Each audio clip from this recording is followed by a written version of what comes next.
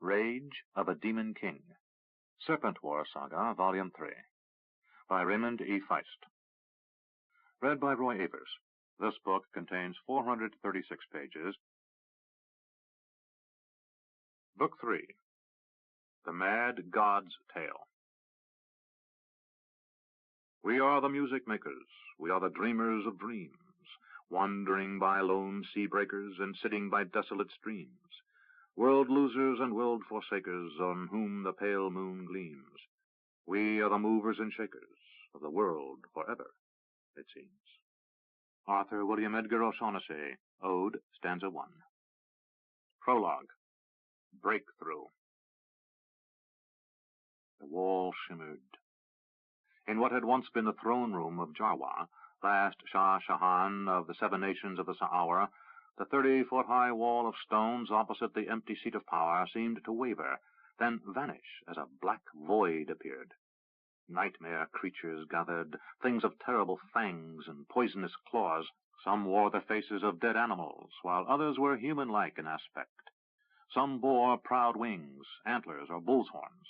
All were beings of massive muscle and evil intent, dark magic and murderous nature.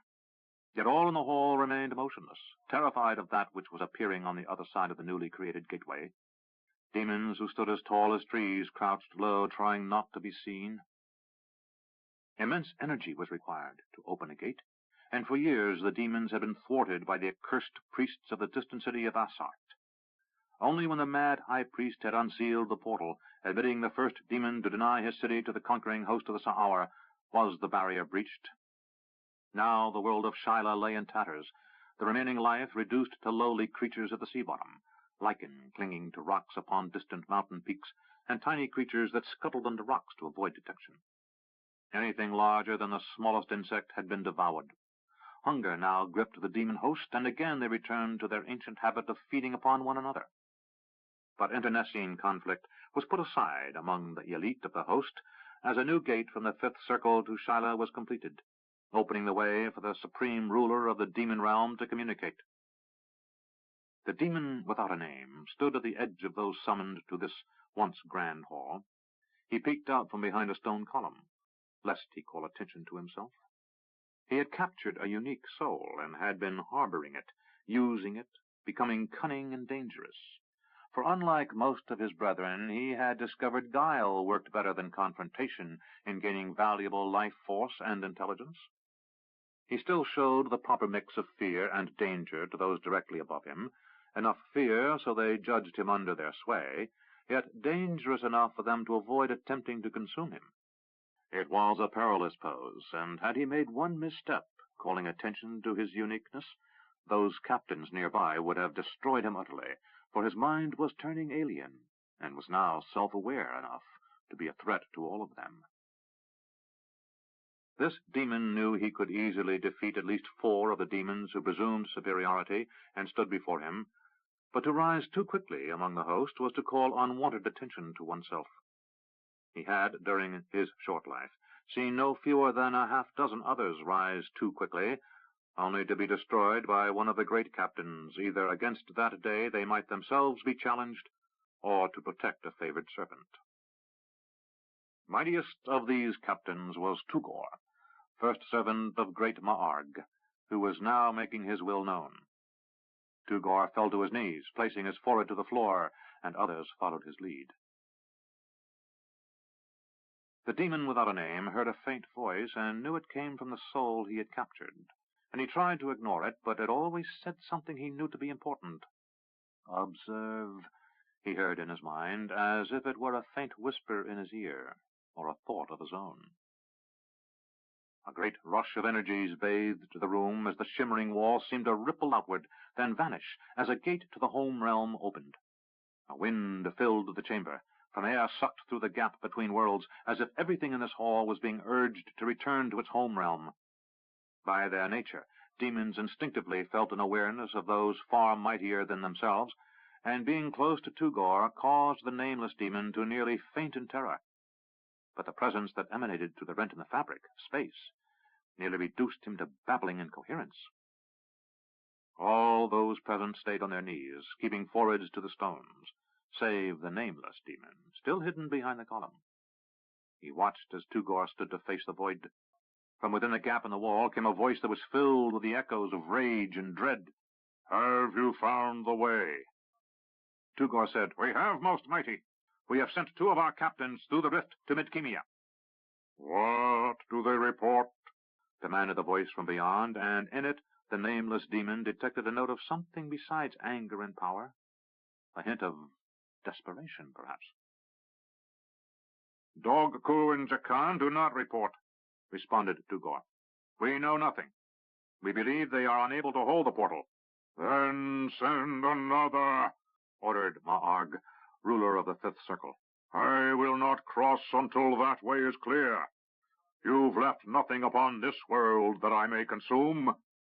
Next time I open the way, I will cross, and if there is naught for me to devour, I will eat your heart, Tugor." The sound of air being sucked from the room ceased as the rift between the worlds closed.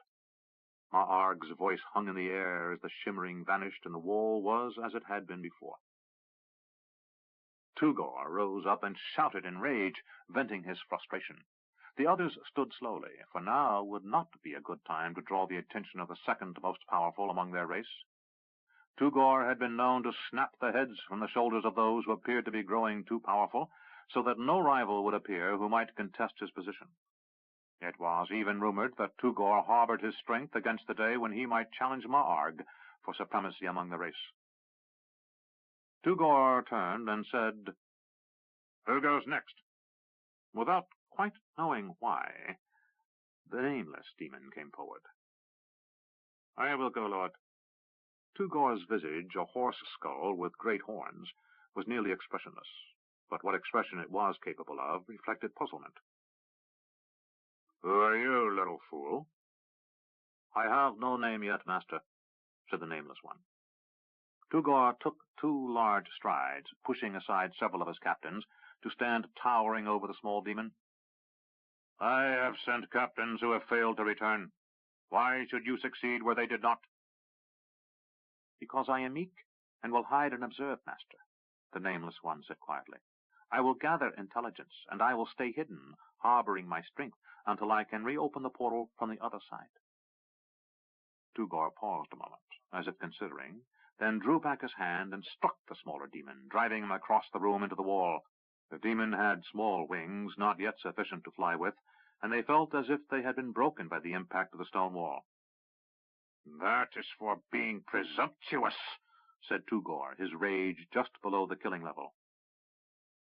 "I shall send you," he said to his next most powerful captain. Then he spun and grabbed another, ripping out the hapless demon's throat as he screamed, "And this is for the rest of you for not showing as much courage." Some of the demons at the edge of the group turned and fled the hall, while others fell to the stones, throwing themselves on the mercy of Tugor's whim. He was satisfied with killing one of his brethren, and drank blood and life energy for a moment, before tossing aside the now empty husk of flesh. "Go," said Tugor to the captain. "The rift is in the distant hills to the east. Those who guard it will tell you what you must know to return, if you are able. Return, and I will reward you." The captain hurried from the hall. The small demon hesitated, then followed, ignoring the fiery pain in his back. With food and rest, the wings would heal. As he left the palace, he was challenged twice by other demons, driven by hunger. He quickly killed them. Drinking their life energies caused the pain in his wings to fade, and as before, new thoughts and ideas manifested themselves. He suddenly knew why he was following the captain sent to reopen the rift.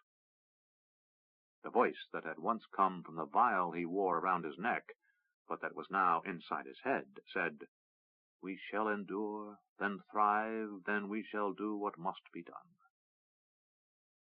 The little demon hurried to the rift site, the location of the fissure between worlds where the last of the Sa'ar horde had fled. The little demon had learned things, and knew that somehow an ally had betrayed the demons, that this gate was to have remained open, but instead had been closed. Twice it had been forced open, but closed again quickly, for those on the other side used counterspells to keep the portal sealed. At least a dozen powerful demons had died at Tugor's hands because of the host's inability to cross. The captain reached the portal site as a dozen other demons surrounded him. They were there to aid the captain in the crossing. Unnoticed, The little demon followed the larger, as if accompanying him. The rift site was unremarkable, a large patch of muddy earth, the grass crushed by the passing of thousands of Sa'aur horses and riders, their wives and children accompanying them. Most of the grass surrounding the rift was withered and blackened by the tread of demons, but tiny patches of green could be seen here and there. Should the rift remain closed much longer, even those tiny sources of life energy would be sought out and devoured. Squinting his eyes, the tiny demon saw the strange twist in the energy that hung in the air, difficult to notice unless one specifically looked for it. What the Sa'aur and other mortal races called magic was but a shifting of life energies to the demons, and some of these might die in opening the rift. Until the wards on the other side were removed, it would be impossible to keep the rift open for more than a few seconds at a time, and many demons would die to achieve even 2 or 3 such passages. No demon gave his life willingly. It was not in their nature. But all feared Tugor and Ma'arg, and harbored the hope it would be the others in their company who paid the ultimate price, while they survived to gain reward. The captain commanded, "Open the way." The demons given the task glanced at one another, knowing that some would die in the attempt, but at last they opened their minds and let the energies flow. The little demon studied the air and saw the shimmering as the opening appeared, and the captain crouched, timing his jump to the brief opening.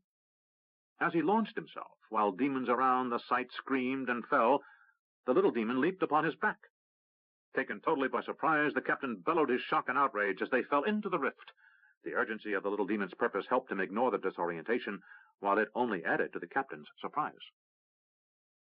As they emerged into a dark and vast hall, the little demon bit as hard as he could into the base of the captain's skull, where it met the neck, the weakest point on his body. Instantly, an electric pulse flowed into the little demon as the captain's outrage turned to terror and pain. He flailed about in the darkness, desperately seeking to dislodge the assassin.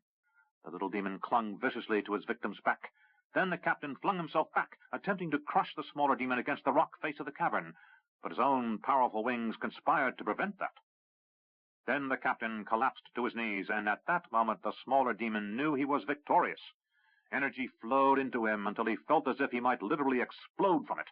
He had feasted to insensibility before on those he had taken, but never in one feast had he consumed so much energy. He was now more powerful than the one he fed upon. His legs, longer and more muscular than they had been only a moment before, stood upon hard stone as he lifted his diminishing victim, who now could only mew weakly as his life force was drained. Soon it was over, and the newly victorious demon stood in the hall, almost drunk from the infusion of power. No food of flesh or fruit, no drink of ale or wine could bring one of his kind to this state. He wished for a Sa'aur looking-glass, for he knew he was now at least a head taller than a moment before. And upon his back he felt the wings that would one day carry him through the sky begin to grow again. But something distracted him, and he again felt alien thoughts entering his mind. Observe and beware. He turned and altered his perceptions to pierce the darkness. The vast hall was littered with the bodies of mortal creatures. He saw both Sa'aur and those called Pantathians, and a third type of creature, one unknown to him, smaller than the Sa'aur and larger than the Pantathians. There was nothing left of their life energies, so he quickly dismissed them. The wards were still in place, the barriers that caused the death of those demons who attempted to pass through unaided. He inspected them and saw that they should have been easily removed by those demons sent before him. Again, regarding the carnage in the room, he realized that great magic had been brought to bear to prevent the demons who came before from destroying the wards. Then he wondered what had happened to his brethren, for if they had been destroyed in this battle, there would have been a lingering energy, but there was none. Fatigued from his battle, yet intoxicated with his new life force, the demon reached to remove the first ward, but the alien voice said, "Wait." The demon hesitated, then reached down to the vial he wore about his neck. Without considering the consequences, the newly empowered demon opened the vial, and the soul trapped within was loosed. But rather than fly to join the great soul of his ancestors, the soul in the vial passed into the demon. The demon shuddered, closing his eyes as a new mind took control. Had the demon not been caught up in the change after the victory, he would not have succumbed so easily to the demand to free the soul in the vial. And had he not been so disoriented, that other intelligence would not have been able to achieve dominance. The mind now in charge of the demon reserved some essence in the vial and replaced the stopper. Some of his essence must remain apart from the demon, an anchor of sorts against the demands of demon lust and appetite. Even with that anchor, withstanding the demon's nature would be a continuous struggle.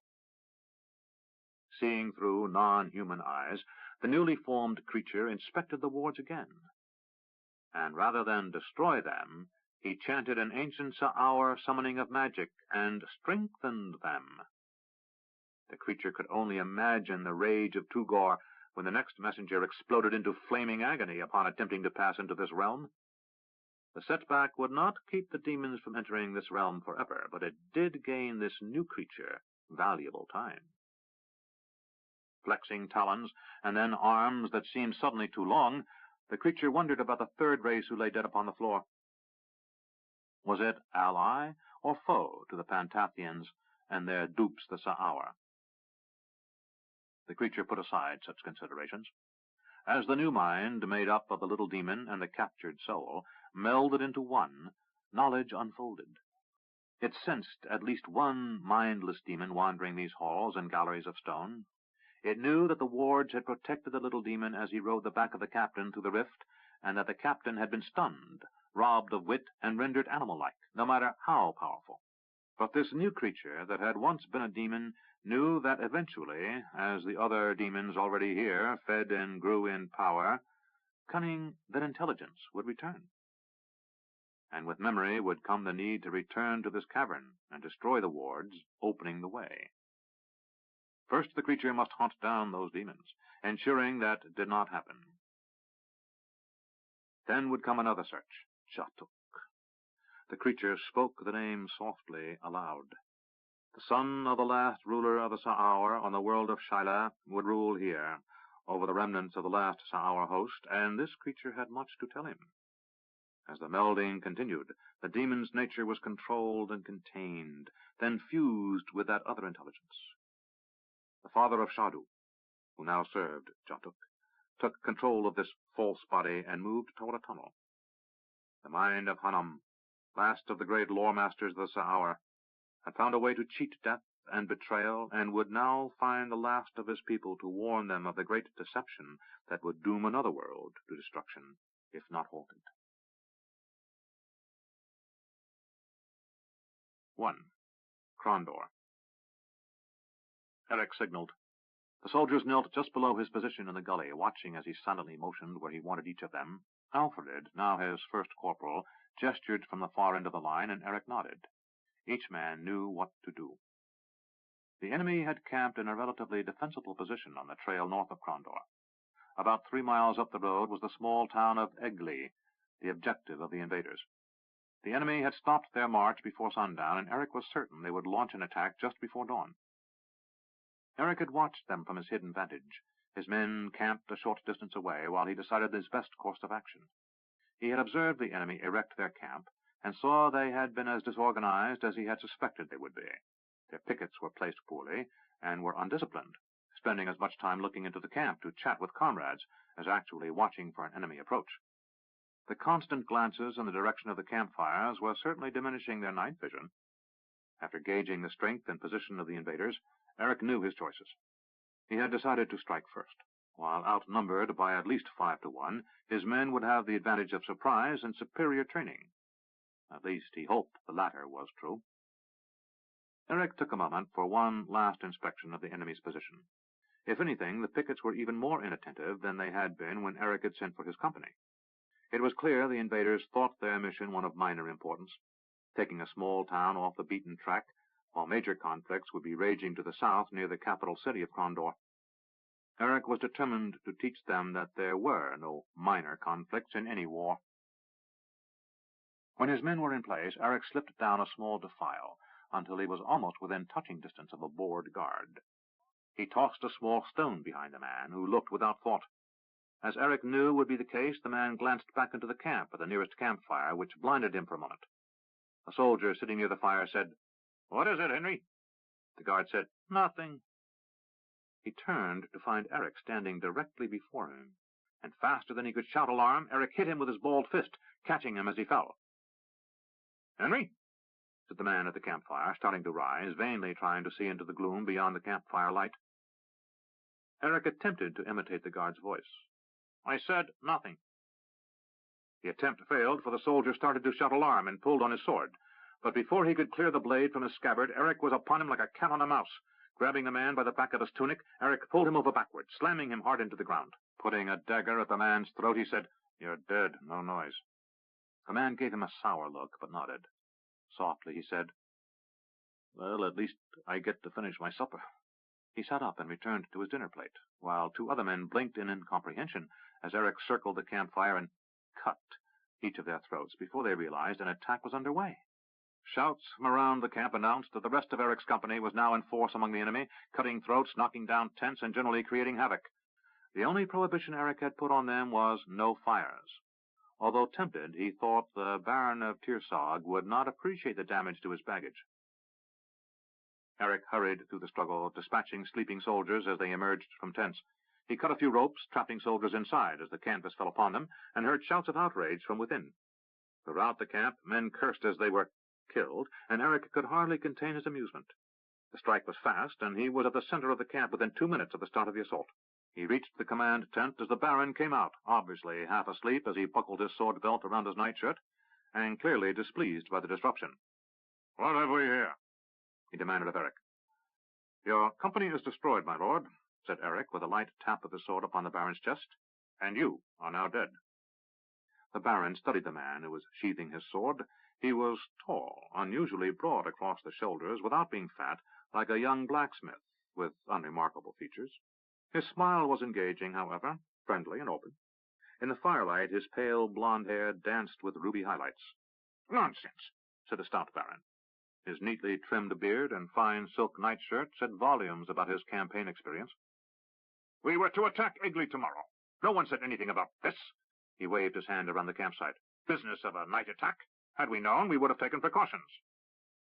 Eric said, "My lord, we are attempting to prove a point." A voice came out of the darkness. "And you proved it well." Owen Greylock, knight captain of the Prince of Crondor's royal garrison, came into the light. His gaunt features gave him a sinister appearance in the dancing shadows of the firelight. "I judge you've killed or incapacitated 3/4 of the soldiers, Eric. How many men did you bring?" Eric said, 60. "But I have 300, said the Baron, clearly disturbed, "with an auxiliary of Haddati warriors." Eric glanced about and said, "I don't see any Haddati." From out of the dark came an accented voice. "As it should be." A group of men dressed in kilts and plaids entered the camp. They wore their hair tied atop their heads in a knot, with a long fall of it spilling down their backs. "We heard your men approaching," said the leader, looking at Eric, who wore an unmarked black tunic, and guessing at his rank. "Captain?" "Sergeant," corrected Eric. "Sergeant," amended the spokesman, a tall warrior who wore only a simple sleeveless tunic above his kilt. His plaid would provide warmth in the mountains if unrolled and worn around his shoulders. Below night-black hair, his features were even, nothing out of the ordinary, save for dark eyes that reminded Eric of a bird of prey. In the campfire light, his sun-darkened skin was almost red. Eric didn't need to see the man draw the long blade he wore on his back to know him for a seasoned fighter. "You heard us?" asked Eric. "Yes, your men are good, Sergeant, but we Haddati live in the mountains, often sleeping on the ground near our herds, and we know when we're hearing a group of men approach." "What's your name?" asked Eric. "Aki, son of Bandur." Eric nodded. "We need to talk." The Baron said, "I protest, Captain." Greylock said, "What, my lord?" "I protest this unannounced action. We were told to play the role of invaders and expect resistance by local militia and special units from Crondor at the town of Egley. Nothing was said of a night attack. Had we known, we would have prepared for such," he repeated. Eric glanced at Owen, who signaled that Eric should form up his company and depart, while the prince's knight captain soothed the ruffled feelings of the Baron of Tirsog. Eric motioned Aki to his side and said, "Have your men gather their kits and find my corporal. He's an ugly thug named Alfred. Tell him you'll be coming with us to Crondor in the morning." Will the Baron approve? Asked Aki. Probably not, answered Eric, turning away, but he doesn't have much to say about it. I'm the Prince of Krondor's man. The Hadati hillman shrugged and motioned to his companions. Let those men free. Free? Asked Eric. Aki smiled. We captured a few of those you sent to the south, Sergeant. I believe your ugly thug may be among them. Eric let fatigue and the pressure of the night's exercise get the better of his usually calm nature. Swearing softly, he said, If he is, you'll regret it. Aki shrugged, turning to his companions and saying, Let's go see. Eric addressed another of his company, a soldier named Shane. Get the men formed up at the south end of the camp. Shane nodded and started shouting orders. Eric followed the Hadati to a point outside the perimeter of the Baron's camp and found a pair of Hadati sitting next to Corporal Alfred and a half-dozen of Eric's best men. What happened? Eric asked. Alfred sighed as he stood. They're good, Sergeant. He pointed to a ridge above them. They must have moved the second they heard us coming, because we were up there on that ridge, and I would have wagered everything I own. It wasn't possible they could have come up out of that camp, crossed the ridge, lay low, then come up behind us as we headed down. He shook his head. We were being tapped on the shoulder before we heard them. Eric turned to Aki.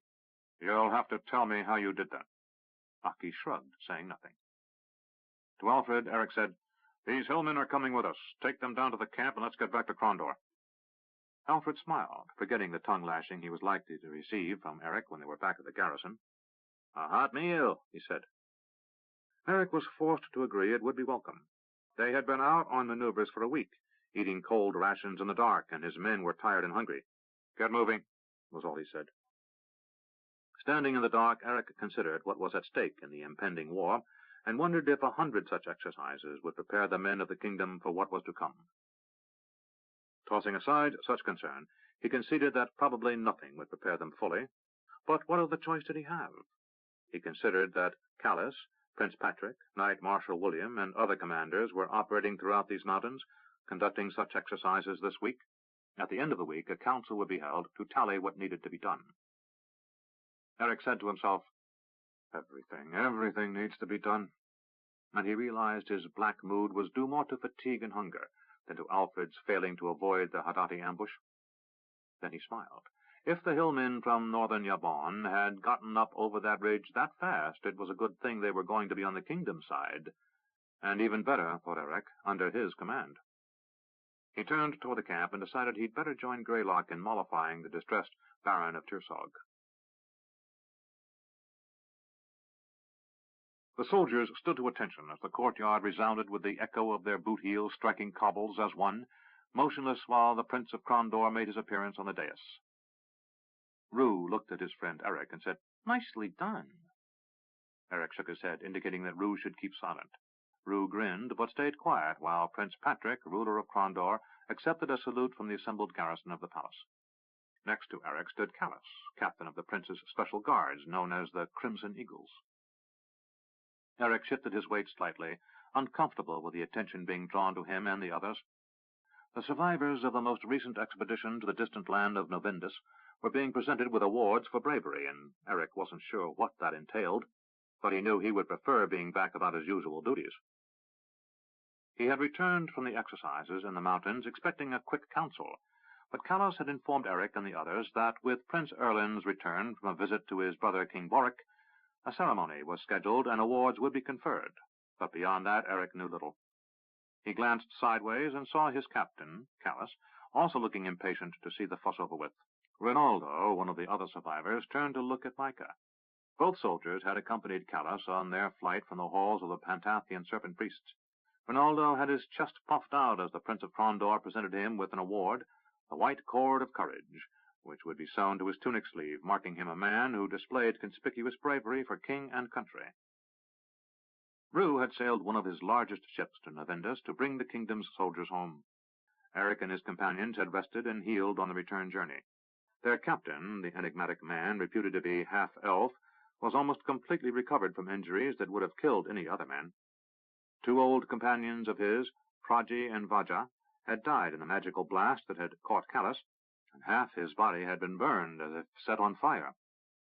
Yet he hardly showed the slightest scar.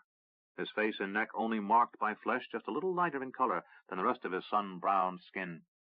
Eric wondered if he would ever know the full truth about the man he served. And thinking of enigmas, Eric regarded another of his companions over the last few years, the odd gambler Nacor. He stood apart from those being honored, a half-mocking grin on his face as he watched the awards ceremony. At his side stood Shopi, the former monk who now regarded himself as Nacor's acolyte. They had been residing in the palace as the guests of the Duke of Crondor for the last month, Nacor showing little motivation to return to his usual occupation, fleecing the unsuspecting in card rooms across the kingdom. Eric let his mind wander as the prince cited each man, and he wondered who would honor those who were left behind, particularly Bobby de Longueville, the iron, tough, unforgiving sergeant who, more than any other, had forged Eric into the soldier he had become. Eric felt a tear gather in his eye as he recalled holding Bobby in the ice cave in the mountains as his lungs filled with blood from a sword wound. Silently, Eric said to himself, "See, I got him out alive." Blinking away the tear, Eric once again glanced at Callus and found the captain watching him. With a barely perceptible nod, Callus seemed to say he knew what Eric was thinking, and was also remembering lost friends. The ceremony dragged on. Then, suddenly it was over, the assembled garrison of the palace in Crondor dismissed. Knight Marshal William, military commander of the principality, motioned for Eric and the others to attend him. To Callus he said, "The prince asks you all to join him in his private council room." Eric glanced at Rue, who shrugged. On the return voyage, the two boyhood friends had caught up with each other's news.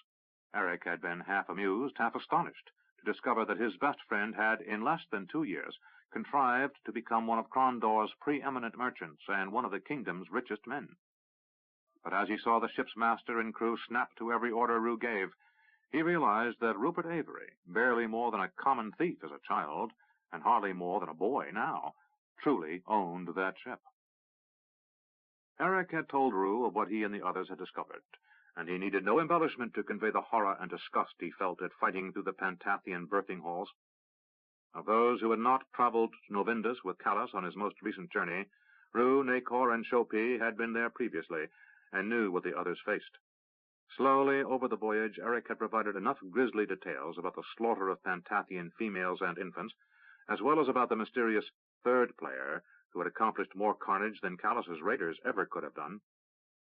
Unless there were birthing creches located elsewhere, and it seemed unlikely, the only living Pantathians were those close to the Emerald Queen.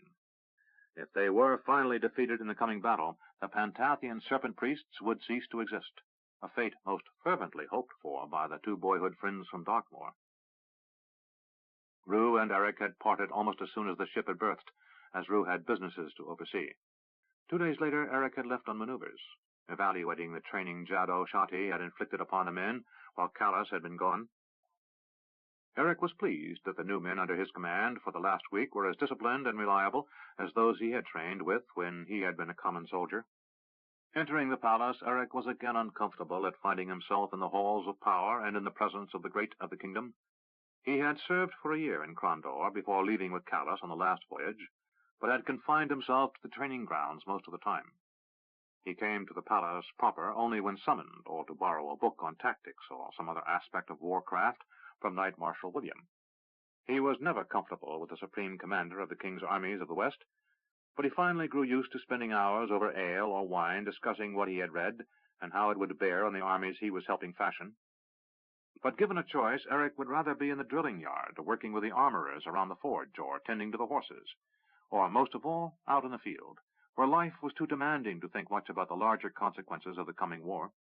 In the prince's private chamber, actually, Eric thought, a small hall, other men waited, including Lord James, Duke of Crondor, and Jaddo Shati, the other sergeant in Callus's company. Eric expected Jaddo would be promoted to sergeant major to replace Bobby. Upon the table, a lavish board of cheeses, meats, fruit, bread, and vegetables had been laid out. Ale, wine, and frosted pitchers of fruit juices were also waiting. "Set to," said the Prince of Crondor, removing his ceremonial crown and mantle and handing them to waiting pages. Callus picked up an apple and bit into it while others moved around the table. Eric motioned to Rue, who came over to him. "How did you find things at home?" Eric asked. Rue said, "The children are amazing. They've grown so much in the months I was gone I scarcely recognized them." His face creased in a thoughtful expression. "My business endured my absence well enough, though not as well as I expected. Jacob Estabrook had the better of me 3 times while I was gone. One transaction cost me a small fortune." "I thought you and he were friends," said Eric, taking a bite of bread and cheese. "In a manner of speaking," said Rue. He had thought better of mentioning his relationship to Sylvia Estabrook, Jacob's daughter, given that Eric tended to have a narrow view of family and vows of faithfulness. "Friendly competitors would be a more accurate description. He has a stranglehold on trade to cash and seems reluctant to relinquish even a small part of it." Callis came up to them and said, "Will you excuse us a moment?" Rupert nodded, said, "Of course, Captain," and walked over to the table to take advantage of the fare. Callis waited until they were out of earshot before he asked, "Eric, has Marshal William had a chance to talk to you today?" Eric shook his head. "No, Captain. I was busy getting back into the rhythm of things with Jado. Now that Bobby's no longer here," he shrugged. "I understand." Callis turned and motioned for the Knight Marshal, who joined them. Callis looked at Eric. "You've got a choice." William, a short, slender man whom Eric knew to be one of the best riders and swordsmen in the kingdom, despite his advancing age, said, "Callis and I have talked about you, youngster. With things as they are, we have more opportunities than we have men with talent." Eric knew what William had meant by things as they are, for he knew that a terrible army was massing across the sea and would be invading in less than 2 years' time. "Choice?" "I'd like to offer you a staff position," said William. "You'd hold the rank of Knight Lieutenant in the Prince's army, and I'd put you in charge of the Crondorian Heavy Lance. Your skill with horses, well, I can't think of a better man for the job." Eric glanced at Callis. "Sir?" "I'd like you to stay with the Crimson Eagles," said Callis in a flat tone. "Then I'll stay," said Eric without hesitation. "I made a promise." William smiled ruefully. "I thought as much, but I had to ask." "Thank you for asking, my lord," said Eric. "I'm flattered." William grinned at Callis. "You must use magic. He's halfway to being the best tactician I've ever met, and if he keeps studying, he will be the best. And you want to waste him as a bully sergeant." Callis smiled slightly, an expression of wry amusement Eric had come to know well. The half-elven captain said, "We have more need of bully sergeants to train soldiers right now than we do tacticians, Willie. Besides, my bully sergeants are not the same as yours." William shrugged. "You're right, of course, but when they come, each of us is going to want the best we can find at our side." "I can't argue that." William left, and Callis said, "Eric, thank you."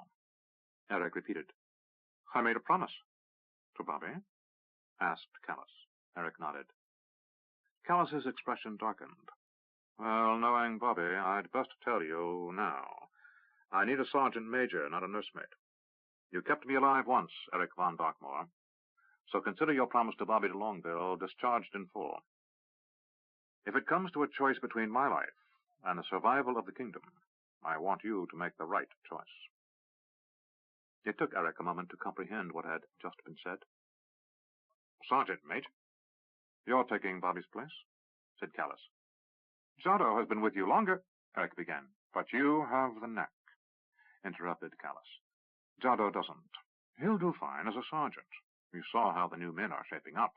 But promoting him any higher would put him in a situation where he would be a liability instead of an asset." He studied Eric's face a moment. "William wasn't overstating the case about your abilities as a tactician. We'll need to work on your comprehension of strategy as well. You know what's coming, and you know that once the struggle begins, you may find yourself out there with hundreds of men looking to you to keep them alive. An ancient Isolani general called it the fog of battle, and men who can keep other men alive while chaos erupts around them are rare." Eric could only nod. He and the others around him who had traveled with Callis had seen the army of the Emerald Queen, had been a part of it for a time, and he knew that when that host of hired killers arrived on the shores of the kingdom, chaos would ensue. In the midst of that chaos, only well-trained, disciplined, hard men might survive, and it would be upon those men that the fate of the kingdom and the rest of the world of Midkemia would rest, not on the kingdom's traditional armies. "Very well, Captain, I accept," said Eric. Callis smiled and put his hand upon Eric's shoulder. You didn't have a choice, Sergeant Major. Now you need to promote some men. We need one more sergeant for the balance of this year, and a half-dozen corporals besides. Alfred of Dartmoor, said Eric. He was a corporal and a bully until I got through with him. He's ready to take on the responsibility, and at heart he's still a brawler, and will need that when the time comes. You have that right, said Callis. Every man a brawler, for that matter. Eric said, I suppose we have enough potential corporals around. I'll make up a list this evening. Callis nodded. I must talk to Patrick before this turns into a full-blown reception. Excuse me. Rue returned when he saw Callis leave and asked, Well, did you get promoted or did Giotto? I did, answered Eric. My condolences, said Rue. Then he grinned and struck his friend on the arm. Sergeant Major! What about you? Asked Eric. You were telling me how things are at home. Rue smiled weakly and shrugged. Carly is still upset I took off to go after you on such short notice, and she was right. The children don't recognize me, though Abigail does call me Daddy, and little Helmet just gives shy grins and gurgles. He sighed. I got a warmer welcome from Helen Jacoby, truth to tell. Well, from what you told me, she is in your debt. You could have turned her and her children out on the streets. Rue chewed on a piece of fruit a moment. Not really. Her husband had no part in the plot to kill my father-in-law. He shrugged. I've got a few loose ends to tie up. Jason, Duncan, and Luis have been careful in seeing to my company while I was gone, and my partners in the Bitter Sea Company haven't robbed me too outrageously. He grinned. At least I haven't found any proof yet. His expression turned serious again. And I also know that this army you're about to become a significant part of will need provisions, weapons, and armor. Those don't come cheaply. Eric nodded. I have some small idea of how we're going to meet the Emerald Queen, and while we'll never put as large a force in the field as she will send against us, we'll have to mount the most ambitious campaign since the Rift War, and one never matched before. How many men under arms do you think? I'm speculating, said Eric, but at least 50,000-60,000 more than the current armies of the East and West. That's close to 100,000 men, said Rue. Do we have that many? No. Eric shook his head. We have 20,000 in all the armies of the West, including the 10,000 directly under the Prince's command. The armies of the East number more, but many of them are honor garrisons. With our long-term peace with Roldam, the other Eastern kingdoms are calm, not willing to try anything without Roldam distracting us. Eric shrugged. Too much time spent with Lord William, I guess, talking strategy. We now must start building for the battle here. With a shake of his head, he said softly, We lost too many of our key men on our last trips to Novendus. Rue nodded. There is a large debt to be repaid to that green bitch. Then he sighed audibly. And a huge billing to finance it. Eric smiled. Our Duke is getting into your pocket? Rue returned to the smile, though his was far more wry. Not yet. He's made it clear that taxes will remain reasonable because he expects me to underwrite a large portion of the coming fight and to convince others, like Jacob Estabrook, to provide funds as well. Mentioning Estabrook, Rue again thought of his daughter, Sylvia, Rue's mistress for the better part of a year before his sailing to rescue Eric, Callis, and the others. He had seen her only once since returning 2 weeks ago, and he was planning on seeing her tonight. He ached for her. I think I should call upon Jacob soon, he said, as if the thought had just come to him. If he and I together agreed to participate in financing the war, no one else of importance in the kingdom would refuse the prince's request. Dryly, he added, After all, if we fail in this, repayment of loans will be the last of our worries. Then he whispered in a somber tone, Assuming we can worry about anything. Eric nodded noncommittally. He had to admit that Rue had proven beyond any doubt he understood matters of finance far better than Eric, and should his phenomenal success be any indication, better than most of the businessmen in the kingdom. Rue said, I should make my excuses to the prince and get about my own business. I suspect those of us here who are not part of your military inner circle will be asked to find other things to go do soon anyway. Eric took his hand. I think you're right. Other nobles, not part of the military, were presenting themselves to the prince. Rue left his boyhood friend and joined the line of those begging the prince's leave to depart, and soon only the prince, his senior advisers, and members of the military remained. When Owen Greylock entered, Patrick said, "We're now all here." Knight Marshal William motioned for them to gather around a circular table at the far end of the room. Duke James sat to his prince's right, and William to the left. It was the Duke who began. "Well, now that the pomp is over, we can get back to the bloody work ahead of us." Eric sat back and listened to the plans for the final defense of the kingdom begin to take shape. Rue reached the gate where his horse was waiting for him. He had left his carriage at home for his wife's use, for he had moved his family to an estate outside the gates of the city. While he preferred the convenience of his townhouse, across the street from Barrett's coffee house, where most of his business day was spent, the country house offered a tranquility he couldn't have imagined before the move. He had grounds for hunting if he chose, and a stream with fish, and all the other advantages granted to the nobility and rich commoners. He knew he would have to find time soon to enjoy those pastimes. Not yet 23 years of age, Rue Avery was the father of two, one of the richest merchants in the kingdom, and privy to secrets shared by few. The country house was also a hedge, as the gamblers called it, a place from which his family could escape the oncoming invasion to safer refuge to the east before the mob fled the city, trampling everything in its path. Rue had endured the destruction of Maharta, the distant city crushed 3 years before by the armies of the Emerald Queen. He had been forced to fight his way through the mass of panic-stricken citizens, had seen innocents die because they were in the wrong place. He vowed he would spare his children that horror, no matter what else might come. He knew what he had been told years before, along with the rest of Callus's company, on the shore of that distant land called Novendus, that should the kingdom of the Isles not prevail, all life as they knew it would cease on Midkemia. He still couldn't accept that, deep within, but he acted as if it was true. He had seen too many things on his trip south to know that even if the captain's claims were overblown, life under the yoke of the Emerald Queen's advancing army would bring only a choice between death and slavery.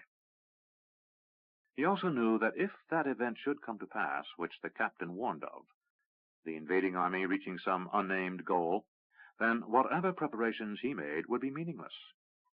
But short of that, he was determined to take whatever steps necessary to keep his wife and children alive and away from harm. He had purchased a townhouse in Salador, presently used by an agent he had hired to run his affairs in the Eastern Realm, and he would probably buy another in the city of Ran, on the kingdom's eastern frontier. He was next going to inquire of foreign agents in the east about the availability of property in distant Roldam, the island kingdom most closely allied with the kingdom of the Isles. Gathering his thoughts, he realized he was halfway to his office. He had told Carly he would spend the night at the townhouse, claiming that the affairs at the palace would force him to work late into the night. The truth was, he was going to send a message to Sylvia Esterbrook, asking to see her tonight. Since returning from rescuing Eric and the others, he had thought of little else. Images of her body haunted his dreams, and memories of her scent and the soft feel of her skin made him unable to think of more important things.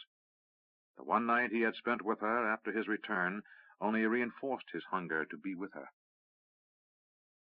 He reached his office and rode through the gate, past workmen hurriedly attempting to finish the improvements to the property he had ordered when first back from his sea voyage. A second story was being added to the old warehouse, a loft, actually, where he could conduct business without being on the busy warehouse floor. His staff was growing, and he needed more room. He had already made an offer for a piece of property adjoining his from the rear, and would have to completely tear down an old block of apartments rented to workmen and their families, and then build new facilities. He paid too much, he knew, but he was desperate for the space. He dismounted and motioned for one of the workers to take his horse. "Give him some hay, no grain," he instructed, as he made his way past wagons being loaded and unloaded. "Then saddle another horse and have it ready for me." Workers repairing broken wheels and replacing shoes on draft animals set up a raucous hammering, and men shouted instructions to one another across the floor. Overseeing the chaos were two men, Luis de Savona, Rue's companion from the early days of Callus's company of desperate men, and Jason, a former waiter at Barrett's, who had been the first there to befriend Rue, and who was also a genius with figures. Rue smiled. "Where's Duncan?" Luis shrugged. "Up bed with some whore, probably." It was midday, and Rue shook his head. His cousin was reliable in certain ways, but in others he had no sense of loyalty. Still, there were only a handful of men in the world Rue would trust at his back in a knife fight, and Duncan was one of them. "What news?" asked Rue. Jason held out a large document. "Our attempt to establish a regular route to Great Kesh is under consideration, according to this very wordy document that just arrived from the Keshian Trade Legate's office. We are, however, welcome to bid on odd jobs as they come to our attention." "He said that?" "Not in so many words," said Luis. "Since we took over the operation of Jacoby & Sons, I halfway expected we'd keep their regular clients." "We have," said Jason, "except for the Keshian merchants." He shook his head, his young features a mask of solemnity. "Once it became known you'd taken over on Helen Jacoby's behalf, every Keshian trading concern began canceling contracts as fast as possible." Rue frowned. Tapping his chin with his finger, he asked, "Who's getting those contracts?" Luis said, "Estherbrook."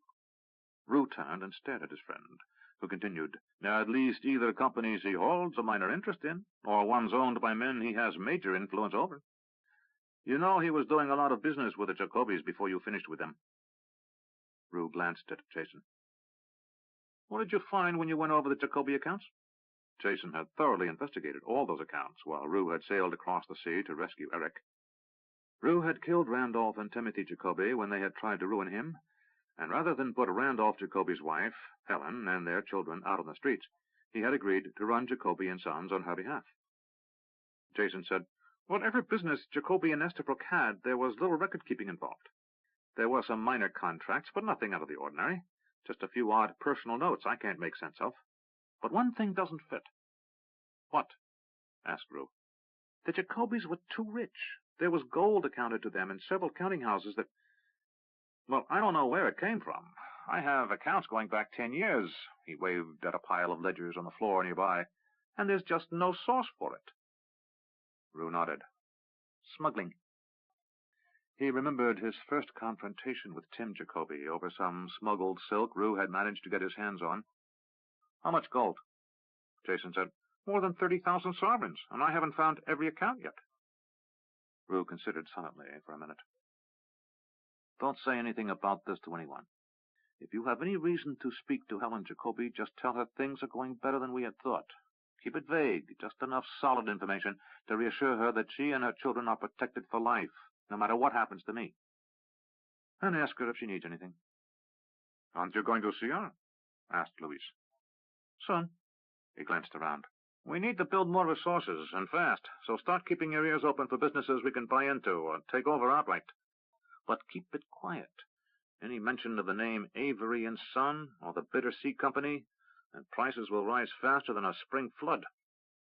The others acknowledged his instructions, and Rue said, "I'm going next to Barrett's to see my partners, and if I'm needed, that's where you'll find me for the balance of the day."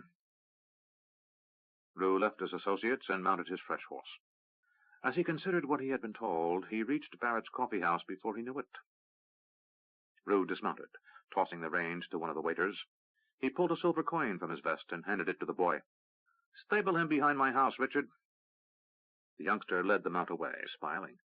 Rue made it a point to remember the names of all the waitstaff at Barrett's, and to tip lavishly. He had been employed there only 3 years before, and knew how difficult the work could be. Besides, if he needed something from a waiter, a message carried across town, or a special dish prepared for a business associate, he got quick service in exchange for his largesse. Rue moved past the first rail as another waiter quickly opened the gate for him, then made his way to the stairs up to the balcony overlooking the central part of the floor. His partners, Jerome Masterson and Stanley Hume, were waiting for him. He took his seat and said, "Gentlemen, Jerome said, "Rupert, a pleasant morning to you." Hume echoed the greeting, and they began to conduct the morning business of the Bitter Sea Company, the largest trading concern in the Kingdom of the Isles. 2. Warning. Eric fumed. He had spent the day working on a plan to employ the Haddati hillmen he had taken from the Baron of Tirsag, only to be told they had left the prince's castle, and no one seemed sure where they had gone or at whose orders. He had finally ended up outside the office of the Knight Marshal of Crondor, who was ensconced within his private chamber in a meeting with Captain Callis. Finally, a clerk indicated Eric could enter, and both William and Callis greeted him. "Sergeant Major," said William, indicating an empty chair, "what can I do for you?"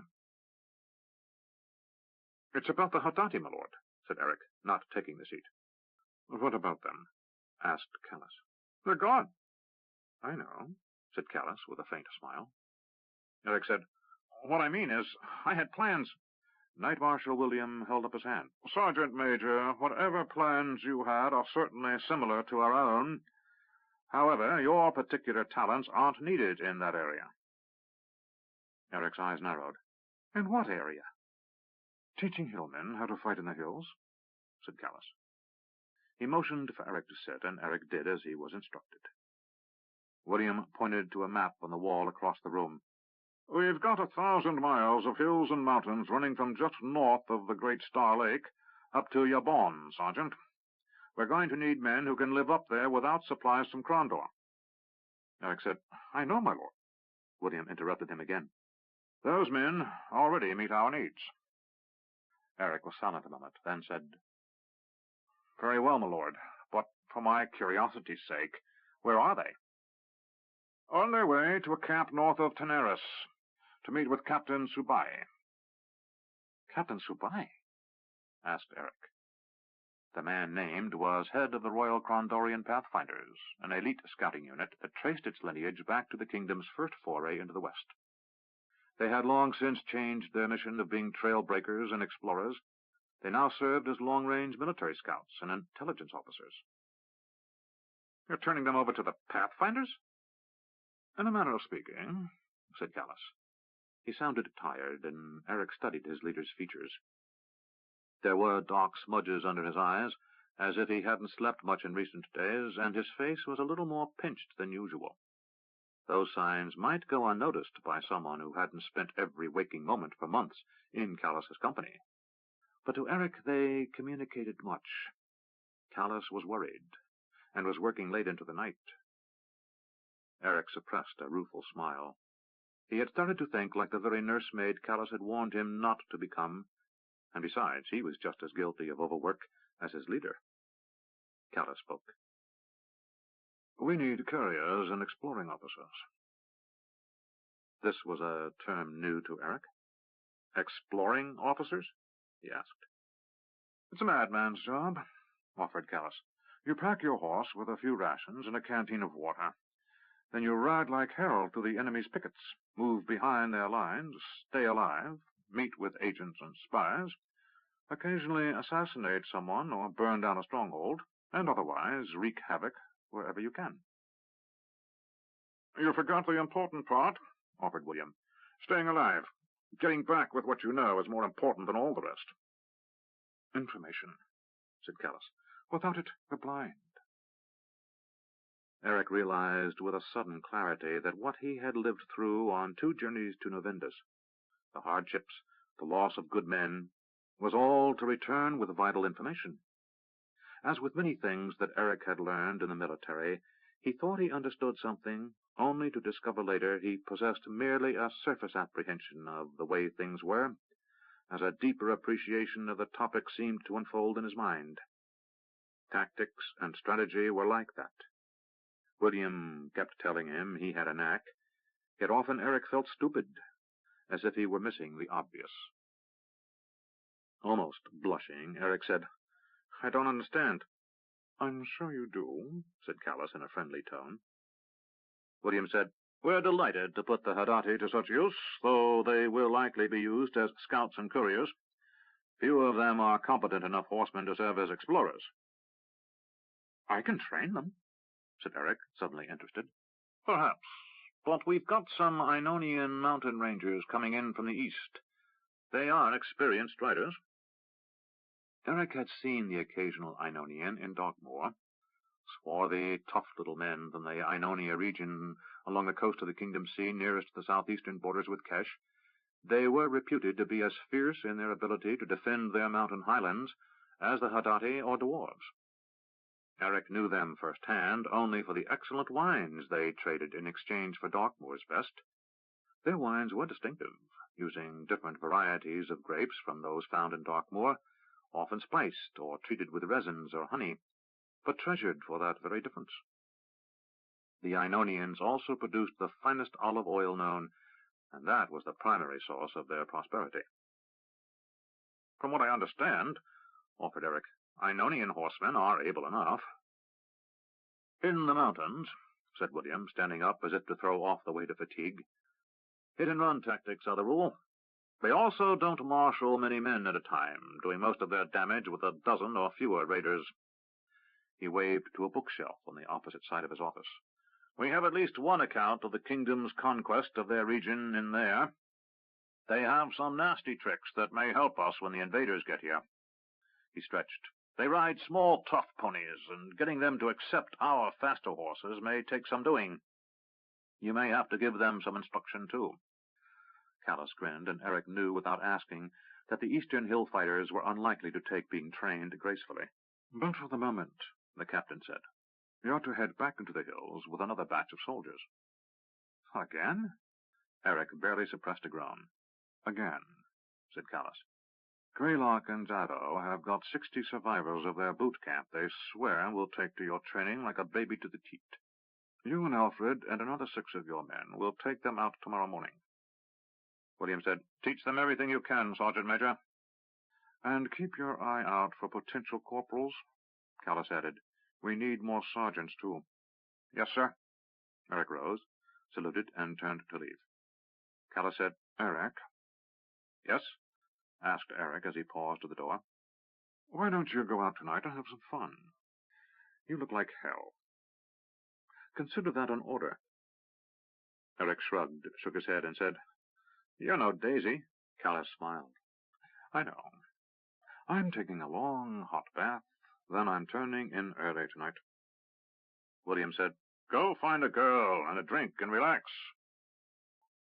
Eric left the night marshal's office and moved to his own quarters. He had been working in the marshalling yard all day, and if he was going anywhere, he wanted to bathe and change.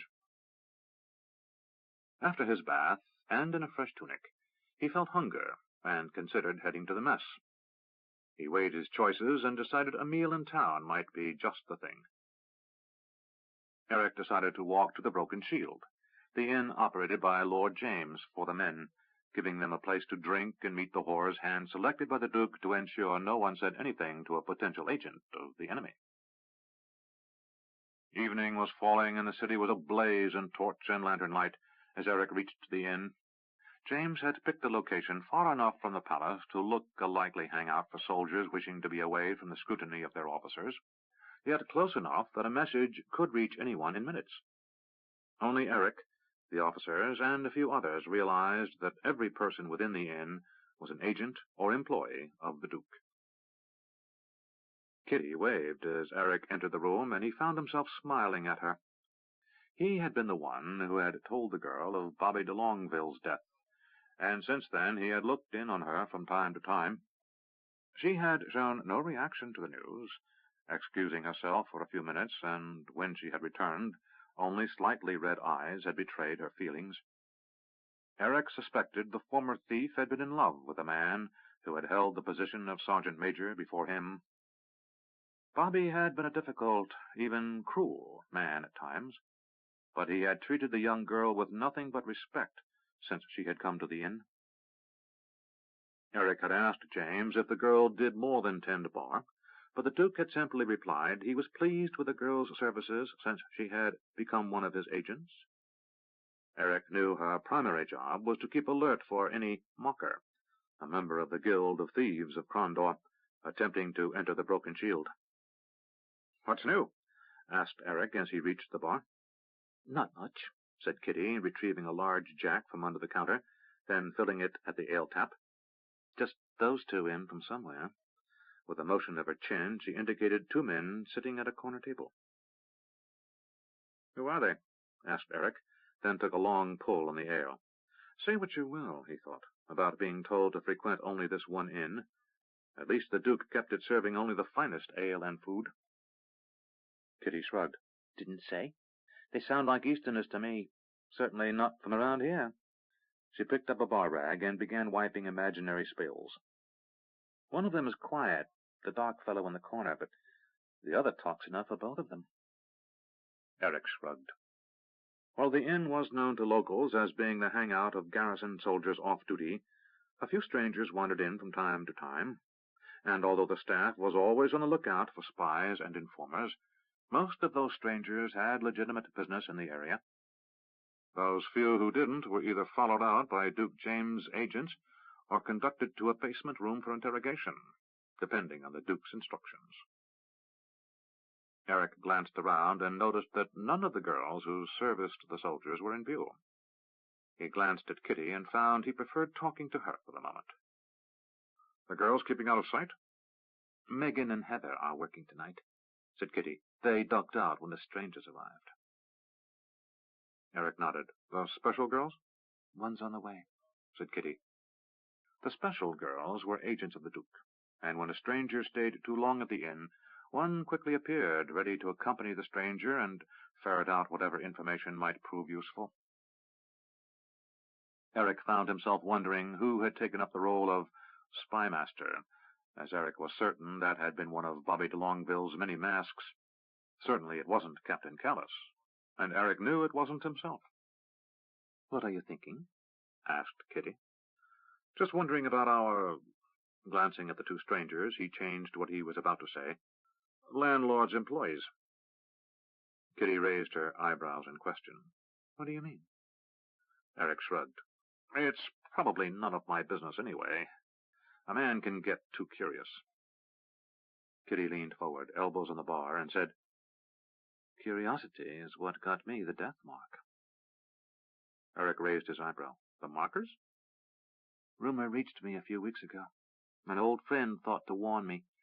The upright man has returned, or at least someone claiming to be the upright man, and I'm being blamed for some troubles beyond the death of Sam Tannerson." Tannerson had been a bully and a thief who had killed Kitty's sister as a warning to Rue not to do business in the poor quarter without paying bribes. It had been a bloody business, and had resulted in both Rue and Kitty finding themselves in need of the Duke's protection. "What sort of troubles?" "Something to do with the previous leader of the Markers, the sagacious man, having to flee Krondor." She sighed.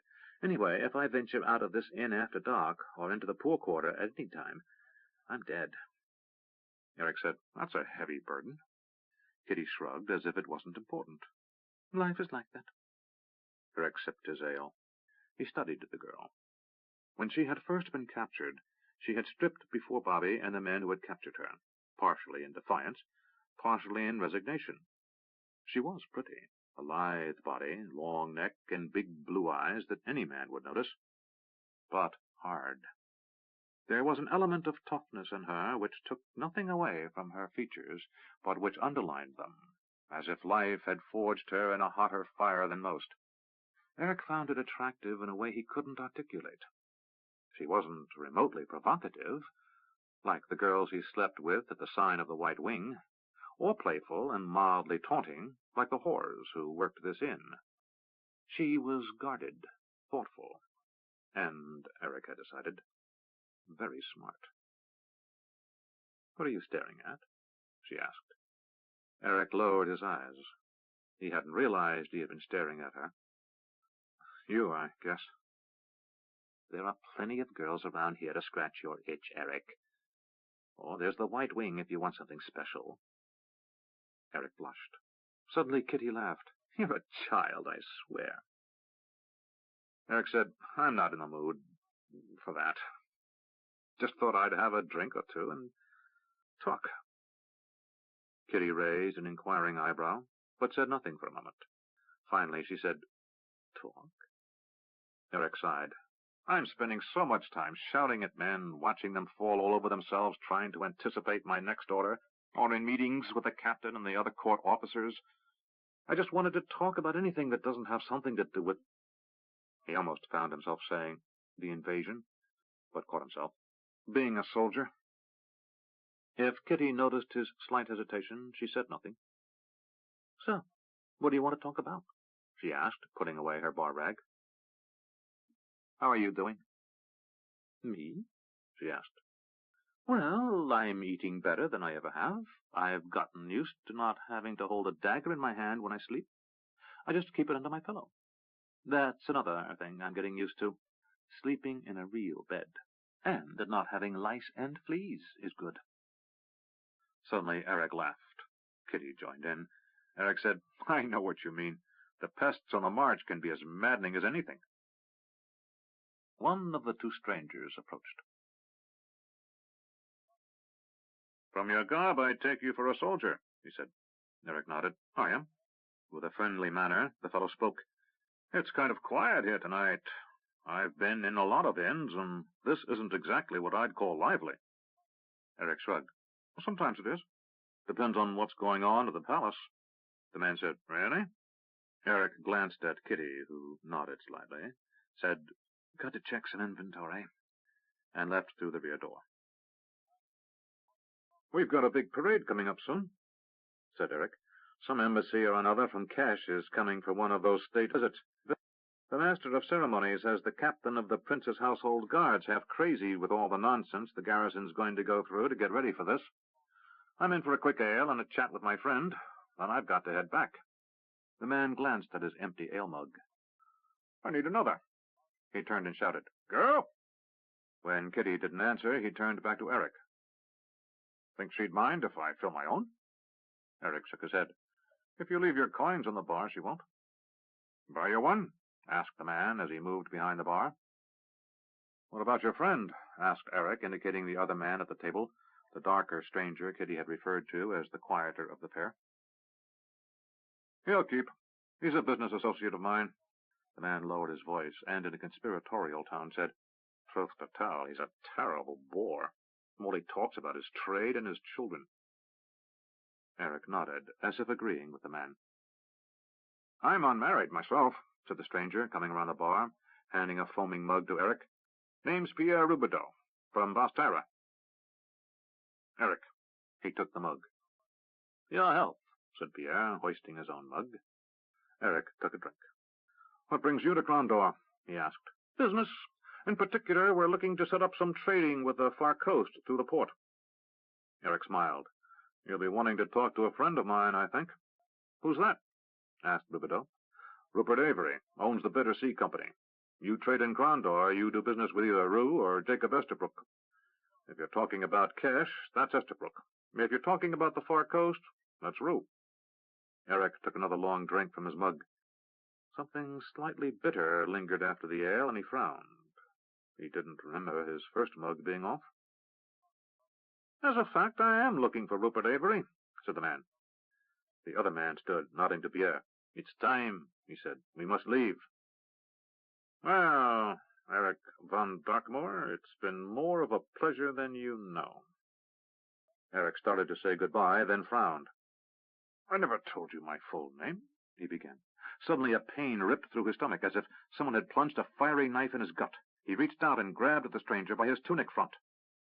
As if removing the grip of a baby, the man pulled Eric's hands away. You've got only a few more minutes, Eric, but they'll be long ones. Trust me. Eric felt the strength drain from his legs as he attempted to step forward. The blood pounded in his temples, and darkness began to close around his field of vision. He was dully aware of Kitty re-entering the inn. Her voice sounded distant, and he couldn't understand most of what she was saying, but he heard a man shout, Take them! Then he was looking upward through a tunnel of light as darkness moved in from all sides. His body was afire with pain, as if each joint was swelling inside him. Hot spikes of agony traveled up and down his arms and legs, and his heart pounded faster and faster, as if trying to erupt from his chest. Perspiration ran from his face and drenched his body as Eric felt his muscles tighten, disobeying his command to let him stand. As Kitty's face appeared at the end of the tunnel of his vision, he attempted to speak her name, but his tongue wouldn't work, and the pain made it almost impossible to breathe. The last thing he heard as darkness overtook him was a single word. Poison.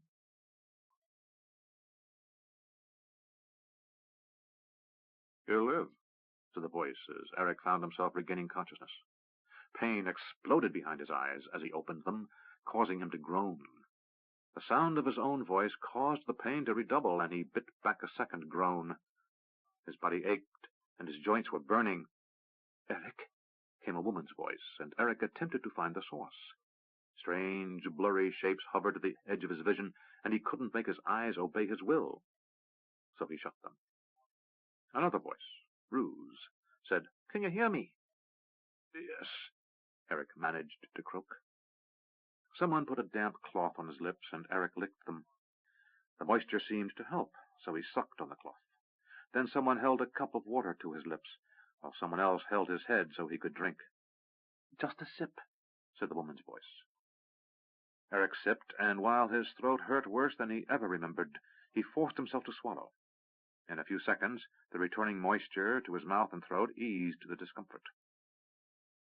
Eric blinked as he realized he was in a bed. Hovering over him were Kitty, Duke James, Rue, and Callus. Another figure was barely visible at the periphery of his vision. "What happened?" asked Eric, his voice still hoarse. "You were poisoned," said Rue. "Poisoned?" he asked. Nodding, Duke James said, "Henri Dubois. He's a poisoner from Bastyra. I've run afoul of his handiwork before in Rillanon. I didn't expect to see him this far west." Glancing around, Eric assumed he was in a back room at the inn, a priest of an order he didn't recognize standing behind the others. "Why?" asked Eric. Assuming no one in the room was ignorant of the coming invasion, he still didn't want to betray anything Lord James wanted kept secret. "Nothing to do with the coming troubles," said Callus.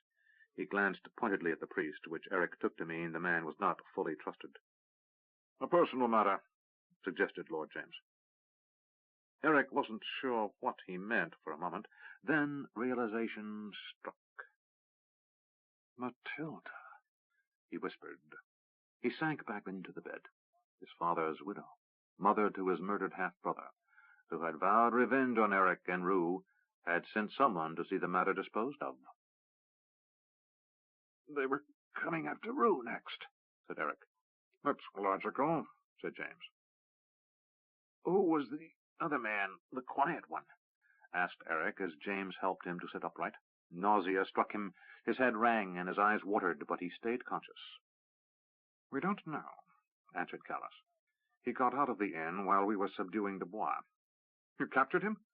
asked Eric. "Yes," answered James. "Last night." He indicated Kitty. "When she left the inn to fetch some of my agents, then returned to find you on the floor, she surmised at once what was going on. She hurried down to the nearest temple and brought a priest to heal you." "Half-drugged, you mean?" said the nameless priest. James smiled. "My men took Dubois to the palace, and we questioned him all night. We're certain the late Baron of Darkmoor's widow sent him after you." James raised one eyebrow and motioned with his head toward the cleric. Eric said nothing. He knew that Lady Gamina, James's wife, could read minds, which was why they were certain who had sent the assassin.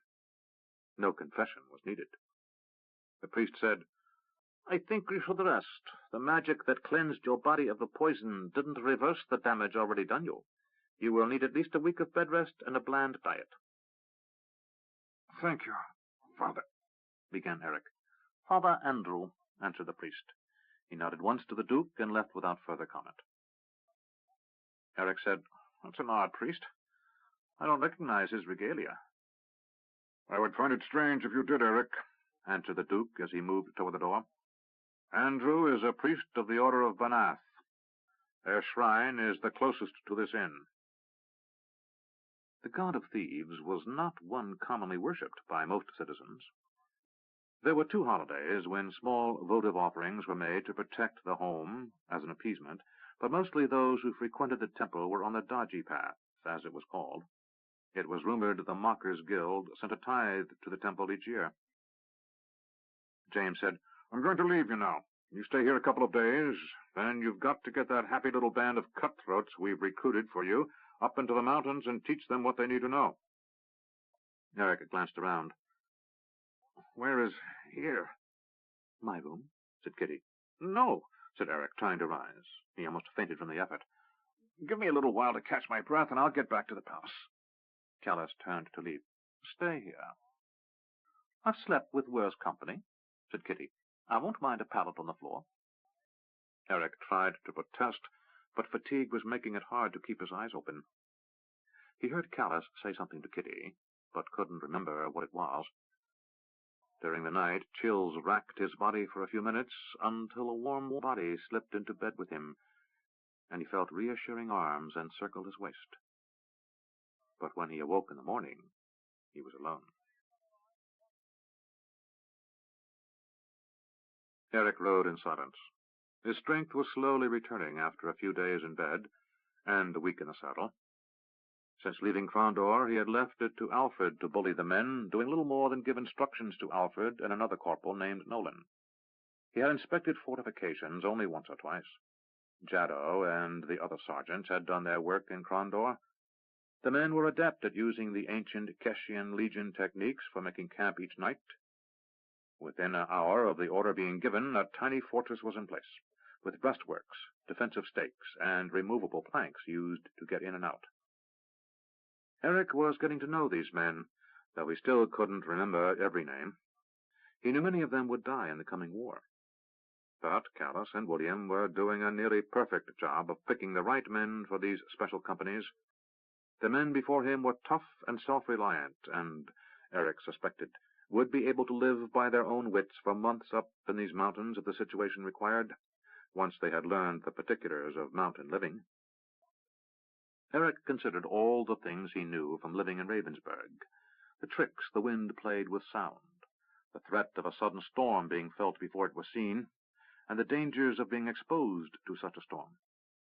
He had seen more than one traveler dead from spending the night in the cold, only miles from the inn where Eric had grown up. The wind from the north was cold, for winter was coming quickly.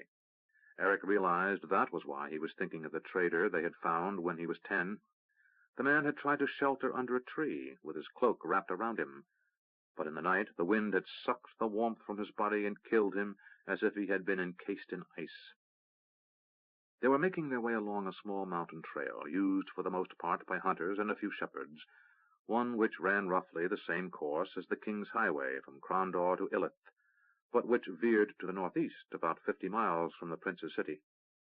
Several little hamlets dotted the way up to another fork, where the road turned west again, eventually leading to Hawk's Hollow and Quester's View, while a smaller trail led to the northeast, toward the teeth of the world and the dim wood. In the foothills of those great mountains, and in the various meadows, valleys, and stretches of the forests, existed some of the most dangerous and unknown territory within the boundaries of the kingdom. Fate had conspired to keep kingdom citizens out of those areas, for there were no natural trade routes, little desirable farmland, and few mineral riches to lure men there. Eric had decided, without asking anyone, to take his trainees farther on this march than ever before. He had an instinct that the more the kingdom knew of the north, the less likely they would be to have unwelcome surprises when the Emerald Queen's army came. As if reading his mind, Alfred rode up next to him and said, "Bit far to go for drilling, isn't it, Eric?" Eric nodded.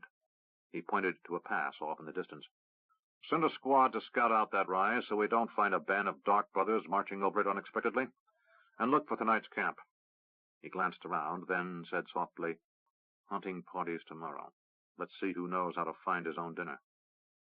Alfred shivered. "This is a cold place to camp." "The farther north we go, the colder it gets." Alfred sighed. "Yes, Sergeant Major." "Besides," said Eric, "we're almost where I want to be."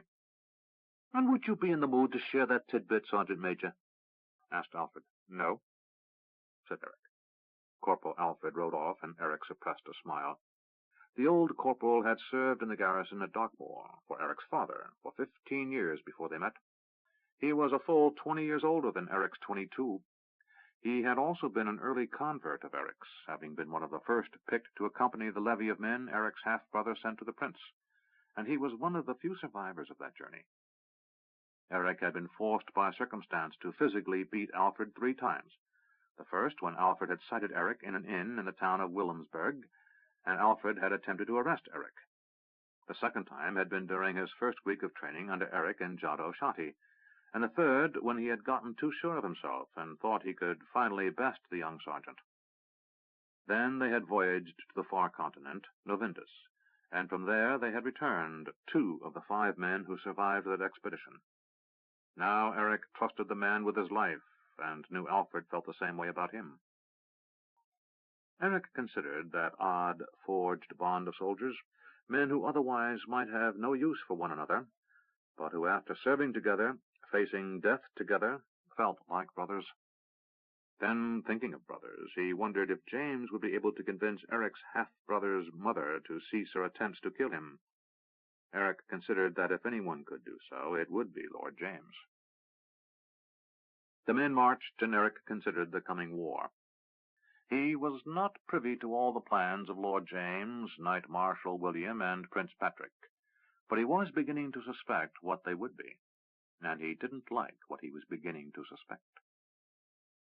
He knew more than most men what was coming, but he had reservations about what would be the price of victory, and as he rode down the small path he heard one of the men pass the word, "Scouts coming!" A man sent ahead with 3 others jogged at a good pace past the column of men marching ahead of Eric and stopped before the sergeant major. His name was Matthew, and he struggled for breath as he said, "Smoke, Sergeant!" He turned and pointed. "Far ridge. About a dozen fires, I think." As Eric searched the distant ridge, he started to notice the low-hanging smoke, easily mistaken for ground fog at this distance. "Where are the other scouts?" The soldier, catching his breath, said, "Mark has moved out, while Will and Jenks are staying where we first saw the smoke." He blew out his cheeks a moment, then said, "And Jenks will follow about now, I guess." Eric nodded. It was the standard procedure for any encounter with potentially hostile soldiers. The scouts always left camp an hour before the main column, moving along the road in pairs, 2 on each side, scouting for potential ambush. If any potential enemy was spied, orders were for 1 man to return, the other to scout ahead. If the advance scout didn't quickly return, a second would follow, to determine if the first was dead, captured, or observing the enemy. If the latter, the advance scout would return as soon as he was relieved, carrying the most up-to-the-moment intelligence while leaving another pair of eyes to watch. Eric nodded and wished they were training these men as mounted cavalry. That would start next month, but right now he wished for the speed. Eric signaled and said, "Hand signals only." The men at the rear turned to look, then started tapping the men in front on their shoulders, relaying the silent order. Alfred motioned, and Eric nodded. He signed that he would ride with the advance scout to the van, while Alfred was to bring up the column. He indicated he wanted 2 squads on the wings, 1 to the right and 1 to the left, and ready for anything. Eric motioned for the scout to take the lead and rode after. The man jogged at a good pace, and Eric trotted along after him. After moving up the road for nearly a half-hour, they found the first of Eric's scouts, watching ahead. He held up his hand, and Eric dismounted. Keeping his voice low, he said, "No sign of Jenks or Mark, Sergeant." Eric nodded, handing his reins to Matthew. He motioned for Will to come with him and moved along the trail. Glancing across a small valley, he could clearly see smoke from fires along a distant ridge. He moved another quarter-mile along the trail, then paused. Something ahead wasn't right. He listened, then realized that while sound was echoing from all around this narrow pass, it was silent ahead. He motioned for Will to move to the other side of the trail, then he continued down into the thick brush on his side. The going was slow as Eric carefully picked his way through the dense undergrowth. The trees in this rocky hillside stood in clumps, with relatively bare spots between. At the edge of one such clearing, Eric saw Will on the other side of the road. With hand gestures, he indicated Will should loop around and approach the next group of trees from a position farther off the trail. Eric watched and waited. When Will didn't appear again, Eric was certain he knew where whoever was taking his scouts was secreted. Eric surveyed his own surroundings and decided to move farther downslope. He backed away from the edge of the trees he had hid within, and after a few scrambling half-slides, he was down at the base of a dry creek. During the next rain, this defile would be flooded, he knew, but at present there was only a bit of damp soil underfoot to remind him of the last rain in these mountains. The scent of smoke was now evident, and Eric knew there had been other campfires closer than the ones that now burned. He suspected that another company of men had broken camp here the night before. A familiar odor greeted Eric, and he glanced up the slope. A good job of hiding horse dung had been accomplished, but to someone who had grown up with the animals, the scent was unmistakable. The animals had been staked out a short distance from the clearing where his scouts vanished. The lingering pungency of horse urine would be gone in another day. Eric moved to the point on the opposite side of the road where his scout had disappeared, and paused, listening. Again there was a dead spot of sound nearby, as if the animals had left and would not return until the present occupants departed. Eric skirted the edge of the brush, reached the next grove of trees from the downslope side, and started working his way back to the trail. Suddenly, he knew. Someone was watching him. While short on years, he was long on experience in warfare, and he knew that he was about to be attacked. He rolled over as a body landed upon the spot he had just vacated. The man landed lightly on his feet, despite his intended victims not being where he had expected, and as he turned, Eric did the unexpected. He rolled back into the man, yanking him down on top of him. Few men Eric had met were as strong as he, so he felt more confident with both of them in close than having his opponent upright while he tried to rise. Eric rolled the man over and got on top of him. His opponent was strong and quick, but Eric soon had his wrists confined. Seeing no weapon in the man's hand, Eric released his wrist, drawing back his own fist to strike, but hesitated as he recognized the man. "Jackson?" the soldier said. "Yes, Sergeant Major." Eric pushed himself off the man and rose to his feet. The soldier was one of Prince Patrick's household guards. But rather than the ceremonial uniforms of the palace, or even the daily drilling regalia, he was dressed in a dark green tunic and trousers, with a leather breastplate, short dagger, and metal bowl helm. Eric extended his hand and helped the guardsman to his feet. "Want to tell me what this is all about?" Another voice said, "No, he doesn't." Eric looked to the source of that voice and saw a face familiar to him. Captain Subai of the Royal Crondorian Pathfinders. "Captain? Sergeant Major," said the officer. "You're a bit off your course, aren't you?" Eric studied the man. He was tall but rangy, close to gaunt in appearance. His face was sunburned and looked like dark leather. His eyebrows and hair were gray, though Eric suspected he was not that old a man. He was rumored to be originally from Kesh, and was counted a fierce swordsman and an exceptional bowman. But like most of the Pathfinders, he tended to stay among his own, not mixing with the garrison or Callus's eagles. "I was told by Prince Patrick to drill my new company, and thought I'd wander them a bit through some rougher terrain than just outside Crondor." With his chin, he indicated the distant smoke. "Your fires, Captain?" The man nodded, then said, "Well, take your men north if you want, but don't come this way, Sergeant Major." "Why not, Captain?" The man paused and said, "That wasn't a request, Sergeant Major. That was an order." Eric wasn't inclined to argue the chain of command. This wasn't some noble's hired mercenary, but a knight captain of the prince's army, a man with rank equal to Callus's. Eric thought Bobby de Longueville might have a clever rejoinder in this situation, but all Eric could think to say was, "Yes, sir." Subai said, "Your scouts are over there. They need some work." Eric crossed the road and found another pair of soldiers standing guard over Will, Mark, and Jenks. His men were tied up, but not uncomfortable. Eric glanced at the two guards and saw that one was a Pathfinder, and a second another of Prince Patrick's household guards. "Cut them loose," said Eric, and the two guards complied. The three rose slowly, obviously stiff from their confinement, and flexed a bit as the two guards handed them back their weapons. Will began to speak, and Eric held up his hand. A faint noise came to him, and he recognized it. Then another, and a third. "Come along," he ordered his men.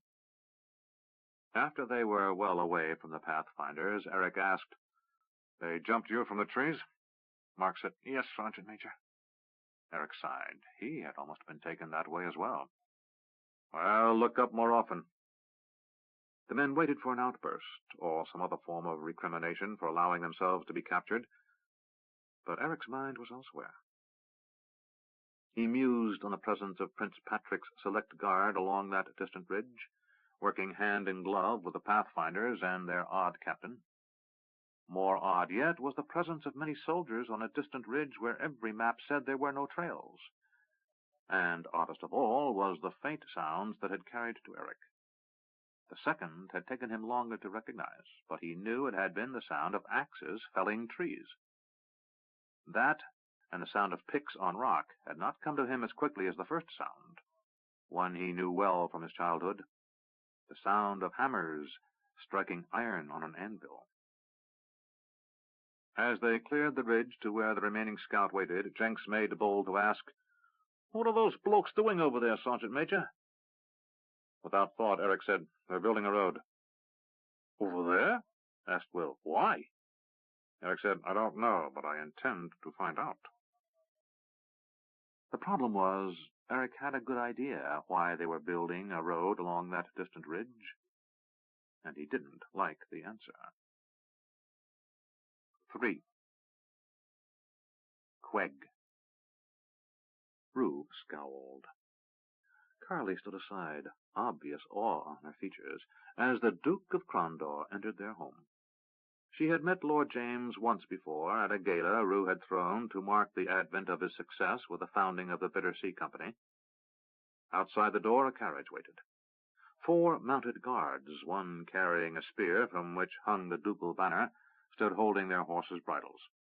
"Good evening, Mrs. Avery," said the Duke. "I'm sorry for the unexpected intrusion, but I need to borrow your husband for a bit." Carly was nearly speechless, but she managed to say, "Borrow?" Duke James smiled and took her hand, squeezing it slightly. "I'll return him to you undamaged, I promise." Rue said, "Shall we talk?" He indicated his study. The Duke said, "I think so." He removed his cape and handed it to the astonished serving girl who had come to see who was at the door, and swept past her and Carly. In his study, Rue closed the door. "To what do I owe the pleasure?" he asked. James sat in a chair opposite Rue's desk. "From the expression on your face when I appeared at the door, pleasure isn't what I think you feel." Rue said, "Well, it's not often we have the Duke of Crondor show up unannounced a few minutes before bedtime." "I can do without the fuss of letting you know I'm coming and throwing our household into an uproar. I don't need another large meal with all the neighbors invited," said James. "Truth to tell, I know most of those with estates near here, and you're among the few with whom I can have an interesting discussion." Rue looked dubious. "Would you care to stay the night, my lord?" "My thanks for the offer, but I must continue my journey. I'm heading to your homeland to have word with a dowager baroness and her son. She sent assassins to kill Eric." "I was warned," said Rue. "I was also told you took the assassin into custody." "Yes," said the Duke.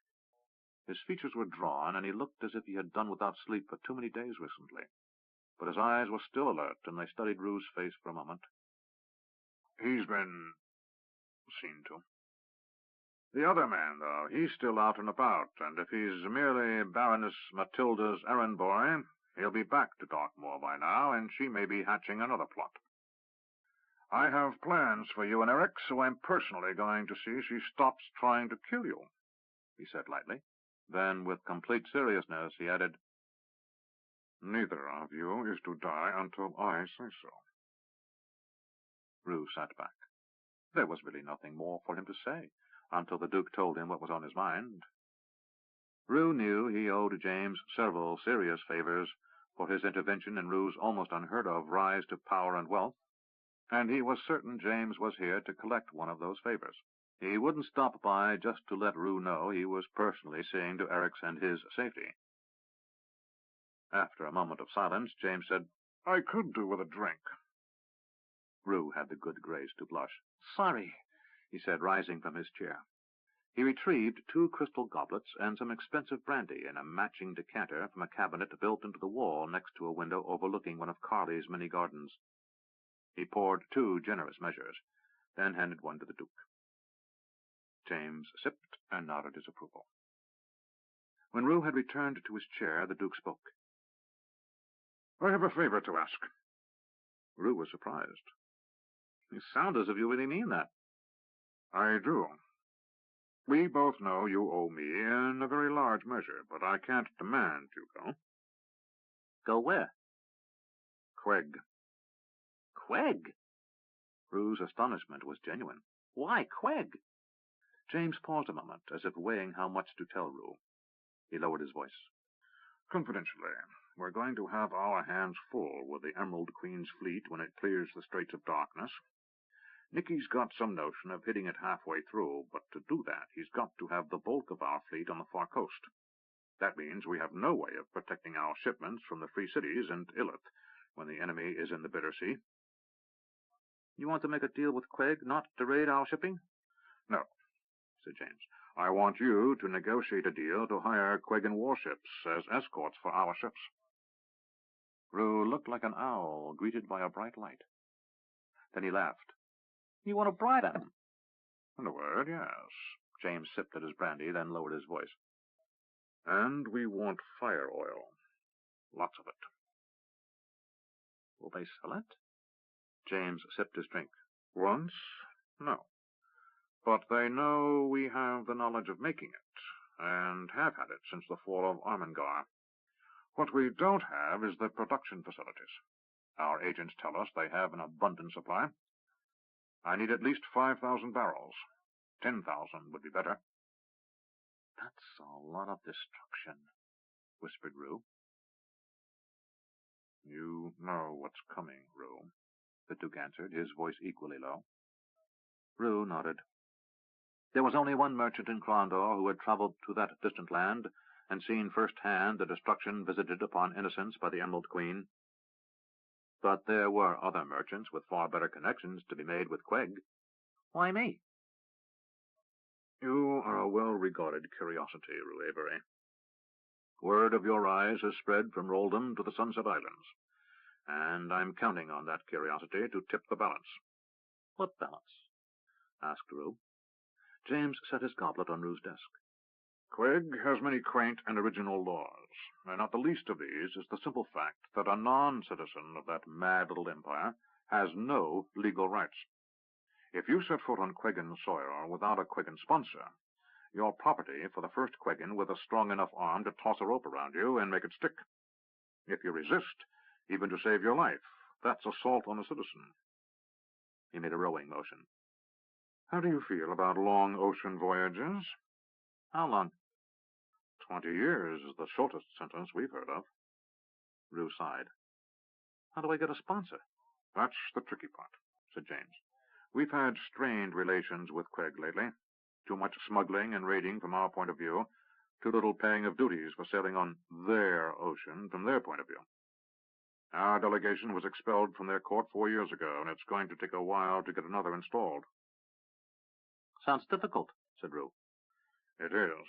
But the thing you need to know about the Quegans is that their government serves 2 purposes: to keep order, by keeping the peasants beaten down, and to defend the island. The real power rests with their rich merchants. The oldest families have hereditary rights to a place on their ruling body, the Imperial Senate. Those with enough money can buy a seat." Rue grinned. "Sounds like my kind of place." "I doubt you'd like it. Remember, aliens have no rights. If you irritate your sponsor, he can withdraw his protection at whim. That means you have to be very polite. Take lots of gifts." "I can see what you mean." Rue reflected on what he had been told for a moment, then asked, "How am I supposed to get ashore to make this sort of a sponsorship contact if you can't provide an introduction?" "You're an enterprising lad," said James, finishing his brandy. He stood. "You'll find a way. Start sounding out your business associates. Once you get some names to contact, I can arrange to have one message smuggled into Queg without too much difficulty. But that's about the limit of what I can do." Rue rose. I suppose I'll find a way. Already his mind was turning to the problem. My carriage is waiting, and I have some distance to travel, said the Duke as he reached the doorway. James followed him and motioned for the serving girl, who was rooted to the same spot he had left her in, still holding the Duke's cloak. She quickly helped the Duke on with it, and James stood aside while Rue opened the door. James's carriage was waiting just beyond the portal, and Rue's gatemen made ready to escort the carriage back to the entrance to Rue's estate. As the carriage door was closed by a guard, James leaned out the window and said, "Don't be too long. I'd like you to leave next month at the latest." Rue nodded and closed the door. Carly hurried from the upstairs to ask, what did the Duke want? "I'm going to Queg," answered Rue. "Queg?" responded his wife. "Isn't that dangerous?" Rue shrugged. "Yes, but for the moment getting there is the problem." He yawned. Slipping his arm around her waist, he gave her a playful squeeze. "Right now I need some sleep. Let's go to bed." She returned his merry tone with a rare smile. "I would like that." Rue led his wife upstairs. Rue lay in darkness, listening to Carly's even breathing. Their love-making had been uninspired. Carly did nothing to arouse his desire the way Sylvia Esterbrook did. He thought of Sylvia during his love play with his wife, and felt vaguely guilty for it. He had visited Sylvia almost weekly, often twice in a week, since the award ceremony at the palace, and he was still as excited by her as he had been the first time he had come to her bed. He quietly stood up and moved to the window. Through the flawless glass, imported at great expense from Kesh, he could see the rolling hills of his estate. He had a brook that provided, he had been told, excellent fishing, and he had a small stand of woodlands to the north, teeming with game. He had said he would fish and hunt like a noble, but he never seemed to find time. The only thing that he could remotely consider recreation was his time spent with Eric at the sign of the Broken Shield, making love to Sylvia, or practicing his sword play with his cousin Duncan. He reviewed his life in a rare moment of reflection, and had to consider himself both lucky and cursed. He was lucky that he had survived the murder of Stefan von Darkmoor, the journey to Novindus with Captain Callus, and his confrontation with the Jacobi brothers. More, he was now one of the wealthiest merchants in Crondor. He felt blessed to be a family man, though his wife was not someone he cared to consider. He had long since admitted to himself he had married Carly out of pity and guilt. He felt responsible for the death of her father. His children confused him. They were alien little creatures, demanding things he could only vaguely recognize as needs, and they tended to smell at the most inconvenient times. Abigail was a shy child, who often burst into tears and ran from him if he raised his voice even in the slightest, and Helmut was teething, which led to his constantly spitting up the contents of his stomach, usually on a fresh tunic that Rue had just put on. He knew that had he not married Carly, he would now be wed to Sylvia. He didn't understand love, as others talked about it, but Sylvia consumed his thoughts. She took him to heights of passion he had only dreamt of before he met her. He even imagined that had Sylvia been his wife, his children would be perfect, blonde little creatures who smiled all the time and never spoke unless it was required by their father. He sighed. Even if Sylvia had been their mother, Abigail and Helmut would be odd alien creatures, he was sure. He saw a cloud moving across the sky, blocking the big moon, the only one showing this time of night. As the vista beyond the window darkened, so did his mood. Sylvia, he wondered silently to himself. He was beginning to doubt she was in love with him. Maybe it was some doubt about himself, he thought, but he just couldn't truly believe someone such as himself could capture her interest, let alone her heart. Still, she seemed relieved when he could arrange to visit her and her father, especially if he could spend the night. Her love-making was always inventive and enthusiastic, but as the months wore by, he suspected everything wasn't as it seemed to be. He also suspected she might be giving information to her father that cost Rue in his business. He decided he would have to be more careful what he said to Sylvia. He didn't think she was getting information out of him to give to her father, but a chance remark repeated over dinner might give the crafty old Jacob enough of an edge to better his younger rival. Stretching, he watched as the cloud glided past. Sylvia was a strange and unexpected presence in his life, a miracle. Yet doubts continued to stir. He wondered what Helen Jacobi would make of this. Thinking of Helen made him smile. While she was the widow of a man he had gotten killed, they had become friends, and, truth to tell, he enjoyed talking to her more than either Carly or Sylvia. Rue sighed. 3 women, and he didn't know what to make of any of them. He softly left the bedchamber and crossed to the room he used as his office. Opening a chest, he extracted a wooden box and lifted the lid. In the moonlight rested a brilliant set of matched rubies, 5 large stones as large as his thumb and a dozen smaller ones, all cut in identical fashion. He had tried to sell the set in the East, but too many gem merchants recognized it for what it was, stolen goods. The case was inscribed with the name of the owner, a Lord Vasarius.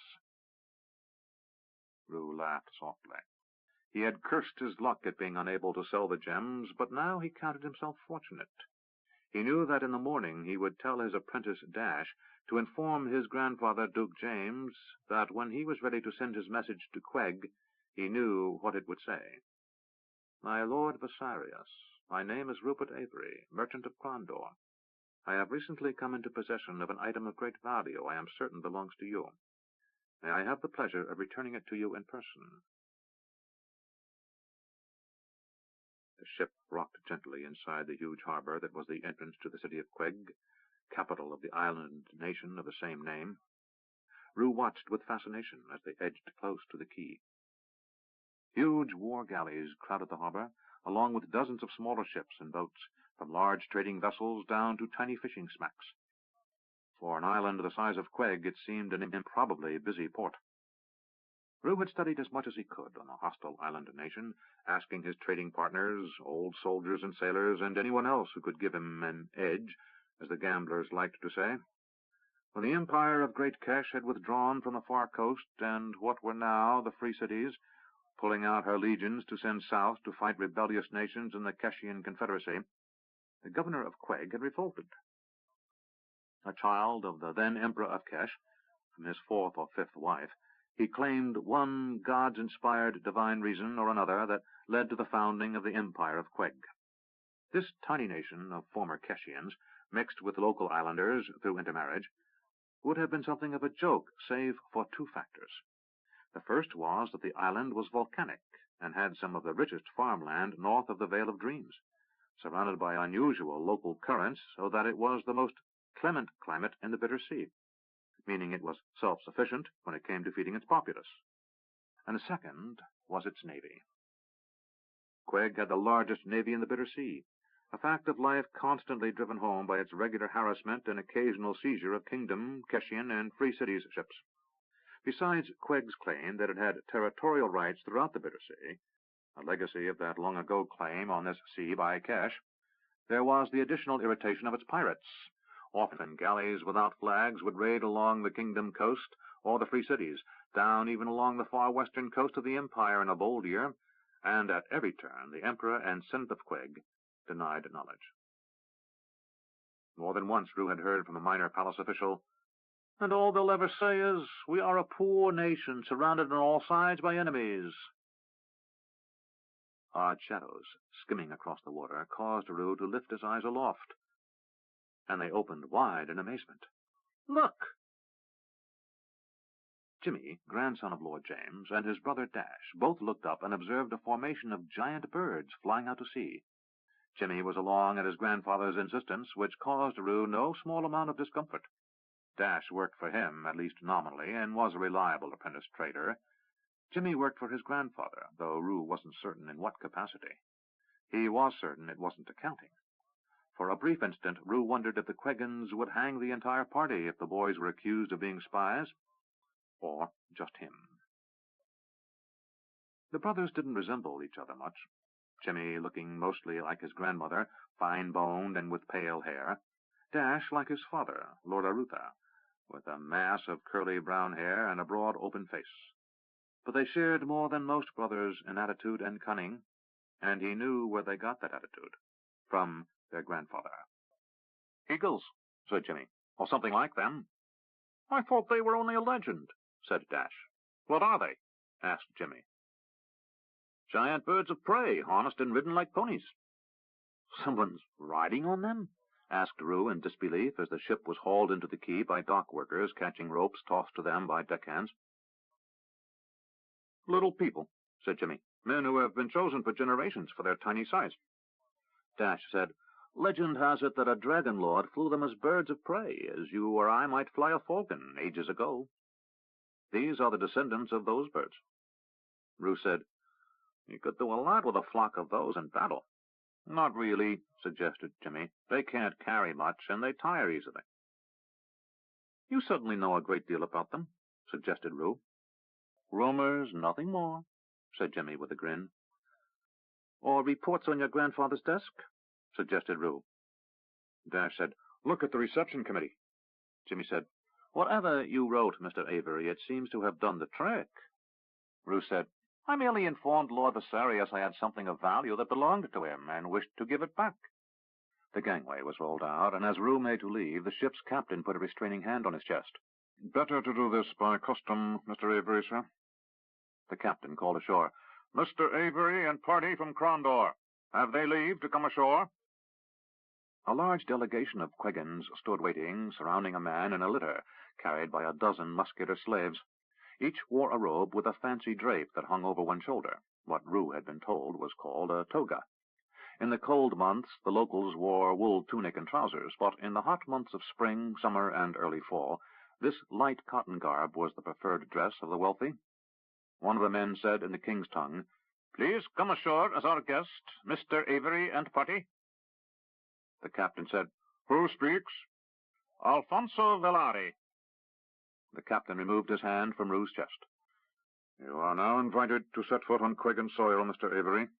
You're a free man until that Velari fellow withdraws his protection. By custom, he's supposed to let you know a day in advance. We'll be waiting here, ready to up anchor and set sail at a moment's notice. Rue regarded the man, one of his many ship's masters, named Bridges, and said, Thank you, Captain. We're at your disposal, sir. As he stepped on the gangway, Rue overheard Dash mumble to Jimmy, Of course he's at Rue's disposal. Rue owns the ship.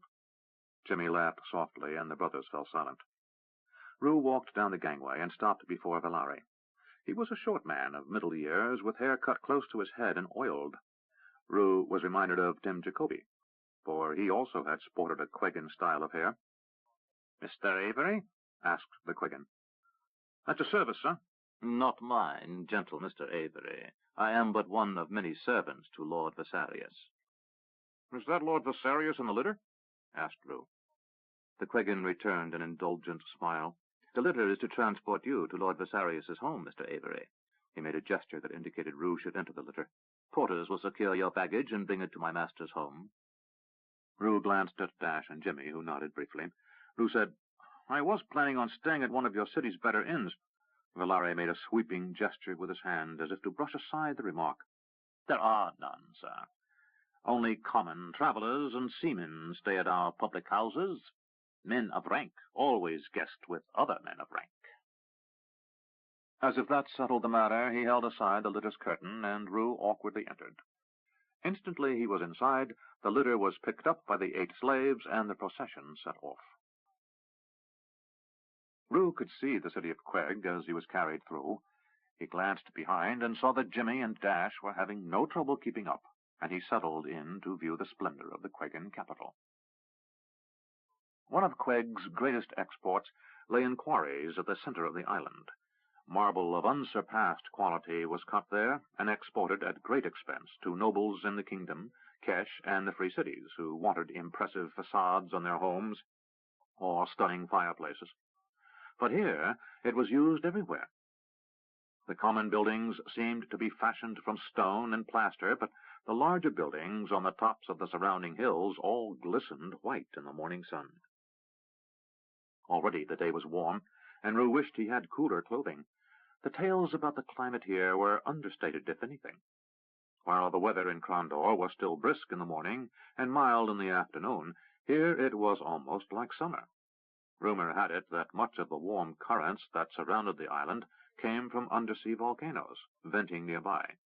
It had been said on more than one occasion by those to whom Rue spoke that occasionally prayers were said to Prandur, burner of cities, that the entire island should blow up.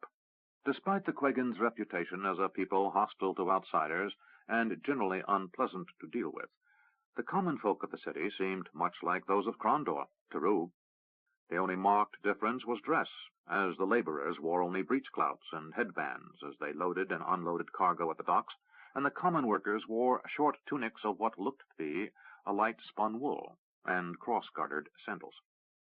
Occasionally Rue spied a noble in a toga, but mostly the men affected the short tunic. Rue saw women wearing long skirts, but with their arms bare and their heads uncovered. The sounds of the city were much like those of Crondor, though horses seemed rare. Rue judged a population of this size must require a very high percentage of the land to be put under cultivation, which wouldn't leave much room for grazing non-food animals. Horses on Queg would be a luxury. The party wended its way up a series of hills until at last it reached a large building behind a high stone wall. The gate opened, and they were admitted by two guards wearing the traditional Quegan military uniform, breastplate, greaves, short sword, and helm. Rue realized they looked similar in attire to the legendary legionnaires of the Keshian inner legions. He had practiced legionary tactics when he had served with Callus's Crimson Eagles, and he knew much about them, but this was as close as he had come to ever seeing one. As the litter was gently deposited on the stones before the entrance to the building, Rue considered it likely it was as close as he was ever likely to get to a genuine member of the Keshian inner legions. Rumor had it that they were still the finest body of soldiers in the world, despite their never having ventured outside the immediate vicinity of the Auvergne Deep, the inland sea upon which the city of Kesh had been built ages before. Absently, Rue wondered if their reputation was earned, or the legacy of ancient conquest. The language of Queg was a variant of the ancient Keshian spoken at the time of the Empire's withdrawal from the Bitter Sea, so it was related to the languages of Gabon and the Free Cities. It was also similar enough to the language spoken in the land of Novindus that Rue could understand most of what was being said around him. He thought it best to feign ignorance. As he exited the litter, a young woman slowly walked down the 3 stone steps that led to the wide entrance to the building. She wasn't beautiful, but she was regal, slender, self-assured, and possessed of an attitude that spoke volumes of her contempt for this alien merchant who stood before her, all the while masking that contempt behind a welcoming smile. "Mr. Avery," she said in accented king's tongue. "I am," said Rue, with a non-committal half-bow. "I am Livia, daughter to Vesalius. My father has asked me to show you to your quarters. Your servants will be seen to." As she turned away, Jimmy stepped forward and cleared his throat. The young woman turned. "Yes?" "I am Mr. Avery's personal secretary," said Jimmy, before Rue could comment. The girl raised one eyebrow, but simply turned, and Rue took that as acquiescence to his coming with Rue. Softly, Rue said, "You're my what?" Jimmy whispered back, "I won the coin toss. Dash gets to be your servant." Rue nodded. One inside with Rue, one outside to see what there was to see. Rue was certain that Lord James had other tasks for these two beyond seeing that Rue didn't end up dead or chained to a galley oar. Rue and Jimmy were led into a large entrance area, open to the sky, then through a series of hallways. Rue quickly decided the building was a hollow square, and his suspicions were verified when he glimpsed a garden through a doorway off to one side. The girl led them to a large apartment with a pair of beds surrounded by white netting and a large bathing pool that was built into the floor. The room overlooked the wall to the city, and Queg could be seen below in the distance, while the nearby houses were blocked from view. Privacy and panorama, thought Rue. Livia said, "These will be your quarters. Bathe and change. Servants will show you to our table for dinner. Rest until then." She walked off without further comment, ignoring Rue's thanks. Jimmy smiled as a young man took his bag from his hand and started to unpack. He winked at Rue and inclined his head slightly. A young girl was unpacking Rue's belongings, including the wooden case containing the rubies. She set them aside on a table as if they were but another possession, took his clothing, and went to what appeared to be a blank wall of marble. She pressed it lightly, and a door popped open, revealing a wardrobe. Rue said, "That's amazing," and moved to inspect the handiwork. "Jimmy, look at this." Jimmy came to see what Rue was pointing to, and saw that a slab of marble, cut thin but still more than a man's weight, was cleverly hinged and counterweighted, so the door moved almost effortlessly. Rue pointed to the hinges. "Very well engineered." "Expensive," said Jimmy. The girl barely suppressed a giggle, and Rue said, "Our host is among the wealthiest men in Queg." The boy who had unpacked Jimmy's baggage and put his belongings in a chest near the foot of one of the beds came to stand next to the girl and waited. Rue was uncertain exactly what came next, but Jimmy said, "We can bathe ourselves, thank you. It is our custom. If we may have some privacy." Without any expression, the two young people waited. Jimmy pantomimed bathing and pointed to himself and Rue, and then to the servants in the door. The servants bowed and retired from the room. Rue said, "Bath servants? Very common here, and in Kesh. Remember, they are slaves, so living in the luxury of a house like this is dependent on pleasing the master and his guests. Even the slightest fault might earn one of them a quick trip to a brothel along the docks, or the quarry, or anywhere else strong young slaves are needed." Rue looked appalled. "I never thought much about it." "Most people in the kingdom don't." Jimmy began undressing.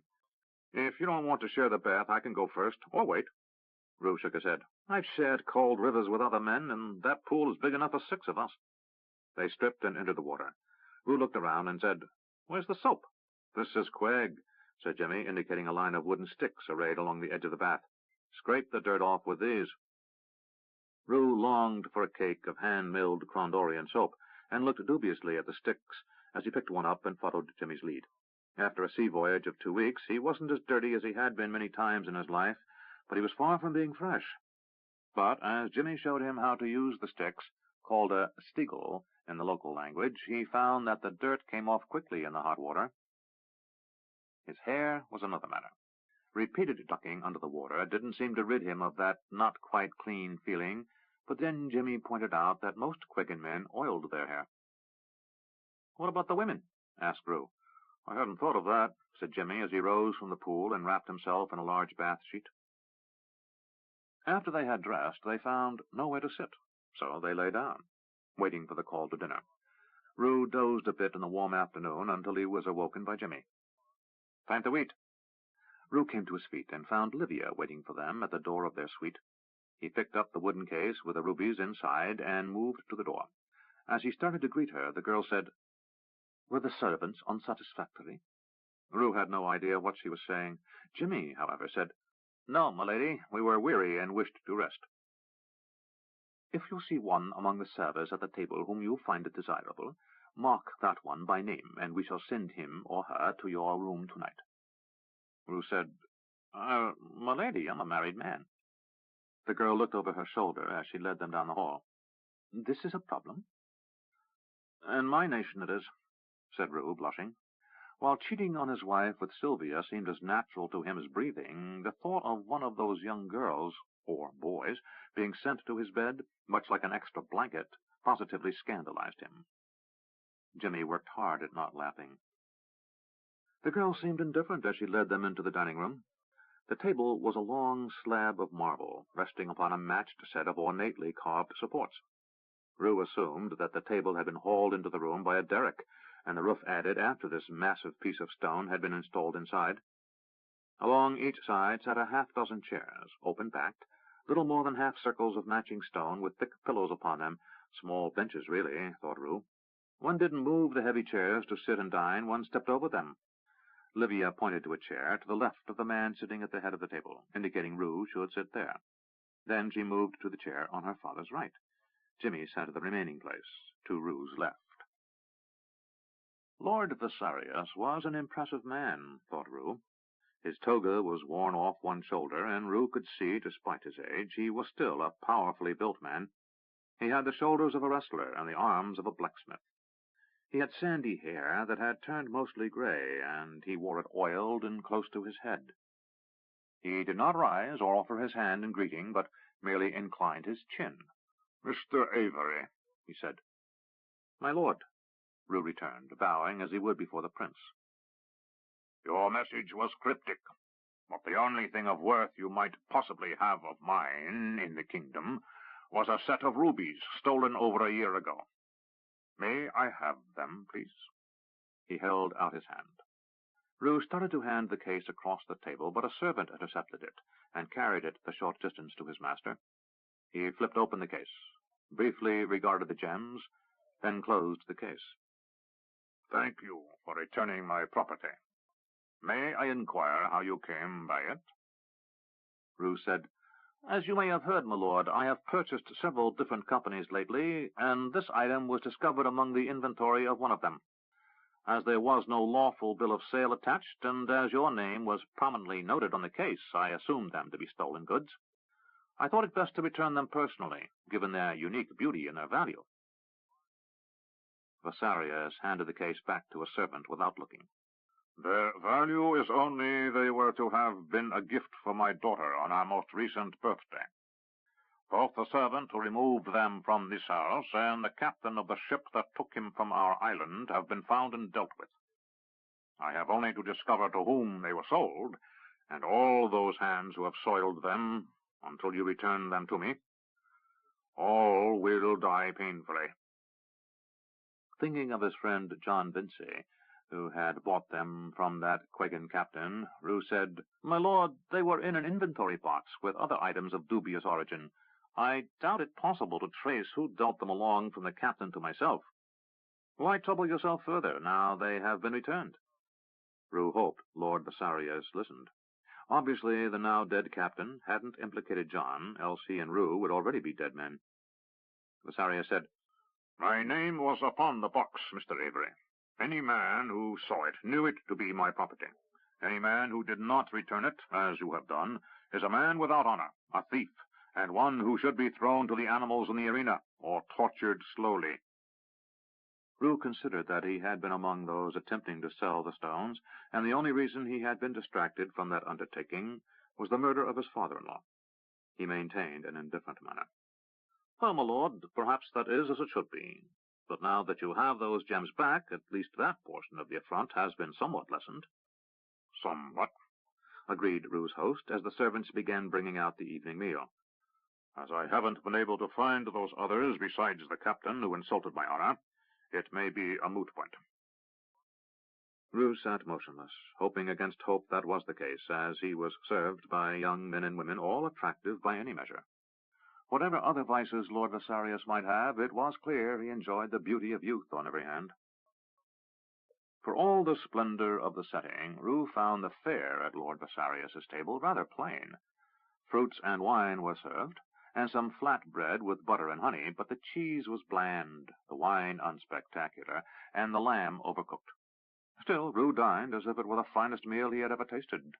The gods knew he had eaten far worse with gusto in his soldiering days.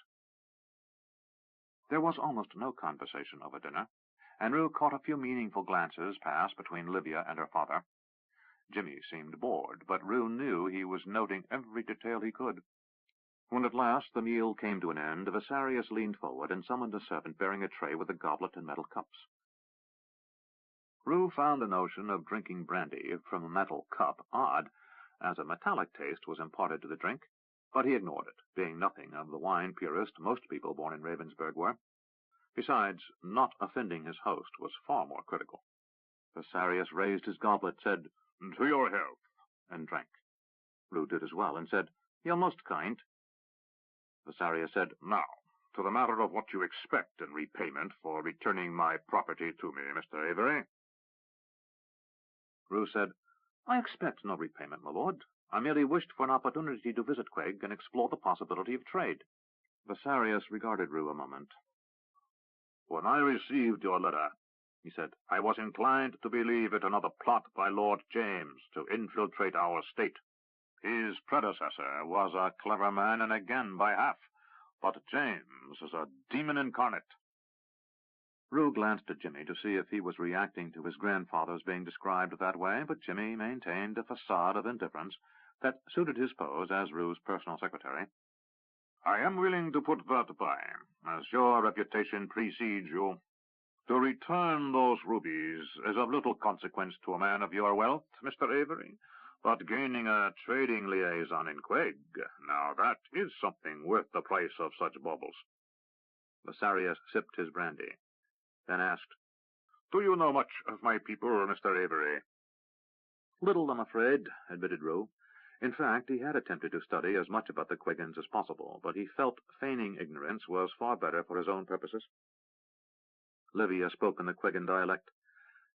If you're going to give a history lesson, Father, may I be excused? These barbarians sicken me. In Quegan, Lord Bessarius replied, Barbarians are not, they are guests. If you're bored, take the young secretary and show him the garden. He's pretty enough to be diverting. There's a chance he might know a trick that's new even to you. His tone hid nothing of his disapproval. It would have been evident even if Rue and James didn't speak the language used. Bessarius turned to Rue. Forgive my daughter's lapse of manners, but speaking the king's tongue is not something we do often here. It was only her teacher who insisted she learn the languages of our neighbors. He was a kingdom-born slave, supplied the girl. I think the son of some nobleman or another. So he claimed. To Jimmy she said, Business bores me. Would you care to see the garden? Jimmy nodded, excused himself, and left Rue and Bessarius alone. The lord of the house continued. Most of those outside our borders know little of us.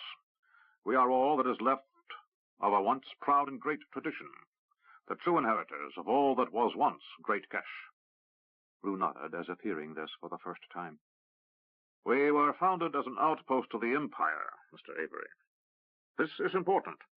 We were not a colony, as was Bosania, what you know as the Free Cities and the Far Coast, or a conquered people, as were those of the Jaipur or the Vale of Dreams. These primitives who lived on this island were quickly absorbed by the garrison placed here to protect Keshian interests in the Bitter Sea. Raped by the soldiers and getting half-breed children, thought Rue. He had no doubt that the men living here when the Keshians showed up were either killed or enslaved. The garrison was pure Keshian, men from the inner legions. The reason I point this out to you is that you of the kingdom have often treated with Kesh's dog soldiers. Their leader was Lord Vax, fourth son of the Emperor of Great Kesh. When the legion was called home to crush the rebellion in the Keshian Confederacy, he refused to abandon his people. This was Kesh, and Queg has endured as the sole repository of that great culture since the fall of Bosania to the kingdom. Those who sit upon the throne of the Auvergne Deep are a fallen people, Mr. Avery. They call themselves True Blood, but they are a base and degenerate people. He stared at Rue, awaiting her reaction. Rue nodded and sipped his brandy. Bessarius continued. This is why we have few dealings with outsiders. We are mighty in culture, but otherwise we are a poor nation, surrounded on all sides by enemies. In other circumstances, Rue would have burst out laughing, as that phrase had been repeated to him so often it was something of a joke. But in the midst of this splendor, Rue understood, while there were many things of beauty, one couldn't eat marble or gold. You had to trade. Yet this was a nation of people who distrusted, even feared, outsiders. Rue considered his words. One must be careful with whom one is trading. He waited, then said, Else one must consider the risk of contamination. Bessarius nodded. You are very perceptive for an outsider. Rue shrugged. I am a businessman, first and foremost, and while I have been lucky, I have also had to live by my wits. I would not be here if I didn't sense an opportunity for mutual gain. We do not permit many to trade in Queg, Mr. Avery. In the history of our people, there have been fewer than a dozen such concessions granted, and all have been to merchants in the Free Cities or from Durban. Never has a kingdom merchant been permitted such a privilege. Rue weighed his options. If this had been a kingdom merchant or noble with whom he was speaking, he would have judged it time for a gift, as bribery was part of doing business. But there was something about this man that warned him away from making such an offer. After a moment, he said, "I would be content to remain in Crondor and let my Quegan partner conduct the business at this end. I am a shipper, and cooperation with a Quegan of rank and influence would be beneficial. Also, there are cargoes that are difficult to secure anywhere else than Queg." Visarius leaned forward, his voice dropping. "You surprise me. I assumed you wanted to establish a presence here in Queg, Mr. Avery." Rue shook his head. "I would be quickly disadvantaged by your local businessmen, I am certain. No, I need the sure hand and practiced intelligence of a man known in Queg for his perspicacity and wisdom. Such a man would benefit from such an arrangement, as would I." Rue fell silent. Visarius knew what he had to offer. He could bring in foodstuffs to make this the most lavish table in Queg, wines unmatched in all the world, silks from Kesh for his daughter and mistresses, luxury items that these people obviously craved. Rue glanced around the room. He knew why these buildings were marble. There was abundant marble on Queg. Wood was scarce. Most of the arable land had been cleared centuries ago for crops. Sheep were the livestock of choice, as you got more meat for less grass than with cattle. Everything about this meal tonight spoke of a people who had prospered, but at a price. No, Queg smelled ripe for imported luxury items from the kingdom. Visarius said, "What do you offer?" Rue said, "Almost anything you can imagine, my lord." He paused. Then he said, "Luxuries, rarities, and novelties." Visarius didn't blink. Rue spoke again. "Lumber, coal, and beef." A spark ignited in Visarius's eyes, and Rue knew he was now an equal player in this game. He felt a warm tingle of success begin to spread inside him. Rue was in his element. It was time to haggle. Visarius said, "What cargo would you wish to secure?" "Well, as a matter of fact, I have a commission, which, should I fulfill it, would be a great beginning to any such trading association." "What do you seek to buy?" "Fire oil." Visarius blinked. It was the most overt reaction Rue had witnessed so far, and he knew that this was a man he didn't want to face in a card game. But he knew he had surprised him. "Fire oil?" "Yes, I'm sure your intelligence has told you the kingdom is preparing for war." He slipped into the speech James had had him memorize. "Kesh moves along the Vale again, and we fear it seeks to invade. With a new prince in Crondor and no practiced general leading the armies of the West, it would be prudent to equip as well as possible. We are training additional men for the prince's army and seek to bolster our defenses with fire oil. We know how to produce it, as I'm sure you're aware. It's no longer a secret. But we lack facilities to produce it in sufficient volume to provide any viable amount." "How much do you desire?" 10,000 barrels. Rue watched, and again there were flickers in the man's eyes. Shock, followed almost at once by greed. Rue reconsidered, and wondered if he could get this man into a game of cards. 4. Relationships. Dash laughed. Jimmy said, and then I asked, "Are the red bulbs more difficult to cultivate than the yellow?" Owen Greylock, knight captain of the Prince's Army of the West, said, "You came close to a personal insult, James." Jimmy smiled. "In that strange land, what I said was far more important than what I meant." He took another drink from his ale. "I might have found the girl attractive in different circumstances, but her contempt for me, simply because I came from another land, it made any notion of romance impossible." Rue said, "Well, you didn't seem to have any problems with that young serving girl later that night." Jimmy smiled. "I thought you were asleep." Rue shook his head. "I was, but you woke me up. I decided it was less awkward to feign sleep. Besides, I've had friends coupling a few feet away before, in camp." He glanced at Eric. Kitty, who had been standing behind Rue, filling ale tankards, said, "Oh?" in a meaningful tone, then turned and walked away. Rue laughed, and so did the others, as Eric began to blush. "What's this, then?" asked Duncan Avery. "Something going on between you two?" Eric said, "Not that I'm aware of." He glanced at Kitty's retreating back. "I don't think so, anyway." "Think so," said Jado Shotty. "Man, there either is or there isn't. That's simple enough even for someone as dim as you, and that's the truth." Eric stood up. I guess. Excuse me. Giotto laughed as Eric followed Kitty.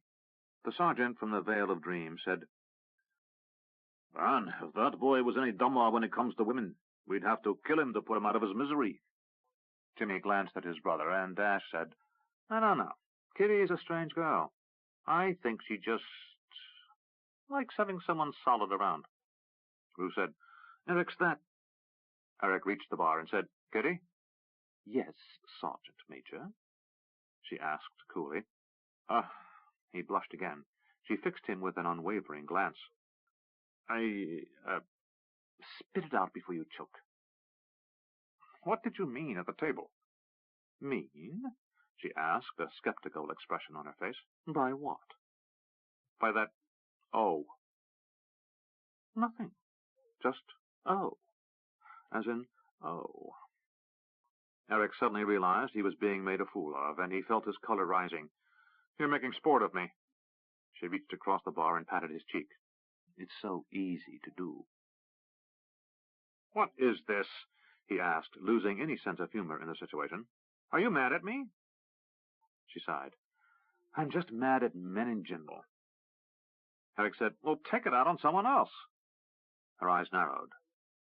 "You've suddenly got a tender side for a man who's killed dozens and bedded whores next to his friends." Eric felt flustered. This girl's attitude was getting under his skin. "What would you have of me?" he asked in exasperation. Kitty studied his face a long, silent moment, then said in a low voice, "I don't know." Eric stared at her. The torchlight reflected off a faint sheen of moisture on her upper lip. She was perspiring lightly, despite the cool of the evening. After a moment, she asked, "What do you want?" Eric shook his head. "I don't know either, but I didn't like the way things felt when you said, oh?" she finished for him. Said that way. It sounded so silly, Eric had to laugh. "Yes, I guess that's what I mean." "Come with me," she said. She gestured to one of the other girls that she was leaving, and led Eric through the kitchen, past the cook and his helpers, through a rear door into the courtyard behind the inn. For a moment, Eric experienced an odd sensation of familiarity. He had grown up in such a yard, with a stable and forge, well and hayloft behind an inn. There was a wooden bench around the well, used by those too short to pull up the bucket easily, and Kitty went and sat on it, motioning for Eric to sit next to her. Eric said, "It's quiet back here." Kitty shrugged. "I never noticed. I'm usually too busy." Eric sat, and Kitty leaned over and kissed him. He held still an instant, then returned her kiss. After a long moment, she sat back, looking at him. Finally, she said, "I've never done that before." "Kissed a man?" Eric said, his voice showing his surprise. "I'm a thief, not a whore," she said. "I've been raped and had men stick their tongues in my mouth, but I've never kissed anyone before." Eric's mouth hung open, and then he shut it. "What about Bobby?" he asked finally. She shrugged. "What about him?" "Well, I thought—" He hesitated. "Well, we just assumed you and he—" "I would have, if he'd asked. He was good to me. Better than I deserved, I think. I mean, he treated me roughly that night you caught me, and he threatened to hang me and the like, but mostly he made me laugh. And he kept others from hurting me." She pointed to the back of the inn. "I've got to watch for mockers, or anyone else nosing around, but what I am now is just a barmaid. That's not bad, 'cause I won't whore." She looked down. "I would have lain down for Bobby, 'cause he was good to me, but he didn't love me, and I didn't love him, not that way." She looked at Eric. "I don't think there was anyone he loved, maybe except for Captain Callis." "Bobby was devoted to him." "I thought for a while he might be one of those men who love other men." She made a motion with her hand as if flipping something over. "Not that I care. I'm no follower of Sung the Pure. But you do wonder. Then I heard he was a regular down to the White Wing, so I figure he's just got it in his head to get his itch scratched by someone who's... She searched for a concept. Not special to him? Eric supplied. Yeah, she agreed. That's it. Like if he did it with me or someone else who wasn't a whore, it might make things, different. Eric nodded that he understood. She sighed. Bobby joked and made me laugh. At first I was scared of him because he said he would kill me if I betrayed the prince or the duke, and I saw in his eyes he meant it. But after a while, when folks here treated me right, well, I stopped being afraid. I've got no place to go, so, like it or not, this is my home. She was silent a while, looking at the inn. It's not a bad life. I know something big's coming. You can't work here and not figure out a few things. Soldiers who aren't bragging on what they're doing, they're keeping secrets. So something big's coming. I don't know what, and I think I don't want to know. She paused and stared up at the pale moon. Suddenly she turned her head to face Eric. But with Bobby gone, you're the man who's been nicest to me. The men sometimes say things to the other girls about me, but I don't mind. It's just, well, you've never been anything but nice to me. Eric shrugged. I know what it's like to have some tough luck, I guess. You can't know what life is like on the street. He said nothing, simply watching her in the flickering torchlight. She went on. Girl children aren't thought much of, except for whores. There's good money for little girls in some places. She hugged herself. My mum was a whore, that's the truth. No one knows who my father was. My mum threw me out when I was 6. I think maybe she was keeping me from that crib. Her whoremaster kept looking at me funny. I got found by this man named Daniels, and he took me to this place in the sewers. They gave me food and told me they'd take care of me, but I had to do what they said. There were other children there, too. They didn't seem too bad off. They were dirty, mostly, but they were fed. I begged, and I learned the best dodges. I could cry like I was lost, and if some mark stopped to see what the problem was, someone else cut his purse. I started being the holder after a while. Holder? Asked Eric. Cut purse. He gets spotted, he gets stopped by the city watch. He'd better have nothing on him that don't belong. So most markers work in teams. The cut purse hands off the score as soon as he can, and the holder moves to the bagman, who takes it to Mother's. Mother's? That's what the markers call the place we all lived. Oh. She said, anyway, I saw me mum, and we talked after I'd been gone a few years. She told me I had a sister who was a whore. That was Betsy. You found her, then? Yes, and we got along good. She didn't like me being a thief, and I didn't care much for her whoring, but we got along. I liked her. She was the only one I knew who wasn't always after me for something. When I got these, she pointed to her breasts, some of the men got her off with me. If I could stay close to the other cut-purses or hang out at Mother's, I was all right. But sometimes you just can't stay in a crowd, you know what I mean? Eric didn't, but he nodded as if he did. I got poked a lot until I started dressing like I was when you found me, like a boy, staying dirty, not smelling good. Eric didn't know what to say, so he remained silent. What I'm saying is I've never done nothing with a man that was 'cause I wanted. Eric waited, and when she didn't speak, he softly asked, Are you telling me you want to now? Tears welled up in her eyes as she almost imperceptibly nodded. He sighed as he gathered her into his arms. Eric had never felt so unsure of himself before. He had been with whores since he had joined the army, and he remembered what the first one told him, to go easy. But every woman he had lain with knew more than he did. Now he was being asked to lie with a girl who knew only violence at the hands of men. He kissed her on the cheek, and then the chin, then the lips. At first she was very still. Then after a few more kisses, she began responding. Soon she stood and took him by the hand and led him into the barn. toward the loft.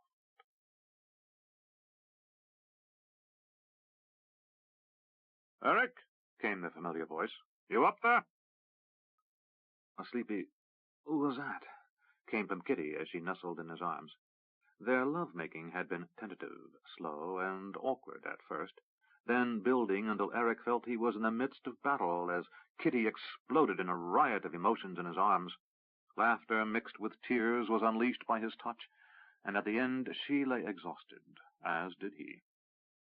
A while later they made love a second time, and Kitty was much more sure of what it was she wanted. Eric had never experienced anything like this with another woman. He wondered if he was in love.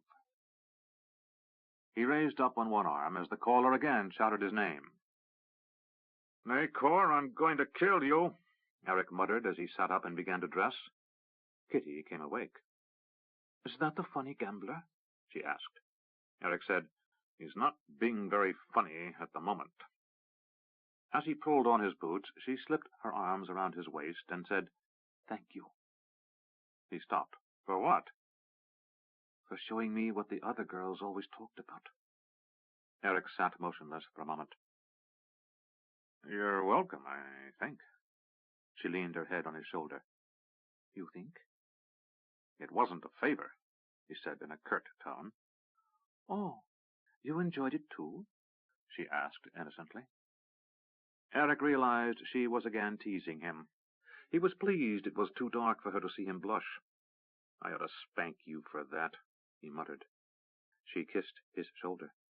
"Some of the girls at the White Wing charge extra for that, I've been told."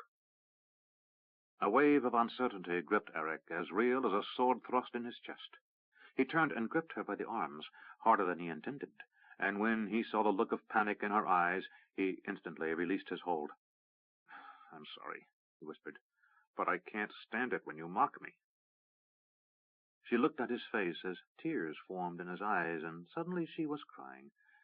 She laid her chin on his shoulder, cheek to cheek with him, as she whispered, "I'm sorry, too. I don't know how to be any other way." "I will never hurt you," he whispered.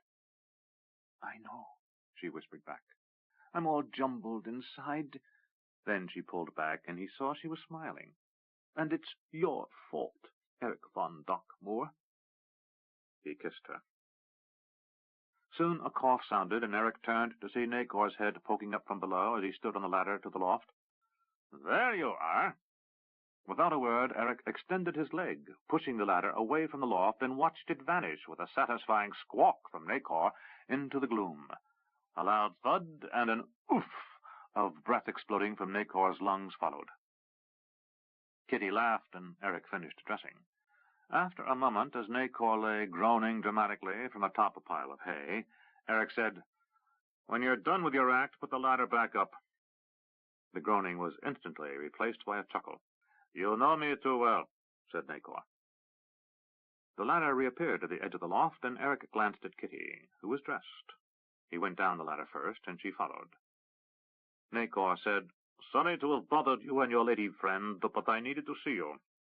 "Why?" asked Eric. "To say goodbye for a while." Eric saw that Chopin, his one-time comrade-in-arms, and now Nacor's student, was standing silently by the doorway of the barn. "Where are you going?" asked Eric. "Down to Stardock again. The king has asked me to return there while Lord Arutha returns to work for his father." Then his expression turned serious. "Something's going on. Prince Erland sailed into port tonight aboard a Keshian cutter." Eric said, "Nothing we can talk about." Nacor nodded. "I think I know what you mean." Eric said, "Well, have a safe journey, and let me know when you return to the city." Nacor nodded. "We'll be back." He motioned for Chopin to follow as he left the barn, and Eric watched them vanish into the night. "That is the strangest little man," said Kitty. "You are far from the first to observe that," said Eric.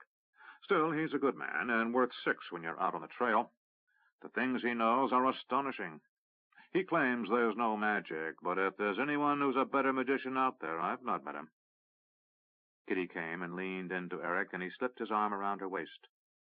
"What did he mean? Something's going on?" Eric turned and kissed her. You catch spies, and you want me to talk about secrets? She nodded, resting her cheek against his chest. I sometimes think I know what is going on, Eric, as I piece together bits of things heard here and there. Other times I'm not sure even what I'm doing here. Since Bobby died, I often think I'm in one of those places the priests talk about, one of the lesser hells. I can't leave the inn unless I've a pair of guards with me. The mockers have put the death mark on me, but they're the only family I've known. Eric couldn't think of anything to say. He hugged her. If I get some time off soon, I'll take you somewhere, someplace different, away from the city. She clung to him a minute, then said, I have to get back. He walked toward the rear door of the inn and removed his arm from around her waist when they got there. Saying nothing, he followed her inside. She silently moved through the kitchen and took her usual station behind the bar. Giotto Sciatti and Owen Greylock still sat at the table, but Rue had departed. Where's Rue? Eric asked as he sat. When you didn't come back, he, Jimmy, and Dash left. Something about an important appointment, answered Greylock. Did Nacor find you? Asked Giotto innocently. Yes, answered Eric as he sat. Not at too awkward a moment, I hope, said Giotto, his face splitting into a wide grin. Eric blushed and said, No. That's good, said Giotto. Then he exploded into a laugh so infectious, Greylock and Eric were forced to join in. Kitty approached with a fresh pitcher of ale. What's so funny? She asked. Her tone was one of potential injury, and her expression spoke volumes. If she was the butt of some joke told by Eric, some brag of conquest, no repair would ever be possible to the damage done. Adroitly, Greylock said, Nacor, and started to laugh again. Oh, said Kitty, as if that explained everything. She smiled at Eric, and he returned the smile. After she left, Giotto said, So there is something going on with you two? Eric nodded. And it scares the hell out of me. Greylock held up his fresh ale as if in a toast. That's serious. Giotto nodded sagely. Very serious, man. It can only be one thing. What? Said Eric, a tone of worry in his voice. Oh, man, he does have it bad, said Giotto. That's the truth, answered Greylock. What? Demanded Eric. Greylock said, Never been in love before? Giotto retorted, He's too stupid to know if he has. Eric sat back and said, I guess not. His brow furrowed, and he stared into his ale as if he'd find an answer in it. Then suddenly he grinned and looked at the faces of his two friends. I guess not. He turned to gaze at Kitty, who was busy cleaning behind the bar, talking quietly with another of the working girls, then turned back to his friends. I'm in love, he said, as if it were a revelation. Suddenly, Greylock and Giotto couldn't contain themselves and started laughing again. After the mirth died, Giotto said, Come on, boy, you need another drink. Greylock shook his head and sighed. To be young again. Eric just sat silently, wondering at all the odd feelings of delight and uncertainty within. He stole a glance at Kitty and saw her watching him. He smiled at her, and she returned it, and he felt joyous inside. Then, while Giotto and Greylock exchanged witty remarks, a dark cloud descended over Eric as he considered the coming battle. How could he afford the time for anything other than that, he wondered to himself. Sylvia bit Rue playfully on the neck. Oh, he said, half in jest, half in real pain. That was too hard. She pouted. I need to punish you. You've been gone too long. She snuggled down into the crook of his arm as he said, I know. The closer we get, he caught himself. He was about to say, to the invasion. Closer to what? She asked, very attentively. He studied her face in the candlelight. He had come to her house late, and they had gone straight to bed. Her father was away on business, she said, so he planned on spending the entire night, rather than returning to his townhouse before dawn, as was his habit when Jacob Esterbrook was at home. Thinking about what he had found about her father's advantage over Rue's companies in trade with great cash, he again wondered if he was saying anything that she was repeating to her father. He pushed aside the concern. I mean, as I get closer to this goal I have, controlling all shipping on the Bitter Sea, I seem to have less time for anything else. She bit him on the shoulder again, this time hard enough to make him genuinely cry out. Explain that to your wife, she said, indicating the teeth marks she'd left. She got out of bed, and Rue marveled at the sight of her naked body. She was the most beautiful woman he had ever encountered, and in the light of the single candle she seemed sculpted from living marble, without flaw. He thought about his own wife's pudgy body, without a hint of strength in the muscle, the marks on her left by childbirth, and he found himself astonished by his ability to make love to Carly. As Sylvia put on her robe, he said, "What's gotten into you?" "You have time to spend with Helen Jacobi, but you spend days away from me." Rue said, "You can't possibly be jealous of Helen." "Why not?" She turned an accusatory expression on her face as he sat up in her bed. "You spend time with her. She's not unattractive in a raw-boned peasant girl fashion. You mentioned you respect her wit far too many times for my liking." Rue got out of bed and said, "I killed her husband, Sylvia. I owe her some comfort, but I have never touched her." "You would like touching her, I wager," said Sylvia. Rue tried to put his arms around her, but she brushed him aside and moved away. "Sylvia, you're being unfair." "I'm being unfair?" she said, turning and allowing her robe to fall open. Rue found himself beginning to become aroused at the sight of her. "You're the man with a wife, children, and reputation.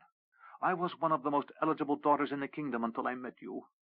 Pouting, she moved toward him, letting her breasts rub against his bare chest as she said, "I'm the mistress. I'm the woman of no status. You can leave whenever you want." Her hand began tracing small circles on his stomach. Rue's breath came hard as he said, "I would never leave you, Sylvia." Reaching down, she stroked him and said, "I know." He pulled off her robe and carried her so quickly to the bed he almost tossed her onto the covers. Quickly taking her, he pleaded his undying love while Sylvia looked at the canopy overhead, fighting off a yawn. A self-satisfied smile then formed on her lips that had nothing to do with physical pleasure, and everything to do with power. Rue was on his way to being the most important merchant in the history of the kingdom, and he was clearly under her power. She listened to Rue breathe more rapidly as his passion mounted, and she detached herself from the experience. The novelty of his love-making had long since worn off, and she preferred the talents of his cousin Duncan, who was far more attractive, and whose appetite for inventive love-play matched her own. She knew Rue would be appalled to discover that she and Duncan often shared this bed, and occasionally invited one of the servants to participate as well. She knew that Duncan would be malleable as long as he had access to fine clothing, good food, rare wine, pretty women, and the trappings of prosperity. He would make a fine lover after she wed Rue, and a completely socially acceptable replacement for him one day. As Rue neared the pinnacle of his ardor, Sylvia absently wondered how long she need wait to wed the repellent little man after she arranged the murder of his fat wife. At the thought of taking control of both her father's financial empire and Rue's, Sylvia found her own passion mounting at last, and as Rue could control himself no longer, Sylvia joined him in a paroxysm of release, imagining herself as the most powerful woman in kingdom history.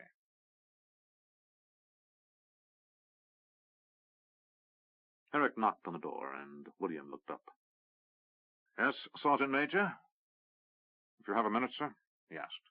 William waved him to a chair, and Eric sat. "What is it?" "Nothing to do with training," said Eric. "That's going well. It's a personal matter." William sat back. His expression was neutral. While serving together, each man had occasionally let the other glimpse some facet of his personal life, but neither had intentionally opened a conversation on a personal subject. "I'm listening," said the Knight Marshal of Condor. "I know this girl, and, well, if you don't mind, I just need to talk about being a soldier and getting married." William said nothing for a moment. Then he nodded. "It's a difficult choice. Some handle family matters well, others don't." He paused. "The man who held this office before me, Garden, was once a sergeant like yourself. He served Lord Borwick, Duke of Cridey, when my father was a child there. He came to Crondor with Prince Arutha and rose to this office. All the while he was married.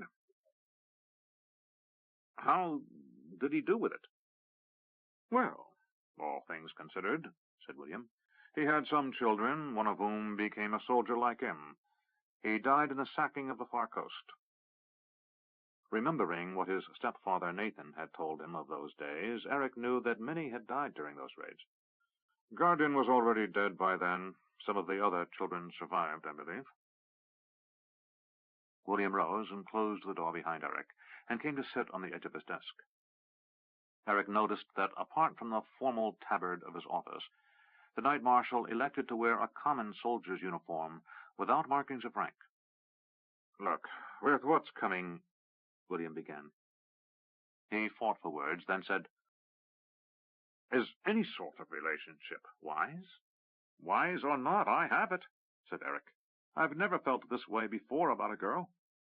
William smiled, and for a moment Eric saw years drop from the man. I remember. If you don't mind my asking, have you ever been married, sir? No, said William, and there was a hint of regret in his voice. My life never seemed to have room for a family. He moved to his own chair and sat. Truth to tell, my family hasn't had much room for me. Your father? Asked Eric. William nodded. Time was we didn't speak to each other from anger. We've since gotten over that. But it's hard. If you'd ever met my father, you'd think he was my son. He looks but 10 years older than you. William sighed. The ironic thing, it turns out, was that becoming a soldier, as I did, had been his own boyhood dream. He insisted I study magic. William smiled. Can you imagine growing up somewhere where everyone practices magic, or is married to someone who does, or is the son or daughter of someone who does? Eric shook his head. It must run in your family, though. I met your sister. William smiled ruefully. Another irony. Gamina's adopted into our family, and she's far more adept at things magical than I. I have one pitiful talent. I can speak with animals. They tend toward short, uninteresting conversations, except Fantas, of course. At mention of the fire drake, Eric said, I haven't seen him around the palace lately. He comes and goes as it pleases him, and if I ask him where he's been, he pointedly ignores me. Eric said, I still don't feel any closer to a decision than I did before. William said, I know that feeling, too. There was a young magician from Stardark, a girl from the desert stock of the Jalpur, who came to study with my father when I was a boy. She was 2 years older than I. She was the most beautiful thing I'd ever seen, dark skin and eyes the color of coffee. She moved like a dancer, and her laughter was musical. I was smitten the first time I saw her. She knew me as the master's son, Pug's boy, and she knew I was infatuated with her. I followed her around, making a pest of myself. She put up with me with good grace, but after a while I think I wore her nerves thin. William gazed out the window that overlooked the courtyard and said, I think her indifference to my plight was one of the big reasons I chose to leave Stardark and come to Crondor. He smiled in remembrance. She came 2 years later. Eric raised an eyebrow in question. Prince Arutha's father had a magical advisor, a wonderful old character named Kulgan. Far from the most powerful magician around, he may have been among the most intelligent. He was like a grandfather to me in many ways. His death hit my father very hard.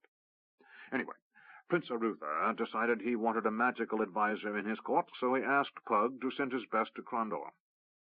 Father surprised everyone by sending her instead of one of the masters. I thought at first he was sending her to check up on me. He smiled ruefully in memory. William was almost laughing as he went on. You can imagine the consternation among the nobles when she showed up and turned out not only to be Keshian, but to be distantly related to one of the most powerful noble lords among the desert men of the Jaipur. It took Prince Arutha's iron will to force the court into accepting her. William sighed. Things got very difficult here the day she showed up. Some things I can't talk about, but suffice it to say, by the time we were done, she and I had learned we were very different people than we had been at Stardock. We also discovered that my feelings hadn't changed, and I was astonished to discover that the 2 years apart had changed the way she looked at me. We became lovers. Eric said nothing for a moment as William became lost in a moment of remembering. We were together for 6 years. What happened? She died.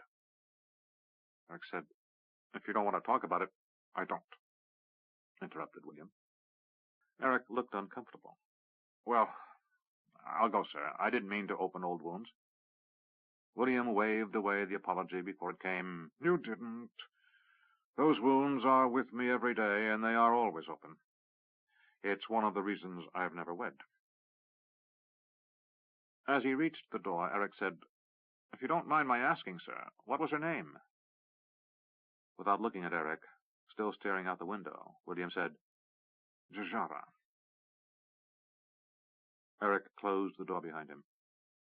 As he walked along the corridor leading to the marshalling yard, he considered the conversation.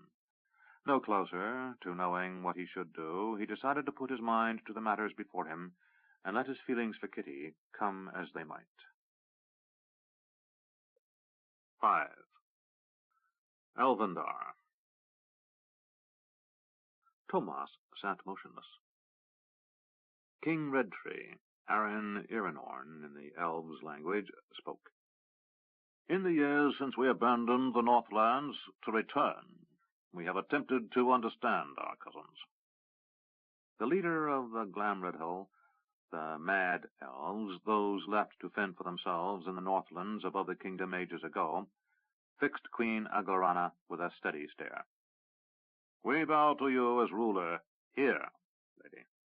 He made an all-encompassing gesture with his right hand. In Elvendar. But we do not accept any suggestion that you rule us absolutely. Tomas glanced at his wife. The ruler of the elves of Elvendar turned her softest smile on the warrior who had ruled over his followers for almost as many years as she had reigned in the Elven Glades. Iranon, no one here is suggesting anything, she countered. Those who chose to come to Elvendar by the call of ancient blood or as guests are free to leave at any time. Only those who choose to remain here of their own accord are subject to our rule. The former king tapped his chin. That's the rub, isn't it? He looked at the assembled elves in the Queen's council. Tathar, her senior advisor, Tomas, the half-human war leader and prince consort, Akila, leader of the Eldar who had remained on the world of Kelawan until the human magician Pug had found them, and others, including Pug and his current companion, Miranda. After a long silence, the old king asked, Where would we go? Back to the Northlands and our less generous cousins? Tomas glanced at Pug, his boyhood companion, foster brother, and ally in the Rift War, and his eyes revealed that he too knew the answer. There was nowhere else for these wild elves to go. Tomas turned his attention to Akila, whose knowledge and power never failed to astonish Pug, and raised a finger so slightly the human magician barely noticed it. Akila inclined his head but a fraction of an inch. Yet the Queen returned the barely perceptible nod. Why leave at all? Asked the leader of the Eldar, those ancient elves who were closest to the Dragon Lords, and who kept their lore and knowledge. You have found your lost kindred after centuries of isolation, and no one seeks to return you to slavery. Yet you seem ill at ease. May one ask why? Redtree let out a long sigh. I'm an old man. At this, Tathar, Akila, and some others laughed. Without malice, but with genuine amusement. Very well, so I'm merely 370 years of age, while some here are twice that. But the truth is, the Edder Forest of the Northlands is a harsh place, rife with enemies and scant of food. You have little sense of that here in the midst of Elvendar's bounty. He hugged himself slightly, as if memory of the Edder was chilling. We numbered no spellweavers, and the healing magic of Elvendar did not exist. Here, a mild wound heals with rest and food. There, festering can take a warrior as surely as an enemy's arrow. He held out his hand in a balled fist, anger coloring his words. I have buried my wife and my sons. By my people's experience, I am a very old man. To Pug, Miranda whispered, and a long-winded one, too. She stifled a yawn. Pug tried not to smile on the heels of the old king's emotional words, but he, like Miranda and the others, had heard the tale of Red Tree's battles and losses many times in the months they had lived with the elves. Callan, Aglorana's older son and heir to her throne, spoke. I think over the last 30 years we have demonstrated our goodwill, King Red Tree. We mourn your losses. Others of the council nodded agreement. Yet here rests your people's best chance to thrive, returned to the heart of our race. During the Rift War and the Great Uprising, we lost many who now rest in the Blessed Isles, yet we have gained by your having found your way here. In the end, all of elvenkind are profited. Red Tree nodded. I have considered my people's choices. He seemed to let go of something, a hint of pride. I have no sons. Looking at Callan, he said, I need an heir. A young warrior of the Glanbadhel stepped to his king's side, handing over a bundle wrapped in leather and tied in thongs. This is the mark of my rank, said Red Tree, untying the bundle. As much as elves could display surprise, the assembled council was surprised. Inside the skins was a belt of marvelous beauty. Silken threads that Pug judged were something more alien than silk held gems of stunning brilliance in a pattern both lovely and compelling. Ozulfanath, proclaimed Red Tree. Pug studied the belt, shifting his perceptions. To Miranda he whispered, This is a thing of power. Really? She asked dryly. Pug glanced at her and saw her smile as she tried to keep from laughing at him outright, and again he was visited by the certainty that her power and knowledge were more than she revealed. Akila stepped down from the circling benches and came to stand before Red Tree. May I? He asked. Red Tree handed him the belt. He examined it and then turned to Tathar. This is a great and wonderful magic. Did you not know it was here? Tathar, senior among the Queen's spellweavers, shook his head. With a hint of irritation, he said, Did you? Akila laughed, as he had often laughed when teaching Pug for the year the magician had lived with the Eldar in Elverdine, Elvendar's twin forest, magically hidden under the ice cap in the world of Kelluan. There was no mockery in that laugh ever, but with a hint of irony, Akila said, There is that. He turned back toward Red Tree, and the ruler of the Glanbadhel nodded slightly. Akila turned as Tathar stepped down from his place in the Queen's circle. Even though Akila was the undoubted leader in age and experience among the Queen's advisers, he was a newcomer, and Tathar was Aglorana's senior-most adviser. As Tathar took the belt and turned to present it to Callan, Red Tree spoke. The belt is worn in high council and is passed from the king to his son. As he who was my father gave the belt to me to mark my position as heir, so I give this to you, Prince Callan. The elven prince bowed his head as Akila handed him the belt. He took it and touched his forehead to it, and said, Your nobility is unquestioned. I accept your generosity with humility. Then Aglorana rose and said, Again our people are one. To Red Tree she said, You are truly Aaron Iranorn. She bowed her head to him. An elf appeared behind him with a new robe, and at the Queen's bidding he placed it over the armor and furs Red Tree wore in the fashion of his people. You would honor our council by accepting a place in it. The old king said, The honor is mine. Akila put out his hand and led Red Tree to a place between Tathar and himself. Pug smiled and winked at Miranda. By placing the Glanbadhel above himself in council, yet behind Tathar, the wise leader of the Eldar avoided years of possible resentment by the Glanbadhel. Redtree would stand second only to Tathar in council. Miranda motioned with her head for Pug to move away from the council, and when they were safely away from the discussion, she said, "How long is this going to continue?" Pug shrugged. Redtree's people first came here about 30 years ago, 20 years or so after Ghislaine and Arutha ran into him after the fall of Armengar. "They've been arguing who's in charge for 30 years?" asked Miranda, her face showing disbelief. "Discussing," said Tomas, appearing behind them. "Come with me." Tomas led Pug and Miranda to a private area, screened from the Queen's court by cleverly arrayed branches.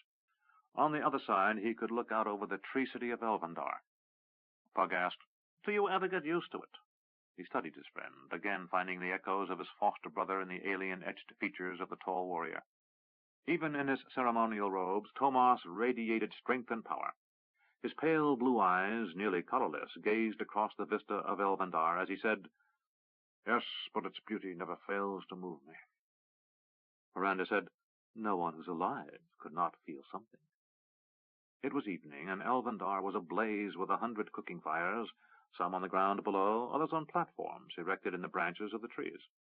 Throughout the community, glowing lanterns had been ignited, but rather than the harsh yellow flame of a city lamp, these glowed with a softer blue-white light.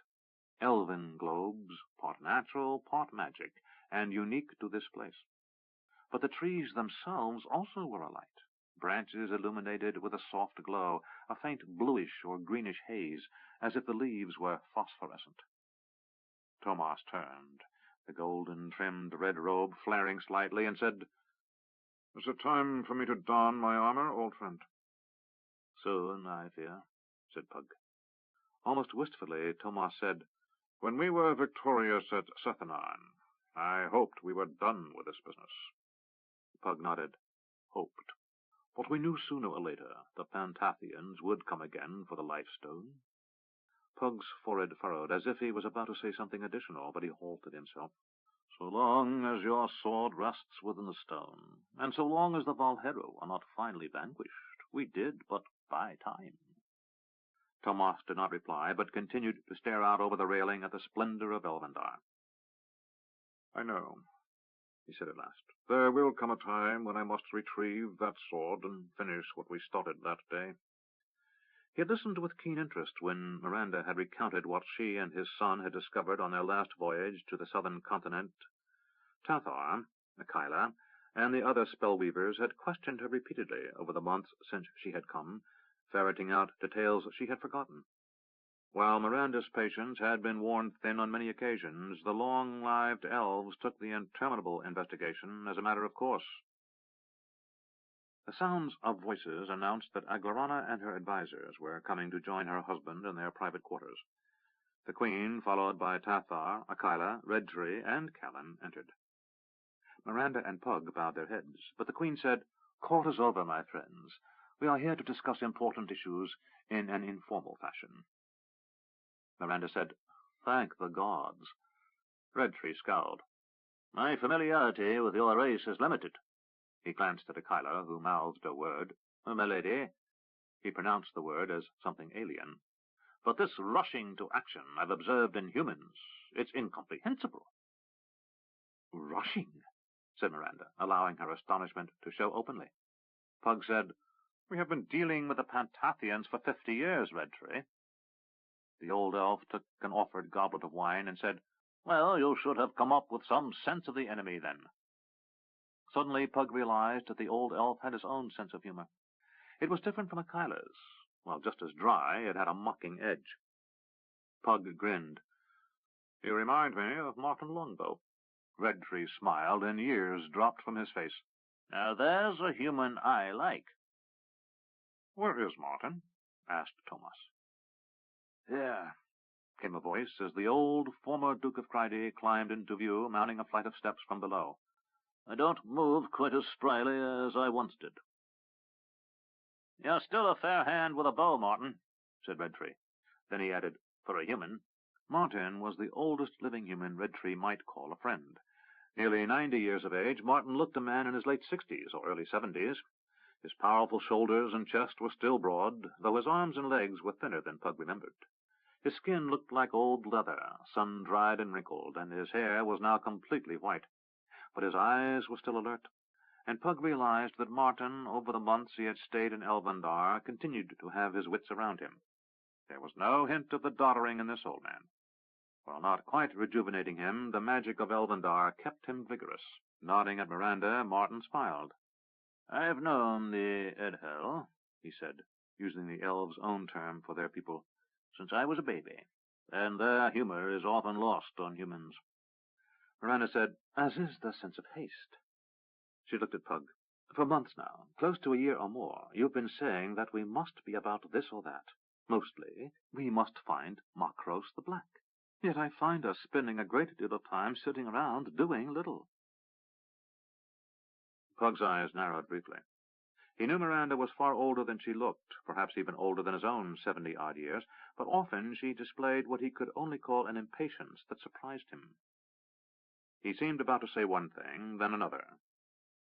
At last he said, "Makros's legacy to me included many things. His library, his commentaries, and, to some extent, his powers. But nothing could replace his experience. If anyone can help us unlock the mystery of what is all behind all we face, it is he." Pug stood before Miranda and looked into her eyes.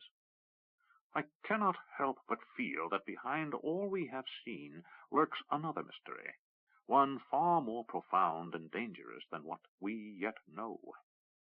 Then his tone lightened slightly, as in a mock-chiding voice he added, "And I would expect you, as much as anyone, to realize that often when one is motionless, the most thought is being applied to the problems at hand." Miranda said, "I know, but I feel like a horse too long held under rein. I feel the need to be doing something." Pug turned to Tomas. "There we have the problem, don't we?" Tomas nodded, glancing at the oldest, wisest minds in the Council of Elvendar. "What is to be done?" he asked. Pug said, "Once you found Makros by leading me into the halls of the dead, would it be useful to return there?" Tomas shook his head. "I don't think so, do you?" Pug shrugged. "Not really. I'm not even sure what I would say should we again face Limbs Kragma. I know more now than I did then, but of the nature of the gods and those other agents who serve them, I still feel ignorant. In any event, I'm grasping at straws." He was silent a moment, frustration clearly evident on his features. Then he said, "No, the realm of the dead would be a waste of time." Michaela said, "Those beings are not meant for easy apprehension by those who live mortal spans. But indulge me one question, Pug. Why would it be a waste of time to seek this person in the halls of the dead?" Pug said, "I really don't know. A feeling, nothing more. I'm certain Makros is alive." He then described how when they had last sought the black sorcerer, Gathis, then Makros's and now Pug's majordomo at Sorcerer's Island, had indicated that there was a bond between them, and should Makros be dead, Gathis would somehow know it. Pug finished by saying, "Several times over the last few years I've had this sense that Makros was not only still alive, but—" Miranda now looked thoroughly irritated. "What?" Pug shrugged. "That he was somehow close by." Under her breath, she let out a sound of aggravation. "That wouldn't surprise me." Martin smiled with wry amusement and asked, "Why?" Miranda glanced out over the lights of Elvendar and said, "Because my experience is that most of these legendary individuals turn out to be no more than a well-constructed sham, designed to convince us all of their importance rather than any real indication of their true significance." Aglarana sipped her wine and sat next to Tomas on a long bench by the railing. "You sound more than irritated in a general way, Miranda." Miranda dropped her gaze a moment. When she raised it again to the Elf Queen, she was composed. "Forgive my petulance, lady. We of Kesh often struggle with issues of appearance, rank, and court standing that have nothing to do with worth or value in any real sense. Many rise high by dint of birth, while others far more worthy never achieve any significance, their lives spent in trivial work. Yet those great nobles have no sense they achieved high rank by a simple accident of birth. She made a sour expression. They think the fact their mothers were who they were ample proof of the gods' favor. Given my history, I have had to deal with more than my share of such men. I have little patience, I fear, for such as they. Well, said Thomas, Makros did construct his own legend to protect his privacy, I'll grant, but as one who stood beside him more than once, I can attest his legend is nothing but a shadow of his real power. He faced a dozen Tsorani great ones in this very forest, and while the magic of our spellweavers aided our struggle against the alien magicians, he alone strove, and he destroyed their works and sent them fleeing to their own world. He is alone among men I would dread opposing. His power is nothing short of astonishing. Pug nodded. Which is why we need to find him. Where do we start? Asked Miranda calmly. The hall? Pug said, I don't think so. There are too many people willing to sell information who live in the Hall of Worlds. Dryly he added, and not all of it is accurate. He sat across from the Elf Queen and said, I thought we might journey to the city forever and question the Dreadmaster we imprisoned there. Tomas shrugged. I doubt he would know much more than we already discovered. He was but a tool. Akila said, Have you considered this sorcerer might be here on Midkemia? Martin said, Why? The elder said, Pug's feeling. It is something I would not dismiss or set aside lightly. Often such feelings are our own minds informing us of something we haven't apprehended consciously. True, said Red Tree, taking a bite from a large red apple. In the wilds, one's instincts must serve, else a hunter doesn't return with food for his family, or a warrior is left behind in the field of battle. Looking at Pug, he said, Where did you feel this Makros' presence the most? Oddly enough, said Pug, at Stardock. You didn't say anything, offered Miranda, her voice almost accusing. Pug smiled. I was often distracted. Miranda had the grace to blush. You could have said something at one time or another. Pug shrugged. I dismissed it as stemming from the fact that most of his powerful tomes and scrolls are housed in my tower. I often feel as if he's looking over my shoulder when I read them. Tathar said, There is also this matter of that artifact retrieved from the southern continent. Aglarana spoke. The spellweavers feel there is something alien about it. Absolutely, said Thomas. And it is more than the Pantathian presence. There is something about this that is alien even to the Valheru. Martin said, There is something I don't understand. What, old friend? Asked Kellen. In all of this, since the first Tsorani ship was wrecked on Kryde's shores to the fall of Sethanan, no one has asked one important question. Which is?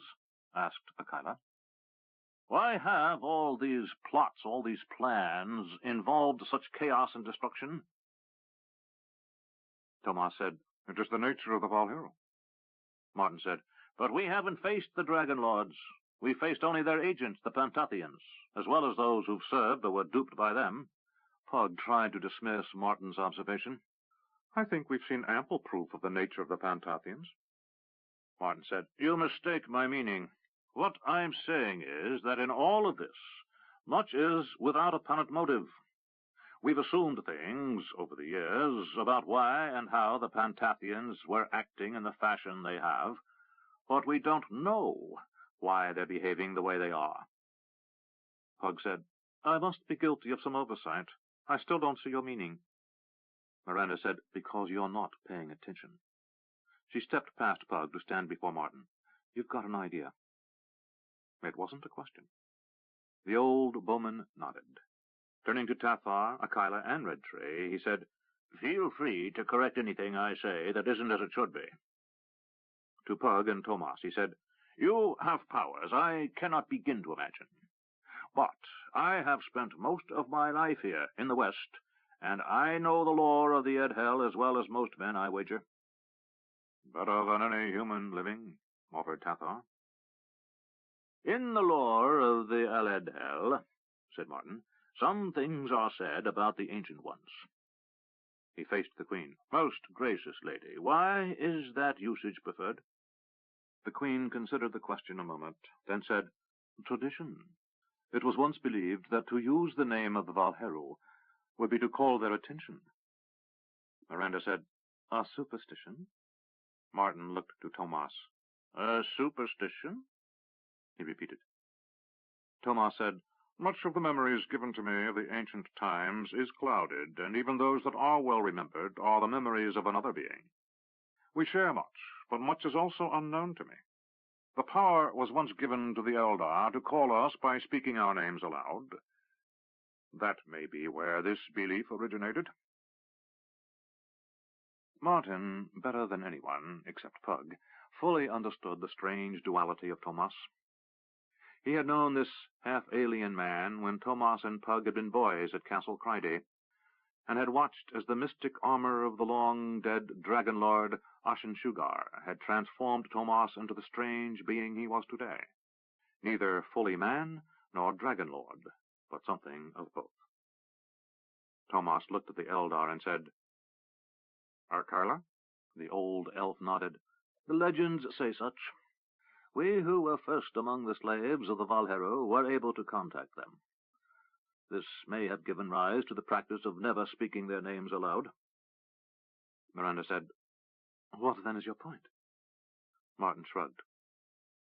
I'm not even sure I have one, but it seems to me that we're making many assumptions here, and if any one of them is incorrect, we risk all by building our plans upon such mistaken beliefs. He stared into Miranda's eyes. You returned from the land on the other side of the world with artifacts, apparently made by the Ancient Ones. Yet Pug and Callus both say they are tainted, not what they seem to be. Arkayla again nodded. They are not pure. We know enough of our former masters to recognize that another hand has touched these items. Yet they sing to you? Offered Pug. Yes, they are much of the Valheru, offered Aglarana. Martin said, So then, whose is that other hand? The third player, said Pug. Looking at Miranda, he said, The demon. I assume that's who he meant. Martin nodded. I think so as well. What if the Pantathians are not tools of the Ancient Ones, but rather are tools of these demons? Tomas said, That would explain a few things. Such as? Asked Red Tree, taking a sip of wine. Pug said, The dread, for one. Arkayla asked, What of them? Tomas said, They are an unlikely ally for my brethren. He used the term brethren for the Valheru when he was caught up in thinking as one. And an even less likely tool, supplied Arkayla. What lore has passed down through the generations of the Eldar always shows the dread to be rivals to the Valheru on the occasions when they crossed paths. Yet, said Pug, we didn't consider the oddity at the time. With a faint smile, Tomas said, We were a bit preoccupied. Pug's brow furrowed, and his expression was a question. The Rift War? Tomas added with a laugh. Pug returned the laugh. I know what you mean, but what I mean is, why didn't you think of this before? It was Tomas's turn to look perplexed. I don't know. I just assumed the presence of the Dreadmaster in the city forever and the Dreadlord at Sethanon were part of the Valheru attempt to distract us. I assumed somehow the Pantathians made contact with those creatures. Arkayla interrupted. You have memories and some knowledge and great power, Tomas, but you lack experience. You are less than a century of age, yet you wear powers not gained in 5 times that span. He looked around the gathering. We are as children when we speak of beings like the Valheru and Dreadlords. We are presuming when we attempt to understand them, or apprehend their purpose. Pug said, I grant that, but we must try, for there are things that cannot be allowed to simply come to us. We must discover the purpose behind those who seek to take the life stone and end us all. Miranda said, all of which brings us back to this. We know little, and we need to find Makros the Black, and you still haven't suggested where we start to look. Pug looked defeated. I don't know. Akala said, Perhaps you should cease looking for a place and begin looking for a person. What do you mean? Asked Pug. The ancient elf said, You spoke of a sense of Makros being close by. Perhaps it is time to turn your focus on that sense. Look for the presence, and let it lead you to the man. Pug said, I don't imagine how that is possible. You studied with me for a brief time, Pug. There are many things we have to teach you still. Let me instruct you and Miranda now. Pug looked at his companion, who nodded. Do I need to come along? Asked Tomas. Akila looked at the war leader of Elvendar and shook his head. You'll know when it is time to leave, Tomas. To those of the Queen's court, he said, We will need to retire to the contemplation glade. Tathar, I would appreciate your help in this matter. The old elven adviser bowed to his queen and said, By your leave, lady. She nodded, and the four of them left the Queen and Tomas's private quarters. Down through the bowers that formed the elven city and the trees they moved, until they came to the ground, where large cook fires were brightly burning. They moved silently away from the heart of Elvendar, until at last they came to a tranquil glade. Here Tomas and Aglarana had pledged their vows. Here only those ceremonies most important to the elves were conducted. Pug said, We are honored. It is necessary, said Akada. Here our magic is most potent, and I suspect we need to use it to ensure your survival. What do you propose? Tomas spoke to me of your previous travels to the halls of the dead through the entrance at the necropolis of the gods. While we have a different vision of the universe and its order, we elves understand your human vision enough to know that only Tomas's raw strength allowed you to survive that journey. I awoke with my lungs burning and feeling as if I had been frozen to my bones, said Pug. Akira said, You do not enter the realm of death while you are alive, not unless you make extensive preparations. Pug said, Are we to return to Lim's Kragma's halls? Perhaps, said Akila. That is why we must do what we are to do here. Time passes differently in other realms. That much we remember from our master's travels across the dimensions. You may be gone but hours, yet experience years. You may be gone months, yet experience minutes. We have no means to know which will be true. However long it takes, you are to leave your bodies for a while. Tathar and I will ensure your bodies are ready to receive you when you return. We shall keep you alive. Miranda said, We appreciate the effort. Pug turned and saw her dubious expression. You don't have to come, he said. I must, she said. You'll understand. When? Soon, I think, she answered. What must we do? Pug asked Akira. Lie down, he answered. They did as he bade, and he said, First, you must remember what I said about the passage of time. This is important, for you must hurry while you are in spirit form. If you linger but for an hour, months may pass here on Midkemia, and we know how quickly the enemy approaches. Second, your bodies will follow your spirits. When you return, you may not find yourselves here. If all goes as we hope, you will arrive where you need to be, and Tathar and I will know you were successful because you will awaken here or your bodies will vanish from our sight. Last, we cannot help you return. This is something you must accomplish by your own arts. We shall know if you fail only when your bodies die despite our efforts. Our arts can do only so much. Now close your eyes and attempt to sleep. You will see visions.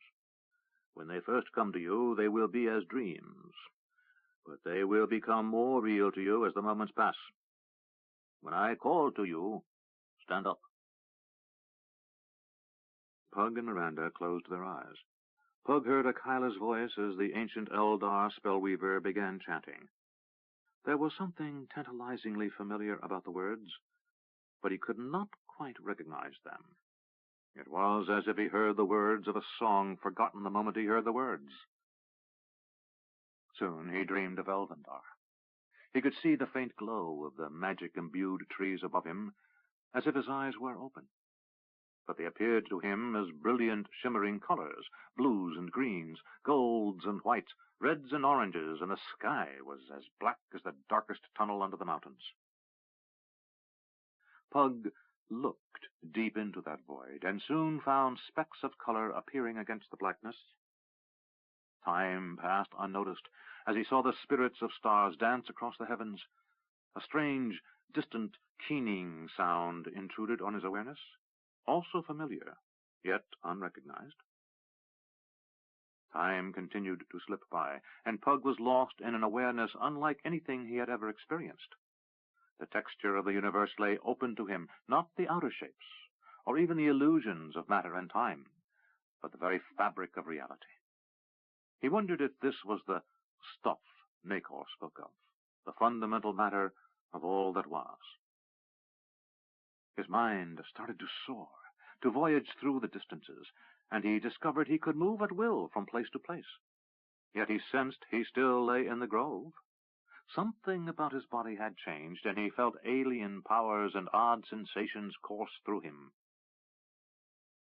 Not since his time on the Tower of Testing, high above the assembly on the distant world of Kelawan, had he felt so connected to the world around him. Thinking of that time in his life, he turned and looked down at Midkemia. Suddenly, he floated miles above the highest peaks of the kingdom, with seas and coastlines looking like maps to his perception. But rather than flat, lifeless things, the very land and seas were living things, pulsing with power and beauty. He shifted his perceptions, and saw every fish swimming in the sea. How very much like being a god, he thought. Pug! A distant call, and one that almost caused him to lose his perception.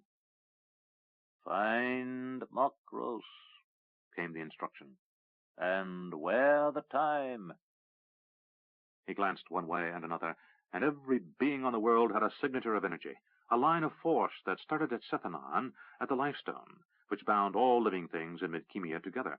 As time passed, lines vanished as beings died, and new lines sprouted from it as births occurred. It looked like nothing so much as an emerald fountain of pulsing energy, life incarnate, and it took Pug's breath away. Among the myriad strands, he sought one with a familiar quality to it. He lost track of time, and did not know if hours or years passed.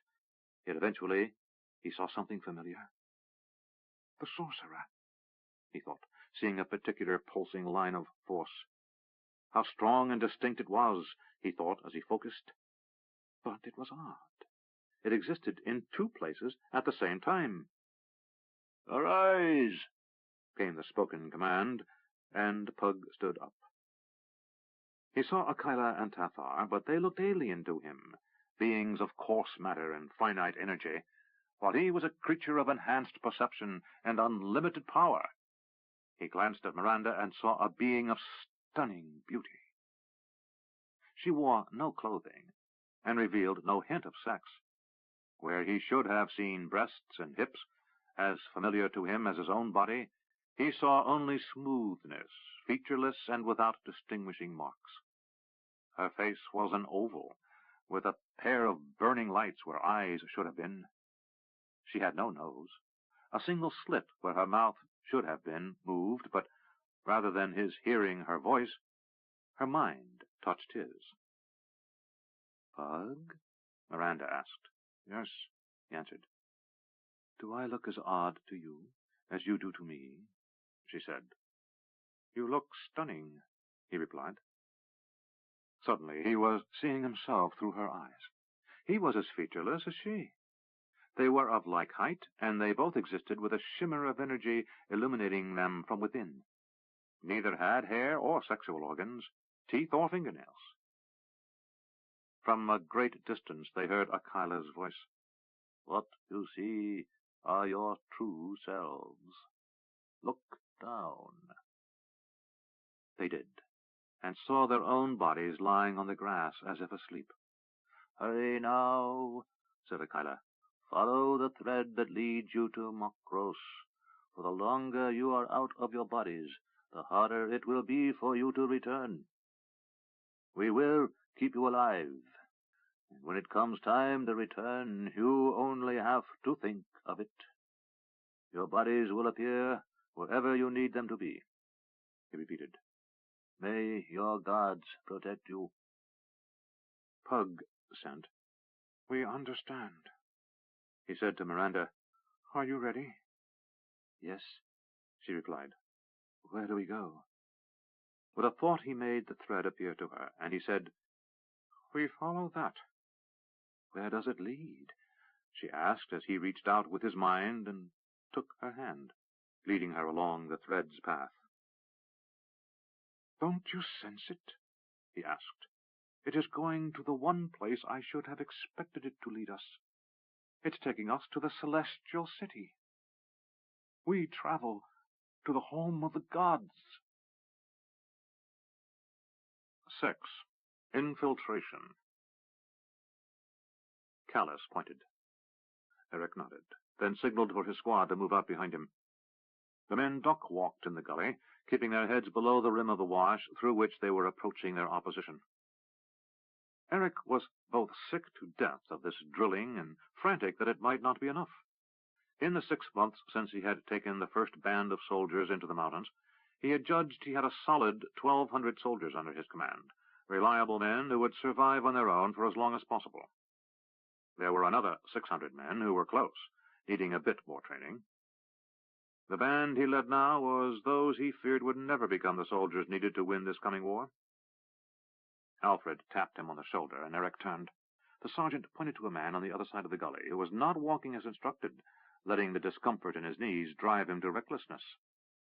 Eric nodded, and Alfred nearly dove to get to the man and pull him to the floor of the gully.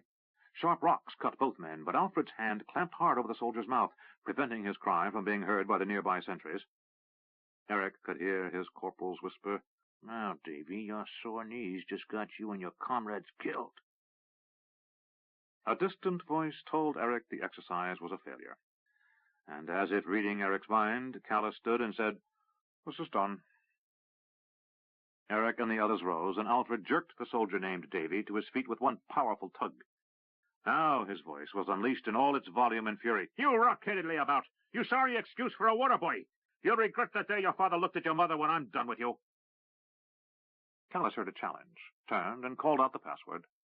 He motioned to Eric, and the sergeant major and his captain walked away from the men. Callus said, "Sergeant, start them back to camp." Alfred shouted, "You heard the captain! Back to camp! Quick march!" The soldiers set out at a ragged run, and the sergeant harried them every step of the way. Callus watched in silence until the men were out of sight.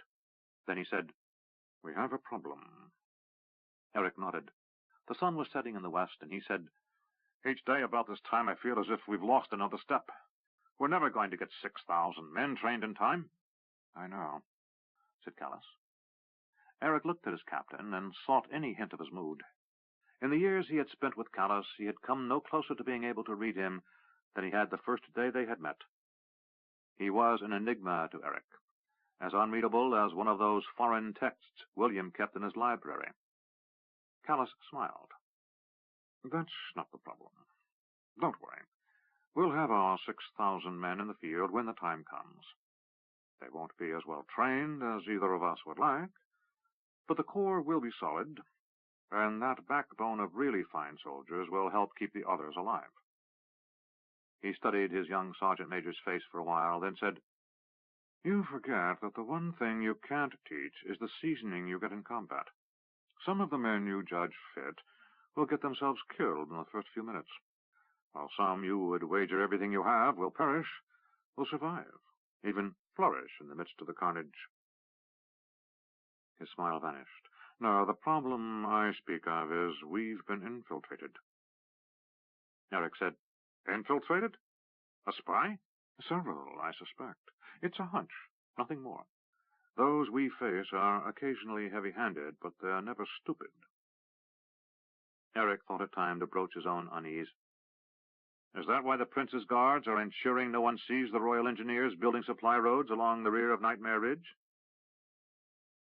"Nightmare Ridge?" asked Callus. His expression was clear to Eric. He wasn't being disingenuous. He didn't recognize the name. That's what we call it in Ravensburg, answered Eric. It's probably called something else up north. He glanced around. I ran a company up into the north and took them farther than usual. We ran into a company of pathfinders and a bunch of Prince Patrick's household guards. I could hear the sound of tools coming from the other side of the valley we entered, echoing from behind the ridge.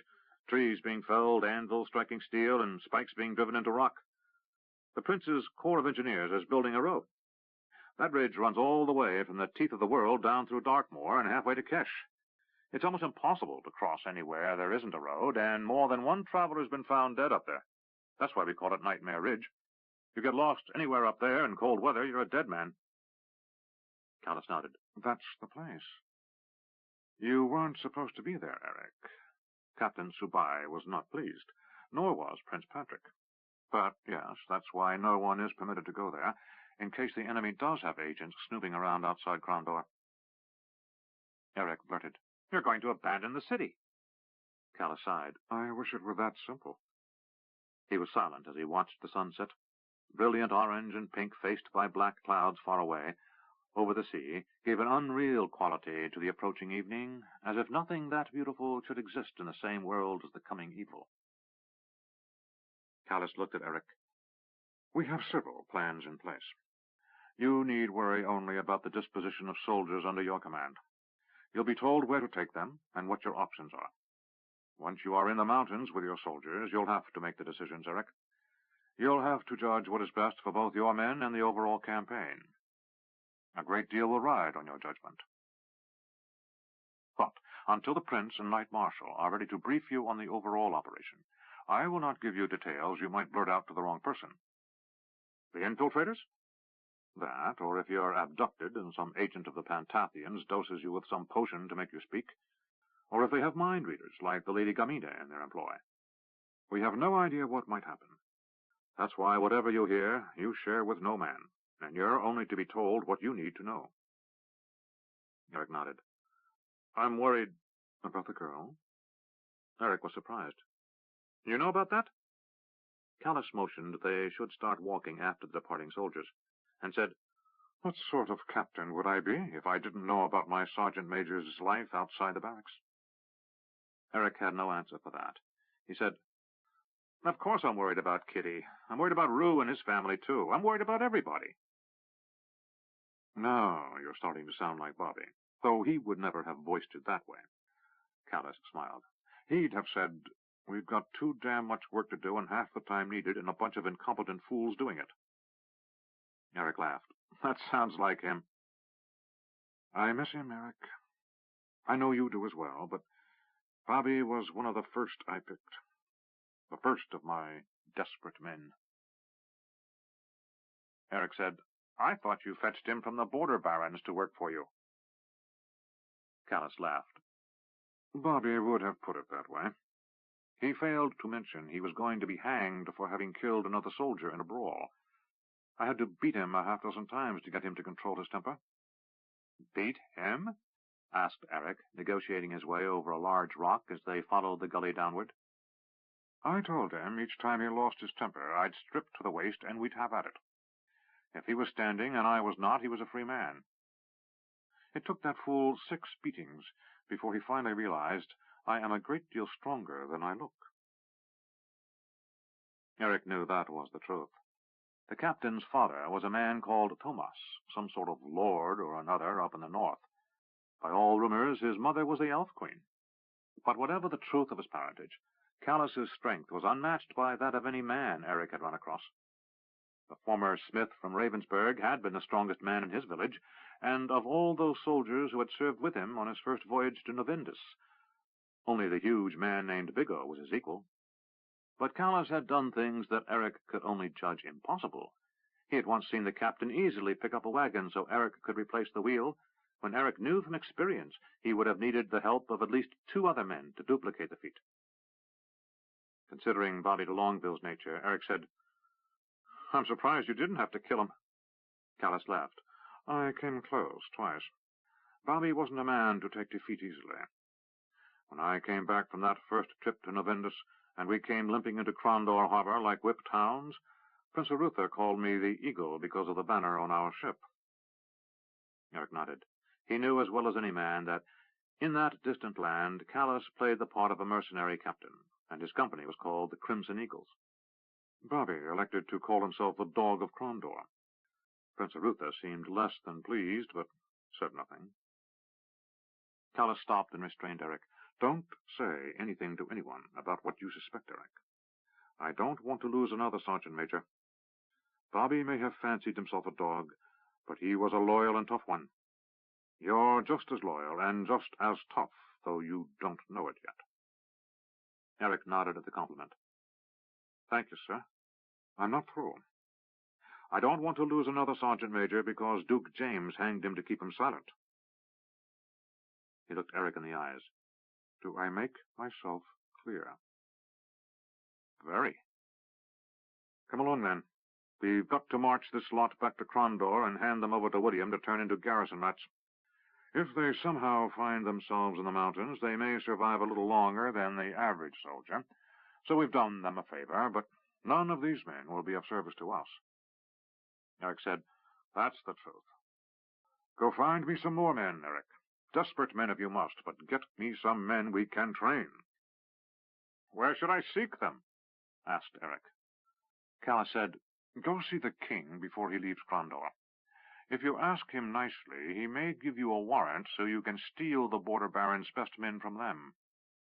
The barons will not be happy when you do this, but if we lose this war, invasion from the Northlands is the last thing we'll need worry about. Eric, remembering the map of the kingdom in William's office, said, That means a journey to Northwarden, Iron Pass, and High Castle. Start with Iron Pass, instructed Callus. You'll have to move fast, and while you're bringing the men south, march them through the dim wood and avoid Southernon. Get them here as soon as you can. Then, with what Eric had come to think of as Callus's evil grin, he said, You have 2 months. Eric suppressed a groan. I need 3. Kill some mounts getting there if you must, but you have 2. I need another 600 good men, 200 from each of those garrisons here in Crondor in 2 months. That will leave them with less than half their standard garrison. All of the barons will object. Of course they'll object, said Callus with a laugh. That's why you need the king's warrant. Eric hesitated, then set off in a jog, leaving a startled Callus behind. Where are you running to? Crondor, said Eric. I need all the time I can squeeze, and there's someone I must say goodbye to. Callus's laughter faded into the background as Eric continued to run. He was still running when he passed a startled Alfred and the men marching back to camp. Eric had spent a difficult day with the king and then with Kitty. While the king wasn't too adverse to stripping his northern garrisons of soldiers needed there to defend his realm from the marauding goblins and dark elves, he was less than enthused with Callus entrusting the task of selecting those men to a sergeant. He reminded Eric that he carried court rank now, and he shouldn't let any of the barons question his right to carry out those orders. But silently, Eric wondered how he would force a nobleman with nearly 400 armed men trained to obey to do what Eric wanted, should the king's warrant prove insufficient. He told Jaro that Callus would be returning later with the men who were to be reassigned to the prince's garrison, and then left to find Kitty. She took the news of his 2-month absence with a calm exterior, but Eric had come to know her well enough to see she was upset. He wished he could spend 1 more day with her, but knew that Callus's time limit was nearly impossible. They slipped out of the inn and spent an emotional hour together, and at the end, Eric had come as close as he dared to breaking his word to Callus about not repeating what he suspected. He just warned Kitty that, should he not be around when that something big she suspected finally happened, she should slip out of Crondor and head to Ravensburg. He knew that, when word of the invaders finally reached the city, there would be a little time to flee before the prince ordered the city sealed. Kitty was smart enough to know what he meant, and she would head to the Inn of the Pintail in Ravensburg to be with Frida, his mother, and Nathan, his stepfather. He promised he would find her there. Eric left 2 hours before sundown. He knew he would have to put up at an inn along the way, but every hour he could steal would be worth the extra expense. Besides, he was spending the king's gold, not his own. Sundown found him still an hour from the nearest inn. The little moon was up, so it wasn't completely dark, and the king's highway was a clearly marked way, but Eric walked his horse rather than risk an injury by having the animal stumble. His horse was a tough little roan gelding he had selected himself. It wasn't as strong or as large as most of the horses in the prince's stable, but it was likely to possess more endurance than most of the animals Eric might choose.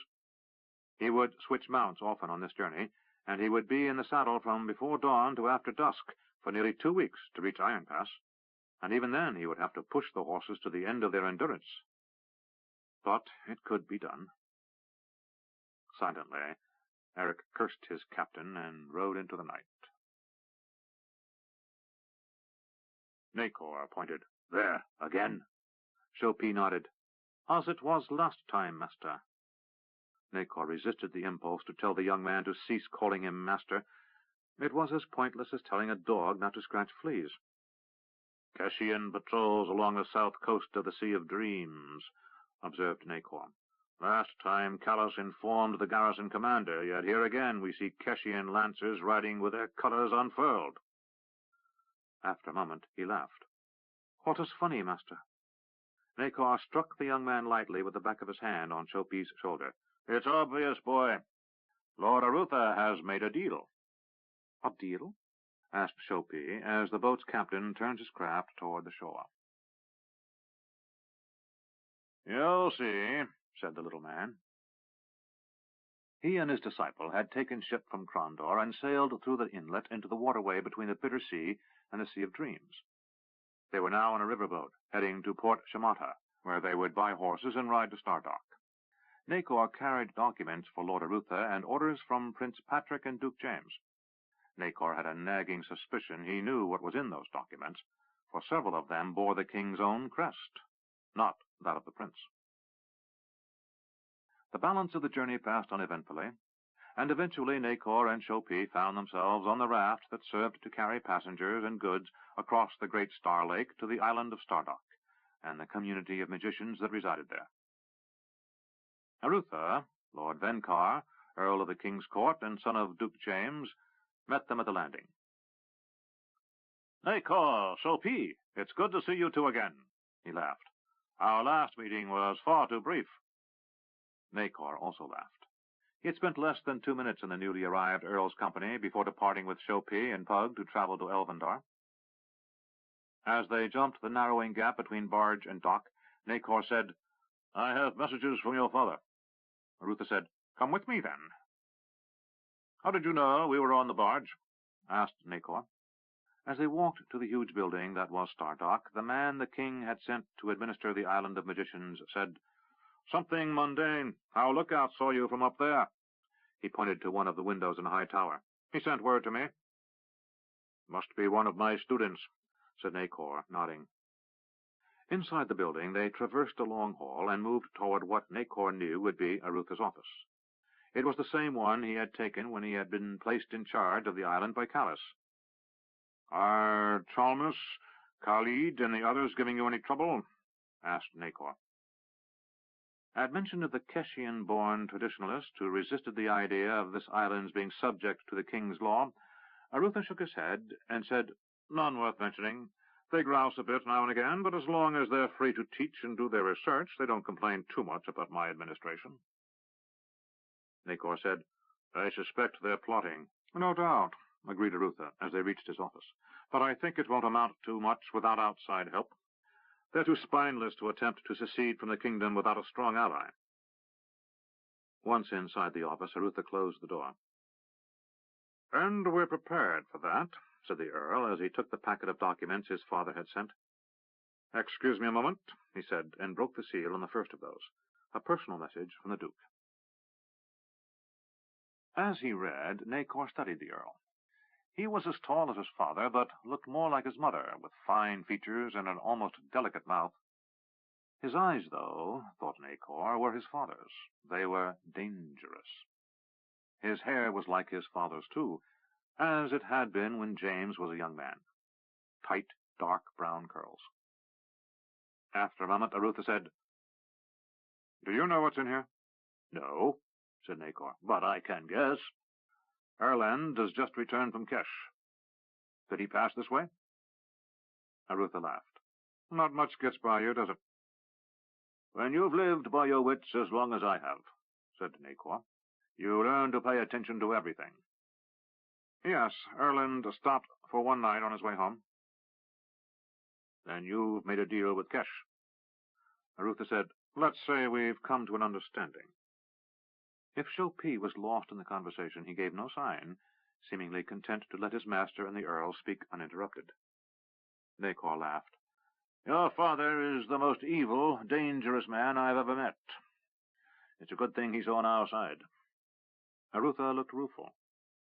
You'll get no argument from me in that regard. My life has never been my own. Nacor took the message as Arutha handed it across the desk. You don't seem particularly bothered by this, observed the gambler. Arutha shrugged. I had the usual rebellious nature most young men possess, but, truth to tell, most of what my father had me do was interesting, challenging even. My sons, as you may have gathered, were a completely different case. My wife is quite a bit more forgiving of adventuresome natures than my mother was. He stood up as Nacor read the Duke's message.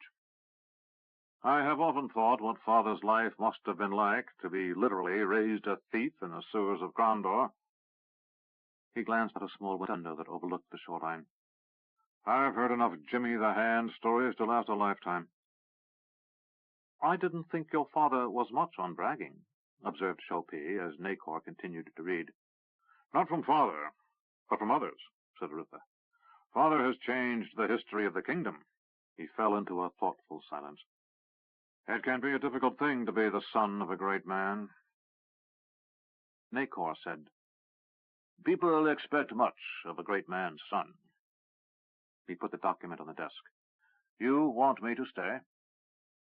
For a while, said Arutha. I need someone trustworthy here when this all breaks up. I need some reassurance that Chalmers and the others don't react badly. Oh, they'll react badly enough when they see what your father and Prince Erland have cooked up, said Nacor with a small laugh. But I'll make sure no one gets hurt. Good. I'll leave next week, after I've seen to a few more necessary details. You need to return to Crondor? Asked Nacor. Arutha nodded. I know my father. Nacor sighed. I understand. Arutha said, You have the same rooms as before, so rest and I'll see you at dinner. Sensing they were being dismissed, Shopi rose and opened the door for Nacor. After they had left the Earl's office, Shopi said, Master, what did you mean by asking Lord Arutha if he needed to return?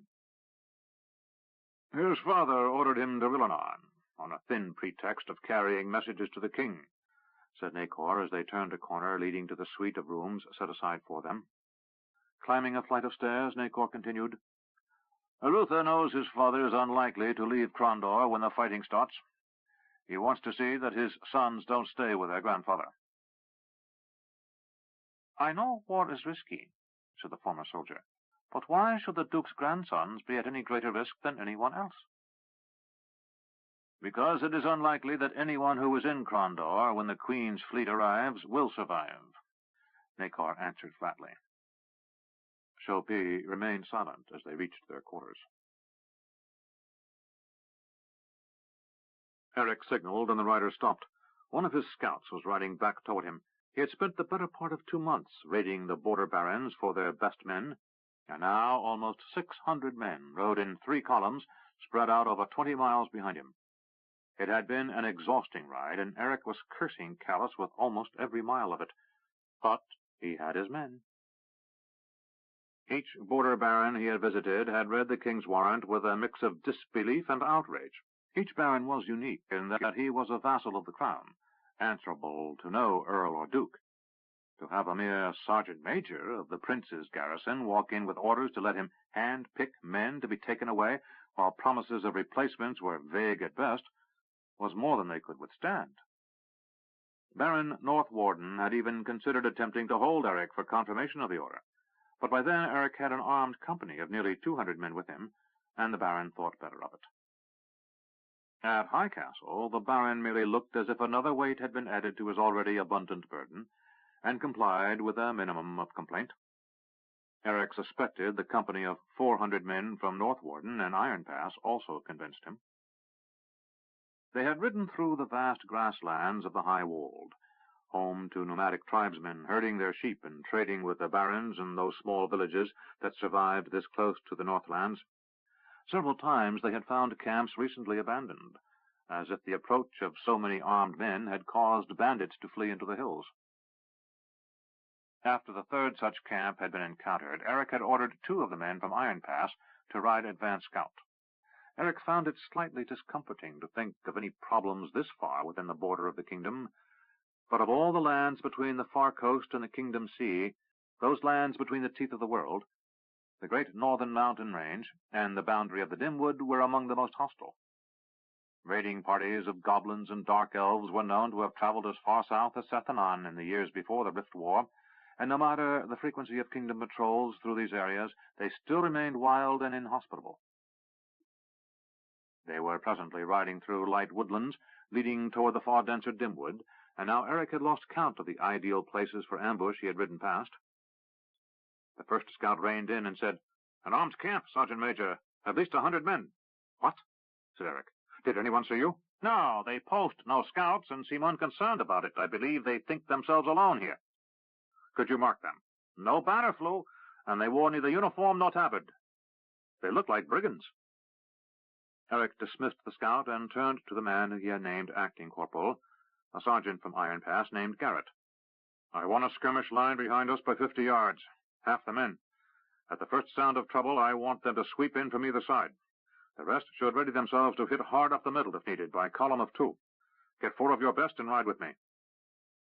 At least a decade Eric's senior, the man showed no hesitation in taking orders from the younger man.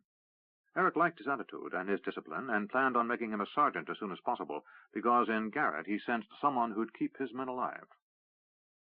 That was the one thing about Callus's plan Eric grudgingly approved of.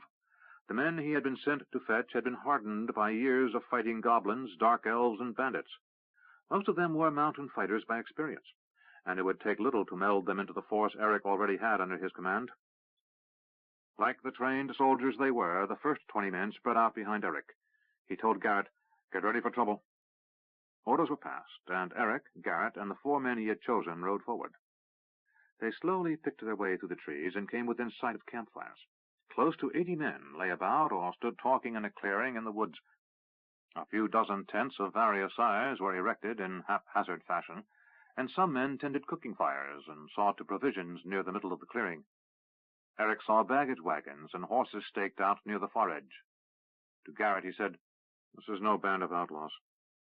The older soldier nodded silent agreement. "We better hit them hard." There was no question in his mind. They were heading for a fight. Eric wondered, while it was not quite midday, many of the men were sleeping. Eric held up his hand and spoke softly. "They're waiting for someone." "How do you know, Sergeant Major?" asked Garrett. "They're bored, and they've been here for at least a week." He pointed to a slit trench over to their right. Garrett said, "I could smell it." "You're right. They've been here for a while. And unless I'm mistaken, there's nothing here worth waiting for, so they're waiting for someone else to show up." "Oh, that's what I intend to find out." He motioned the men forward, and they walked their horses to within sight of the camp. A bored soldier sat polishing his sword, and he glanced up as Eric and the others hove into view. His eyes widened, and he shouted. As soon as Eric heard the man's voice, the hair on the back of his neck stood up, and he shouted to the rear, "Attack!" Swords were in hands without thought, and the sound of the riders coming hard filled the afternoon air. In the camp, men ran to bedrolls and pulled on armor as they could, or grabbed shields and swords, bows and arrows, and the fight began. As Eric had planned, the column of 2s rode into the center of the camp behind him just as the sweeping skirmish line encircled the camp. Men screamed as arrows filled the air, and steel rang upon steel as the riders swept into the clearing. Many of the men who rode with Eric were mounted bowmen, and quickly picked off targets as men struggled to don armor. Eric rode down 2 men as he headed for the center of the camp. Whoever led these men was certain to be there, and he intended to find the leader before some overly eager kingdom archer skewered him with a bow shaft. Eric saw the leader. The man was an oasis of calm as those around him ran in every direction. He shouted orders and attempted to bend his men by force of will into an effective fighting force. Eric put heels to his horse and charged him. The leader sensed more than saw Eric approach, so intent was he on directing his men. He turned to see the horse and rider almost on top of him and dove to one side, avoiding Eric's charge. Eric turned his mount and found the man, now armed with sword and shield, quickly retrieved from the ground. Eric knew he faced a tough opponent, for the man had dived in the direction of his weapons. He would not rattle. Eric knew better than to charge him again, for to do so was to risk having the man duck under his attack and hamstring his horse. He was probably calm and confident enough to attempt that dangerous move. His men were taking a terrible toll on those in camp, and Eric circled his opposite number, waiting. The men eyed him warily, ready for the charge that didn't come, and Eric shouted, "Keep as many of them alive as possible." When it became clear that the men in the camp were hopelessly outclassed by those on horseback, soldiers began throwing down their weapons and crying for quarter. Quickly the matter resolved itself in Eric's favor, and when at last there was no doubt, the leader threw down his weapon. Eric knew that in Novindus it was the accepted sign of surrender by mercenaries. Eric glanced around and saw a banner lying on the ground, its emblem familiar to him. Eric rode his horse toward the man. Garrett and the other soldiers looked perplexed as the prince's sergeant major spoke in a strange tongue. To the man, Eric said, "Duga and his war dogs, if I am not mistaken." The man nodded. "Who are you?" "I rode with Callus's Crimson Eagles." Captain Duga, mercenary leader of 100 swords, sighed. "You were to be killed on sight, and that was on the other side of the world." "You've come a long way," observed Eric. "That's the truth." He glanced around and saw his men being disarmed by Eric's. "What now?" "That depends. If you cooperate, you'll get a chance to stay alive. If you don't—" "I won't break oath," Duga said. Eric studied the man. He had been almost a classic mercenary captain in Novindus, clever, if not intelligent, but smart enough to keep his men alive, a requirement of any captain. He'd be tough enough to keep a surly band of cutthroats in line, and he'd be honest enough to keep contracts, else no one would hire him. "No oath need be broken. You're our prisoner, but we can hardly give you parole to return home." Bitterly the man said, "I don't even know where home is." Eric pointed to the southwest. "That way. On the other side of the world, as you said." "Care to loan us a boat?" Duga asked with bitter irony. "Perhaps. If you share some information with us, you might find yourselves with some opportunity to return home." Eric didn't comment on how slim the chance of that occurring might be. "Talk," said Duga. "Start with, how did you get here?" "Through one of those magic gates the snake men make."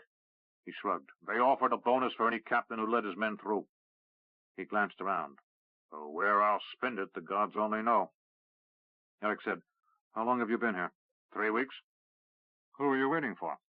"I don't know," said the captain of mercenaries from Novindus.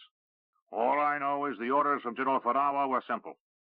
Go through this rift thing and find a place to camp nearby, then wait." "For what?"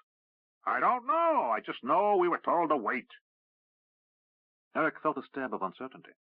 Until the next element of his column arrived, he had almost as many prisoners as he had men to guard them, and at any moment new enemies might appear.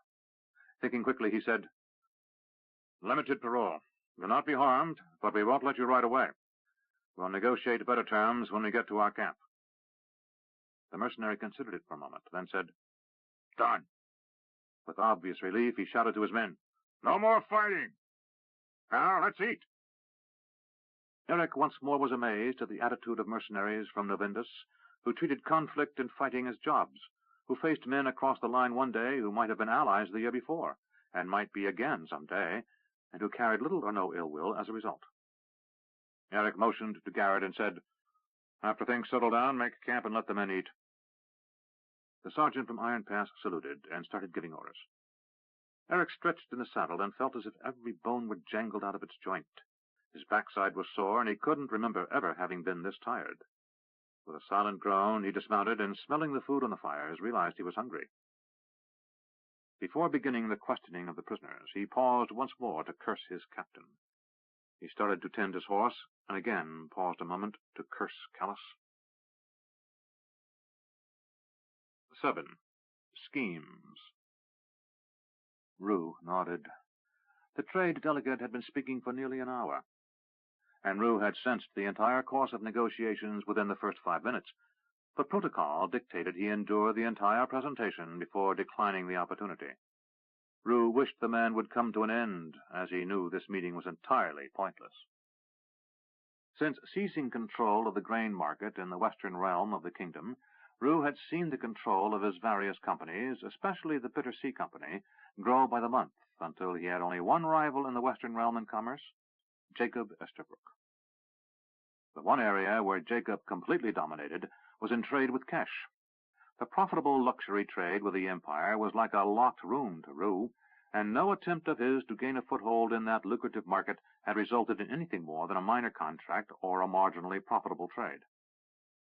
He had again sought to gain a concession into cash, but now he was being told at great length by this minor Cashian functionary that his latest attempt would come to naught. At long last the man finished, and Rue smiled at him. So, to put it another way, the answer is no. The trade delegate blinked as if seeing something for the first time, and said, "Oh, I think it too harsh to simply say no, Mr. Avery." He put the tips of his fingers together. "It is far closer to the truth to say that such an arrangement is not feasible at this time. However, that is not to say that at some future date such an accommodation might not be possible." Rue glanced out the window of the upper floor of Barrett's coffee house. Night was approaching. "The afternoon is late, sir, and I still have much to do before enjoying my evening meal. May I say that when next we speak, I plan on starting a great deal earlier in the day?" The Cashian rose. His expression, showing Rue's humor, was completely lost on him, and bowed slightly, then departed. Duncan Avery, Rue's cousin, sat almost asleep in the corner and stretched as he rose. "Finally," he said. Luis de Savona, Rue's general manager, said, "I agree. Finally." Rue said, "Well, we had to try."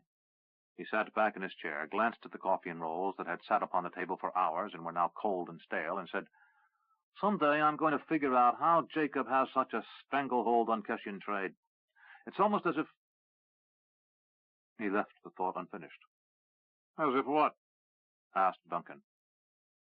Louis glanced at Rue's cousin. The two men barely got along, though they remained civil with one another. Louis, a former comrade-in-arms with Rue, was hard-working, conscientious, and meticulous in every detail of whatever task lay before him. Duncan was lazy, paid no attention to detail, and was in Rue's employ only because he was his cousin. He was also charming, funny, and an excellent swordsman, and Rue enjoyed his company. Louis said, "When did you become interested in trade?" Duncan shrugged. "Rue started to say something. I just wondered what, that's all." Rue said, "Never mind. I have some things I need to investigate." Duncan said, "Anything you want me to do?" Rue shook his head. "No, but I need to speak to Duke James." He stood, walked to the rail, and shouted down, "Dash!" "Yes, Mr. Avery," came the response from below. Dash looked up from the Bitter Sea Company desk where he was going over shipping invoices with two of Rue's scribes. "What can I do for you, sir?" While informal when alone with his employer, Dash always observed the formalities at Barrett's and other public places. "I need to see your grandfather at his earliest convenience." "Now?" said Dash, half rising. Rue waved him back into his chair. "Tomorrow is soon enough." From the doorway, a voice said, "No would be better." Dash looked up as Rue craned his neck to see who spoke, and Dash said, "Grandfather!" The Duke of Crondor entered, flanked by two palace guardsmen. A general stir sounded in the lower floor, and several of the members rose and bowed slightly as word of the visitor spread. James came to the railing that prevented non-members from entering the trading floor, and one of the guards opened the gate. James passed through and mounted the stairs to the upper floor of Barrett's. It was a tremendous breach of protocol for a non-member to do so unless he was there on business, but Rue decided it wasn't the time to inform the most powerful noble in the kingdom of that detail.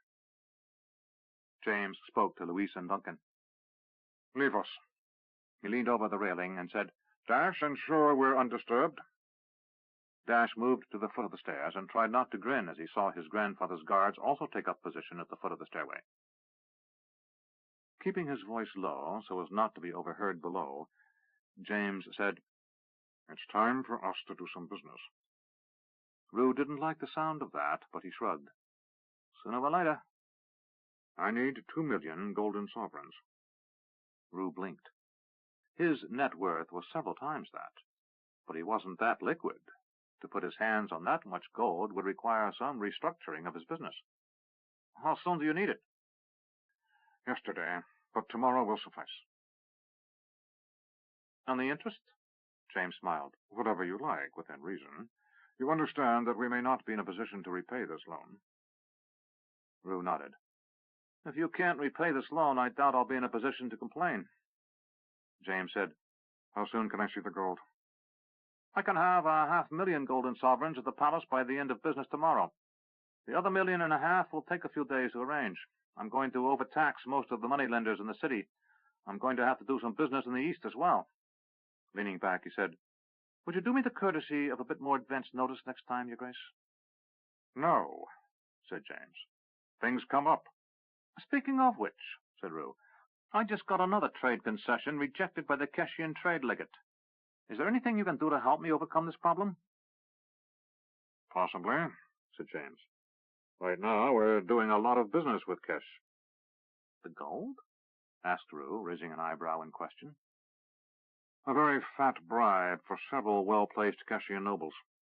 Very fat, agreed Rue. Are you attempting to overthrow the Emperor? James stood. It would take a great deal more gold than that to even dream of such a move. There may not be enough gold in existence to overthrow great Kesh. James hesitated, then said, So you know. We have a southern border to worry about. Rue nodded. I figured out that much by myself. He stretched and stood up. I am interested in how you propose to deal with Kesh during the coming invasion. I'm working on several different contingencies, said James. But one of them is to ensure that enough Keshian soldiers are in the right place to encourage the Emerald Queen's army to stay where we want them. Rue nodded. No sweeps south of Krondor up into the mountains from the Vale of Dreams? Something like that.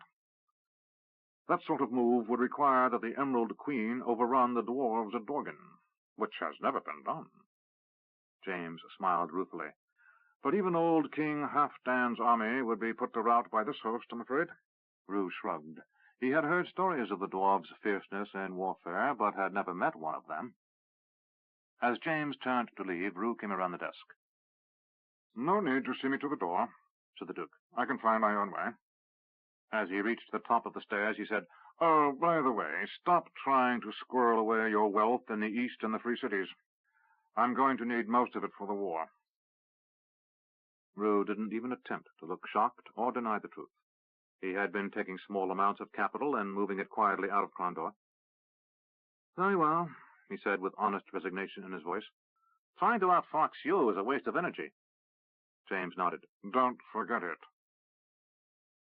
He left, and Rue stood alone, wondering again at his failed attempt to get a trade concession into Kesh. He had a theory, and he needed to put it to the test, but right now he had a more immediate concern. How to raise a huge amount of gold quickly without causing every moneylender in the city to double his interest rates. He sighed as he thought about his planned visit to Sylvia. He would have to give Duncan a note to take to her, since he would be here until well past midnight. He sat down and started to write. Once done, he called down to Dash. When Dashel was standing before him, Rue said, Give this to Duncan to take to the Estabrook house. He'll know what to do. Rue stretched again. Then please send word to my wife that your grandfather is keeping me too busy to come home for the next few days. Actually, Rue had already told his wife he was staying in the city to work, but had planned on seeing Sylvia that night. Now he felt obliged to see Sylvia the next night, or the one after that, before returning home. Rue glanced out the window at the sunset, and he heard the city noises outside as the day wound down and shops began to close. I need to take a break before I start doing your grandfather's bidding, said Rue, standing up. I think I'll pay a visit to Helen Jacobi and her children. Dash nodded. After that? I'm going to Avery & Son for an hour or so this evening. And with a sour face he added, Then it's back here. I'll most likely be here all night. Dash nodded.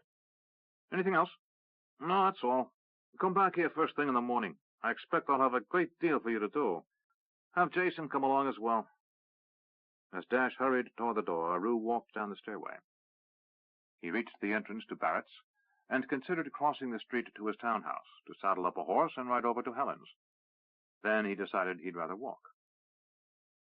He wended his way through the busy streets. Rue never tired of the crowds and clamor of the city. A small-town boy, he saw Crondor as a never-ending source of stimulation. Just by walking, he could refresh himself and conceive of anything being possible.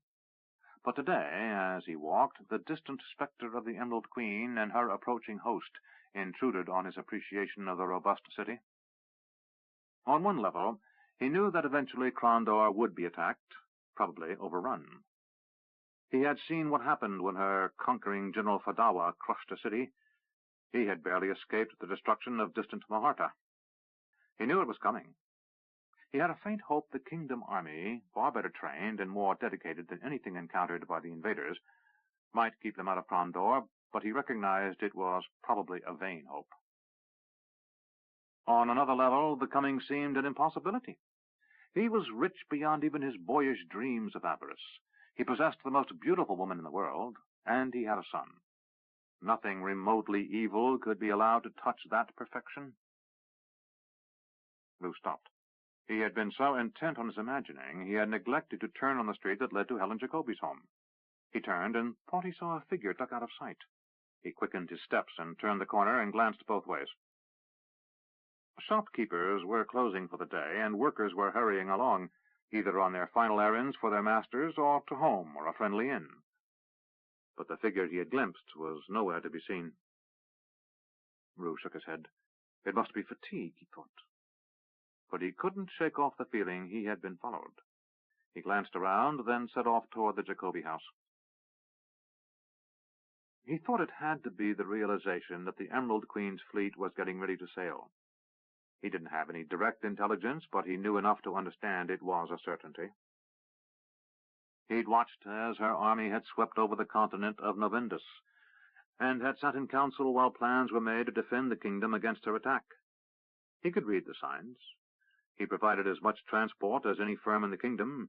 He knew where the supplies were being stored. He knew where the shipments of arms and reserve horses were being readied. He knew the attack was coming soon. It was early fall in Crondor, which meant it was spring on the other side of the world. Soon the massive fleet would be loading and would start its months-long voyage. Time and again Rue had heard Admiral Nicholas talk about the dangers of sailing through the Straits of Darkness. Difficult in the mildest of weather, it was nearly impossible in the winter. To bring so large a fleet through safely, the ideal time would be almost exactly upon Banipus, Midsummer's Day. Tides and winds would make the narrow passage between the endless sea and the bitter sea clement enough for those inexperienced shipmasters who must be in command of the bulk of the fleet. Given the wholesale carnage visited on Novindus by the Queen that Rue knew about, he couldn't imagine there were 600 competent captains left alive down there. Besides the wholesale devastation her conquest had visited upon the populace, Novindus boasted no deep-water sailors. They were all coast-huggers, captains who didn't suspect there was a land across the sea until Nicholas and his crew had visited there 20 years before. Rue also suspected Nicholas had a surprise or two in store for the visitors when they attempted to clear the straits, which was why Rue had made the journey to Queg. The only reason Duke James might require Quegan ships to act as escort for kingdom merchants would be if the entire Royal Navy was busy elsewhere. No, Nicholas would have something waiting for the invaders as they pushed through the straits. He reached the Jacobi house and put the troubling thoughts of invaders behind him for a while. Helen Jacobi answered his knock, and Rue said, "I hope you don't mind an unannounced visit?" She laughed, and Rue was struck by how nice that sounded. "Rupert, of course not. You are always welcome here." From behind came the sound of her children calling his name, and Rue found himself struck by a refreshed feeling he seldom experienced elsewhere. "Uncle Rupert," said Willem, the 5-year-old, "did you bring me something?" "Willem," said his mother, "that's no way to treat a guest." "He's no guest," said Willem indignantly. "He's Uncle Rupert." 7-year-old Natalie rushed forward and threw her arms around his waist in a welcoming hug. Rupert smiled at the boy's brashness and the girl's affection as Helen moved to close the door behind him. As it latched, he realized something. If his calculations were accurate, the invaders would be in sight of kingdom soil in 7 months. Acting Corporal Garrett had looked dubious, but he accepted Eric's orders without comment. After questioning Duga and his men all the previous day, Eric had decided on a course of action. He ordered Garrett to lead half the men requisitioned from the border barons on a slow march to Krondor, while Eric kept the remaining half with himself. They had turned in their tabards when they left their previous commands, but they still looked like soldiers.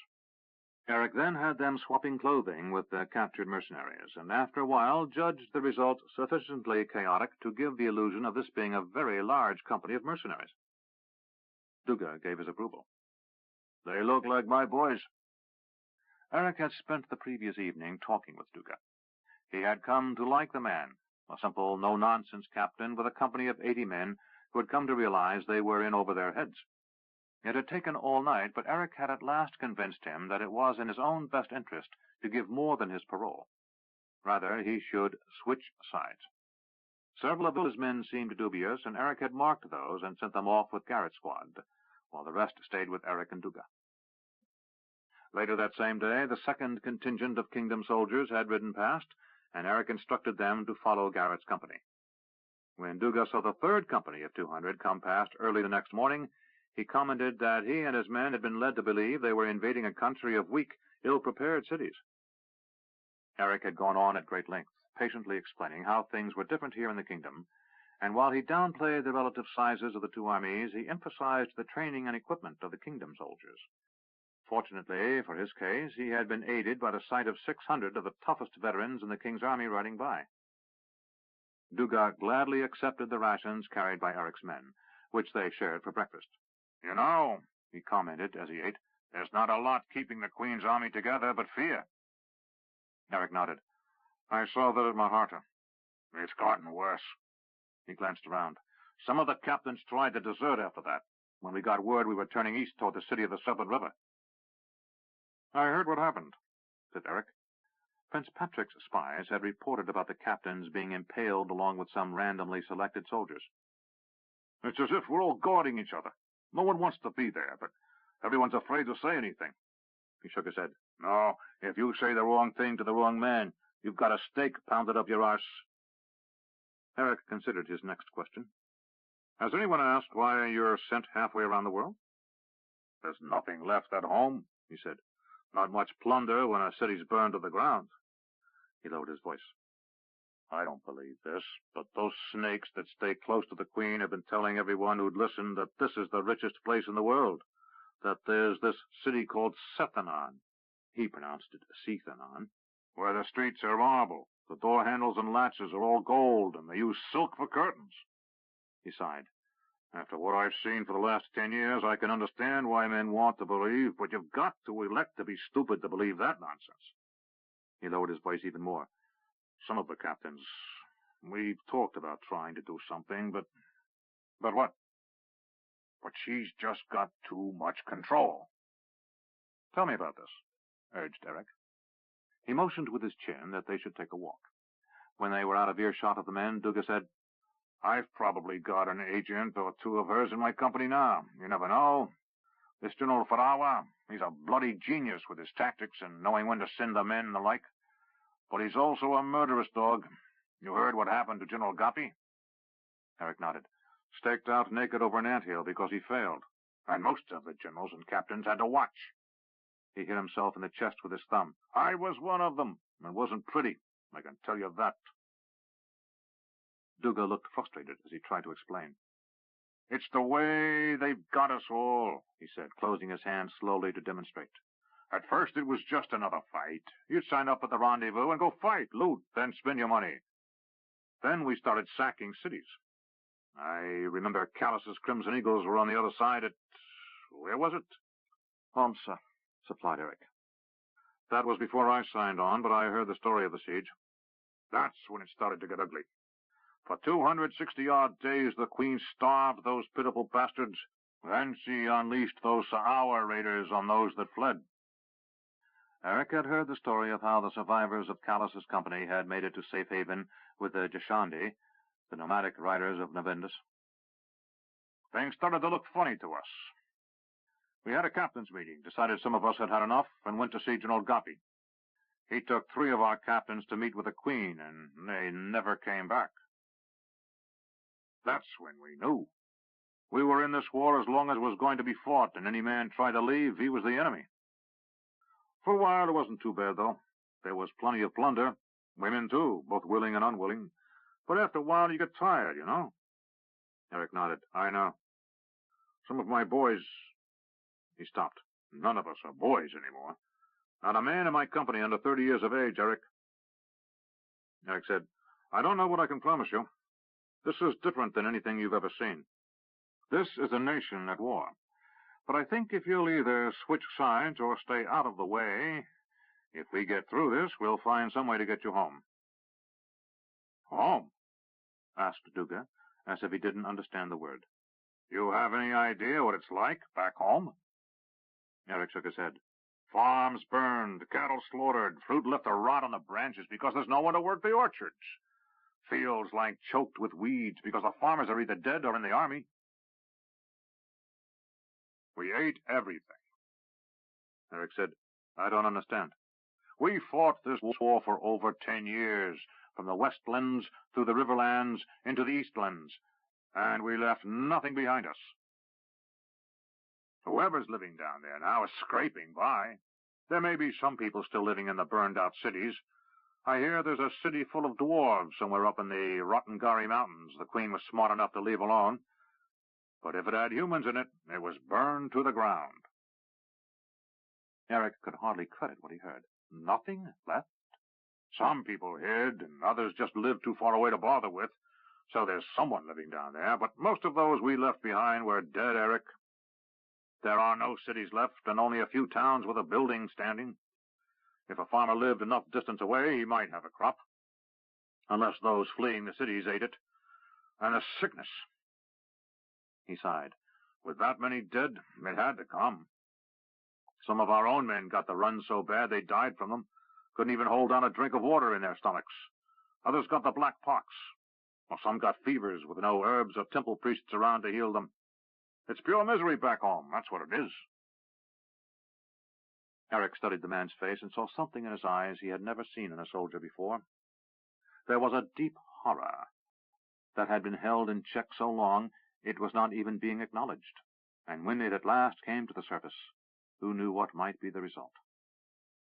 Eric put his hand on Duga's shoulder. There are plenty of living people here. Raising his voice a little, he said, and I intend to see they stay that way. Smiling, he added, even if they're a bunch of scruffy mercenaries too damn far from home for their own good. Duga's eyes widened slightly as he searched Eric's face.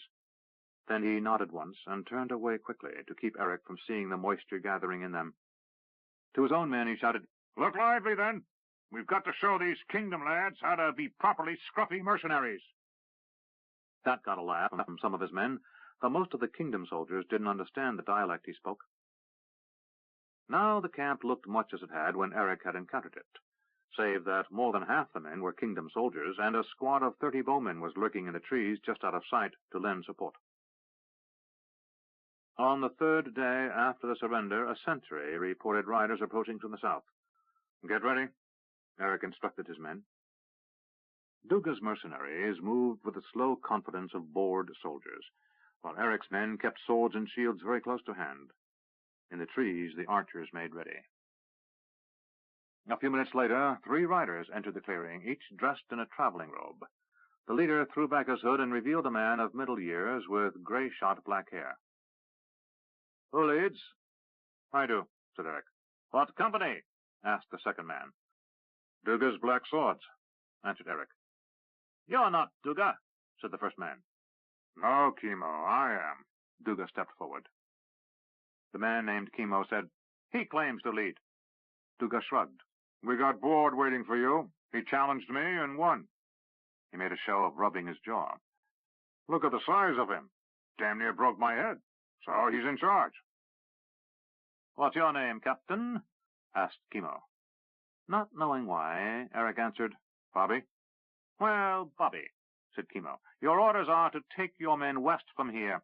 3 days' march, you'll come to a small valley with a village in it. Leave that village alone. Don't let them even know you're here. Move past it at night and head up into the mountains.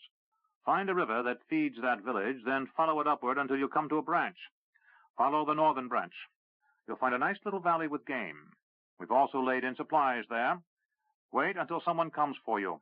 When that happens, you must return down the river and take that village. Attempting to look confused, Eric said, Why wait? Why not just take the village now? The man who had been silent spoke, and the hair on Eric's arms and neck stood up, for the voice wasn't human. You are not paid to ask questions, boy. To Chemo, the creature said, Should we kill this one and turn command back to that one? He pointed at Duga, and Eric saw a scaled hand, green with black talons. He had seen Pantathians before, even killed a few, but he felt relaxed only around the dead ones. No, we have no time for this. There are other companies to find. The second man took out a map and started to read it. Eric didn't hesitate. Kill them! The air filled with arrows, and before Chemo and his companions could act, they were literally lifted from their saddles as arrows struck them. Duga's eyes widened, and he said, Why did you do that? Eric crossed first to the Pantathian and kicked it to make sure it was dead. Then he went to the second man, and as he knelt next to him, he said, Because I need this map. He studied it a moment. Then his eyes widened. Nelson! He shouted, and one of his men ran over. Yes, Sergeant Major. Take 2 extra horses and go find our men. I want them back as fast as you can bring them. Meet us... He studied the map a moment. Meet us at the northern bank of the river Tamith, where it falls. 3 days to the east of the road to Hawk's Hollow. Yes, Sergeant Major, Nelson said with a salute and turned. And, Nelson, Eric said, halting the man. Yes, Sergeant Major. Get your uniform back on. Garrett may shoot you down for a bandit before he recognizes you. Nelson nodded and ran off. What's this all about, then? Asked Duga. Eric held up the map. There are 20 companies like yours scattered through these hills, and if I read this right, they're all going to seize key points in the hills, opening up the way for the Queen's army to breach those mountains. Duga said, I don't follow. No, said Eric, but I do. Jack? Another soldier hurried over. I'm going to draft a message for Knight Marshal William. You take 6 men and ride like hell for Crondor. The soldier hurried off to get ready. Duga followed Eric as he moved toward his own horse. Eric pulled parchment, pen, and ink from his saddlebag. Duga said, What is this about key points in the hills? Eric turned and said, If you'd moved about much outside this clearing, you'd have seen a range of mountains west of here. With his chin, he indicated a vaguely southeast direction. Sethanon, that city you spoke of, is down that way. There's nothing of marble, gold, and silk about her, but she's important. I'm not quite sure why, but I have it on good authority that if we let your former comrades get there, we're all dead, even those in the Queen's army. That doesn't surprise me, said Duga. She kills men every night. Tell me about it later, said Eric. Duga fell silent as Eric wrote. When he was finished, he handed the parchment to the soldier named Jack and said, With your life. The soldier saluted. Understood, Sergeant Major. Then he ran to where the other 6 riders waited. Eric turned to Duga. Looks like you're about to enlist in the King's army. You're going to fight for gold after all, just on the other side. Duga shrugged. Well, I've done it before. As I was saying, Sethanon's down there, and the mountains are over there. And the Queen's army is coming over those mountains to get there. Ah, said Duga. Now I see why they went to the trouble of getting us here. He shook his head. Some of those Pantathians collapsed when they sent the lads in front of us. It took some powerful magic by the look of things. Some of them died. That doesn't break my heart, said Eric as he started shouting orders to strike camp. What I mean, said Duga, is they can't send any more soldiers with that magic, because if they could, they would, don't you see? Eric stopped. You must be right. Else why hide you all down here? He scratched his beard. Some very odd goings-on, if you ask me. Why didn't they just put us in the city of Sethanon? Because you'd all be dead before you got your bearings, answered Eric. He thought it best not to elaborate.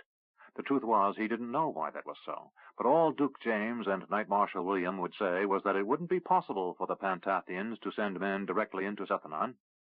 Eric suspected it had to do with one or another of the magicians that James was talking about. Pug, or that woman Miranda. Eric didn't dwell further on the question. He had too many things to do. Duga? Yes? These other companies, do you know them? A couple. Gallagher's Lions were the first through. They'll not throw down swords easily. Gallagher's got a bitch of a temper, and he just doesn't like to lose. Nantry's Brothers of Iron might listen to reason if I can talk to them before people start bleeding. He grinned. Nantry's a smart old fox who likes to work as little for as much gold as he can. Eric said, Good. We'll go in and talk to them first, if we can, but if we need to fight, I expect you to know which side you're on. Duga shrugged. I forgot which side I was on years ago. He glanced around the woods. This seems like a nice place. I've had my fill of killing and burning. Might as well pick this land to call home and die for. Don't see much back where we started worth that. Eric nodded. That's as good an answer as I could expect. Duga turned and shouted to his men. Up we go, lads. It's time to earn some pay. He glanced at Eric, then with a grin he shouted, You're all soldiers of the king now, so behave yourselves. Wait, Eric instructed softly. The defenders had holed up behind some rocks, and Eric had sent bowmen along a ridge above to provide cover fire. For a month he had swept through the dim wood, using the map to locate and encircle the various companies of the Emerald Queen who were hidden there. Of the first dozen companies Eric and his men had routed, 8 had surrendered and 4 had fought.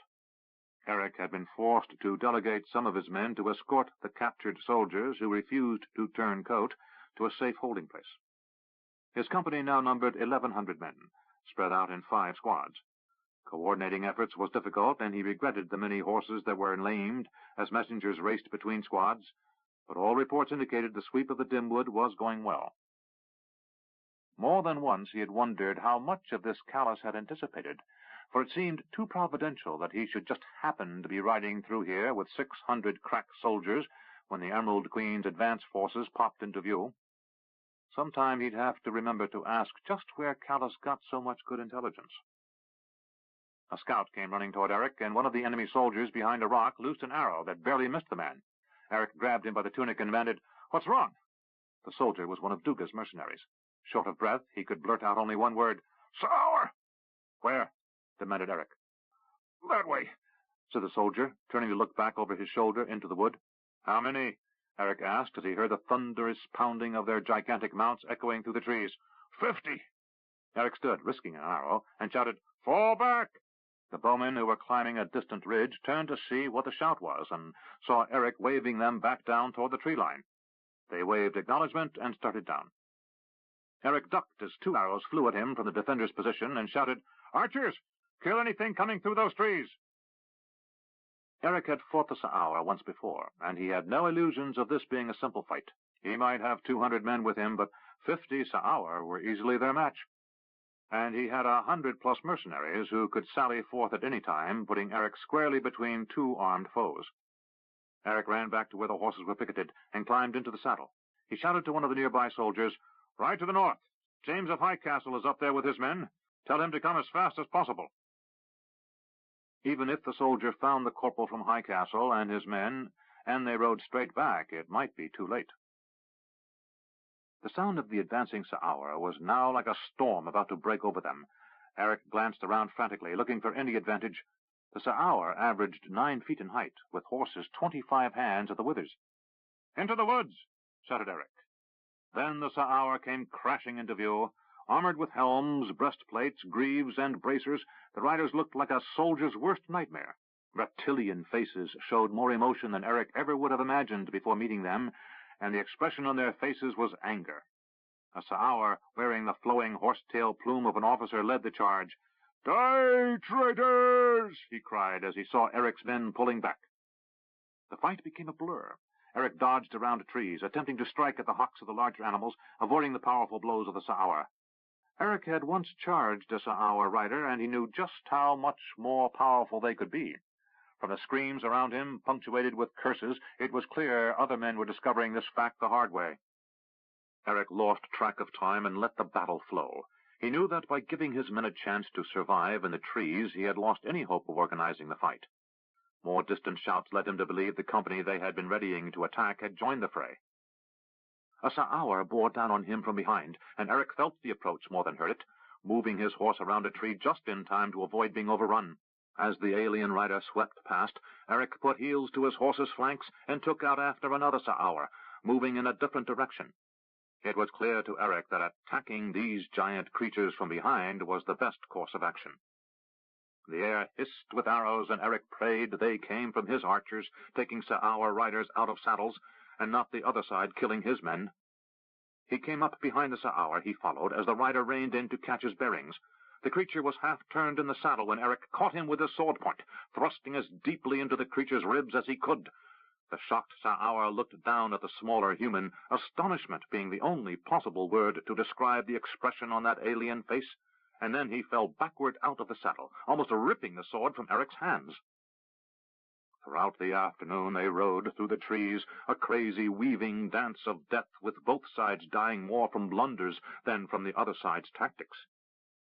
Then a horn sounded, and Eric turned to see more riders entering the woods. He expected to see his men from the north, but these riders were coming from the south, as best he could judge. "What now?" he muttered to himself, his voice barely more than an exhausted croak. Suddenly Callus rode into view, and horse archers started picking off Sa'auer who were locked in combat with Eric's men.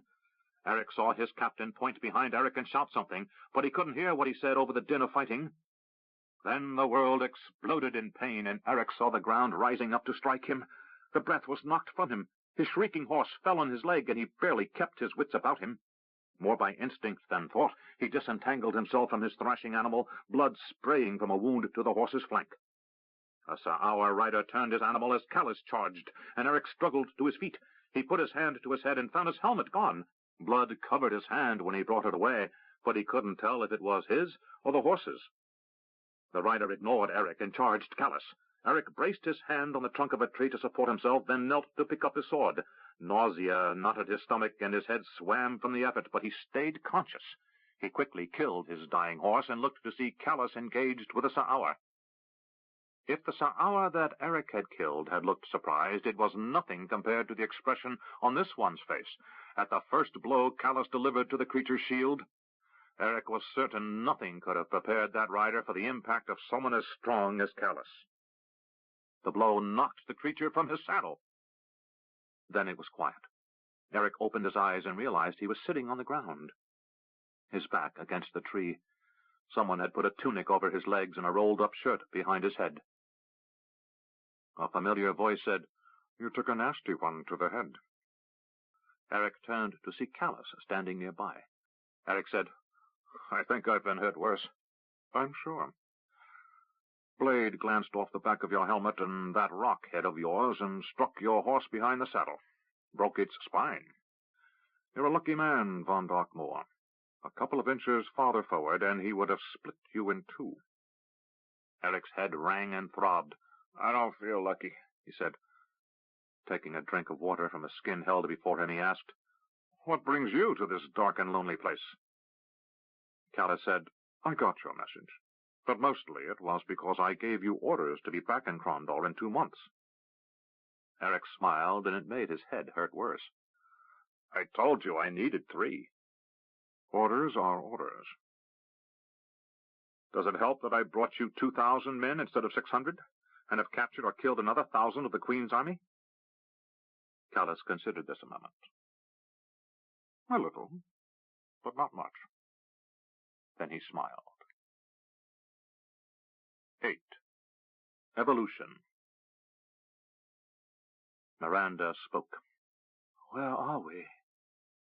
Pug heard the words, though he knew they were projections of her mind. He wondered at that peculiar aspect of the human mind which sought always to force something to fit its perceptions, irrespective of what the true nature of the thing might be. "On our way to heaven," he answered. "How long have we been traveling?" she asked. "It seems like years." "Funny," answered Pug. "It seems but moments to me. Time is warped." "Akila was right," she observed. "He usually is," said Pug. The region they traveled through was a multicolored distortion of space, or at least that was how Pug viewed it. Stars swam through vortices of violent colors, rather than the void of night he expected, and the stars were as often as not colorless. "I've never seen anything like this," said Miranda, and to Pug's mind she seemed to whisper in awe. "How do you know where to go?" I follow the line, he answered, indicating with a thought the fragile line of force they were following from Midkemia. It goes on forever, she said. I doubt it, but I think Makros the Black went on a very long journey when he last left Midkemia. We're following his journey? Apparently, said Pug. They voyaged through the cosmos, and at last they descended to a world, a green and blue orb that circled a star. Around it circled 3 moons. We're back where we started, said Miranda. Pug turned his attention to the world below, and it was indeed Midkemia. No, he said. I think we've come to a time much earlier than when we left. Time travel? I've done it before, he answered. You must tell me of this some day. Pug projected amusement. I've never been fully in charge of those events, and I've always felt the risks far outweighed the benefits. You don't think traveling in time to kill this Emerald Queen in her crib would be a good idea? She asked, and Pug detected the familiar dry humor in the question. We can't, or else we would have. There is that paradox, isn't there? More, there are laws that we can't begin to contemplate.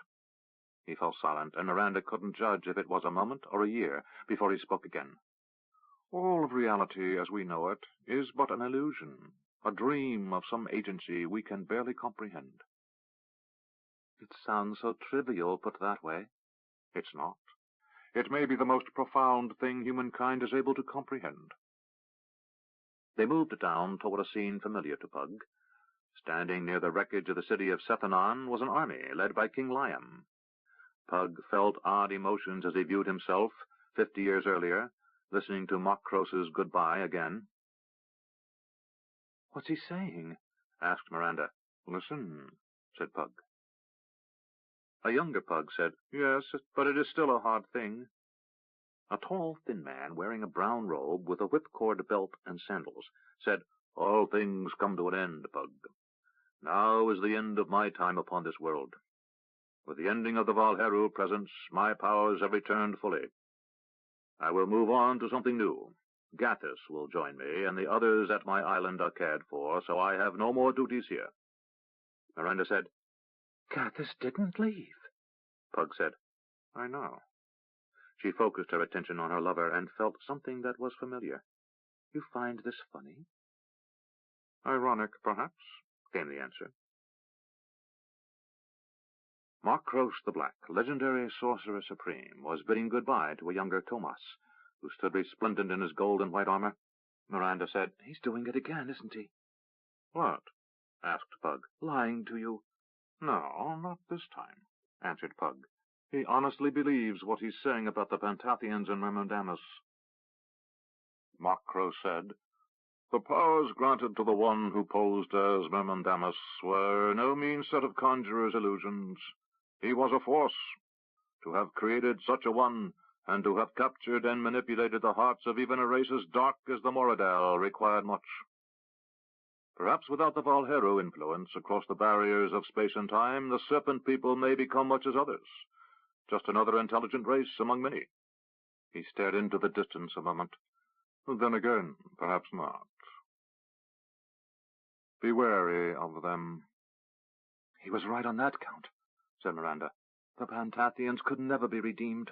The Valheru heritage has warped them beyond redemption. No, said Pug. It's something else. Something much larger. Pug and Miranda watched as Makros finished his goodbyes, and Pug felt stirrings of old emotions. It was a difficult time, he said to Miranda. He sensed, more than heard, her understanding. Makros, more than any other man in Pug's life, was the central figure in Pug's development. Pug still had dreams of his days in the assembly of magicians on the world of Calawan, dreams in which Makros was among his teachers. Pug knew there were things still locked away in his head, things that only Makros or time could unlock. Pug and Miranda saw Makros turn and walk away from the assembled army, from Pug and Tomas. As he moved, he began to fade from sight. Cheap theatrics, said Miranda. No more, said Pug. Watch. He shifted his perceptions and saw that Makros was not vanishing from sight, but was changing. His body continued to walk, but it became intangible, a thing of mists and smoke. Power flowed upward as Makros spoke to some unseen agency. "What is this?" asked Miranda. "I'm not sure," answered Pug, "but I have suspicions." "Master," said Makros to the unseen agent, "what is your bidding?" "Come, it is time," said the voice. Miranda and Pug sensed joy in the sorcerer as he rose up on mystic energies, flying into the void much as Miranda and Pug had in Elvendar. "Look," said Miranda, and below they could see his body lying upon the ground. "Has he died?" "Not really," said Pug, "but his soul is moving elsewhere. That is what we must follow." Through years and across vast distances they flew in close pursuit, chasing the very essence of Makros the Black. Again time had no meaning as they moved across the vast gulf between stars, only to return to Midkemia at last, to be confronted again with a new vista as they descended from the skies to a point high above the vast peaks of the Rotengari Mountains. "We've been here before," said Miranda. "No," said Pug. "I mean, yes, we've been here, but not yet." "Look, there's the celestial city you created." "No," answered Pug. "This is the real thing." Across the peaks of mountains capped with snow sprawled a city of incredible beauty. Crystal pillars held aloft roofs like giant diamonds, brilliant facets sparking with an inner fire. Pug said, "Below, thousands of feet below the clouds, rests the necropolis. This is where I led you, and this resembles the illusion I created for you. But mine was a shadow to this." Miranda agreed. "This is solidity, where your illusion was smoke and shadow, but it also feels less real." "What I built was created to fool your physical senses. This is a thing of the mind. We are experiencing it through direct contact, without any instrument of perception intervening." "I understand," she said, "yet I am disoriented." Pug suddenly shifted before her eyes, and he was as she knew him, a man of solid form, a body as familiar to her as her own. "Is this better?" he asked, and the words seemed to issue from his mouth. "Yes," she answered. "You can do the same. You have only to will it so." She concentrated, and suddenly felt herself become solid, and holding up her hand before her eyes, she saw it as she expected it to be, solid flesh. "It is but another illusion," said Pug, "but one that will give you a firmer foundation upon which to stand." The hall in which they stood was similar to the one of illusion Pug had created to deceive Miranda when they had first met. When she had first come searching for Pug, he had led her a merry chase, finally ending up in the Rotengari Mountains, only a short distance from here. He had created an illusionary version of this place in which to hide from her. Miranda said, "This is similar, but so much more." The ceilings above were vaults of heaven themselves. Lights shone down that were stars. Miranda saw that where in Pug's illusion small areas had been set aside for the worship of each of the gods, here the areas were the size of cities. In the distance, the line of energy they had followed from the time of Makros's departure to the present descended in a gentle arc, coming down from the ceiling and disappearing beyond their perception. As they moved toward it, they passed an intersection of two paths, and stood where the areas of 4 gods touched. Odd stirrings in the air caused Miranda to say, "Can you feel that?" "Again, shift your perception," Pug told her. Miranda experimented, and suddenly the hall was filled with shadowy figures. Like the energy beings they had become in the groves of Elvendar, these beings lacked features and identifying marks. But where Pug and Miranda had been brilliant beings of light, these were shadowy figures, barely perceptible with a faint illumination. "What are they?" "Prayers," answered Pug. "Each person who prays to the gods is heard. We perceive that prayer as an icon of the person praying." Miranda moved down the path and looked upward. A huge statue, many times the size of a human, rested upon a throne of azure. The figure was of a man, still and white, with a faint blue tinge. His eyes were closed. Few of the shadow figures moved near this statue. "Who is this?" she asked. "Eortis, dead god of the sea. Killian tends his domain until he returns." "He's dead, but he's returning?" "You'll understand more soon. But for now suffice it to say that if my suspicions are right, there is far more concerned with this war than merely defeating mad creatures bent on mindless destruction. He led her to another intersection. Pointing at a distant wall, he said, "Turn your mind's eye toward that distant vista, and tell me what you see." She did as she was bid, and at last a giant symbol appeared on the wall. It was incomprehensible to her for what seemed a very long time. Then it resolved itself into a pattern. "I see a 7-pointed star at a shop, above a field of 12 points in a circle." "Look deeper," he instructed. She did so, and after a minute another pattern resolved itself. "I see another pattern, with 4 bright lights overlapping the top 4 points of the star, and there are many dim points between the 12 bright ones." "Of the 3 points of the star below those that are brightly lit, tell me what you see." Miranda concentrated on them, and after a moment she saw what Pug meant. "One of them is dimly alight, the one in the center. The one to the right of it," she faltered. "What?" he asked. "It's not dim, it's blocked. Something is preventing it from being seen." Pug said, "That is what I perceive too. What of the remaining light?" "It is dead." "Then I think I may be close to knowing the truth." The tone he projected into her mind led her to think he wasn't pleased to learn this particular truth. They continued along. They reached the farthest corner of the Hall of the Gods and found themselves between 2 statues. One was totally lifeless. And Pug said, "Wodar Hosper, the dead god of knowledge. So much we might know if he were to return." "Does no one worship knowledge any more?" "A few," said Pug. "But might and riches seem to occupy humankind's time more than anything else. Of all the men I've met, only Nacor seems truly driven to know." "Know what?"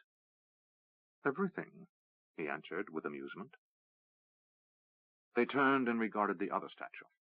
The faint line that had been the spirit of Makros descended into the head of the statue. Miranda looked at the features and gasped. "Makros!" "No," answered Pug. "Look at the name across the foot of his statue." "Sarig," she said. "Who is he?" "The not-quite-so-dead god of magic." "That's Makros the Black," she blurted, and for the first time since he had known her, Pug saw in Miranda's visage true confusion and even a little fear. "Makros is a god?" asked Miranda, and for the first time since he had met her, Pug sensed a genuine flash of concern in her voice. The mocking, dry humor was gone. "Yes," he answered. "And no." "Which is it?" "We'll know better when we talk to him," answered Pug. "I think I know the answer, but I want to hear it from him." Pug willed himself into the air until he stood before the giant, immobile statue's face. Loudly he called, "Makros!" He was greeted by silence. Miranda moved to stand next to Pug and said, "What now?" "He sleeps. He dreams." "What is all this?" she asked. "I still don't understand." "Makros the Black is attempting to rise to godhood," answered Pug. "He seeks to fill the void left by the departure of Sarig. Or Sarig created Makros the Black so that someday he would rise to replace him. Something like that." He pointed to the line of force.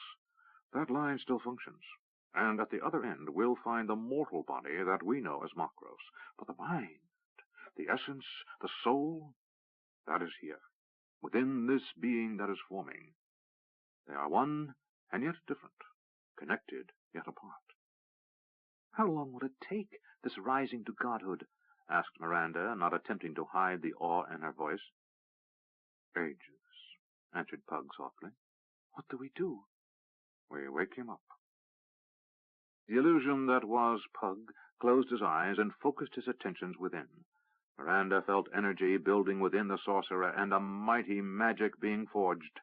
She waited, but when she expected some sort of release of energy, it continued to build. Soon she was in awe, for while she had thought she understood the magic arts and the limits of Pug's talents, she saw she was wrong on both counts. After moments more, she became truly astonished, for while her own knowledge of magic was not inconsequential, this was a feat beyond her capacity. Suddenly, an explosion in the air rent the image before them. The sound of 1,000 cymbals clashing rang, deafening the senses. Light exploded outward, and Miranda saw something for only an instant. The eyes of Makros opened, regarding them. Into darkness they plunged, and the last thing she heard was a faint, plaintive, "No." Pug's mind reached out to touch her own. "This is difficult. I will attempt to follow him to where he flees. Our bodies will appear wherever we wish them to be, so follow me as I follow Makros." "I know how," she answered, and sensed him leave. Suddenly, the blackness was everywhere, and for an instant Miranda felt fear, for she had no point of reference. Then she opened her eyes.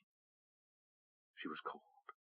The stone floor of the room seemed to drain the warmth from her body, and she sat up, shivering. She was in Pug's study at Stardock.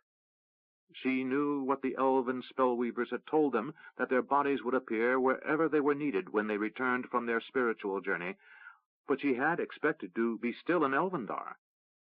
Now she was hundreds of miles distant. Pug lay unconscious next to her, barely breathing.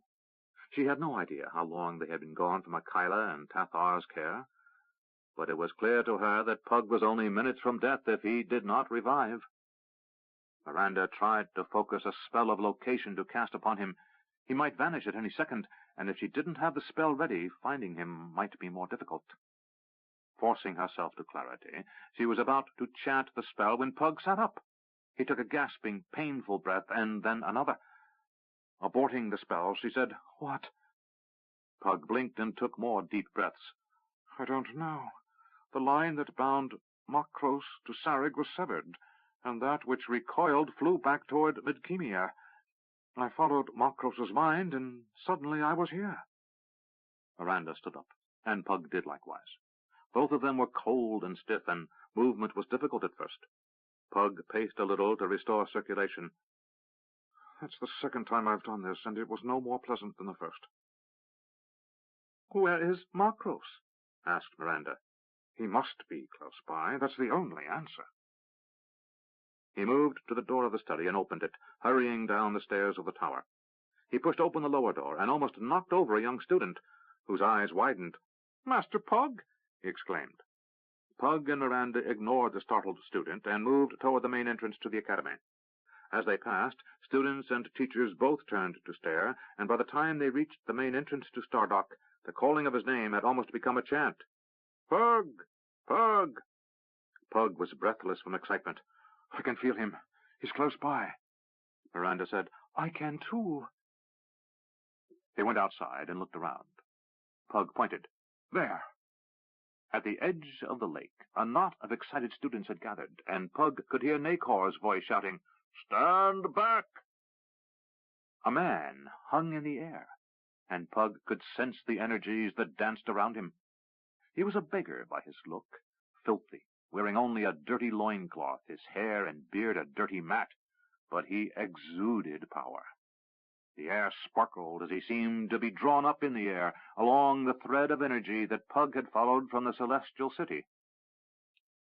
Pug and Miranda hurried to where the students were assembled, and Pug ordered, "Stand aside." One looked over his shoulder. "Master Pug!" At the sound of his name, others backed away. Sitting at the edge of the water were Nakor and Shopi, watching in rapt attention as the man hovered in the air. "Do you see?" said Nakor as Pug came up to him. "He attempts to rise, but that other force, that thing in the air, it's falling back here toward the water." If Nakor felt any surprise at Pug's appearance at Stardock, he did not show it. "Something marvelous has happened," said Nakor, "and soon we shall know a truth." He glanced at Pug. "Or maybe you know it already."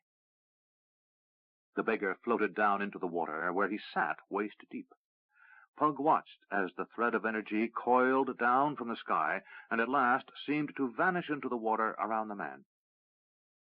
He was weeping. Pug moved into the water and knelt next to the man. "Makros?"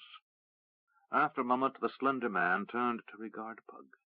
In a hoarse whisper, he said, "Do you know what you've done? I was on the verge of godhood." He closed his eyes for a moment, and a sob shook his shoulders. Then he took a deep breath. "The knowledge, the understanding, it's leaving like water spilling from a vessel too shallow to hold it." He pointed to his own head and closed his eyes, as if trying to hold on to some image. At last he went on. "It's as if I saw the universe in its entirety, but was looking through a hole in a fence. And as you pull me back from the fence, I see less and less by the second. Moments ago I could have told you the secrets of the universe. Now, even as I try to remember, concepts fall away from me, and all I'm left with is the knowledge of what I've lost. Years of work undone." "We had need," said Pug softly. "My time here was done," insisted Makros, standing and looking at his successor. His knees were wobbly. "It was not your place to call me back. My next mission was beyond your understanding." "Obviously not," said Miranda. Makros looked to the woman without recognition. Then his eyes narrowed. "Miranda." "Hello, Daddy," said the woman. "It's been a while." Pug turned, his face showing surprise. Nacor laughed as he echoed, "Daddy?" Makros the Black, sorcerer of legend, glanced from Pug to Miranda and said, "We need to talk." He took a deep breath and said, "I think I've regained my composure." "Good," said Miranda, "because we're about to hand you another shock." Makros paused and seemed to brace himself. "All right, what is it?" "It's Mother," answered Miranda. "She's trying to destroy the world." Even Nacor could barely contain his astonishment at that remark. Finally, Makros said, "I need a drink." Miranda wrinkled her nose. "First, you need a bath." While Makros bathed, Miranda, Pug, and Nacor sat in Pug's study. Chopin was attending the needs of the sorcerer, and Pug was opening a bottle of particularly good wine from Darkmoor. "You need to share something with me," said Miranda. Pug looked at his lover and said, "Seems we both need to do some sharing." "Daddy?" Nacor grinned. "I think that would make me your stepfather, except I was Jorna's first husband and Makros her second." "She called herself Jania when I was born," said Miranda. She seemed oblivious to the little man's delight in all this, and instead revealed what looked to be barely controlled fury. To Pug she said, "That stunt of yours in the Celestial City, when you removed Makros from the consciousness of Sarig—" "What?" said Nacor, his eyes wide. "I must hear of this." "What about it?" said Pug. "I could feel what you were doing." "And?" "The power, the sheer scope of the energies you used. You could have destroyed the Emerald Queen and her pitiful band of Pantathians as I could step on an anthill. Why has this war gone on so long, Pug? Why haven't you acted to stop it?" Pug sighed. "Because, like ants, those that survived would only scurry off into the dark and begin again. And there's more." "What?" asked Miranda. From the door, Makros said, "Nothing we can speak of here, not yet, Pug. It's too dangerous." Pug indicated an empty chair, and the freshly bathed sorcerer sat and took the cup that was waiting for him. Makros wore a borrowed robe, black instead of his usual brown. After a long sip, he said, "Excellent."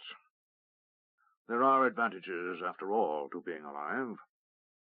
Nacor said, "I'm Nacor." Makros's eyes narrowed.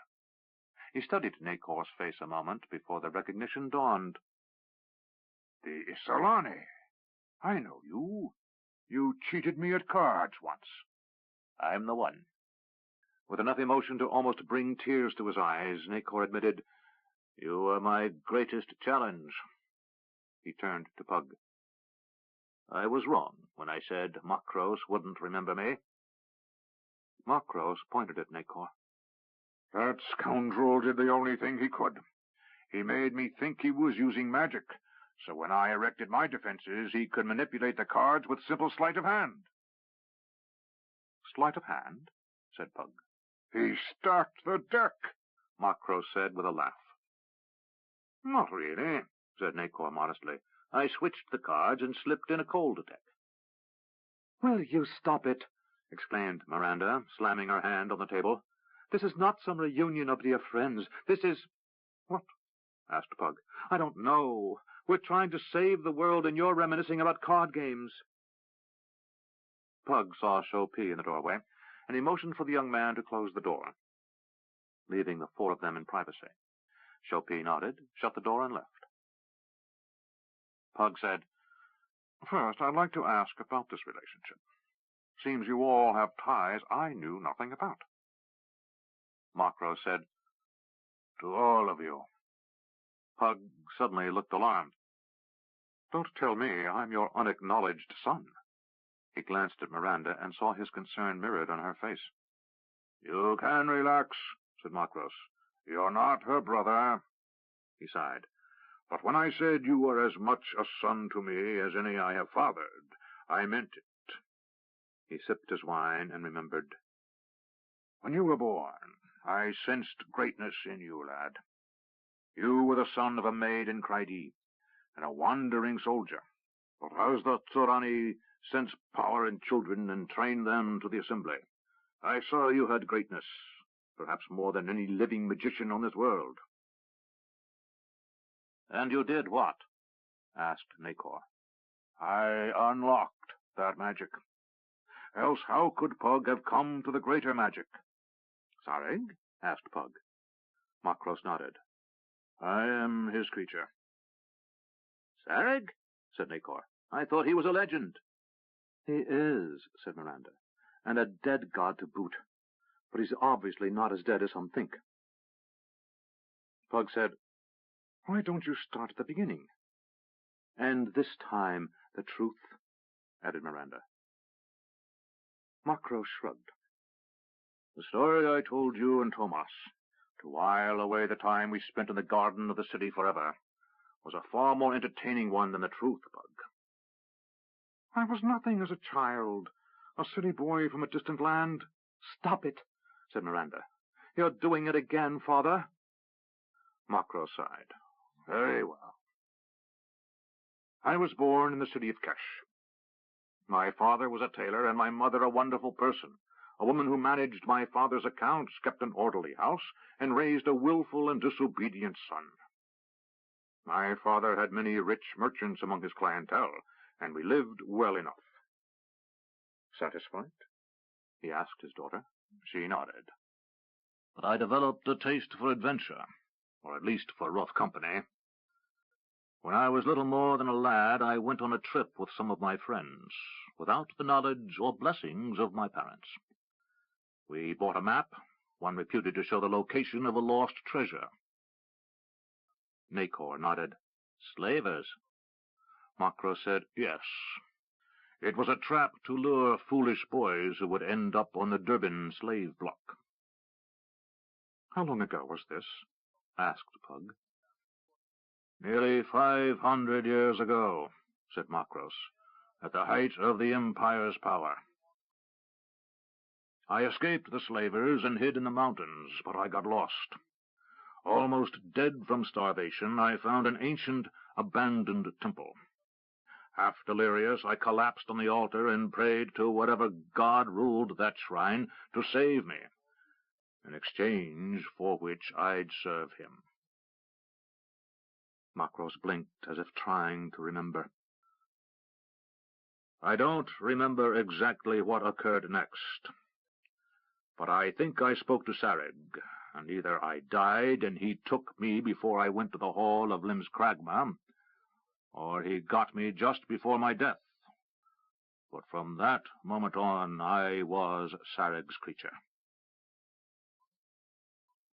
It may be my prayer was the first to him since the Chaos Wars, though someone had to have built that shrine. Maybe someday I'll know.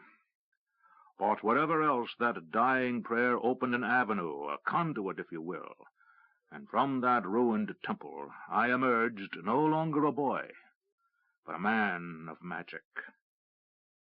I knew things as if I possessed memories of them, yet I know they weren't my memories. Sarig was within me, and part of me was within Sarig. No wonder you had such power, said Pug. Makros looked from face to face.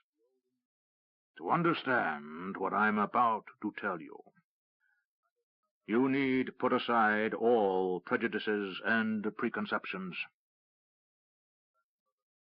The gods are both real and illusion. They are real in that they exist and exert force over this world and our lives. They are illusions in that they are nothing like what we perceive them to be. Nakor laughed his cackling laugh. This is wonderful. Pug nodded. Makros said, Forces exist in nature, and we interact with them. As we think of them, some of them become what we think. Wait a minute, said Miranda. You've lost me. Think of ancient humans, huddled in a cave and contemplating the wonder of fire. On a cold, wet night, it's their friend and a source of life. They give to that fire a personality, and after a while they worship it. Then that evolves into the worship of the spirit of fire, which in turn becomes the god of fire. Prandur, said Pug. Exactly, said Makros. And when enough people worship, the energy that we call Prandur begins to manifest certain aspects, certain attributes that match the expectations of the worshippers. Nakor was almost beside himself with glee. Man creates the gods, he exclaimed. In a manner of speaking, said Makros. His eyes reflected a deep pain.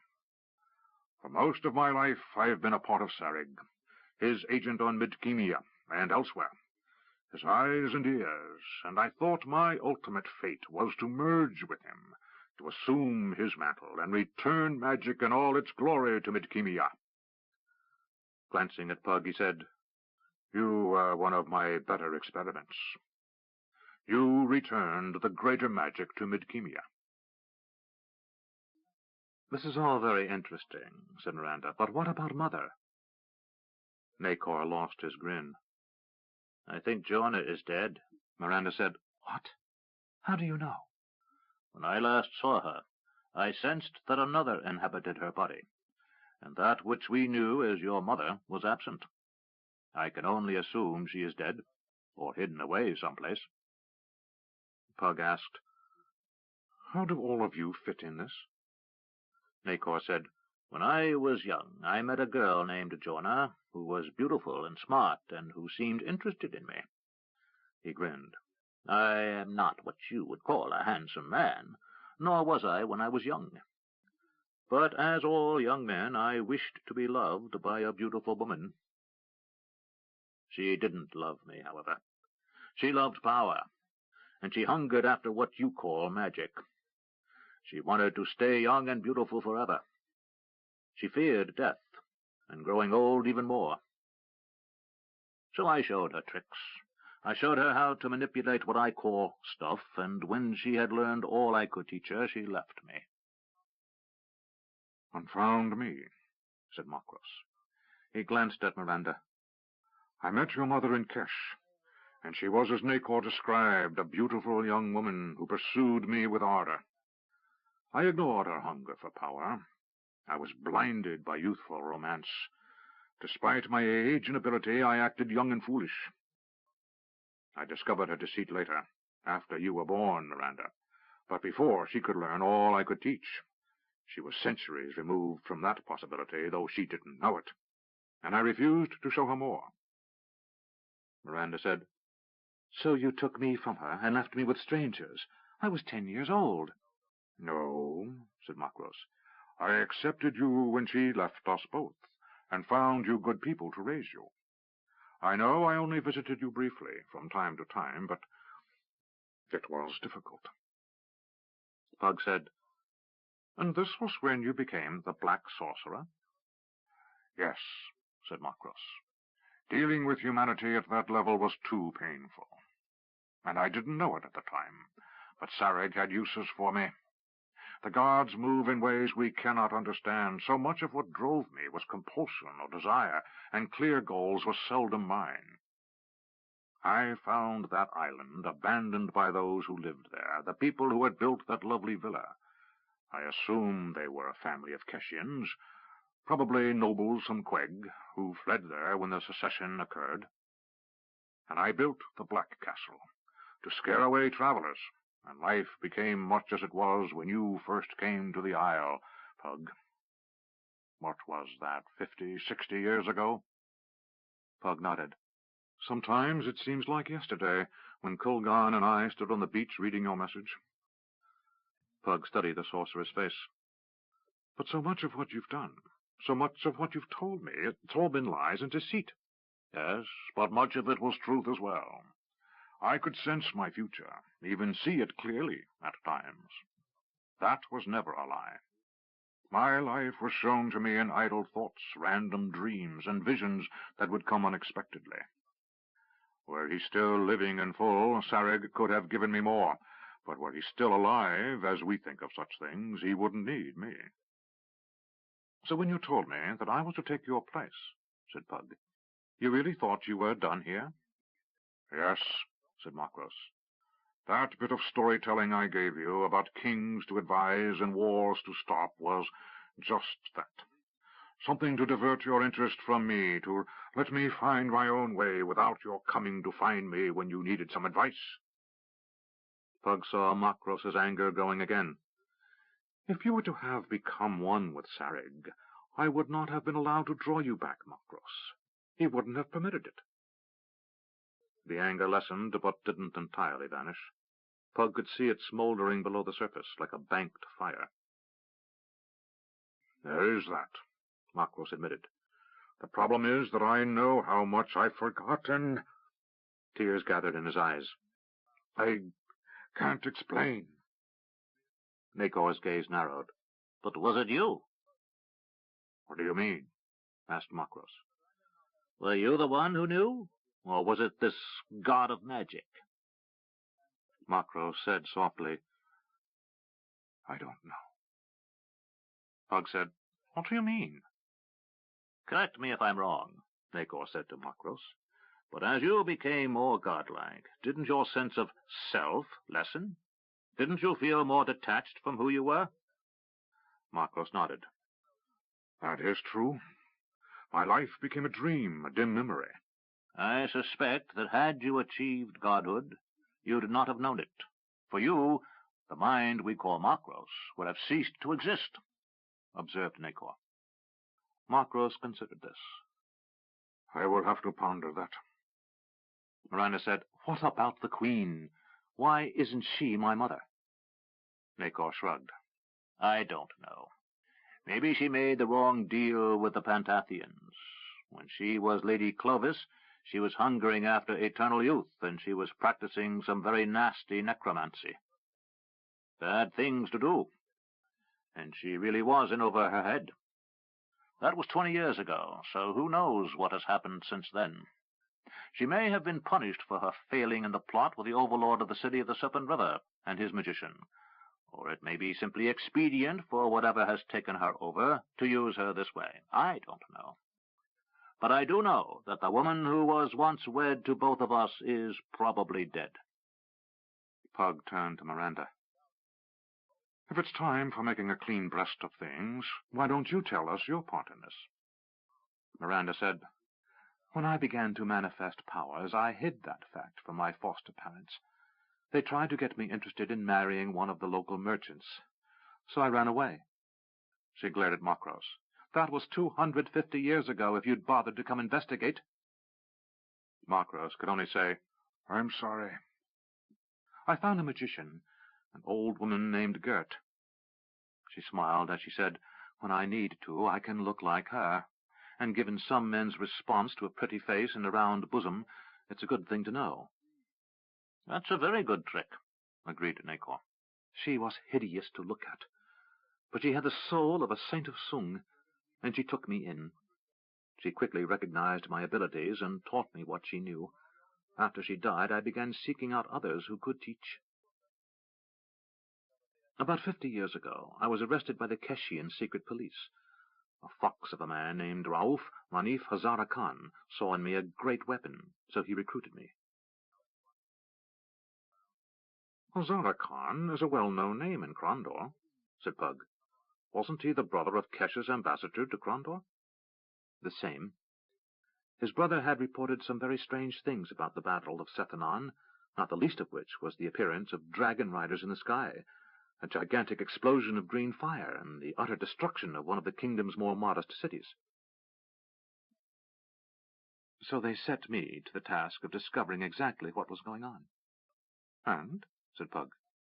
"And I deserted." Nacor positively cackled with glee. "That's wonderful!" "When I began discovering the truth, I realized we were involved with much more important things than serving one nation or another." "That's certain," said Pug. "We've got some interesting problems to confront, and some choices to make." "Most important," said Nacor. "We have to discover who is behind all these things that are going on." "The third player," said Miranda. Makro said, "I know who it is." "The Demon King," said Miranda. "No," said Pug. Looking at Makros, he said, "If it's as I think it is, the situation is such that we may not even discuss it safely."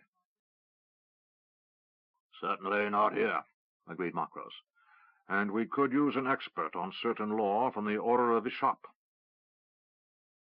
"Which means we need to go to Sarth," said Pug. Makros yawned. "Very well, but I could use a nap first." Nacor got up. "I'll take you to my apartment. It has extra bedrooms in it." Pug stood as well. "Don't let him keep you up all night," he said to Makros, and he and Nacor left. Pug turned to Miranda. "Well, it seems we're finally getting to the heart of things." Miranda said, "Maybe.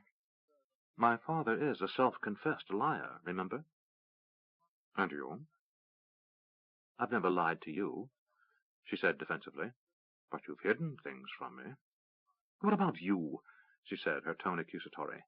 "You still haven't told me why you don't just fly across the water and sink the Queen's fleet. I saw what you did. I couldn't believe the power you control."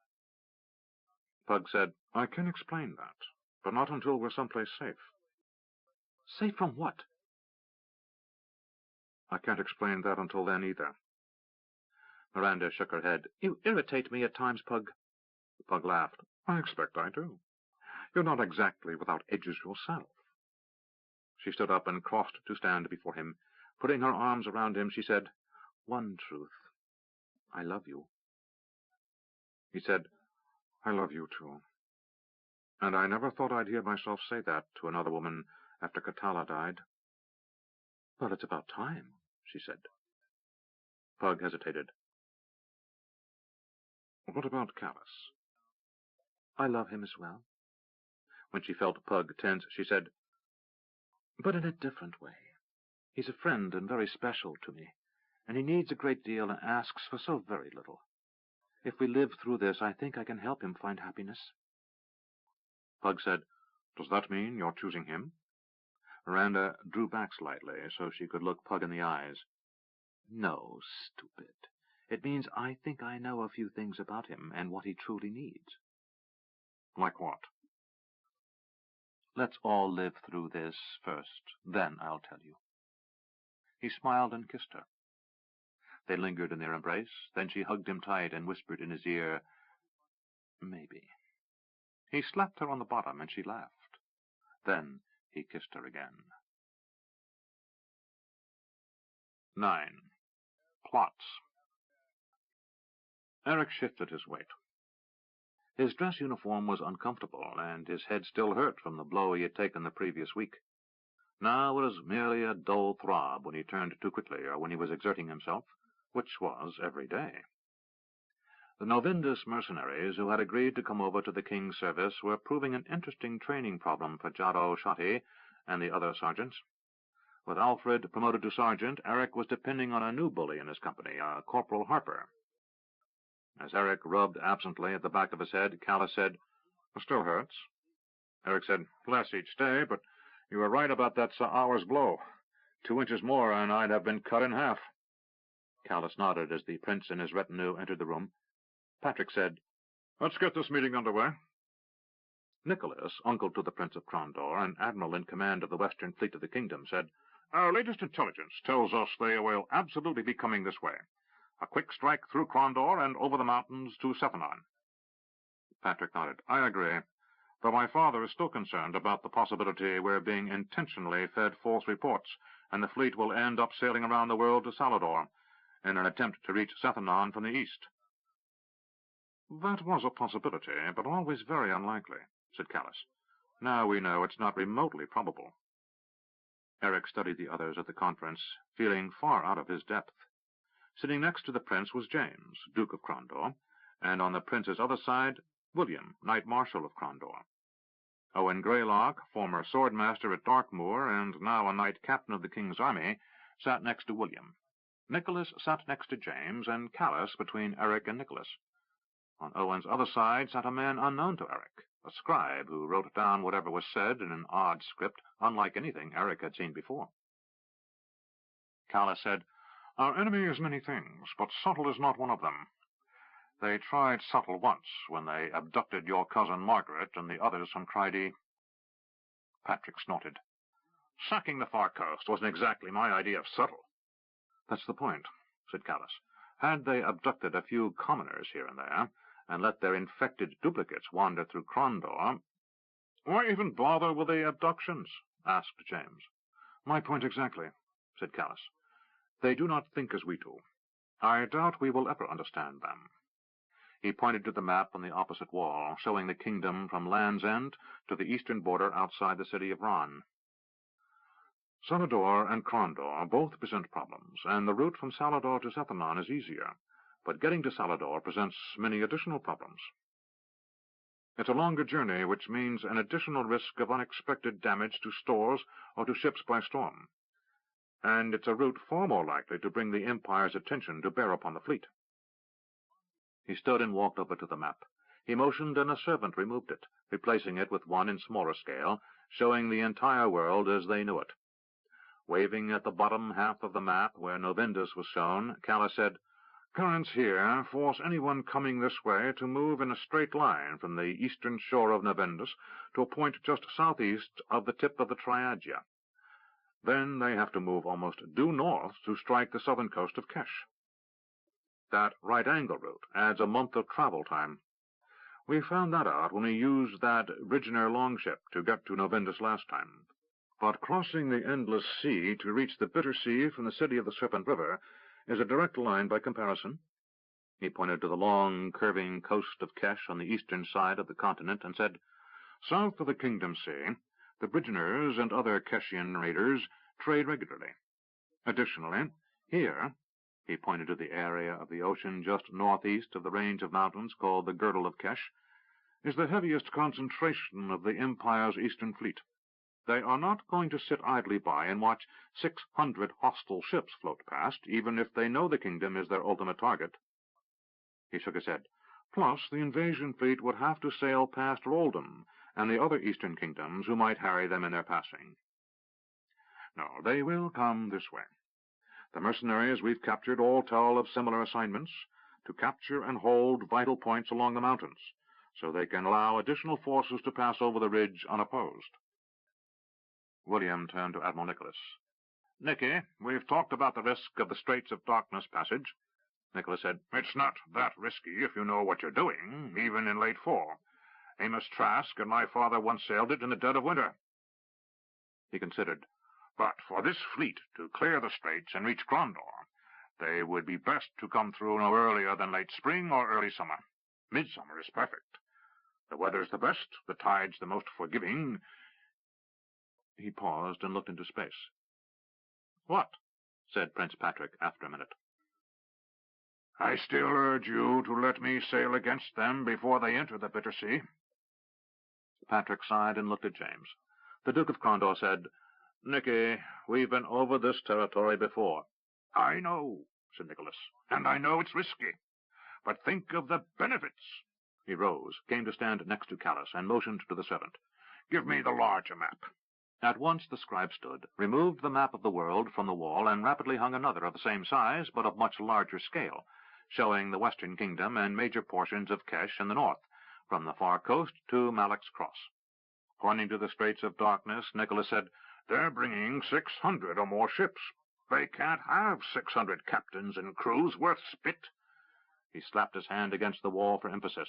"If we bring the fleet down out of the Sunset Islands, or closer in, say, Tulan," his fingers stabbed at the southernmost city on the far coast, "we can catch them as they begin to come through the straits. I can put 30 warships of size at their rear, and another 2 or 3 dozen fast cutters. We sail in, slash them from behind, and sink as many of the wallowing barges they're carrying their troops in as possible. Then, when their escort ships turn to fight, we sail off. I don't care how good their escort ships or captains are. We know the winds and current better than they. We can get away." He was the most animated Eric had ever seen him, as he said, "If we're fortunate, we'll catch them with their escorts coming through the straits before the troop ships, unable to turn and come back because of their own ships. We could sink a third, perhaps a half of their fleet." "Or if they split their escorts and put half of them at the rear, you could lose every ship we have in the west without doing any real damage," said Patrick. He shook his head. "Nicky, if we had the Western Imperial fleet with us, or if Quegan war galleys would sail from the eastern side of the straits, maybe I could see risking this." The prince sighed. "We are the smallest sea power in the west." "But we have the best ships and men," said Nicholas. "I know," conceded Patrick, "but we don't have enough of them." "Nor time to build them," said William. "Pursuing this discussion further is pointless." "Maybe," said James. "What?" asked Patrick. The old Duke smiled. "Something you just said, about Queg raiding from the east. I might be able to arrange that." "How?" asked the prince. James said, "Let me worry about that." Patrick said, "Very well. Let me know what you're dreaming up, though, before you get us into another war with Queg." James smiled. "I'm waiting for some reports from Queg, and when I have them," he turned to Nicky, "you can sail your fleet to Tulan, and tell Duke Harry to cut his fleet loose from the Sunset Islands and put it under your flag. That squadron of cutthroats will swell your flotilla to, 50 ships?" Nicholas was enthusiastic. 65. James put up a hand in a restraining gesture. "Don't get too carried away. This plot of mine may not work. I'll let you know one way or another in a month or so." Turning to the others at the table, the prince asked, "Anything else?" "Why Crondor?" asked Greylock. Patrick said, "Captain, I agree it's likely they'll come into the Bitter Sea, but why attack Crondor?" "Do you see an alternative?" asked the prince. "Several," answered Greylock. "None of them obviously superior, but the two that would appeal to me most, if I were the Emerald Queen's commander, would be either to land north of Crondor, keep the defenders bottled up inside the city with a small force, moving the army around the city, then into the east, over the King's Highway, or to put ashore between Land's End and Crondor, moving to the south of the city along the Keshian border, then north to the pass to the east. I would lose some portion of my army holding kingdom forces inside the city, but less than in a full assault." Patrick said, "William, we've considered it, but there's nothing in our reports that would indicate this General Fadawa, who commands for the Queen, is inclined to leave anything alive behind his lines." "Food?" suggested Eric. "Pardon?" asked the Prince of Crondor. "I'm sorry, Highness, but it seems to me that with all the numbers of ships and men we've tossed about over the last few years, if they're bringing even as few as 600 ships, I could show you my calculations, but I think they're going to be out of food when they get here." Nicholas said, "Yes, that's it." He pointed to the island nation of Queg. "They can't raid Queg for food, nor down here along the Jalpur Desert. No, they need to sack Crondor to provision their army before they move east. Patrick said. I agree. Which is why, if James's plan doesn't work, I want the fleet deployed to the north near Sarth. When they attempt to come ashore, that's when you harry them. Nicholas swore. Damn it, Patrick, that's the worst time. You know they'll bring their fastest ships into skirmish along their perimeter. They'll need only 1 or 2 large warships to break through whatever we have at the harbor mouth if we take all our big ships up the coast. Then they sail their troop ships into the harbor and seize the city. You can't have it both ways, Patrick. If you want me to defend the city, my fleet needs to be equally divided between ships inside the harbor and those defending outside the seawall. Eric said, Excuse me? Yes, said Patrick. If it's not too late, you could change the way ships enter the harbor. James grinned. We're already working on that, Sergeant Major. We're going to make them come to a complete right-angle turn through a new set of breakwaters. No, my lord, interrupted Eric. I mean, build another wall along the northern jetty to the harbor, put a sea gate in between the new wall and the old one, make them sail against the wind, not with the currents of the old breakwater, so they're as slow as can be when they have to turn into the harbor proper. Maybe even have it so they have to be towed around. Why the new wall? Asked Callus. Catapults and ballista platforms, answered Greylock, burning anything coming around that corner that doesn't fly kingdom colors. If you sink the first 2 or 3 ships as they come in, said Nicholas. We'll have to turn away from the harbor and land on the beaches to the north of the city, finished Patrick. Or attempt to land on the wall itself, said William. Sergeant Major, I'm impressed. Patrick looked at Duke James. Can we do it? We can, but it will be expensive to do it in time, and the merchants will set up a howl about the inconvenience. Patrick said, Let them. A door opened, and a squire in the livery of the palace entered, carrying a document to Duke James. He opened it and read, They've sailed. Patrick said, We're certain? Duke James nodded to Callus, who said, We left a few agents behind after the fall of the city of the Serpent River. It's been more difficult to get intelligence out of that region, but we left behind 1 fast ship and our best crew in a safe location. It took a messenger 2 days by fast horse to reach our ship. Then the ship left at once. We know it's faster than anything the Queen has, and they're moving at the speed of the slowest ship in the flotilla. He calculated, then looked around the table. They will be at the Straits just before Midsummer's Day. James said, That leaves us 3 months to prepare. Patrick said, Do what you must, and let me know the details of this Quiggin plot of yours as soon as possible. He stood, and the others in the room rose. This meeting is adjourned. Duke James motioned Eric over to his side. Sir, said Eric, send a note to that friend of yours and tell him to get here as soon as possible. I think I need Mr. Avery to run an errand for me. Eric nodded. Yes, sir.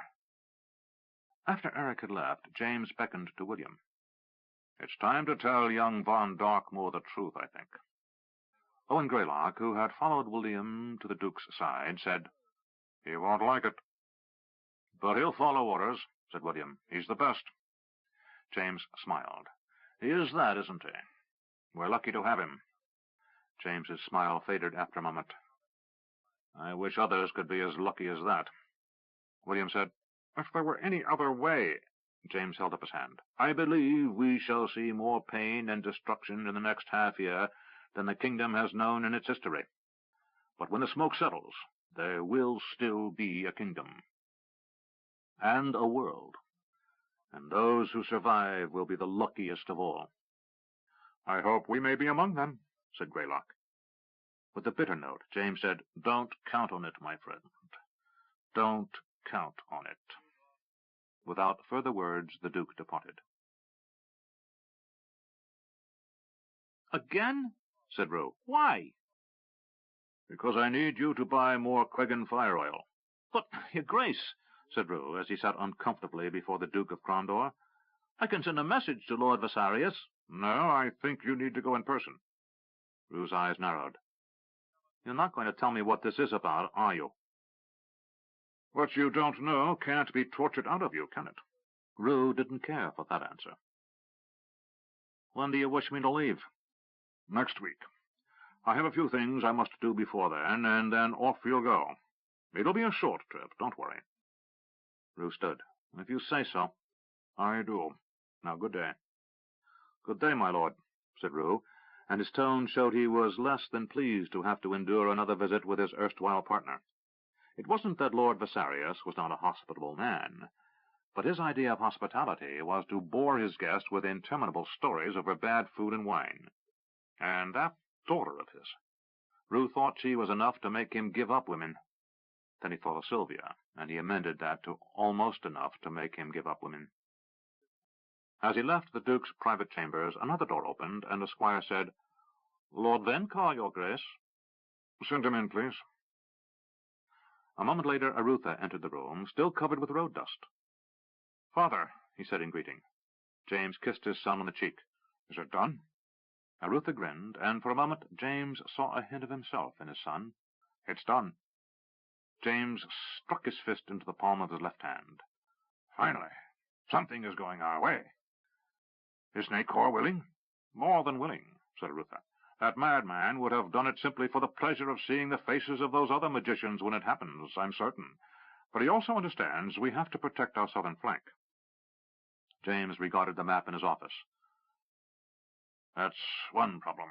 "There's another," said Arutha. "What?" "I want Jimmy and Dash out of the city." James waved away the request. "I need them here." "I mean it, Father. They have your impossible sense of immortality, and if you leave it up to them, they'll cut things too close and be trapped in the city when it falls. You know that's true." James studied his son's face and sighed. He sat behind the desk and said, "All right.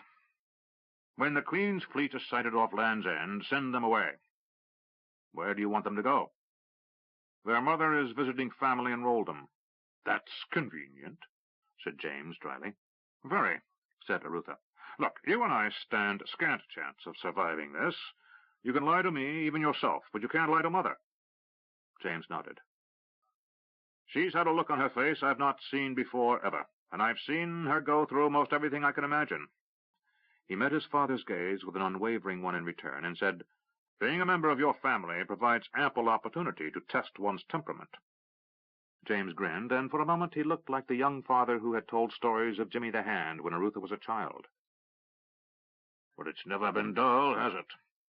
Arutha shook his head. "Never that." Then he studied his father. "You're staying to the end, aren't you?" James said, "This is my home. I was born here."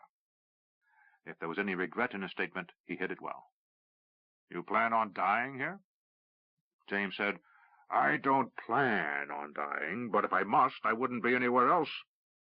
He slapped the desk with the palm of his hand. "Look, there are a lot of things we can't plan on, and staying alive until tomorrow is one of them. Life has shown me all too often it's a fragile gift. Remember, no one gets out of life alive." He stood up. "Go get refreshed and come have dinner with me. Your mother will be pleased to see you again. If I can get word to your sons, we'll have a family dinner." "That would be nice," said Arutha. He left, and after the door was closed, James crossed the room to another door, slipping through. He moved down a corridor to a small door where he had to duck his head to pass through, down a flight of twisting stairs, and through another long corridor. He reached the door and tested the handle, finding it locked. He knocked twice, then when a single knock came from the other side, he knocked again. The latch clicked, and the door swung open. Behind the door he found Dash and Jimmy, and a pair of men wearing unmarked uniforms and black hoods with eye slits. Inside the room, instruments of torture were waiting, and along the wall empty shackles hung. A man sat tied to a heavy wooden chair, his head slumped forward on his chest. "Anything?" asked James. "Nothing," said Dash. "Get back to your employer. I've just told him you're going to Quig again. He's not very happy, and will be even less so when he discovers you're not at the office doing whatever it is he pays you to do." Dash said, "Quig? Again?" James nodded. "I'll explain later." As Dash reached the door, James said, "Oh, by the way, your father's back, so join us for dinner tonight." Dash nodded, and the door closed. His grandfather said to Jimmy, "Revive him." Jimmy threw a cup of water into the man's face, and he roused. James grabbed the man by the hair and looked him in the eyes. "Your masters would have been kinder had they not put those blocks around your mind. My wife lies abed with a nasty headache, and that puts me in a foul temper. So we must do this the old-fashioned way." He nodded to the two torturers. They knew their craft, and quickly and efficiently set about applying the tools of their trade.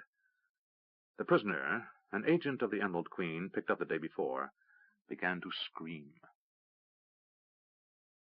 Rue attempted to look alert as Vasarius told a remarkably boring story of a deal negotiated with a trading combine from the Free Cities. The story itself didn't hold Rue's attention. He was more curious about matters of business than anyone he knew, and the particulars of the trade were unusual. But Vasarius managed to tell the story in the most convoluted, tedious way, denuding it of anything remotely like personality, color, or humor.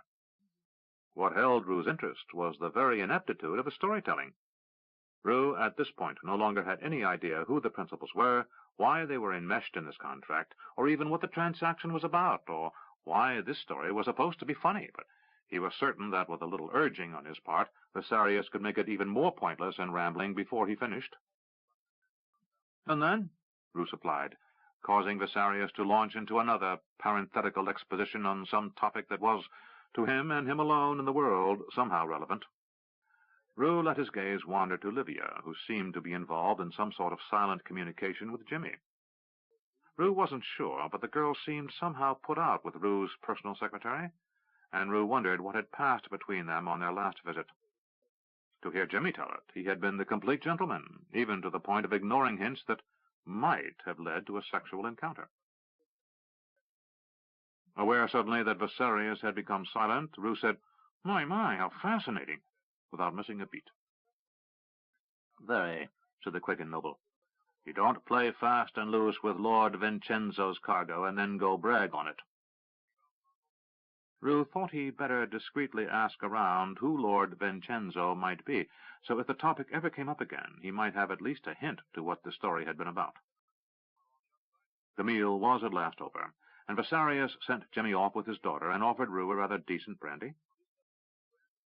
"It's one of the ones you were kind enough to send me," explained the Quegan noble. Rue thought he'd have to send something a little better, against the possibility he was going to be ordered back here one more time. After they had sipped the brandy, Vasarius asked, "What's the real reason for your visit?" Rue said, "Well, I do need additional oil." "You could have sent me a purchase order, Rupert. You didn't need to come here personally." Rue looked into his cup. As if weighing his words, he hesitated. The truth was, James had rehearsed him relentlessly until he was perfect in what he was to say next. "Actually, I need a favor." "What is it?" "I'm sure your empire has agents, or at least friends, who pass along certain types of intelligence."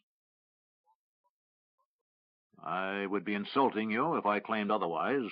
No nation on Midkemia is without such resources." "Then you may have wondered about the build-up of military forces in the kingdom." "It has come to our attention that a great many military projects are underway." Rue sighed.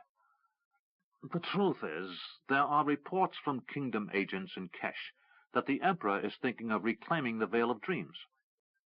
Vasarius shrugged. "So what else is new? The kingdom and Kesh fight over the Vale like two sisters over a favorite gown." "There's a bit more. It looks like Kesh may launch a full assault toward Krondor, with an eye to cutting off all roads between Krondor and Land's End." Vasarius said, "If true, that would isolate Land's End. Not to mention cutting off Shamata and Landreth, and giving the Empire control of Stardock." "Ah," said Vasarius, "the magicians." Rue nodded. "The kingdom considers them something of an unknown factor." "As well you should," said Vasarius. "We have our own magicians here within the Empire, but all are willing servants of the imperial court." Rue mentally added the "or else they're dead" part. Vasarius continued, "That many magicians, unsupervised, could prove troublesome. Well, be that as it may, the point is we're going to be putting men and material into Krondor in abundance. We're going to be shipping troops from Ilith and other parts of Gabon, as well as in from the far coast." "You still haven't given me any inkling of what this has to do with me." I'm coming to that. Rue cleared his throat dramatically.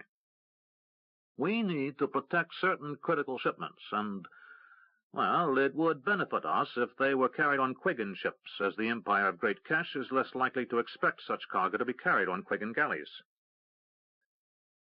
Ah, said Bessarius, and fell silent. I need 12 heavily armed war galleys in Kars by the 3rd week after Banipus. 12? Bessarius's eyes widened. What are you carrying? Weapons and other items. Rue could see the eyes of the man spinning with greed. Rue knew that Bessarius was assuming it was a huge shipment of gold, coming down from the Grey Towers, mined by the dwarves and exchanged for kingdom goods, to be shipped to Crondor to pay soldiers, which was exactly what Duke James wanted him to think. Rue knew Bessarius would assume 12 war galleys were far too much security for a weapons shipment. Bessarius said, which means they'd have to leave here 3 weeks before the festival of Midsummer. He calculated. That would put them in the Straits of Darkness about Midsummer's Day. It would mean you need the gold in Crondor 2 months after Midsummer. More or less, said Rue, pretending to ignore Bessarius's reference to the gold. 12 imperial galleys will prove costly. How costly? Asked Rue. Bessarius gave him a figure, and Rue haggled half-heartedly in an attempt to look as if he was trying to beat down the price. Rue knew that the gold would never be paid to Quegg, because Bessarius intended to steal the shipment, and there wasn't any gold in any event. There would be 600 hostile ships showing up about then, however, and Rue knew that Bessarius wouldn't send 12 galleys, he'd send every one he controlled, which could amount to 24 or better, if he could recall them to Quegg in time to pass along orders. They talked into the night, and Rue wished the brandy was better. Absently, he wondered how Jimmy was getting on with Livia. Jimmy licked the blood on his lip and said, What? Livia slapped him again, and then bit him hard on the neck as she said, Oh, I wish you barbarians spoke a civilized tongue. The girl sat astride Jimmy, with her toga pulled down around her waist. Jimmy was drunk on drugged wine and trying to keep his wits, but the combination of narcotics, alcohol, and a young, healthy, half-naked woman attempting to have sex with him was making it difficult for him to keep his focus. It was all he could do to pretend he didn't understand her language. At some point, Jimmy got the impression that Livia was furious with him for not having tried to make love to her on their last visit. He was certain that was more for the lost opportunity of rejecting him than for any lust for him, but given how temperamental this Queggan lady was, Jimmy couldn't be sure. At the present, it was clear that she was trying to prove a different point to him, one which seemed to involve a lot of slapping, some biting, and a lot of promises that he would never be able to make love to another woman after having Livia. In a semi-comatose state, Jimmy fervently hoped the last was not true, though the way she was jumping up and down on him made him think there might be enough permanent damage to prevent him from being interested in testing the claim for some time to come. He said, Enough, and tried to sit up, which got him another ringing slap across the face. As tears came to his eyes, Livia started tearing his clothing off. Somewhere along the way, he remembered getting serious scratches on his back and buttocks, and at another point, someone, a servant, he thought, threw a bucket of very hot water on them, followed by one that was very cold. Then Livia was doing interesting things with a feather and a jelly made from gooseberries. Finally, as they lay exhausted in each other's arms, she mumbled something about never having known anyone like him. Jimmy never considered himself a ladies' man, for although he loved women and their company, having a grandmother who read minds taught a young man things about women few men even imagined. For years, every time he glanced at a comely wench with a lustful intent, his grandmother would drag him off for a lecture on his attitude toward women. It took a while, but he finally came to look upon women as friends and enemies, just like men, except when he was sleeping with them, when they were decidedly unlike men, for which he was eternally grateful. This one was something outside his experience, however, and he wasn't sure he welcomed any repeat of the experience. Knowing he'd been drugged, he had practiced some of the mental techniques taught him by his grandmother, and when the girl had started her questioning, he had started telling lies. By now, Jimmy was certain that when she and her father compared notes, the plan conceived by Jimmy's grandfather would swing into motion. He tried not to laugh, for every part of him hurt too much to move. As he let sleep overtake him, he wondered how Dash was doing. You're a lying sack of dung and a kingdom dog to boot, and that's a fact. The sailor looked at Dash with a challenge. Dash stood up, dramatically swaying far more than was due to anything he had drunk. He had years before mastered the art of appearing to drink more than he had, and he could pass himself off as a drunk as well as any actor. The trick was to get a tiny bit of pepper or ale on your finger, rub your eyes, and get them red. His grandfather had taught him that trick. "No one calls me a liar," he glared at the Quiggin sailor. "I told you I saw it, with me own eyes." He lowered his voice to a conspiratorial whisper. "And I can tell you when and where, too." "When and where what?" asked another of the card players. Dash had returned to the dockside tavern he had visited on their last voyage to Queg, where he had established his identity as a kingdom sailor with a night off, and had entered a friendly game of Peshawar. After winning a little and losing a little, he had started to win, just enough to keep people paying attention to him. Finally, a couple of local card sharks had shown up and asked to join the game. As he expected, Dash was offered round after round of drink, in the hope his card sense would be dulled. He accommodated them and lost enough money to keep them around, then won back enough to keep them interested. While he played, he talked. "Like I told you, my father sailed with Prince Nicholas and Amos Trask himself. He was the first to reach the land across the endless sea." "There is no such place," scoffed a Quiggin sailor. "How would you know?" retorted Dash. "You're a bunch of coast-huggers, not a deep-water sailor in this entire nation." That got him the undivided attention of every man in the inn. Several were ready to teach him manners should he start insulting their homeland. Dash started talking to his captive audience. "It's true. For almost 20 years, the Prince of Crondor has had men down there trading with the natives. They're a simple people who worship the sun, and even their children wear gold trinkets and play with toys fashioned from gold. The prince has them mining gold for glass beads. I've seen the gold, with me own eyes. It's the largest cargo in the world, enough gold to fill this room. More. As tall as 2 men, one upon the other's shoulders it was. And at the base, it filled a room twice the size of this inn." "There isn't that much gold in the world," said the man who had named himself Gracchus.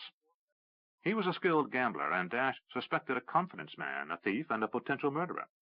But for Dash's purpose, he possessed the signal ingredient of nature. He was greedy to a fare-thee-well.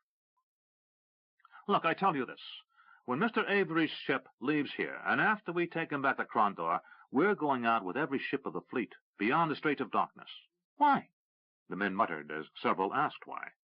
"Because the biggest fleet of treasure ships in the history of the world is heading this way, even as we sit here gabbing, and it's going to come through the straits on Banapus." "Midsummer's Day?" asked Gracchus. "Think on it," said Dash. "Where will your galleys be? Where will all those Keshian pirates from Durban be?" One of the sailors said, "He's got a point, Gracchus. Our ships will be in port so the crews can celebrate. Even the galley slaves get a drink of wine that day." "And it's true in Durban," said another. "I've sailed into that port on Midsummer's Day, and if there's a crewman sober by sundown, he's not trying." Gracchus said, "That may be all well and good, but it's still a little difficult to believe." Dash glanced around the room, as if looking to see he wasn't being watched, which was difficult to do with a straight face when every man in the room was watching him closely. He reached into his shirt and pulled out a small purse. He opened it up and let the contents fall on the table. A tiny whistle and a small top fell with a clatter, and Gracchus picked up the whistle. "Gold," he whispered. "I traded a copper piece to a little boy for that whistle," said Dash, "and he was glad to have it. He'd never seen copper before, but gold was everywhere." The top and whistle had been fashioned from some of the king's currency, melted and reforged, and James had sent back the items twice because the goldsmith couldn't get it through his head that the Duke wanted them to look crudely fashioned. Dash took the whistle away from Gracchus. "This boy gave me a voyage's pay in gold for a copper piece." I've seen other men come back from there with enough gold in their kit to retire for life to a gentleman's farm in the country. That's the truth." He glanced around the room.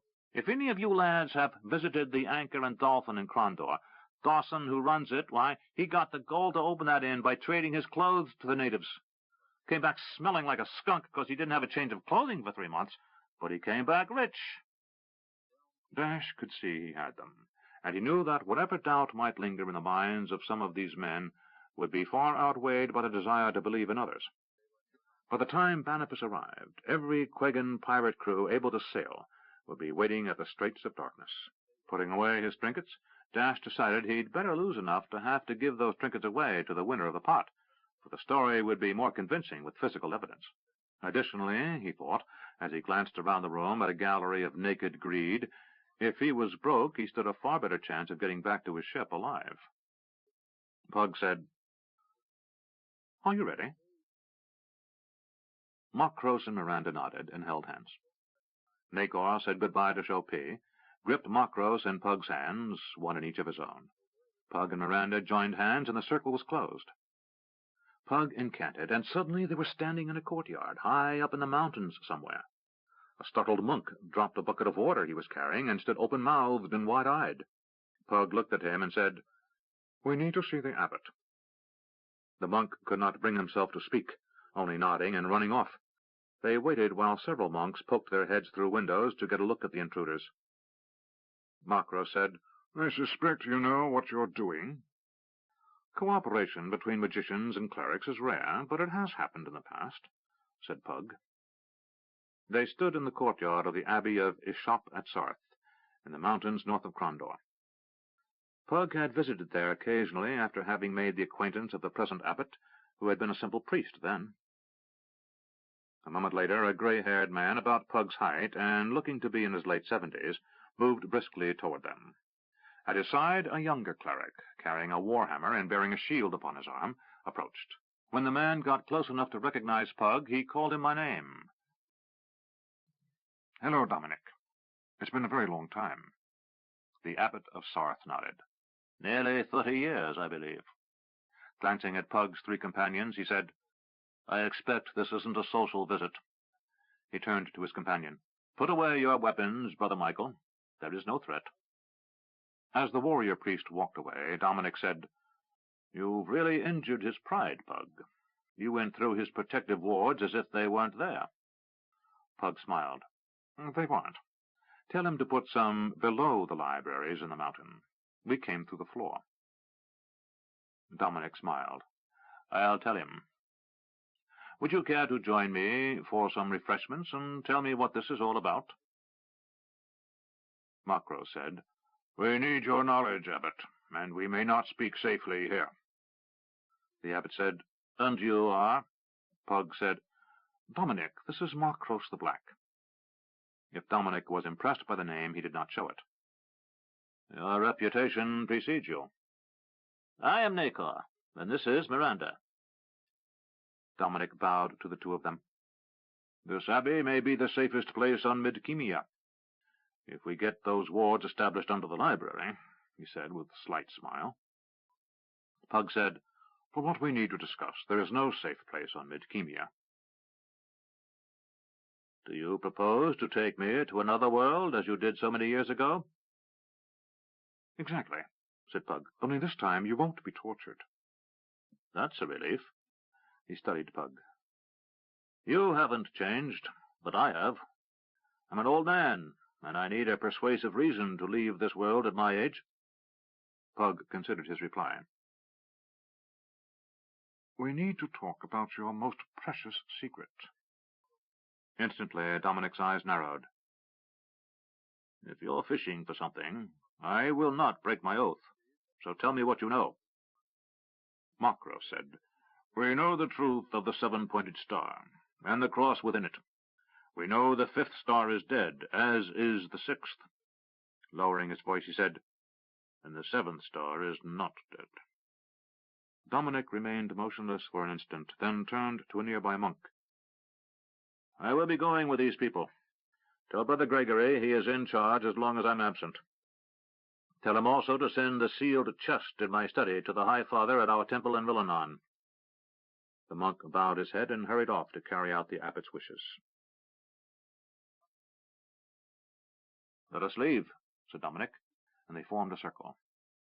Pug said, "Macros, I have the power, but not the knowledge." Macros said, "I have both. Follow me."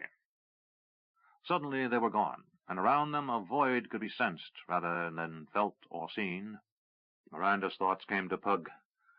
"When I first entered the Hall of Worlds, I asked Boldar Blood what happens when you step into the void." Pug's thoughts returned out of the featureless grey. "This is the void between realities. Here, nothing exists." "There is something," came the thoughts of Macros. "There is no place in the universe without something residing within. It may not be apparent to those who pass through, but there are creatures that live within the void." "Fascinating," came Nakor's thoughts, and the word was tinged with excitement. Suddenly they were in a star-filled night of pure black, encapsulated in a bubble of air, warmth, and gravity. Below them, swimming through the void, was a place Pug had never thought to visit again. "The city forever," he said. "What alien beauty," said Nakor. Pug glanced at the Isolani and saw his eyes wide with wonder. "It is that," said Pug. The city spread out below in a twisted symmetry, one that sought to capture the eye, but somehow eluded it. Towers and minarets that looked too slender to support their own weight rose up against the vault of the city's self-contained sky. Arches that could have soared miles above Krondor's highest rooftop spanned the vast distance between buildings of alien design. Downward they sped, yet they felt no sense of movement save what they saw with their eyes. "Who built this place?" asked Miranda. "No one," said Macros. "At least no one within this reality." "What do you mean, Father?" Macros shrugged. "This place was here when our universe came into being. Pug, Tomas, and I witnessed the birth of what we know as our reality. This place was already here." "An artifact of an earlier reality?" suggested Nakor. "Perhaps," said Macros, "or something that simply is because it needs to be." Dominic had remained silent, but now asked, "Why this strange and incomprehensible place, Pug?" Pug said, "Because it is perhaps the only place we may speak freely and not fall prey to the agency behind all the woe and destruction unleashed upon our world." They moved over a vast square, many times the size of the city of Krondor, where city-size tiles changed color in a hypnotic pattern. As they approached the surface of the street, they saw the pattern echoed in streets that left the enormous square. Miranda said, "It's a city. It has buildings, what look to be houses, and yet it is devoid of life." "Don't make that assumption, daughter," Macros pointed. "That fountain may be a decorative creation, or it may be a life form so alien to our understanding that we will never communicate with it." "What if the city is the life form?" asked Nakor. "Possible." Dominic said, "Why would the gods create such a place?" "Depends on which gods we're talking about," said Macros.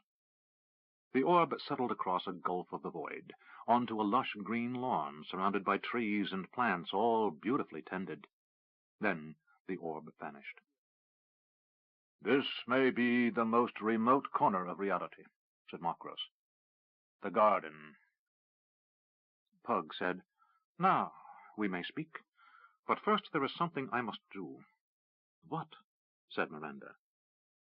But Pug had already closed his eyes and was mumbling an incantation. Everyone present felt a fey energy gather around Pug, then suddenly it was gone, and he opened his eyes. Miranda's eyes narrowed. "This is a powerful spell of blocking. Why do we need protection from eavesdropping in this remote corner of reality?" "All will be made clear," Pug answered. He looked at the abbot. "It is time," Pug said to Dominic. "What would you know?" asked the abbot of Sarth.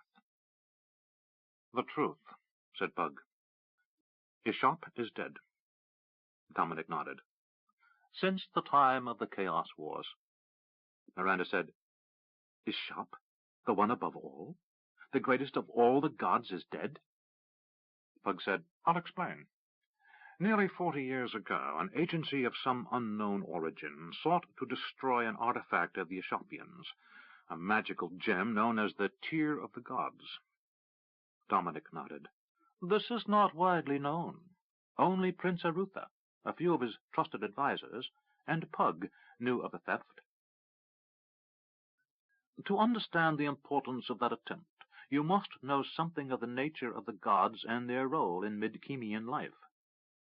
Makro said, Dominic, explain to Miranda and Nakor. Dominic spied a bench nearby and said, I'll sit if you don't mind. They followed him there. The old abbot sat, Nakor and Miranda sat at his feet, and Pug and Makros remained standing. Dominic said, At the time of the Chaos Wars, a new order came into existence on Midkemia. Before the Chaos Wars, a primal force of creation and one of destruction ruled hand in glove.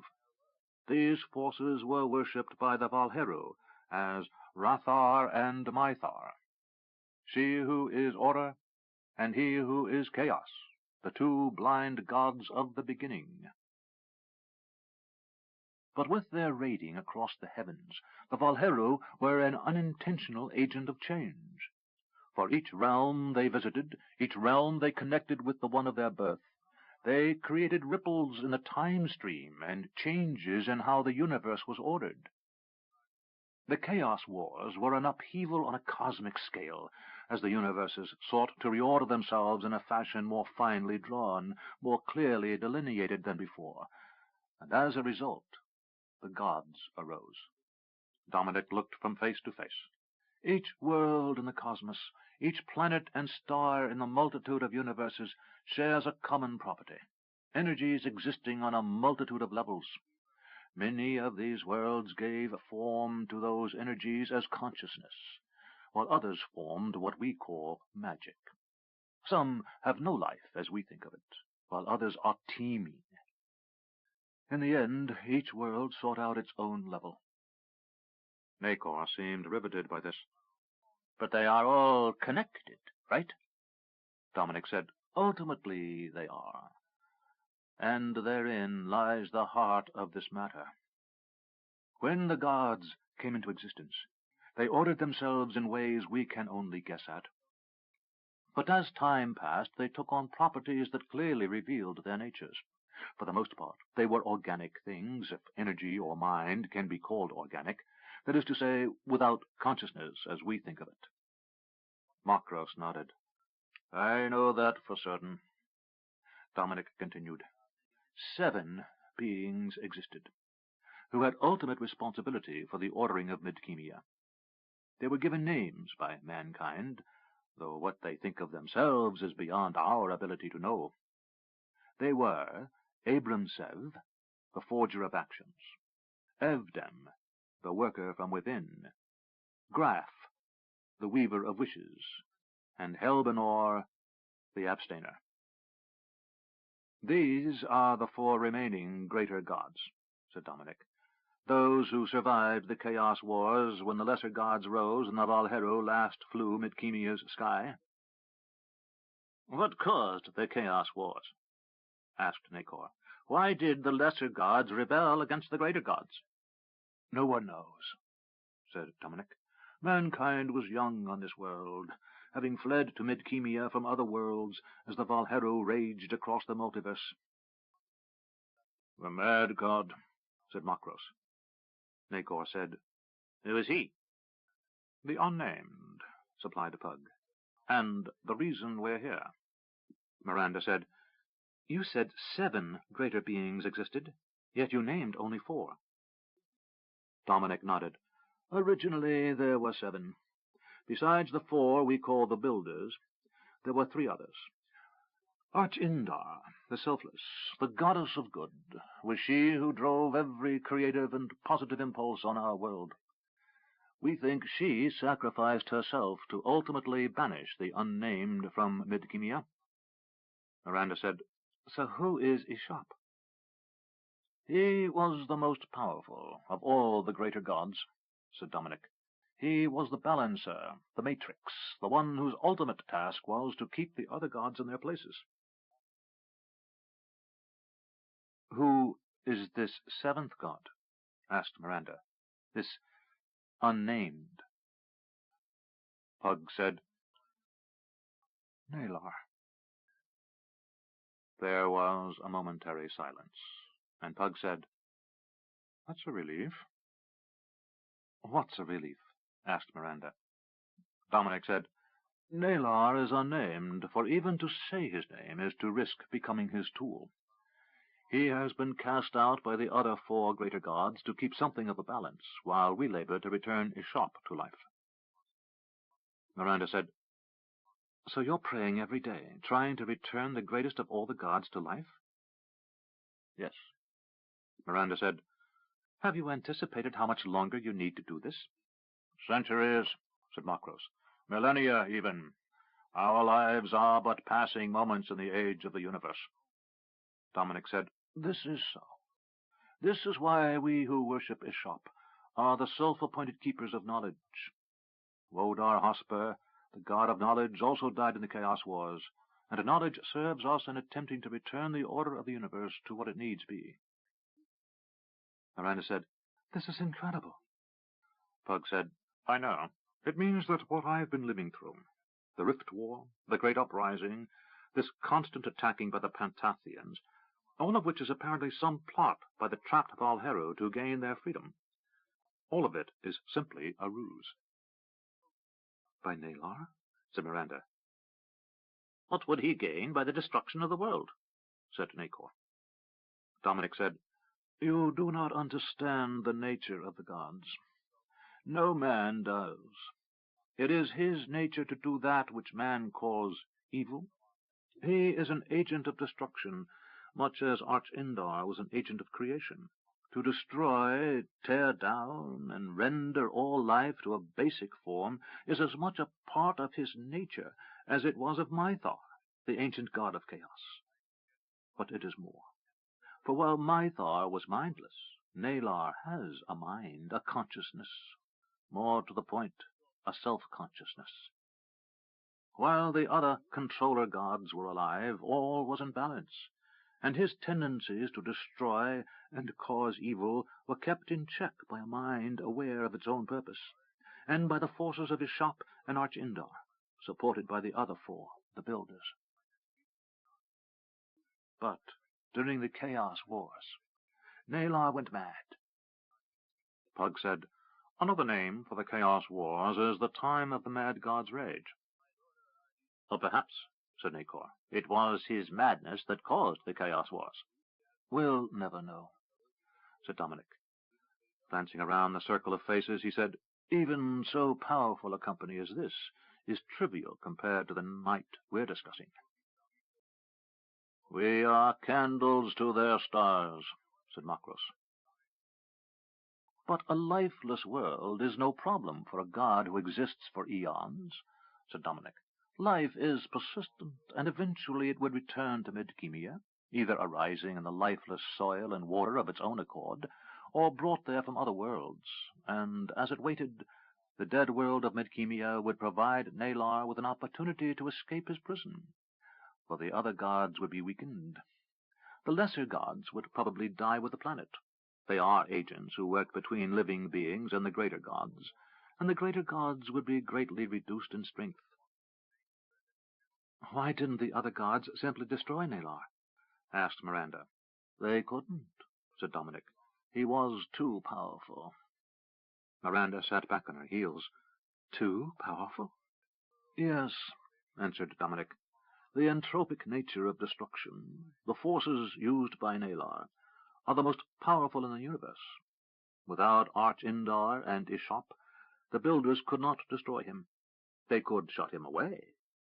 He is entombed under a mountain as large as the world of Midkemia, upon a planet the size of our sun, in a universe as distant from our own as can be imagined. Yet he is still powerful enough to reach out and influence the minds of his servants. Pug spoke. Those who serve him often have no idea on whose behalf they labor.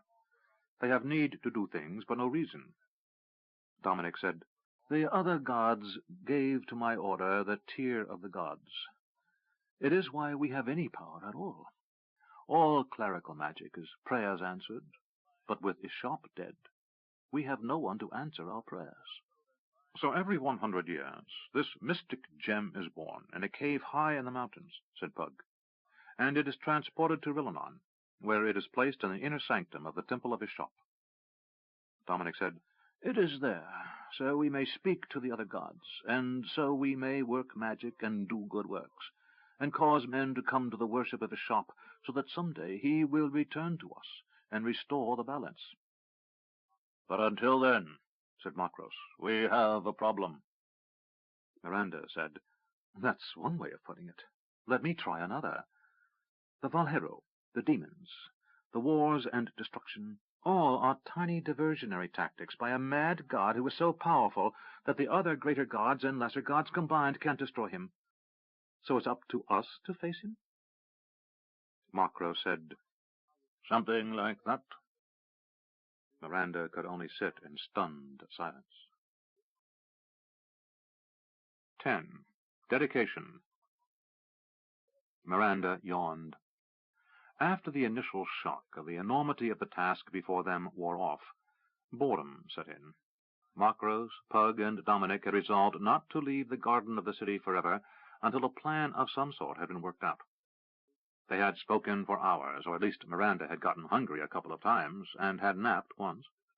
The only person who had seemed completely enthralled by the experience was Nacor.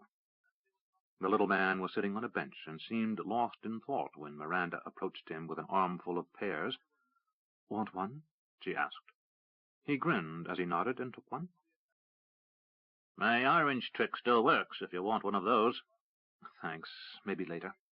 Then she said, But how does it still work? I don't know, he said with a perplexed smile.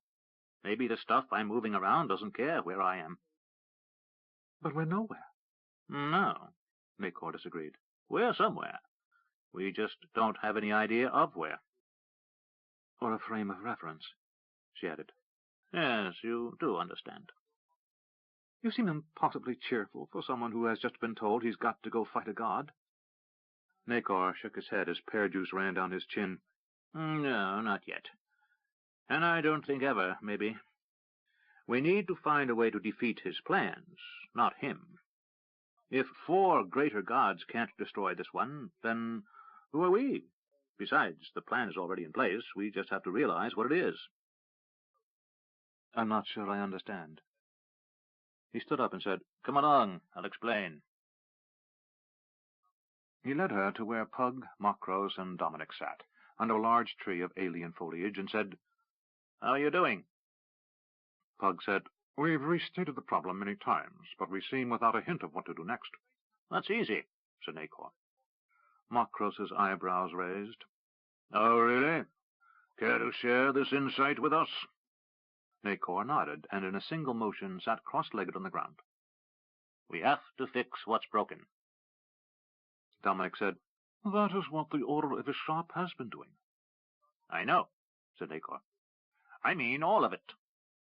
Look, you've got to take some time to bring back the dead god. That's not an easy thing to do. The old abbot's eyes narrowed. Thank you for understanding, he said dryly.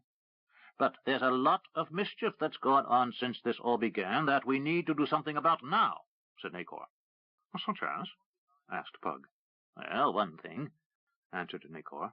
We have those demons. We can't have them running around. They cause much too much trouble. Even the little ones can be very dangerous.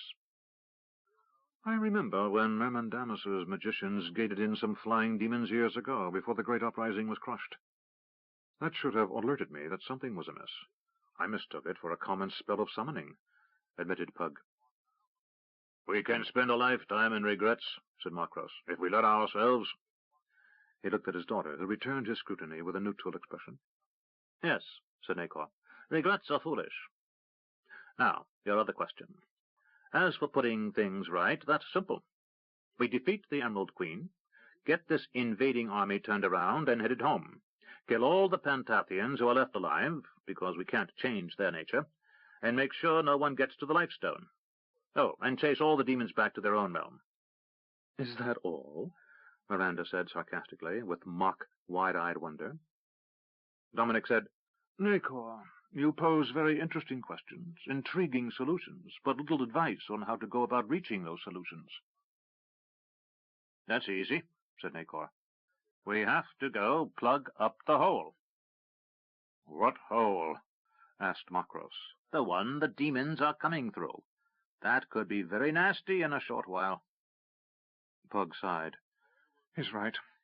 The Emerald Queen's army is a catastrophe, but a major invasion of demons would make it look like a bunch of street roughs trying to roll a trunk. But I think that might wait until we defeat the Emerald Queen, said Nacor. What we've seen of the demons indicates they haven't fully reached into this realm yet, and while they're influencing the Emerald Queen, she is the one who is here. For all we know, once she has the Life Stone, she may use it to bring the demons into our world. What are we missing? Said Miranda. What do you mean? Asked Pug. I don't know, she said, concern clearly written on her face. Somewhere in all of this is a missing piece, something to do with why we're not swooping down on the invasion fleet as it reaches the deepest part of the ocean and sinking it. There are a lot of Pantathian priests on those ships, said Nacor. They may not have Pug's power, or Makros's, or yours, but together... Pug could destroy them in seconds, Miranda interrupted. I saw what he did in the Celestial City. I'm not a beginner. I've been studying magic for 2 centuries, and what he did is so far beyond my abilities, it's staggering. Makros nodded. He forced himself into my mind, Sarik's mind, and ripped me away like pulling a cork from a bottle. This was no trivial thing. Pug said, it's not that simple. It is that simple, said Miranda. If we don't act, a lot of people are going to die. What if we're wrong?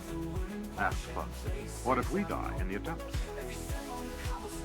Life is this, answered Makros's daughter, and for a brief second Pug saw the resemblance between father and daughter. If we perish, said Pug, then there is nothing to stop the Emerald Queen from taking the Life Stone. There's Tomas, reminded Miranda. Pug thought it over for a long time, then said, First we must make sure that Tomas knows what we are going to do. Agreed, said Makros. Send Nacor and Dominic to Tomas, said Makros. No, said Nacor. I want to see what you're going to do. Your curiosity is endless, said Pug, but we're going to be facing something awesome by any standards. As Nacor started to object, Pug raised his hand and cut him off. You claim there is no magic, but you know more about the workings of magic than just about anyone else in Midkemia, save Makros, Miranda, and me. Nacor's eyes narrowed. I always wanted to ask you about that, he said. You told James to tell me there is no magic a long time ago, to get me to go to Stardock, and I always wanted to know about that. Pug smiled. I'll tell you when this is all over. Nacor's grin returned. Very well, but we have a few problems to address before we return. Yes, said Dominic. No one may return to Midkemia with a knowledge of Nalar, or even a desire to discover that knowledge intact. While the god of evil is locked away, Midkemia is his home, and he will attune his influence to anyone who is receptive, much as Sarig took Makros to his service all those years ago. Have you the means to remove the memory of Nalar, Dominic? Asked Pug. We can put blocks on our own minds, not letting the knowledge surface, but it will still be there. Dominic nodded. Among our order, it is common to deal with just this sort of problem, as we cannot let anyone know the secret of a shop and the other controller gods. If you do, as I instruct, we will leave here ignorant of Nalar. He turned to face Makros. You trod perilously close to becoming Nalar's tool, had you not been protected by the lingering magic of Sarig. Even though the god of magic gave you that protection, it will not last. I know, said Makros, but we had to understand what we faced. Agreed, said Dominic, though the Father Prelate in Rillanon will find it difficult to accept my word. Is that what you did, sending that sealed chest? Asked Miranda. Dominic nodded. Each abbot at Sarth prepares against the time of great trial, when we shall see the abbey destroyed. Against that day we are preparing another place, one that will be called That Which Was Sarth. The repository exists and awaits, and we only waited for the foretold sign. And we were that sign? Dominic nodded. In our dealings with the greater gods, we have come to understand their limits as well as their power. They communicate to us in a fashion that can be only called disjointed. One thing above all else, though, was the event of our first contact, ages ago, when we were warned that one would come with companions who knew the secret, and at that time the world would change. Yes, your arrival is the signal that we need to begin moving the great library at Sarth to That Which Was Sarth. Miranda said, Where are you moving the library to? To a location high in the mountains of Yabon, where it will be safe. Well, if the Emerald Queen gets her hands on the Lifestone, nothing will be safe, Pug observed. Miranda said, Then let us set about forgetting the reason behind this horror. Dominic indicated they should sit in a circle and join hands. The old cleric said, Close your eyes and open your minds to me. When we have finished, you will know nothing of Nalar. You will only know that you have forgotten something, but rather than be curious, you will be relieved. You will know that it is vital that you not remember this thing, for to do so would bring danger beyond any you imagine. You will remember enough of what we have talked about to be aware of your chosen course of action, but of Nalar. The only thing you will recall is that out there, somewhere, a grave danger lurks, one against which you must remain vigilant, but one which you must never seek to know. Dominic began his incantation, and all of them felt a strange presence enter their minds, which began to order knowledge. For a brief instant each felt a mild discomfort, and a flash of fear, which was instantly replaced by a calm reassurance. And then, suddenly, it was done. Pug blinked and said, It's over? Dominic said, Yes. You remember what you need to remember, and the rest is safely locked away. It must be so. They took what he said at face value. We must go now, Dominic said. First I will take you and Nacor to Elvendar, said Pug. He glanced at Miranda and her father. Then we go to face the Emerald Queen. Tomas awaited in the glade where Tathar and Aquila had overseen their protection. He stood resplendent in his armor of white and gold. Behind him waited the warriors of Elvendar, Callan and Redtree at their head. It is time? Asked Tomas as soon as they materialized. Not yet, said Pug, but soon. Get word to Stone Mountain and the Grey Towers. Call the dwarves to war. You know where to lead them when they gather. Tomas nodded and started issuing instructions to elven runners nearby. Pug had alerted him of their coming, using a mental call agreed upon by the two boyhood friends years before. Nacor and Dominic moved away from the three magicians, and Pug came up to Tomas. We go to challenge the Emerald Queen before she reaches our shore. Should we fail, the war will come to you eventually. You know the stakes.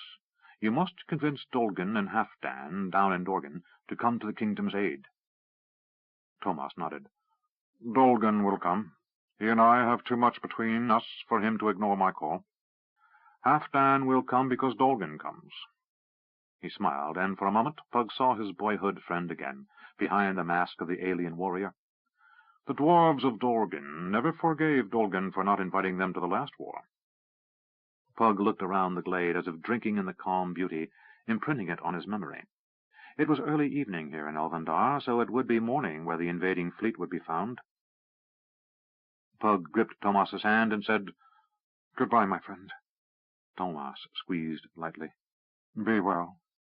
I will see you when we celebrate this victory. Pug only nodded. He turned and came to where Makros and Miranda waited, reached out and took their hands. Suddenly, they were gone. Nacor said, "We have much to do and less time to do it in than we might wish for." Tomas nodded. "I fear you are correct." Dominic said, "I need to reach our abbey in the great towers. From there, our brothers can transport me to any place in the kingdom where we have an abbey or temple." Tomas motioned to an elf. "Galen, see to horses for the morning." To Nacor and Dominic he said, "You will dine and rest, and leave in the morning." Nacor said, "No, Shelpie and I will stay here. I think we will be needed here soon." Nacor was without his ever-present grin, and Dominic said, "You're fearful?" "Yes," said the little man. "I know why Pug does this thing, and it is unwise, I think. He does it as much to prove his love for Miranda as to defeat the enemy, and while I believe she is right in assessing his power, I think she underestimates the power of the Emerald Queen and the Pantathians." Then he added in a low voice, "and vastly underestimates the third player." Dominic's eyes widened, and he pulled Nacor aside as the elves walked on. "What do you remember?" "All of it," said Nacor. Something strange burned in the little man's eyes. "I have my own ways of protecting my mind, Abbot, just as you do. Those three magicians like to think they know a lot about the many paths of magic, but they still think too much along one path. You and I know there are many paths, many ways to proceed. Or no paths, if you look at it another way. You have no need to worry about my falling under the Nameless One's influence." "Who are you?" asked Dominic. A grin spread across Nacor's face. "Just a gambler who knows some tricks." Dominic said, "If you weren't clearly working for our cause, I would fear you, I think." Nacor shrugged. "Those who aren't my friends do well to fear me, for, as I said, I know a few tricks." With that enigmatic pronouncement, Nacor walked after the elves, leaving a very shaken old abbot with much to ponder. "What next?" said Miranda. Makros pointed downward. "There!" The three magicians hovered high above the clouds as hundreds of miles of shimmering water spread out below. Pug turned his eyes to the point Makros indicated and saw the fleet of the Emerald Queen. "It's huge," said Miranda. "More than 600 ships," said Makros. "Close to 700. "They must have been building somewhere we didn't know about," offered Pug. He, like Miranda, had stayed abreast of the intelligence coming from Callus's agents in Novindus. "We need a plan," said Miranda. Pug said, "Here's the plan. I will swoop down to confront the Emerald Queen and her Pantathian servants. When they spring whatever trap they have waiting for me, you two come in and catch them by surprise." Makros said, "No, I'll come in, alone."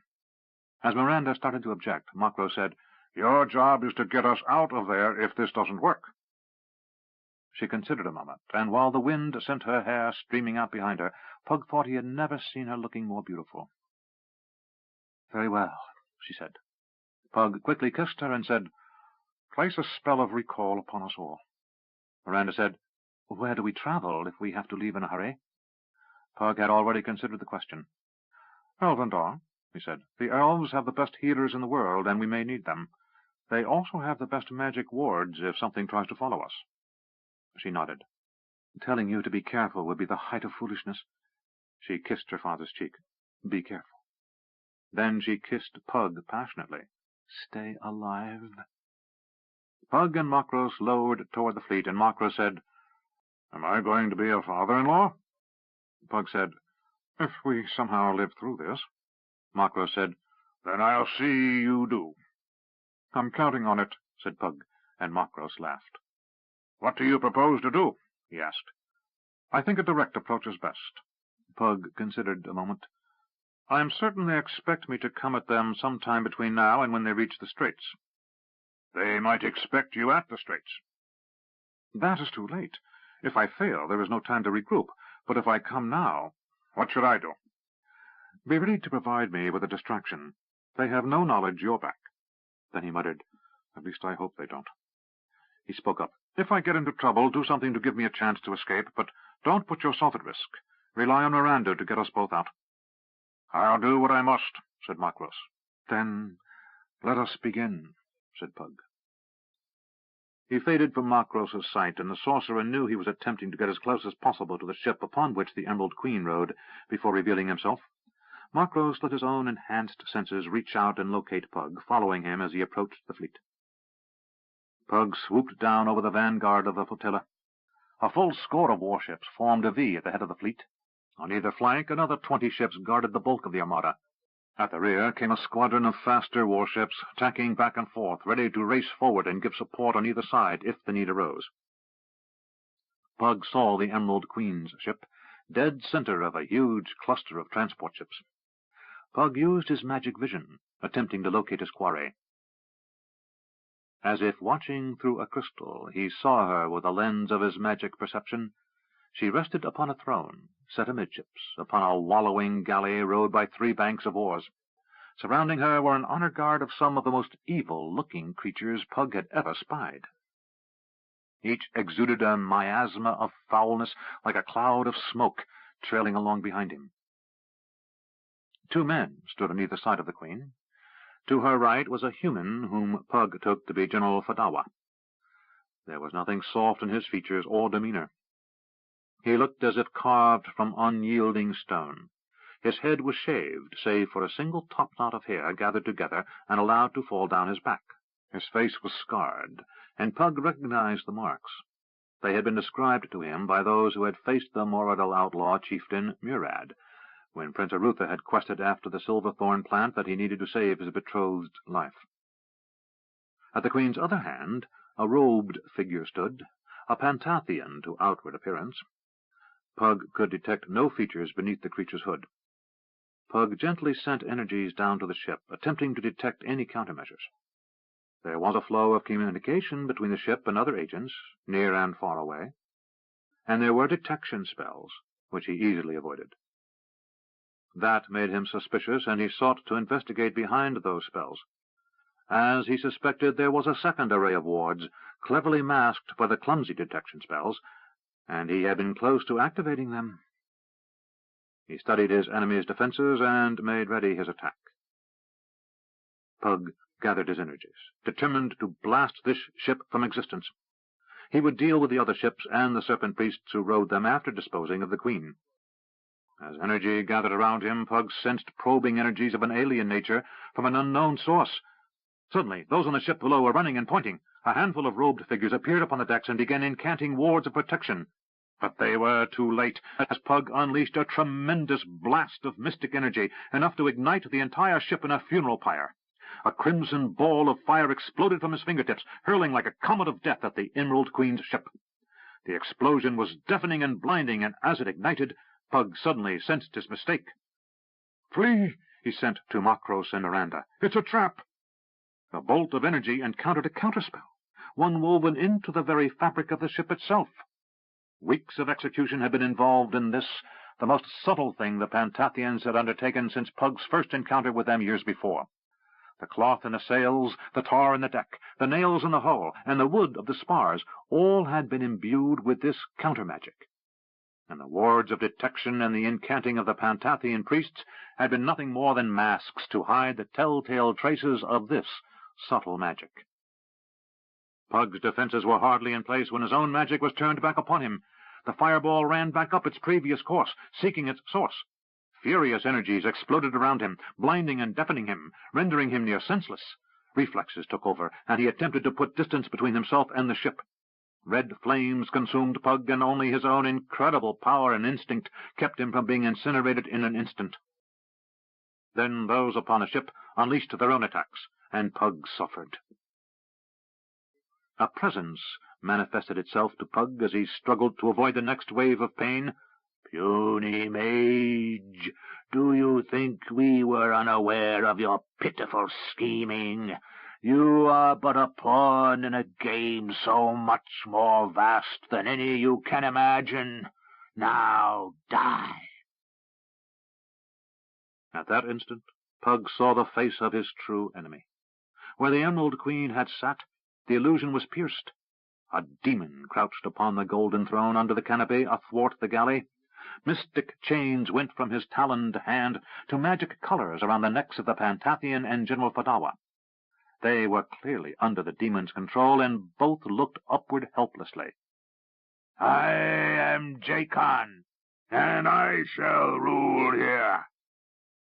Agony raced through every fiber of Pug's being as his protective wards were stripped away from him. The robes on his body burst into flames, and his hair and skin began to burn. A scream erupted from lungs scorched and blistered, and his eyes shriveled in his head. He struggled to escape, but the pain was overwhelming, and he lost all control. His mind fled from the pain, and as he felt darkness closing around him, he also felt himself tumbling through the air. Then a pair of arms grabbed him, and a groan of agony came from Pug as he was carried aloft, every movement an agony for him.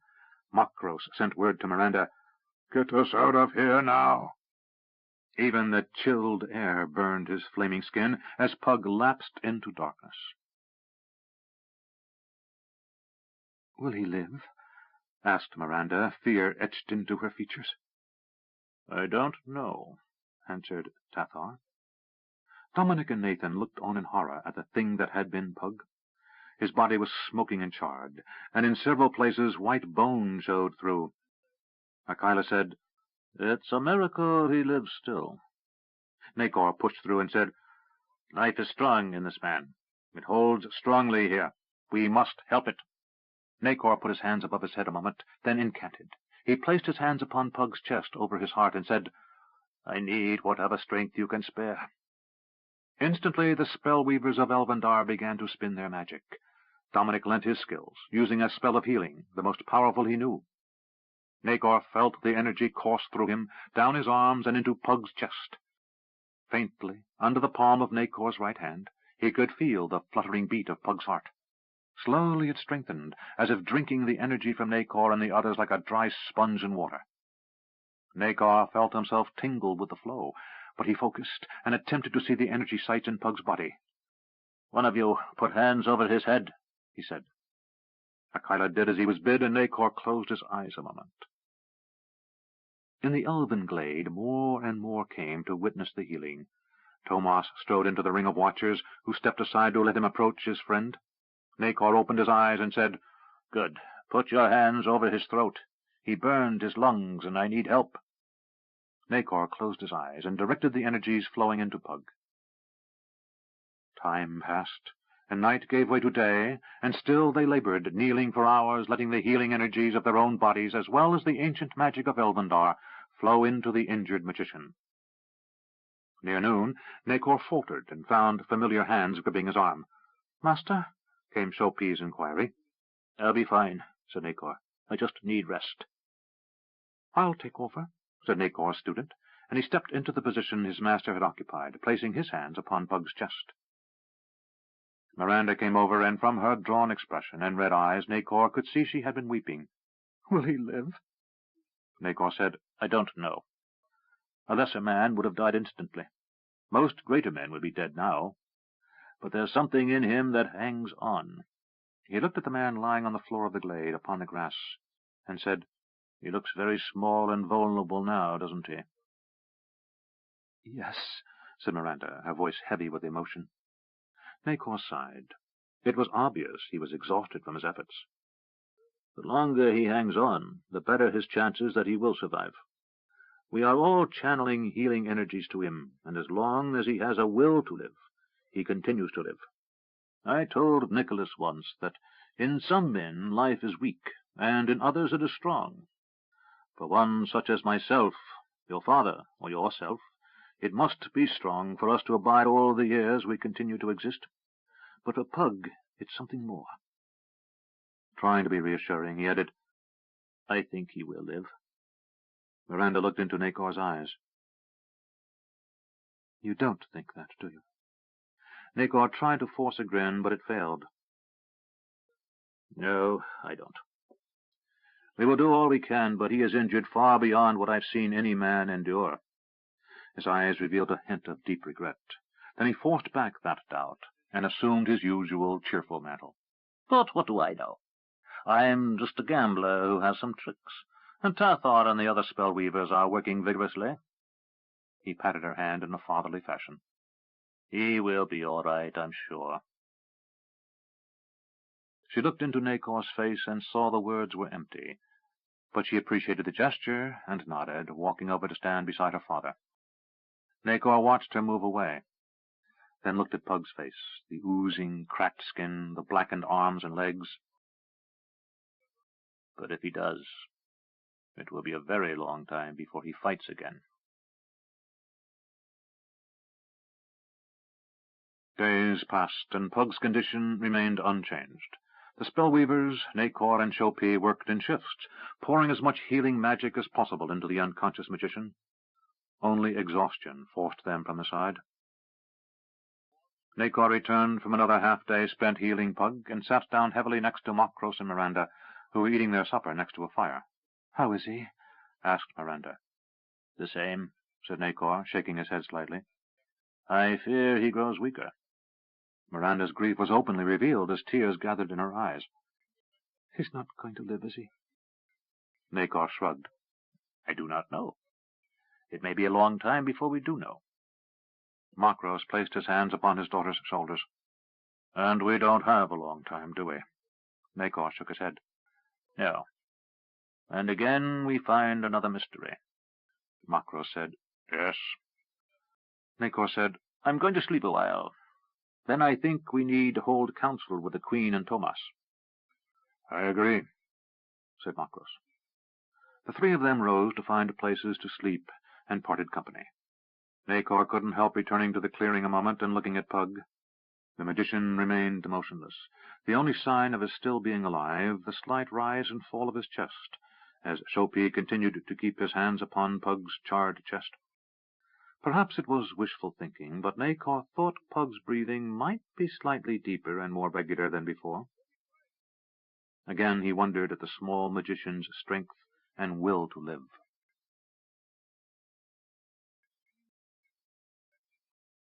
Aglarana looked around the circle and said, "Tathor says Pug will live. It will be a long time before he regains consciousness, and longer still before he heals. But with our arts we can restore his damaged skin and hair, heal the broken bones and burned tissue." The relief was almost tangible in the council, especially on the faces of Thomas and Miranda. Makros said, "Pug was right and we were not."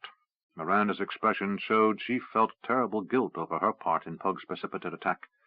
"It is my fault," Nakor said. "It is no one's fault or everyone's fault. No one forced Pug, your father, and you, to attack the Emerald Queen. We thought it risky, and it was." "They were better prepared than we anticipated," said Miranda. "More than that," said Makros. To Miranda he said, "You were too far removed from the battle to see what Pug and I saw, and you have no way of knowing." "What?" "The woman who was your mother is but a shell, an illusion. I suspect she is long dead. The creature at the head of this army is a demon. He identified himself to Pug as Jacon." "Jacon?" said Nakor. "You've heard of him?" asked Miranda. "In a roundabout way," said the little man. "He's a demon captain, not a big one like Tugor, first servant of Ma'arg, ruler of the Fifth Circle, but one with some reputation." Tathar said, "We have had contact with such once or twice in the history of our race. How do you know of them, human?" Nakor shrugged. "You hear things here and there." Miranda said, "You're an infuriating little man." Nakor grinned. "Your mother said the same to me when we were married." He sighed. "I wish I had had a daughter like you." Makros said, "No, you don't." Suddenly laughter filled the council, and everyone knew the relief was at Pug's apparent recovery, as much as from the banter. Then Nakor's expression turned serious. "About a century or so ago, I found my way into the Hall of Worlds, and spent some time at Honest John's. It's a good place to gamble." He made a sour face. "Hard place to cheat. Anyway, in the course of my time there, I heard about some troubles with the demons." "Such as?" prompted Makros. "That someone was stirring them up, and they were attempting to breach the barriers out of the Fifth Circle into the higher realms." "Someone provided them a way," suggested Makros. "That's what worries me," said Thomas. "In the memories of the Valhero, we struggled with the demons, and among our foes only the Dread were more powerful. But the Dread and the demons were confined to realms far from our own, and for them to be here, both at the time of the Rift War and now, means an agency of great power is behind all of this." Markrose and Miranda exchanged looks. "I sense we know something," said Miranda. "Knew something," said Markrose. To the Queen and Thomas he said, "There are larger forces at play here, but I also have some sense that we have limits to what we may do. I suggest we consider what may be our next best course of action." Thomas said, "It's obvious the fleet is well protected, and that another attack of the sort Pug-mounted would prove unwise." "Agreed," said Markrose. "They may not know my and Miranda's abilities, but they must know Pug has allies of significant power and have defenses in place. This demon who has taken the Emerald Queen's place may not be a great demon lord, but he has firm control of those around us, from what little I glimpsed as I saved Pug. We must consider the risk that the demons are in a position to slip more of their captains and lords through into Midkemia. We must attend to that danger, or I think we'd best leave the more mundane concerns of invasion to those who are best equipped to meet it. Prince Patrick, Duke James, and Knight Marshal William." Thomas said, "We will, though we will aid them when the time comes." "I understand," said Markrose. He stood and moved to the middle of the circle. "With Pug injured, I must again put myself in the center of this struggle." Aglarana said, "Years ago you came to us and were instrumental in saving our home, Markrose. Your wisdom is always welcome here." Markrose rubbed his beard. "My wisdom is somewhat lacking at the moment, lady. Before I had Sorig's gift of future sight and the ability to travel at will back and forth through time. Since the severing of our ties, I fear I have but a bare sense of where to start looking next for our course of action." Miranda said, "Well, we need to find the rift and close it forever." "Perhaps you need to look at the place Callus and Miranda found those tainted artifacts." It was Tathar who spoke. "I've studied the artifacts our Callus sent to us as much as anyone, and while I can put no name to the alien presence that has touched it, I can say it is powerful, and what is there is well hidden. It must be the demons, and that must be where they are entering our world." Akila held up his hand and nodded in agreement. "Absolutely. Tathar and all the spell-weavers have indicated this is magic of great power and subtlety, well hidden, masked to disguise its origin, and clever in its construction." Markrose said, "That sounds likely." Thomas said, "I will go with you two." Miranda said, "I thought you never left Elvendar." Thomas said, "I vowed never to leave, save at great need." He turned to his wife. "It is time." The Elf Queen's face was an expressionless mask, yet her eyes betrayed a flicker of emotion. Then she calmly said, "I know." Thomas asked Markrose, "Shall I call a dragon?" Markrose said, "No. Miranda knows where the entrance to the caves is. If you guide me," he said to her, "I can take the three of us there." Miranda said, "No need. I can do so." Thomas said to his wife, "Abide and keep hope in your heart. I will come back." No one spoke until a few minutes later Thomas reappeared, and even though he had seen him dressed so before, Markrose felt awe. Thomas stood dressed in armor fashioned of gold, a helm and coif, chain shirt and leggings. His white tabard, bearing a golden dragon design, was cinched by his black belt, and his boots were black leather as well. His scabbard was white, looking as if carved from ivory, but it was empty. Callan came and withdrew his own sword, handing it to his mother's husband. "Alone," he said. Thomas took it, nodded once, and slipped it into the scabbard. "I will return it soon," he said. To Markrose and Miranda he said, "Come, it is time." He motioned, and Miranda rose, took his hand in Markrose's, closed her eyes, and they were gone. Redtree watched the empty space and said, "Until I saw him in that armor, I had doubts, but he is Valhero." Akila said, "Not truly." a fact for which we should all be eternally grateful. No more was said. Bitter winds swept the mountains as they appeared. Miranda blinked at the bright sunlight after the cool evening light of Elvendar. The rising sun was shining directly in her eyes. "Over there!" She pointed to a cave mouth. They moved quickly toward the dark opening and entered. Once they were inside, the noise of the wind was cut, and Tomas said, "I see in the dark, but what of you?" Makros raised a hand, and a nimbus of light surrounded him, illuminating the cave mouth. He looked around. Miranda said, "This tunnel was one I found by accident. Boldar blood was killing some serpent warriors who were trying to block our path, and I noticed a faint light from above."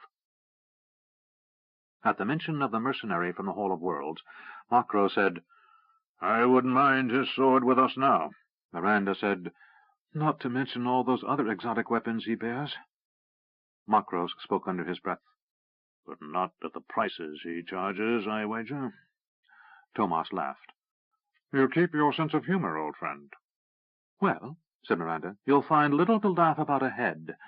This way." She led them into the tunnel, one low enough that Tomas had to duck to enter. They half scrambled, half walked down a narrow, steep incline, entering another tunnel by having to slide almost sideways into a stone alcove about 6 feet above a larger tunnel. As they jumped to the floor of the second tunnel, Makro said, "It's a miracle you even noticed that entrance." Miranda said, "I was motivated. Boldar is a fearsome fighter, but he survived to reach Elvendar with me only because we were fighting a rear-guard action up that narrow crawlway. Else we would have been overwhelmed." Makros looked around. A few bones littered the passage, and what looked to be a broken sword hilt. "Something has disposed of most of the mess." Tomas said, "Scavengers?" "Perhaps," said Makros. He asked Miranda, "Which way?" She pointed and started walking without saying anything. Twice they had paused to rest, though it was not so much that anyone was fatigued as to stop a moment and get their bearings. Once they opened a small bag that Makros carried, which held some small slivers of a food for travel prepared by the elves. Another time they drank from a waterskin Miranda carried. Then they reached the first major gallery of the Pantathians. "There's something close by," Tomas said in a low voice. "I feel it too," said Makros.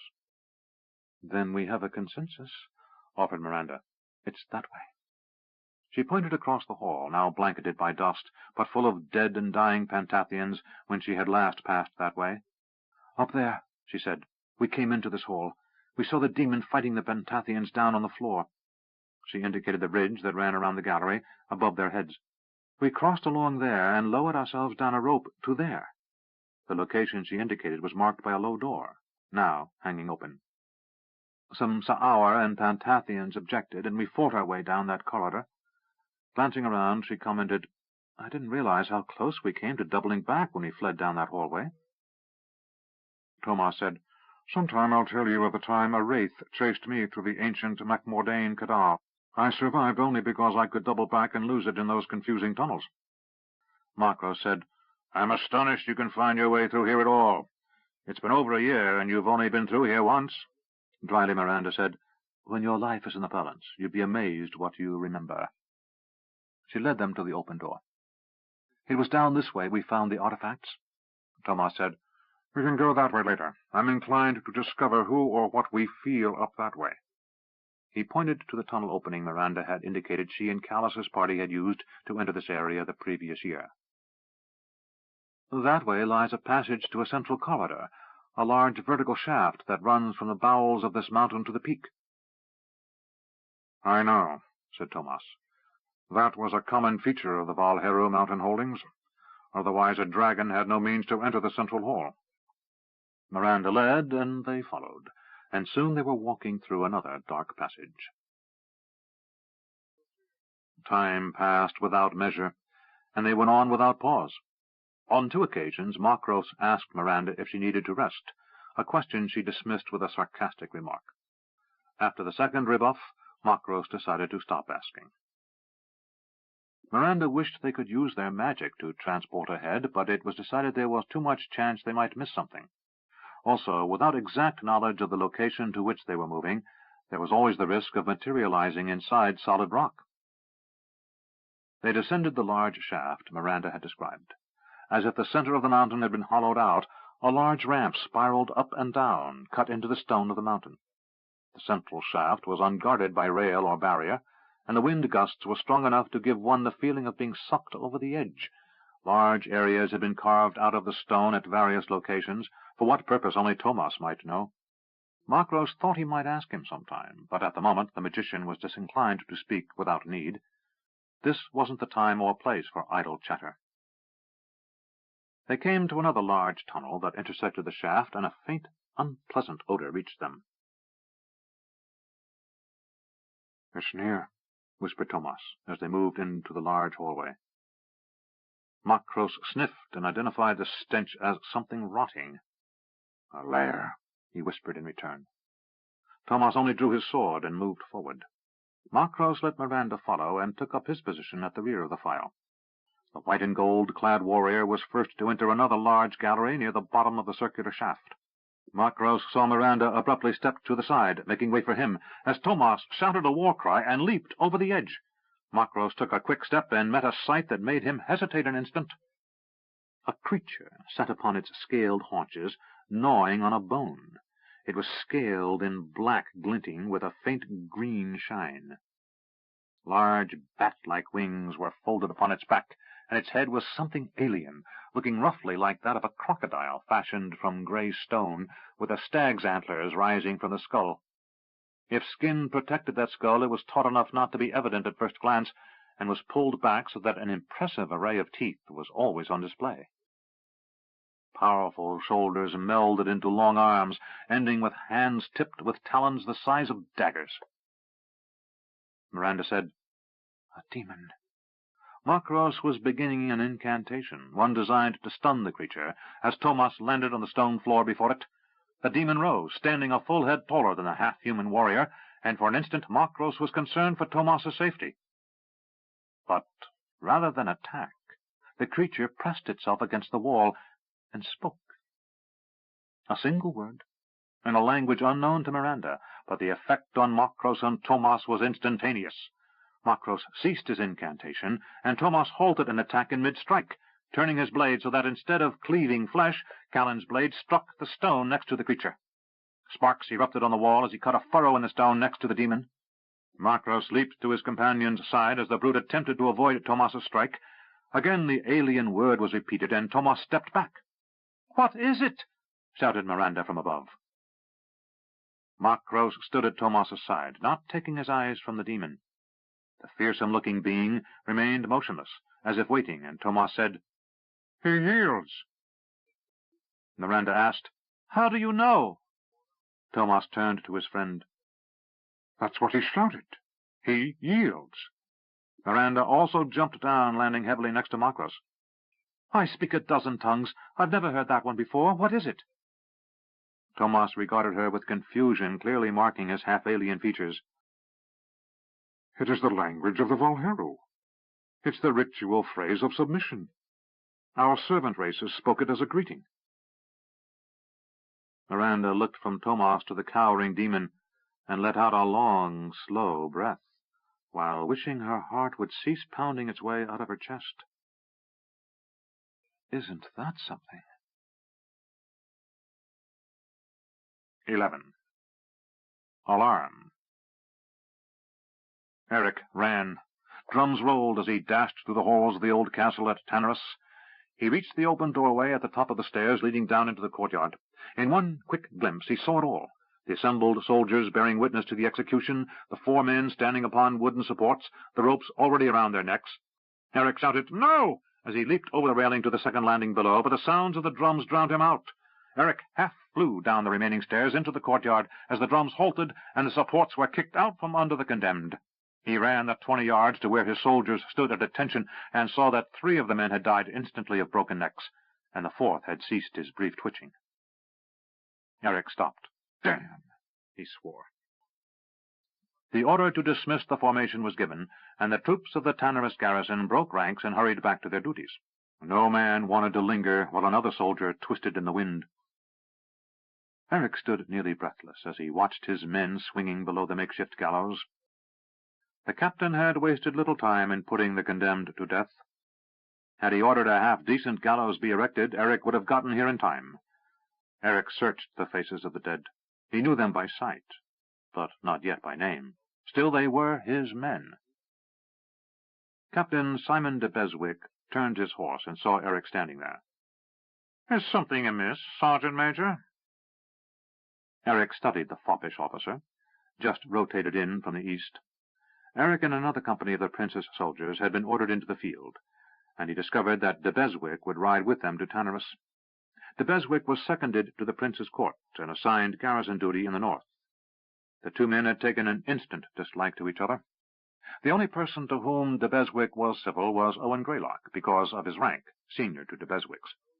He refused any conversation with any enlisted man save in the line of duty, and was uniformly rude and abusive to the men.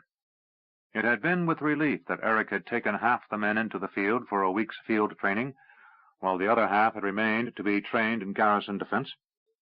Eric had just returned to be informed at the gate that 4 of his men were being hanged. Eric balled his right hand into a fist and said, "Why were those men executed?" "They pilfered stores," said de Beswick, raising his eyebrows as if asking a question.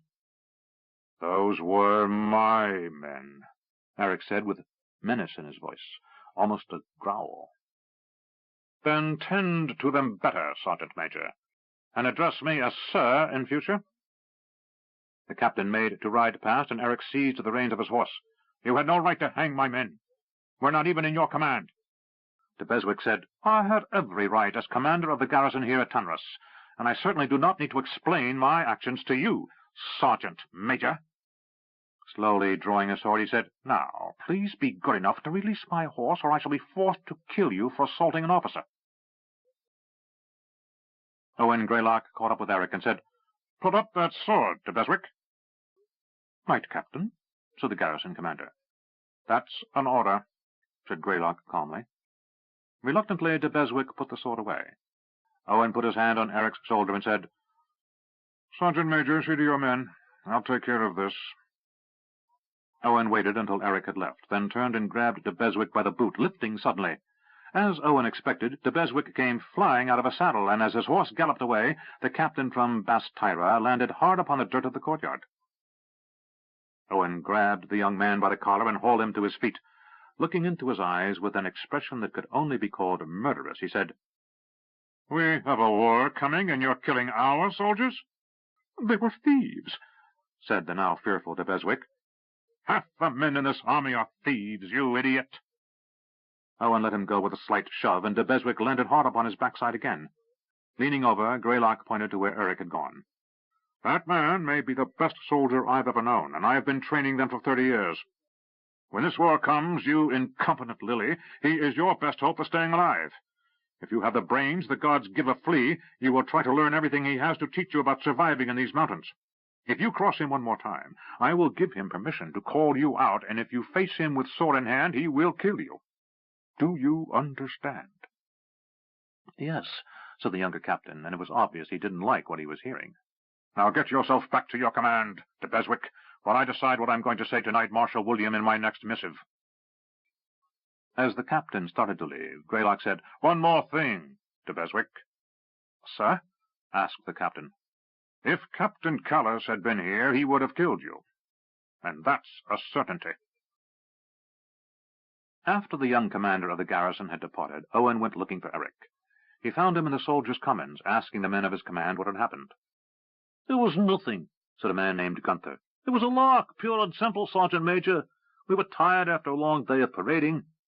"Parading?" asked Eric. "Yes, standing formations, marching up and down, turning right, then left, that sort of business." Another man, an old soldier named Johnson, said, "It's that Eastern Army sort of business, Sergeant Major. Not fighting, but marching in lines and the like. Anyway, those 4 lads just wanted to nick a little ale from the ale shed, nothing criminal." Eric could see the men were in a foul mood, and he didn't blame them. If caught, the men should have stood extra punishment watches, or at worst, a flogging. But to hang them was beyond excuse. He was about to say something when Greylock spoke. "Eric, a word with you." Eric came over to the former sword master from Darkmoor and said, I know, I shouldn't have interfered. Seeing they were out of hearing range of the soldiers, Owen said, Probably you should have killed him, but that's not the issue. Give him a wide berth. He may be looking to goad you. Why? He's from a well-connected family in Bastyra. His father is a cousin to the Duke of Ran. Comprehension dawned on Eric. Which means his family is probably close to the von Darkmoors. Maybe. I know they know each other, but close? I don't really know. He could be one of Matilda's agents, said Owen. The slender man rubbed his chin in thought. Or some idiot who thinks to curry favor from the Baron's mother by ridding her of a bothersome threat to her son's title. Eric sighed. How many times do I have to tell the world I have no interest in my father's title? Owen said, No matter how many times you do say it, Matilda won't be satisfied until you're dead. What shall I do? I'll send a note to Duke James and let him intercede with William to transfer this idiot to some place where he may die gloriously for the king. I'm going to recommend he command the catapults and the seawall they're building in Crondor. Eric winced. I thought it was going to be manned by volunteers. It is. We'll just see that young de Beswick volunteers. Owen smiled. Take your other company out at first light. Don't linger here. I have to move on to Egley and see to the defenses there. We're going to have to put up a convincing fight throughout these hills to force the Emerald Queen's army where we want it. Eric sighed. So much to do, and so little time to prepare. He knew the fleet had departed from Novindus. All those who had served with Callus across the sea knew that. What of Crondor? Owen shrugged. Rumors. Some timid folks are starting to leave the city. Nothing that's stirring up real alarm. There's a lot of movement along the Keshian frontier, so many folks are thinking we may have war in the south again. It's going to be difficult to keep the city under control once the fleet clears the straits, said Eric. I know. I expect James and William have come up with a solution. Eric said nothing more. The Queen's fleet would clear the straits in less than a month's time, at the Midsummer Festival. He had fears that the city would be the ultimate sacrifice for the good of the kingdom, but the problem for him was that the girl he loved was in the city. As Eric left Owen and gave orders that the company and the garrison would be rotated out in the morning, he wondered if he could prevail upon Rue to help get Kitty out of Crondor. Rue looked at the books and said, I don't understand. Jason took that to mean he was vague on the methods of accounting, and began explaining it again. No, interrupted Rue. I know the sums and the calculations. What I mean is I don't understand why we're losing money. Jason, the former waiter at Barrett's, who had become the chief accountant for Rue's financial empire, said, It's a problem with too many debts not being paid to us and too many bills we're paying in timely fashion. We're borrowing money for things we should have paid for out of our cash reserves. Which are non-existent, said Rue. He had lent every available golden sovereign to Duke James. Well, I have about as much chance of a loan repayment from the Crown any time soon as I do of learning how to fly. He sighed, stood up from the table in his office, and said, What do you recommend? Jason, still looking much like the youth who had first befriended Rue 3 years earlier, said, You could sell off some of our less profitable concerns. True, but I hate to get rid of capital assets. He yawned. I'm tired. Glancing out the window, he saw that night had fallen. What of the clock? Jason turned and looked down the hall to where the fancy Keshian timepiece had been erected. It's almost 7 of the clock. Carly will be furious, he said. I promised to be home at 6. The family's in the city? Yes, said Rue, grabbing his cloak and hurrying down the hall. Fortunately, by the time Rue reached his house, he found Carly lost in conversation with Helen Jacobi. The two women had struck up a guarded friendship after the death of Randolph Jacobi, awkward because Randolph's brother had been responsible for the death of Carly's father. But in the main they seemed to enjoy each other's company, and the 4 children played well together, and Rue found that he always enjoyed those evenings when both families gathered. There you are, said Carly. Supper will be served in a few moments. Cries of Daddy and Uncle Rupert filled the hall as the children swarmed over him. Laughing, Rue fought his way through the tangle of legs and grasping hands and made his way to the stairs. As Abigail started to follow him up the stairs, he said, I'll be down shortly, darling. No, she announced imperiously. Go away. With a regal turn, she walked to the end of the hall and stood with her arms crossed. From his position on the stairs, Rue glanced at the two women in the parlor, and Helen was laughing, while Carly looked astonished. Helen said, "They all go through that?" Rue nodded and hurried up to his and Carly's room, where he washed up and changed his shirt. He returned to the dining room, where the children carried on at one end of the long table, while Rue and Carly sat with Helen Jacobi at the other end. Rue noticed Helen had taken to wearing her hair up in the new style, curls set around the forehead and ringlets falling from an odd-looking comb. Rue wondered if it would be rude to ask what the comb was made of, then realized he had almost no idea what the latest fashions in the prince's city were. He thought Sylvia would know, and then realized he rarely saw Sylvia dressed any more, and besides, somehow it seemed improper to be thinking of her while his wife and Helen were sitting next to him. "Why, Rue," said Helen, "you're blushing." Rue feigned a cough, then said, "Something in my throat." He made a display of furiously coughing, then dabbing at non-existent tears in his eyes with his napkin. Helen laughed again, and Rue was astonished to discover how lovely she was. He had always thought of her as a fine-looking woman, nothing like the beauty Sylvia was, but in her evening finery, with her hair done up, she was quite attractive. Carly said, "Helen tells me you are doing well by her in running her company." Rue shrugged. "It pretty much runs itself. Tim Jacobi," he was about to say the man was a swine who knew his business, but given his sister-in-law was sitting there, he changed it to, "was very organized." "Yes, he was," agreed Helen. Conversation turned to discussing small items of importance to the children and the landmarks of their growth. The boys were starting to act like boys, and the girls were becoming girls, and the mysteries of children still seemed to Rue uncharted territory. He looked at his own children and realized he knew next to nothing about them. He barely paid them any attention, and suddenly he felt very odd about that. Perhaps when they were older, they'd have something interesting to say to him. His gaze wandered again to Helen Jacobi, and after a moment she looked his way. Realizing he was staring, he said, "Would you care for brandy?" Carly looked surprised. In their house he had never offered brandy to anyone but his business associates. "No, thank you," she said. "By the time we get home, it will be the children's bedtime." The Jacobi family departed, riding in one of Rue's carriages, and Carly put the children to bed. Rue sat alone in his study for a while, drinking a brandy that he could hardly taste. His mind was lost in worry. He knew that the war was coming, and that it was time to get his family to the east, or at least out to his estate, ready to flee from there. Conversations with Eric and Jado Shati and others who trusted him had revealed the presence of invaders already within the borders of the kingdom. Most of those had been neutralized, but when the fighting erupted, who knew how dangerous travel to the east would become? Carly came down the stairs and asked, "Are you coming to bed?" "Yes," said Rue, "in a few minutes." As his wife started to turn away, he observed, "You seem to like Helen and her children." Carly said, "Yes, I do. Her people and mine came from the same village, and we have a lot in common. And her children are sweet." An idea came to Rue. "When the Midsummer Festival is past, what do you say to having the Jacobis out to the estate for a few weeks?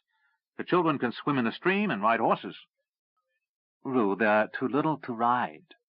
"Well, then, we'll get them some pony carts." He stood up. "The weather will be beastly hot, and will be much nicer out there." Carly said in a guarded tone, "You're not trying to get me out of the way, are you, Rupert?" Alarmed that she might suspect his affair with Sylvia, Rue took her in his arms. "Not that.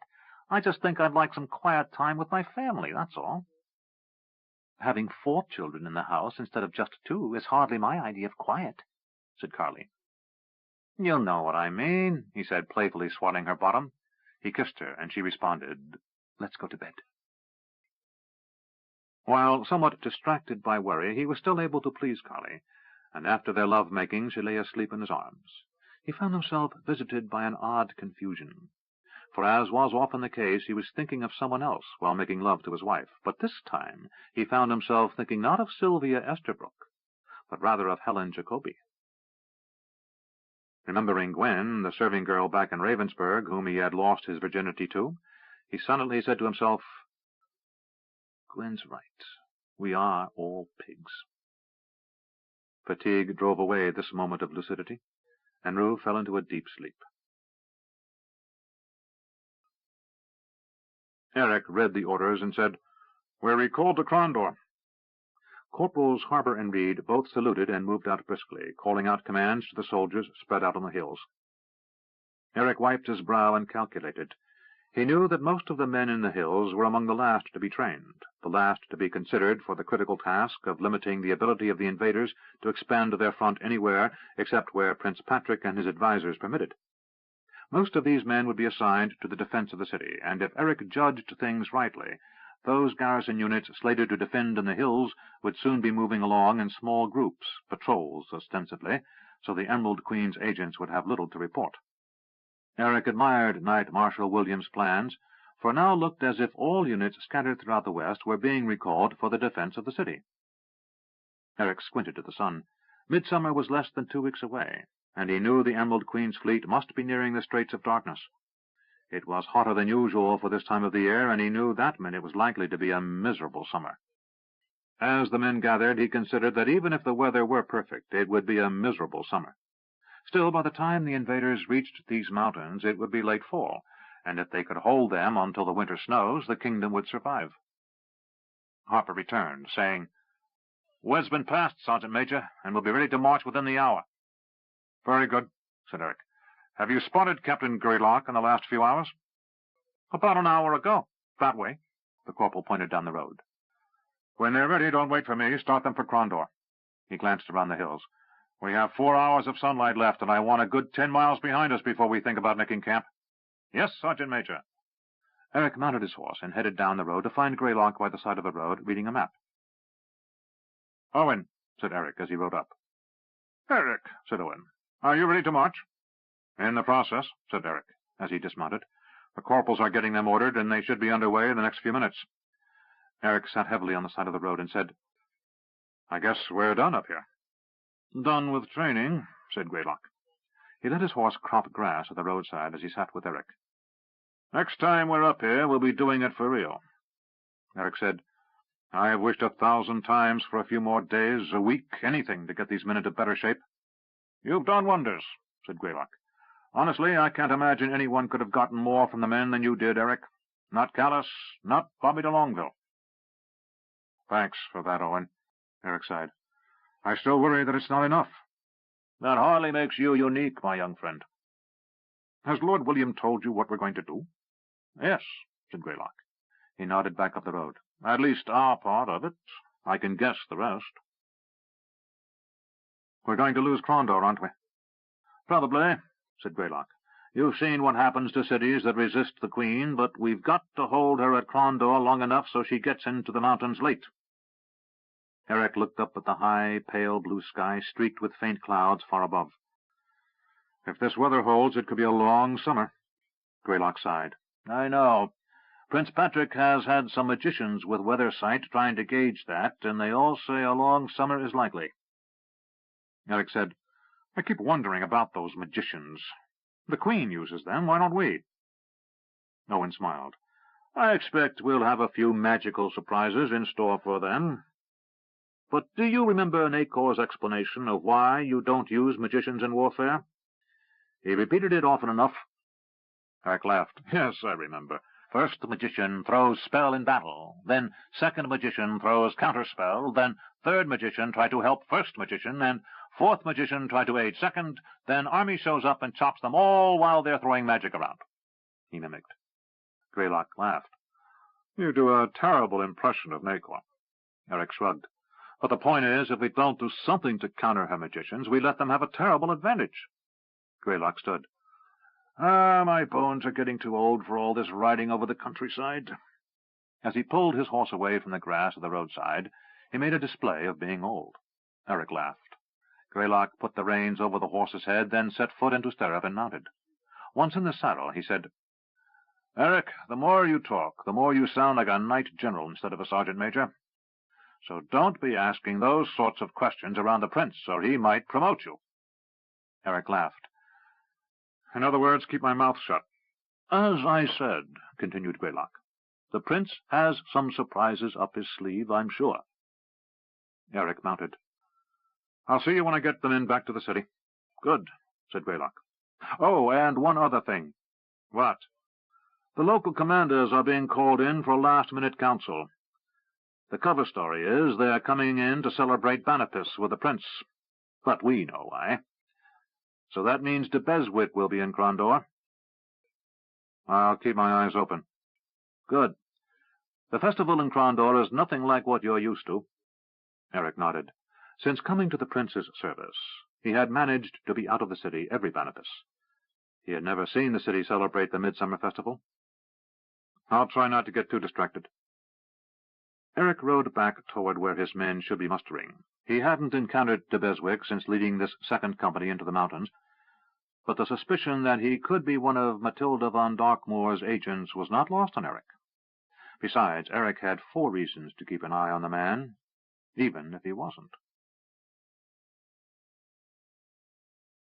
Eric stood stiffly at the rear of the room, the only non-titled non-officer in the room. Captains Callis and Greylock, the only men he knew well, were across the room with Knight Marshal William, the Duke of Crondor, and the Prince, the only other men he was familiar with. He recognized some of the others, members of the Prince's court, officers of the palace, local nobles, though he had spoken to only a few of them on rare occasion. He knew within an hour or so he'd be dismissed, and he could squeeze out some personal time before having to get back to the orders that were sure to be waiting for him. Patrick stood. My lords and gentlemen, I'm pleased to see you're all in attendance. You will be given a full briefing in select groups. It's no secret a hostile army is heading our way, and we've spent the last several months in preparation for this coming invasion. Some of you know a great deal more than others, and for reasons of state security, I command you not to speculate among yourselves or share information. Assume that the man next to you is as knowledgeable as you, no more or less, and cannot give you any more information than you already have, so don't ask questions. Some of the nobles seemed a bit taken aback by the order, but no one made a comment. A few glanced around the room, attempting to measure the reactions of others. Now, to the general situation. This is what you must all know before hostilities begin. The prince motioned to 2 squires, who removed a large cloth hanging from the wall. Behind the hanging was an immense map of the western realm, from the far coast to Malak's Cross. The prince picked up a long pointer and moved at once to the far left edge of the map. Here, said Patrick, pointing to the Straits of Darkness, we expect the enemy's fleet within the next week. A few nobles muttered to one another, but the room quickly fell silent. Between then and when they reach here, he pointed north to the city of Land's End, we need to be fully mobilized. Therefore, you will spend the next week before Banapus in meetings, getting orders, and making ready. We shall all celebrate the Midsummer Festival as if nothing were amiss. We can't alarm the populace, and already rumors are starting to circulate. Lord James? The Duke of Crondor said, I have agents in the city right now, adding to those rumors. We're not trying to deny the possibility that war is coming to Crondor, but we are giving the impression that trouble springs from Great Kesh. As Crondor hasn't seen a Keshian army in over 200 years, the population is currently more concerned about rising taxes and the possibility of travel to Shamata and Landreth being curtailed than about any immediate danger. James's expression darkened. That will quickly change. When ships due in from the Free Cities and far coast fail to appear because of the invaders' fleet, word will quickly circulate from the docks to the outlying farms that something is coming from the west. When that happens, we'll have to lock down Crondor. Martial law? Asked one of the local nobles. Yes, said Prince Patrick. Duke James said, Our enemy is dangerous, far more so than many of you can imagine. By the time we're finished with all our meetings this week, you'll have a better appreciation of that danger. But until then, accept what I say. Crondor has never faced a trial such as the one coming. We will impose curfew, and, if possible, permit an orderly evacuation of the city before it is encircled. But once the enemy has landed, we will close the gates, and Crondor will have to hold. Hold? Said another noble. What about help from the east? Patrick put up his hand. Silence! As I said before, we will tell you only what you need to know. You will obey. His tone indicated there was to be no debate on this matter. If any of the nobles present felt slighted, they hid the fact. The prince said, So we are clear on the chain of command. First of all, Knight Marshal William is now commander of the armies of the West. He held up a document. By order of the king. A few nobles looked interested, but no one seemed shocked. By tradition, the Knight Marshal of Crondor held rank equal to that of a duke, and occasionally in the past the Duke of Crondor had held both offices. Patrick then pointed to Callas. Captain Callas has the acting rank of Knight General of the kingdom. Patrick held up another document. For a moment the significance of what he had just said did not penetrate. Then the jaws of several of the nobles dropped in astonishment, reflecting Eric's own shock. Knight General of the West would have placed him second in command of principality troops, but Knight General of the kingdom put him second in command to Knight Marshal William and the superior of any duke in the kingdom. Callas said, I prefer to be referred to as captain in any event. Pointing out Eric, he said, My second in command is Sergeant Major Eric von Darkmoor. Despite his modest rank, assume he speaks with my voice when he comes to you with orders. This set up a resentful muttering in the room. Patrick wasted no time in ending it. He struck the table with a pointer, letting the loud crack silence the nobles.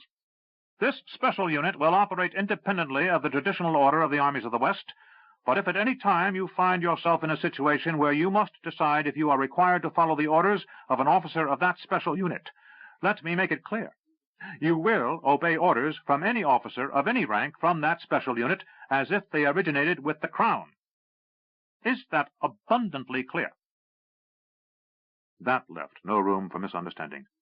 Yes, Your Highness, said several of the nobles. The units of the Special Command under Lord Callas, the Royal Crondorian Pathfinders, and other special auxiliaries are all included in those orders. You will be provided with a complete list of those units before you depart for your own commands. Eric glanced around the room. Several of the dukes in attendance were close to enraged at the orders, and hid the fact poorly. Patrick showed the training of his office by slamming the pointer on the table hard enough to break it. My lords, he said in a loud but controlled voice. Then he lowered his voice. When this is over, you will understand why the creation of special units and the operation outside the traditional organization of the armies of the West are imperative. I needn't remind any of you what history taught us during the Rift War, that a unified command is essential. As I have only one Knight Marshal, I must leave it to him to decide how the troops under his command will be disposed. William, as if an actor moving on a cue, said, We'll organize the defense of the area around Crondor, utilizing most of the soldiers under your command, my lords. Those of you in command of nearby garrisons will return to those the day after Boniface. Those of you who have been called in from distant garrisons can expect to have your troops seconded to the Prince's garrison, under my direct command. A few of you will be asked to volunteer for particularly dangerous duty. Now, again I caution you about speaking to anyone outside this room about anything that you are privy to in the next week. Our foe is cunning and has agents everywhere, perhaps in your own commands. Trust no one outside this room. Until we meet with each of you in private, you are given leave to depart. Eric watched as the lords of the western realm of Crondor departed, many still barely in control of their fury. When the room was empty of all but Patrick, James, William, Callas, Eric, and a handful of court officials, Patrick said, Well, that went better than I expected. Eric's expression was open amazement. Callas said to him, He means we didn't have open rebellion. William laughed. We held off telling them they'd been relegated to a secondary role until the last possible minute, but we could hold off no longer. Eric said, I don't think I fully understand. Callas said, That's as it should be. He asked his prince, Have I your leave to depart? Yes, you'd better hurry, said Patrick. Eric glanced at William, who said, A special mission. Eric had gotten used to Callas's special missions since becoming his sergeant major. He put aside his curiosity and said, Yes, sir. I've got a lot for you to do, Sergeant Major, said William, but no need to start until I get through with those nobles who just left in such a foul mood. Take some time off this evening and relax. Starting at noon tomorrow, until Boniface, you're going to be working from dawn to dusk. Yes, sir, said Eric. Is there anything else? Nothing right now, but start thinking about which of those last batch of trainees might serve in the mountains. Have a list of the 50 best on my desk by noon tomorrow. Yes, sir. William said, I've already ordered 300 of your best out at dawn tomorrow under Colwyn and Jado Shati. Most of your command is moving out in small groups this week. I'll bring you up to date at noon tomorrow. Until then, your time's your own. Eric saluted, bade the prince, the duke, and the others good day, and departed. He hurried to his own quarters and sat down, going over a list of men with whom he had just returned from the mountains. For a moment he felt defeat. The names meant nothing to him. How would he pick 50 to give some slightly better chance of survival to? Then a name caught his eye, a man named Reardon. He remembered him because of a particularly funny off-color remark he had made at a difficult moment, when lesser men would have been losing their tempers. The men around him had laughed, the tension had lessened, and the men had managed the task Eric had given them. He saw the man's face, and then began remembering the men who had been with that group. Reardon and his 5 teammates, and the other group. Within moments, Eric recalled a dozen names. At the end of an hour, Eric had a list of 50 men he judged fit for the extraordinary duty required in the mountains. Feeling better for having that task out of the way, he visited the enlisted baths, finding several off-duty soldiers cleaning up. He overheard the barracks gossip, and by the time he was refreshed, was certain that the entire garrison was abuzz with some sense of impending conflict. Eric changed into fresh clothing, and as fast as he could found his way to the Inn of the Broken Shield. The inn was fairly crowded, but that didn't stop Kitty from nearly jumping over the bar as she flew into his arms. Eric laughed, and as the slender girl kissed him, he said, "Slow down, woman. Do you want people to think you've no morals?" Kitty said, "Who cares what people think?" Several of the nearby patrons laughed at the remark. One of the whores employed by Duke James said, "I certainly don't, dearie." Eric said, "How have you been?" She pinched his cheek playfully and said, "Lonely? How long before you have to go back to the palace?" Eric smiled. "I don't have to be there until noon tomorrow." Kitty almost squealed in delight. "I opened today, so I get off in 2 hours. Have something to eat, and don't drink too much with your low-life barracks mates, because I have plans for you." Eric blushed, and several of those within hearing range laughed at Kitty's remarks. Eric crossed to the corner of the inn, where Sergeant Alfred sat with other men from Eric's unit. Eric pulled up a chair, and one of the other serving girls came over with a pitcher of ale and a fresh mug for him. She topped off the other mugs and left the men to themselves. "Why so somber?" asked Eric. "Orders," said Alfred. Another soldier, a Rhodesian corporal named Miguel, said, "We leave at sundown tomorrow." Eric took a long pull of his ale. "So?" Alfred said, "It's beginning." The other soldiers nodded. Eric, the only man in the room who had served with Callas on his voyages to Novindus, said, "No, it began a long time ago." He looked off into the distance, then at his companions, and said, "But now it's here." Kitty snuggled into the crook of Eric's shoulder. "I hate that you have to leave tomorrow." "I know," said Eric. "What's wrong?" "What makes you think anything is wrong?" They lay in the relative solitude of her room. Eric could afford to take a room had he wished, but having spent his childhood in a similar loft, he found the odor of hay and animals, leather and iron, familiar and reassuring. Kitty said, "I know you, Eric. You're worried." Eric weighed his words. Finally he said, "Do you know a way out of the city?" "You mean where the gate is?" she said in a joking fashion. "No, I mean if the city was sealed, do you think you could find a way out?" Kitty raised herself up and leaned on an elbow, looking down at her lover. "Why?" "Just answer, could you?" "Without running into the mockers, probably not." Eric considered his next words, for what he was going to say bordered on treason, and at the very least was a direct circumvention of orders. "I have a favor to ask." "Anything." "When the festival winds down next week, just before sundown—" "Yes," she prompted. "Find your way out of the city. Leave with some farmers heading back to the nearby villages." "What?" she asked, her expression one of open surprise. "I can't tell you exactly why, but I don't want you in Krondor after Banibus." "You mean you won't tell me? What is this all about?" "Duke James has agents at every gate of the city, without question, and besides looking for enemy agents, my guess is they also have orders to stop you. or anyone else he's forced to serve, from fleeing. Banapus is the best chance you have of getting out of the city without being stopped." "Why do I need to leave Krondor?" said Kitty. "Because if you stay, I don't know if you'll survive." "I can't say more." "You're frightening me," she said. Eric had never heard Kitty admit to being afraid of anything, so the words carried weight. "Good. You have to fear what I can't talk about more than Duke James's long reach. Get out of the city and make your way to Rue's estate and hide there. I'll make arrangements for him to get you out of the West. And say nothing to anyone." "Where are you going to be while I'm hiding in the East?" "Fighting a war." Eric felt her melt into his arms, and her hot tears fell on his chest. "We're not going to see each other again, are we?" Holding her close, he stroked her hair and kissed her cheek. "I don't know. But it won't be for the lack of trying, my love." She kissed him back. "I want to forget what you said." "You can forget until Banapus," said Eric.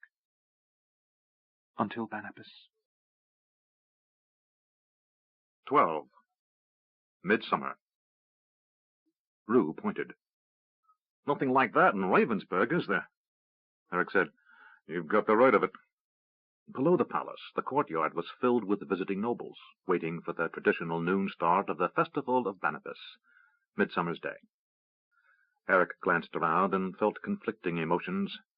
Banapus was traditionally the happiest day of the year, the day when everyone in the kingdom was counted 1 year older, a day dedicated to drinking, gambling, making love, dancing, and anything else people could traditionally think of as pleasure.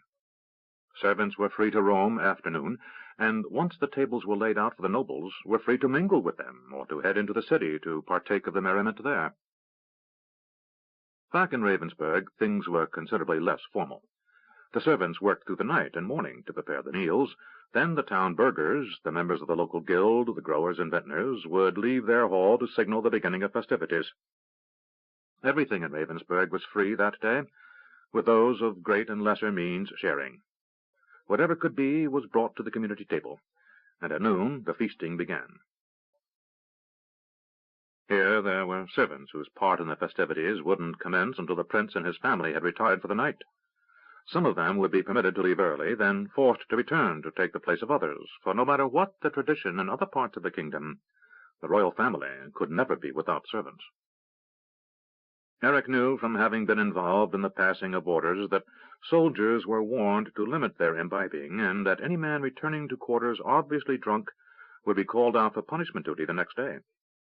Normally that would have been insufficient to deter some of the younger soldiers, but word had been passed that punishment would consist of a full day beside the convict labor building the new jetty in the harbor.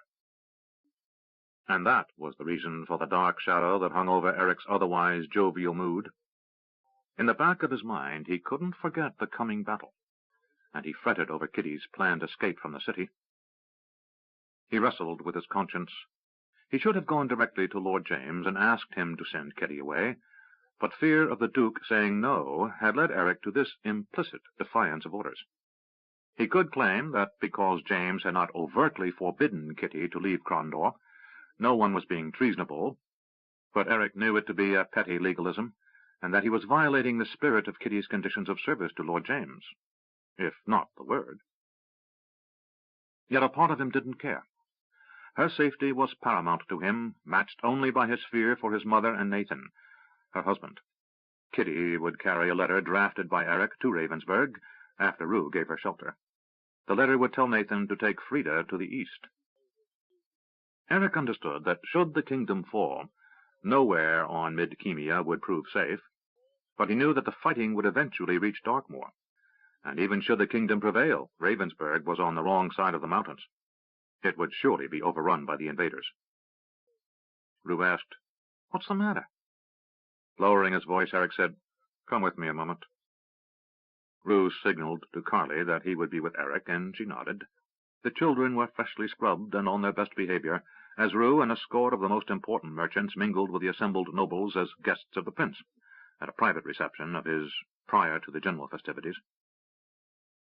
Duncan Avery was deep in conversation with Sylvia Esterbrook, and Eric absently wondered if Rue had intentionally inflicted his boorish cousin on the girl to keep Carly free of suspicion. Rue asked, "What is it?"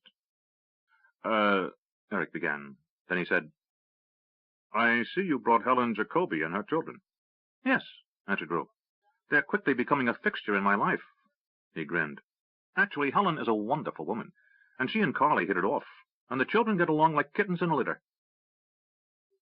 Now, tell me what's really on your mind. You didn't ask me over here to talk about Helen Jacoby, and you've got something stuck in your craw.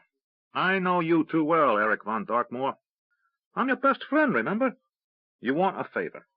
You've never known how to ask for one, so just say it." "I want you to hide Kitty," he said softly. Rue's eyes widened. Of those not members of the prince's court, he knew more of what was going on in the kingdom than any man. He had served with Callus's forces and had seen the ravages of the Emerald Queen.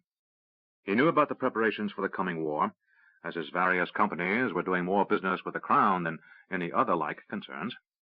He could judge to a fairly accurate degree just what sort of defense was being mounted and where, because it was his wagons that were carrying arms and provisions throughout the principality.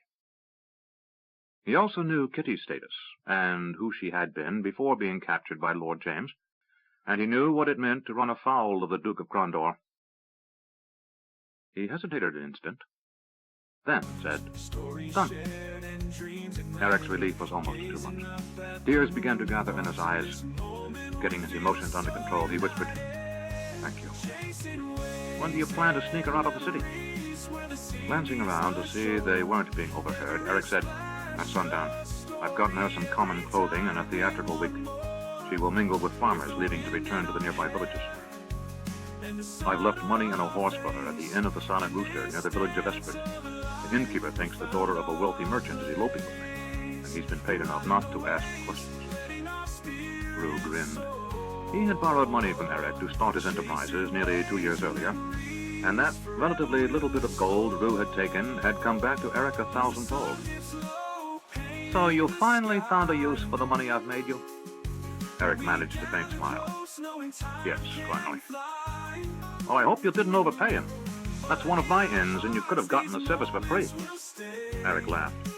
"Is there anything in Crondor you don't own?" Rue glanced to where Sylvia was laughing at something Duncan had said and replied, "Yes, I'm sorry to say there is." Eric ignored the reference. "When are you leaving for your estates?" he asked. "Tomorrow. Kitty need only spend tonight at the inn. Tomorrow she can come to my home. I'll put her to work in the kitchen and tell Carly and the rest of the staff I'm doing her a favor." He thought about it, then added, "I'll make up some story about her being from one of my other inns. I'll decide which later, and some business about a squabble." He lowered his voice. "Then I'll tell Carly the truth, and she'll gladly remain silent. She loves the notion of romance." Eric shook his head. "Whatever, Rue. And thanks." "Come on," said the little man. "We better get back to the pleasures of the day and mix around. I take it you're heading to the sign of the Broken Shield?" "As soon as it's politic for me to go," Eric smiled. "People would wonder if Kitty and I had a falling out if I didn't go spin Banapus with her." Rue had an idea. He whispered into Eric's ear, "Take her to the temple and marry her. If James discovers what's afoot, he'll think less ill of you for trying to save your wife from the coming carnage." Eric stood dumbstruck. "Marriage?" He looked at his friend. "I never thought of it." Rue's gaze narrowed. "You've been a soldier too long, friend." They both laughed, and then Eric turned to find Carly approaching.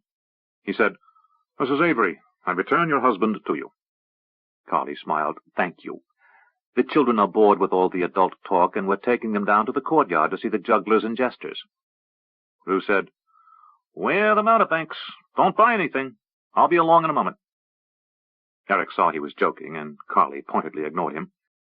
She and Helen took the children, bade goodbye to the Duke's wife, and departed. Suddenly, both Eric and Rue felt a stab of panic as the Lady Gamina turned her gaze upon them.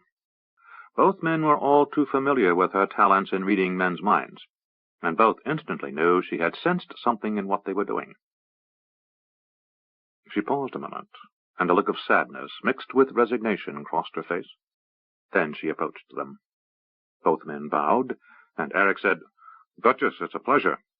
Lady Gamina said, "You'll never make a convincing liar, Eric, so don't try." Glancing at Rue, she said, "Don't attempt to teach him, either. Men as honest as Eric are few and far between." She studied Eric's face. "I never willingly intrude on another's thoughts, unless I'm bidden by my husband for the good of the state." Her eyes hinted at some regret at that. "But occasionally thoughts come to me unbidden, by those who don't realize they are shouting their concerns. Usually it's something to do with great emotion." She smiled slightly.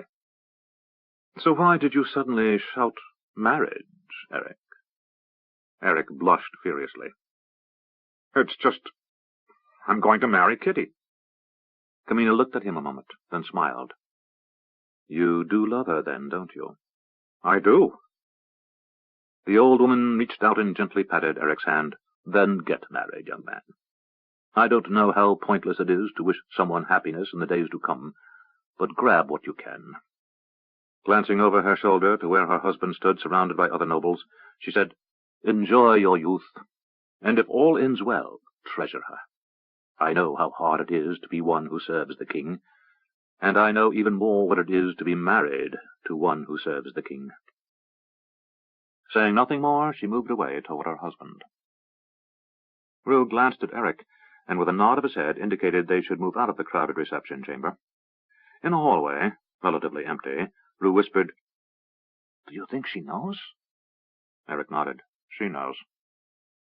"But she isn't going to say anything?" Eric shrugged. "I don't think she'll lie to her husband, not for you or me. But I think she's not going to volunteer anything either." He was thoughtful a moment. "There is something very sad about her." Rue shrugged. "If you say so." He glanced into the reception room. "I'd better see what Duncan is up to." "Right," said Eric, with a heavy dose of sarcasm. He knew full well it was Sylvia to whom Rue wished to attend. "I've got a few things to do around here before I can see Kitty." He whispered in his friend's ear, "Thank you. I'll tell her to go to your estate tomorrow." Rue whispered back, "I'll dress her up as a maid when we travel east, in a month's time." "That's cutting it close." "Any earlier, and the Duke will find an excuse to arrest me, you can be certain." He squeezed Eric's arm and went back into the room. Eric walked to his quarters, where he planned on changing out of his black tunic with a crimson eagle on it, preferring to wear common garb on Baniface. He reached his small quarters and stripped off his tunic. As he folded it, he regarded the red bird sewn on the chest. What was Callus doing this Baniface, he wondered. Callus pointed. "Where?" Anthony closed his eyes and muttered a series of soft syllables under his breath, and the air before them shimmered.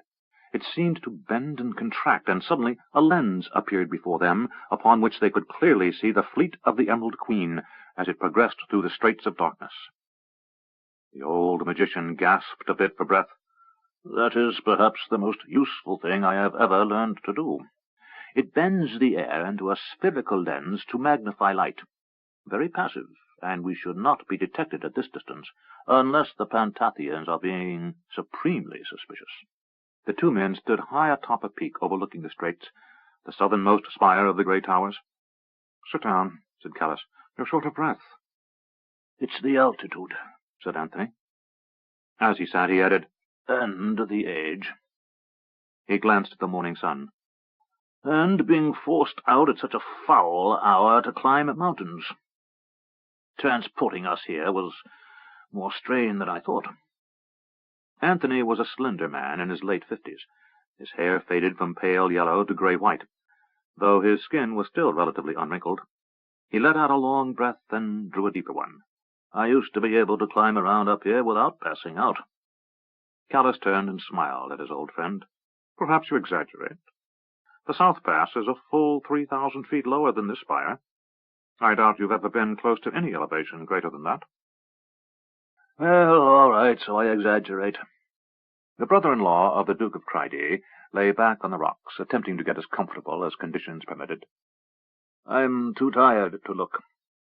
What do you see?" The vanguard is through the straits and has fanned out in an attack formation. How do I turn this thing? Despite the season, the wind was chilled, for they sat atop a peak 8,000 feet in the air. Anthony said, I have to turn it. Which way? First to the right. I want to see what the bulk of her fleet's deployment is. Anthony held up his hand until it was parallel to the air lens. Then he slowly turned his hand in a half-arc. The lens moved in a similar arc. The two men had been companions on Callus's first trip to Novindus. Anthony had been the court magician to Duke Morton, and had been in love with Morton's daughter Margaret. He had voyaged with Nicholas, Callus, and others in an attempt to recover the kidnapped Margaret and other hostages, and they had sailed halfway around the world. Anthony said, Have I mentioned that whenever you show up, things seem to get very bad for me? Coincidence, said Callus with a smile. I'm almost certain. He glanced at the lens. Hold it there a moment. He studied the deployment of the fleet and said, Damn. What? Asked Anthony. They're being very cautious. How? They've sent skirmishers farther up the coast than Nicky thought. That's bad. It means Nicky's going to have to fight warships and will do little damage to the fleet even if he wins. That is bad. Anthony sniffed at the air. Do you smell something? No, why? Just asking, said Anthony as he sniffed again. Swing this back a little. Anthony did as Callus bade, and when Callus again said, Hold it there, he stopped. Callus said, The Queen's got a circle of warships around her craft, and... He paused a moment. That's odd. What? Take a look. Anthony got up with some theatrical groaning and moved to look over Callus's shoulder. Gods and fishes! What do you see? I see a demon sitting on a throne. Callus said, Looks like Lady Clovis to me. Well, you're not a magician, said Anthony. He took out a bag of powder and said, Sniff this. Callus did as Anthony instructed and suddenly sneezed. What was that? Sorry, one of the ingredients is pepper. Don't wipe your eyes. Trying to blink away tears, Callus looked through the lens.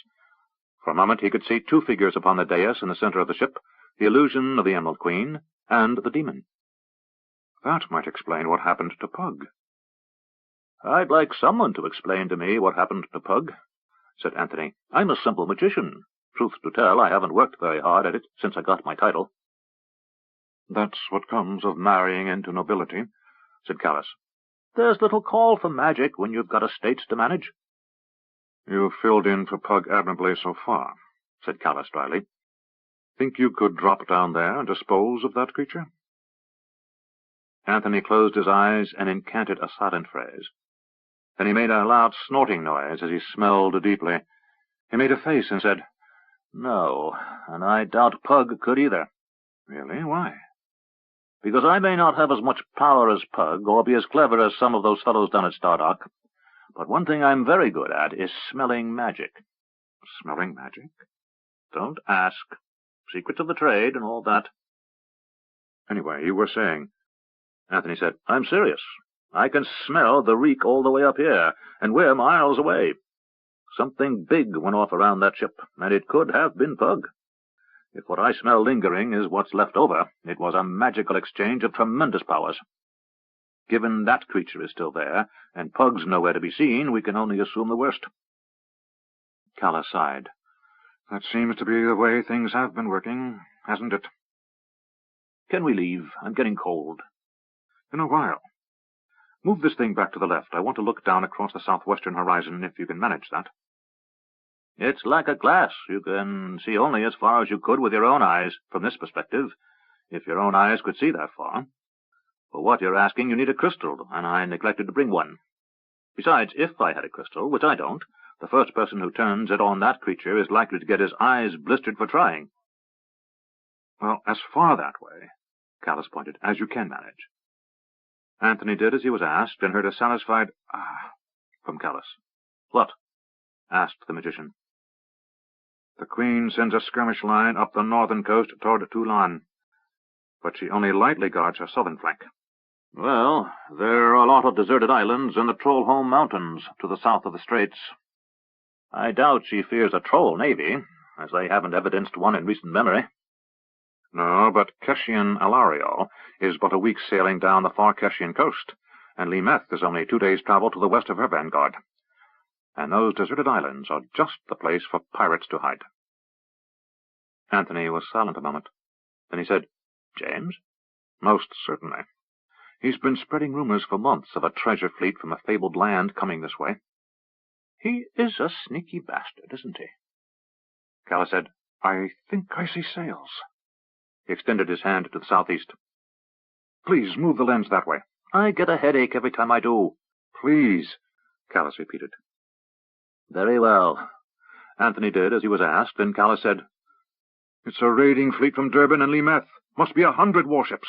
He laughed. It must be every Keshian pirate between El Ariel and Durban. Anthony looked, and a few of them appear to be irritated to discover they have neighbors visiting. The captains of Durban are not exactly what you'd call welcome guests in Limeth, as often as not. Move the lens over there, please. Callus watched as the lens swung around to an orientation slightly north of west. Ah, the Quegans. How far? 2 days, maybe, if I judge the magnification. Anthony waved his hand, and the lens vanished. Good. Now can we go home? Yes. I need to see my father. If something has happened to Pug, he's the most likely to know about it. Silently, he thought that his father would also know if something had happened to Miranda. Nacor had indicated that Pug and Miranda were together, and something about the little man's silence after he said that set Callus's mind to worry. Callus reached into his cloak and pulled out an odd-looking metal sphere. He motioned for Anthony to stand next to him, and the magician put one hand upon his friend's arm and activated a lever in the side of the sphere with his thumb. Instantly they passed through the void, and found themselves, feeling slightly disoriented, standing in the rear courtyard at Castle Cryde. 3 figures stood waiting. What did you see? Asked Duke Marcus. He was a man nearly equal in height to Callus, and once he had been powerfully built. But while age showed little on the half-elf, on the 50-year-old Duke it was starting to take a toll. Marcus was still a robust man, but some of his muscle had turned to fat, and his hair was now completely gray. Beside him stood 2 women, one obviously Marcus's sister by the family resemblance. She had a straight nose like her brother's, and her eyes were even, unblinking, and despite the lines of age and sun, a striking brown. She was also strong-looking for her age. Lady Margaret, the Duke's sister and Anthony's wife, said, Anthony? He smiled as he said, It's cold up there, dear, even at this time of the year. Marcus smiled. So you got where you wanted to go? Let's have a drink and we'll talk, suggested the magician. The third person greeting them, the Duchess Abigail, said, There's a meal waiting. We didn't know how long you'd be. Marcus's wife lacked his or his sister's outward signs of vitality, but her step was quick and her slight figure hinted at a dancer's lithe strength. She smiled quickly as she motioned for Callus and her brother-in-law to come through the rear entrance to the castle. Wasn't much to see, really, said Anthony. The battle's not yet begun. Glancing toward the height of the sun, he added, It will not begin until tomorrow. How far away did you say the Quegans were? 2 days? He asked Callus. Quegans? Asked Margaret. We'll explain everything inside, said Callus. They mounted the steps to the central keep. For Callus, Cryde had been his second home. His grandparents had lived here years before, and his father had spent his childhood working in the kitchen and playing in the courtyard of the castle. The castle had been gutted in the sacking of the far coast 30 years earlier, when Callus had taken his first trip to the distant continent. Then he had been a simple observer, on behalf of his mother and father, but he had returned since several times, much to his sorrow and regret. They moved down the long hall to the dining hall. A table long enough to seat a score of dinner guests formed the top of 3 sides of a square, in the old court fashion. The Duke and his wife would dine at the center of the top table, while guests and court officials would be seated in descending order of rank from there to the farthest seat. Callus glanced around the hall. Brightly colored banners hung where once ancient and faded ones had been displayed. Callus remembered them from his childhood. They had been the war trophies of the first 3 Dukes of Cryde. It's never the same, is it?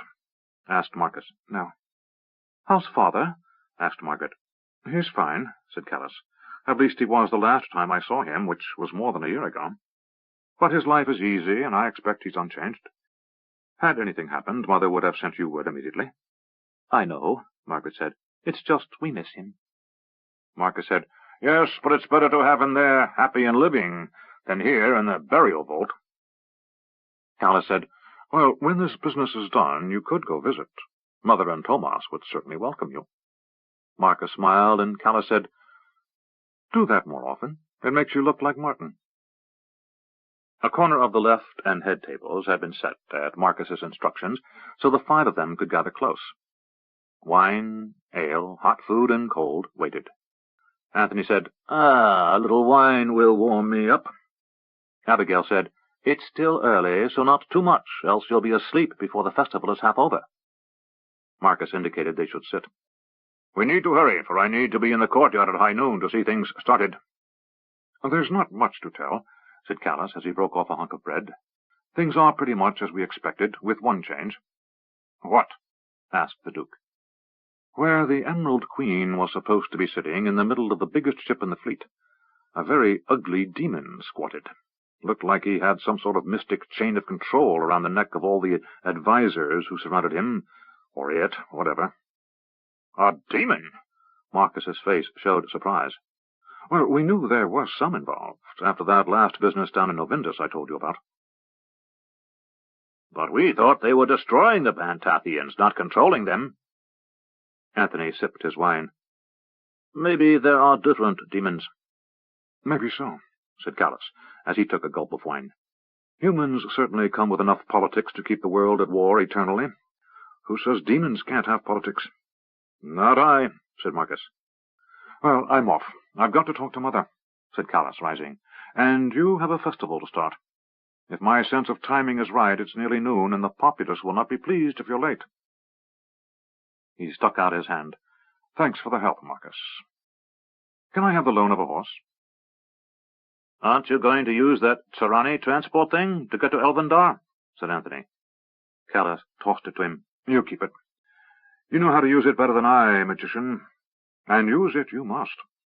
Rest tonight, then back to that peak we used first thing in the morning. Take Marcus, and observe the battle.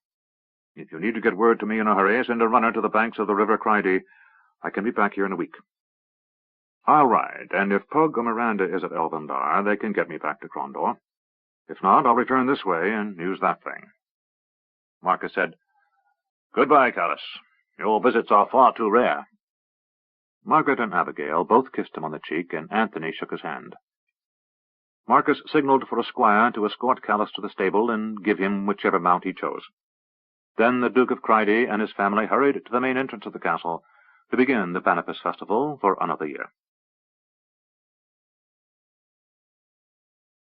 At sundown, farmers and citizens who lived outside the walls of the city began to trickle through the gate. The guards stood idly by, watching only with cursory attentiveness. Eric held Kitty in a close embrace, deep in the shadows of a nearby alley. I love you, Kitty whispered into his chest. I love you, too, Eric said. Will you come for me? Always, said Eric. No matter what, I'll find you. As the lamps were lit, and those shops still trying to conduct business opened their doors to reveal the light inside, the sound of traffic increased. While the celebration would last long into the night, there were more sober souls who knew that come dawn there would be work to be done, and that to be at their best the next day would require a good night's sleep. Eric held Kitty away from him a moment. A dark wig peeked out from under the plain hood of a farmer's cloak of homespun. The dress she had selected was equally nondescript. To any who failed to inspect her closely, she looked like nothing more than another common farmer's daughter on her way home with her family. A small bag was clutched under the cloak, and in it Kitty carried a modest fortune in gold coins, as much of Eric's personal wealth as he could put his hands on in short order. She also carried a pair of daggers. If something goes wrong, get to my mother in Ravensburg, he grinned. Just tell her you're my wife and stand back. Kitty put her head on his chest again and said, Your wife. Neither of them could believe it. They had simply walked into the temple of Sung the Pure and joined a line of other couples who had come to be wed. Impulsive marriages on Banifus were hardly uncommon, and after the priest had asked pointedly if they were intoxicated and how long they had known each other, he had considered to marry them. The ceremony had been brief, less than 5 minutes, and they had been hustled outside by an acolyte seeking to make room for the next pair. Eric said, "You have to be ready." "I know," said Kitty. She understood that at any instant a group of farmers was likely to come through, whom Eric judged appropriate, and she would have to act without hesitation. "I don't want to leave you." "I don't want you to leave."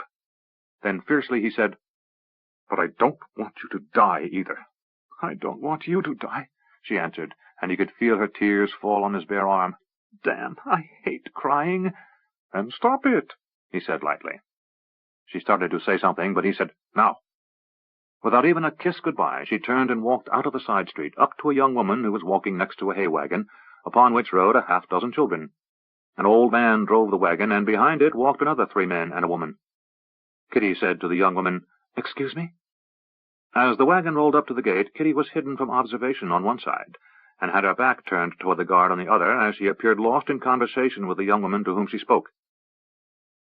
Eric listened as she said, "You're not from Jenks-town, are you?"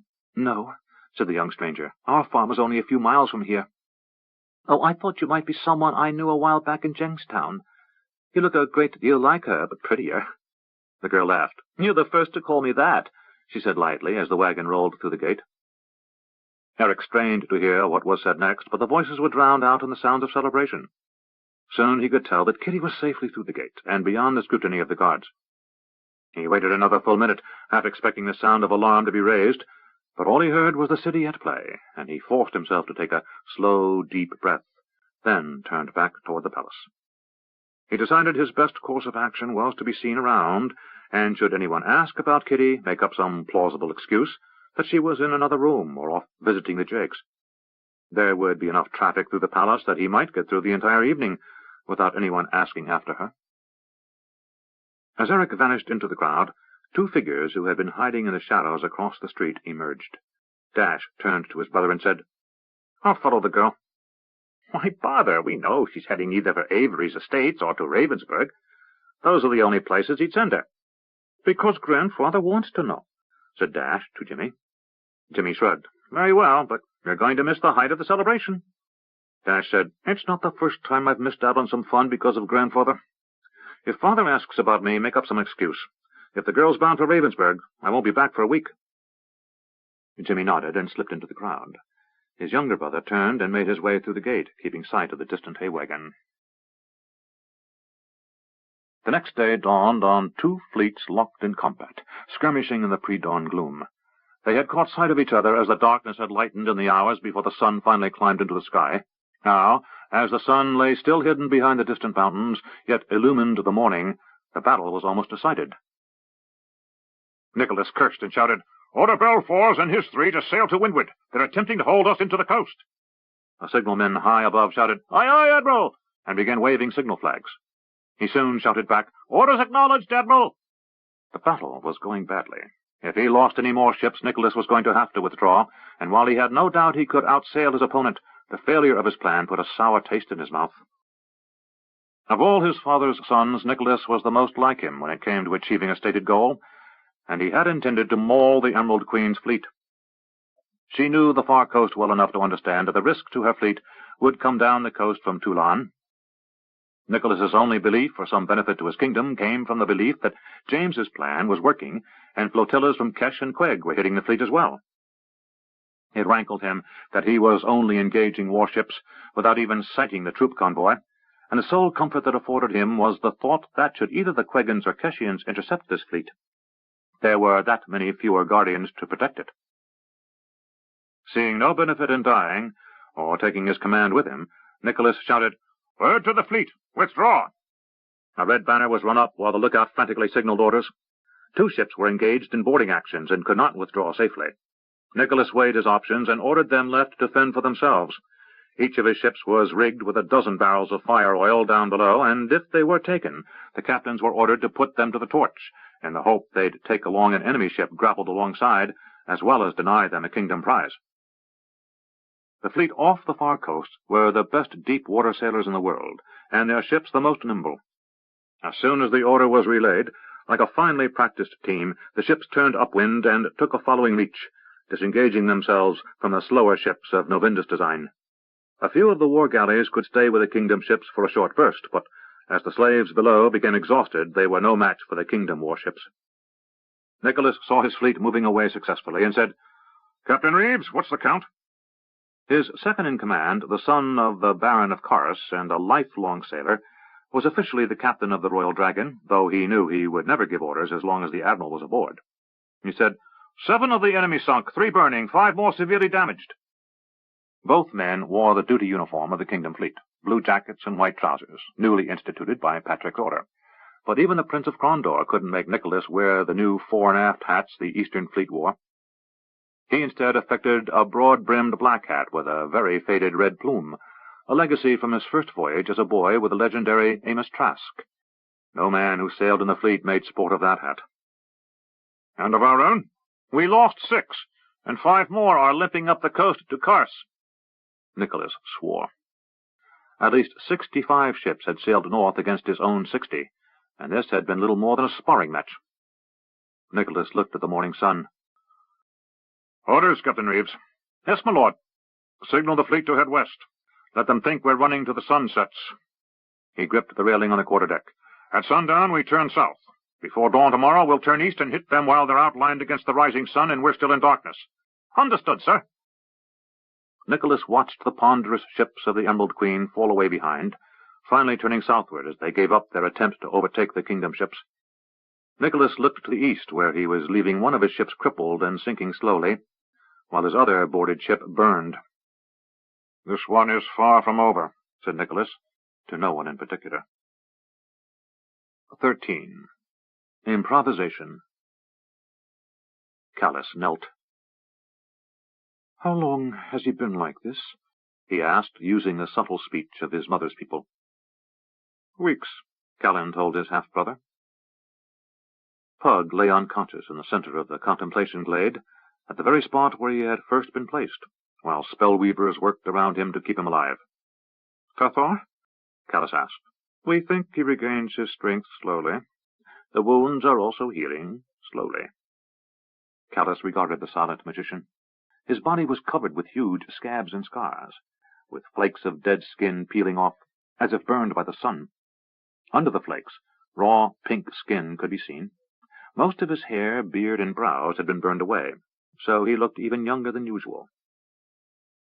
Akila said, "We've tried mind probes of the most cautious sort, and no one was able to reach him." Callus stood. "We were counting on his holding back until the end." Callan said, "I think he acted imprudently, but that is judging after the fact. At the time he took the risks, he thought the outcome with it." Callus nodded.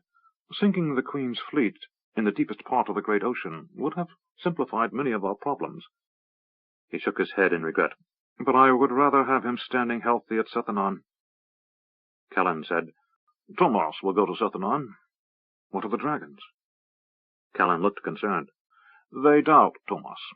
Not his word, but they doubt his apprehension of the risk. For all their wisdom, only a few grasp the concepts of magic we know to be at play." Callus looked at his half-brother for a long moment, then said, "May I speak to you alone?" Callan moved his hand in agreement, indicating the younger man should follow him. When they were away from the others, Callus said, "Miranda?" "No word from either Miranda or Makros, since they brought Pug back. They went with Tomas to seek information on the demons under the mountains where you last found them." Callus looked off at the trees of Elvendar. He was silent for a long time, and his half-brother didn't say a word. In the fashion of the elves, Callan knew the other would say what was on his mind when he was ready. After several minutes of silence, Callus said, "I miss her." Callan put his hand upon his shoulder. "You love her?" "In a fashion," said Callus. "Nothing like among the Eladel. It feels nothing like what I have been told of the recognition. But she found me, back when this all began, and she fills a dark and cold place within me as no one else has." "If it is still dark and cold when she is not with you, it is not truly filled." Callan sat upon a large rock and said, "When your father first saw your mother, I was there. I thought him but a boy smitten by the beauty of one without peer, a boy who had no conception of the feelings between a man and woman." He sighed. "I certainly had no idea of what the future would hold." Callus had heard the story of his mother's first visit to Castle Cryde, when the Tsirani had first threatened the far coast, and of his father's first glimpse of the Elf Queen. Callan said, "You are still very young, my brother. You have seen much, experienced much, but you've not begun to understand yourself. In many ways you are human, but in many others one of us. Patience is required in most things. Your father realized that quickly when he first came to us, and for a human boy, those years he spent here taught him much." "Father's unique. He possesses knowledge tens of thousands of years old." "Does he?" said Callan. Callas turned to look at his half-brother. "Ashen Shugar?" Callan said, "Markros said something to me a few days before he left. He said Tomas had Ashen Shugar's memories, but that all memories are suspect." Callas sighed. "All of this is suspect." Callan agreed. "I have stopped looking for reasons when it comes to the enemy." His eyes took on a distant look. "When your father first came here, after the Rift War and in the years that followed, I presumed to think that the worst was behind us. The war with the Tsirani was over, and the risk from the Moradel and the open rift calling back the Valheru was at an end." He smiled a half-smile that Callas recognized as a mirror of his own. "I now realize that forces much more enigmatic and far more vast than I had imagined were involved." "What do you mean?" asked Callas as he sat cross-legged at his half-brother's feet. "Primal forces are moving, forces next to which the Valheru are minor annoyances. Other forces move to counter them, and I fear you and I, and those we love, may be crushed between them." "Have these forces names?" "Many," said Callan. "I speak of the gods."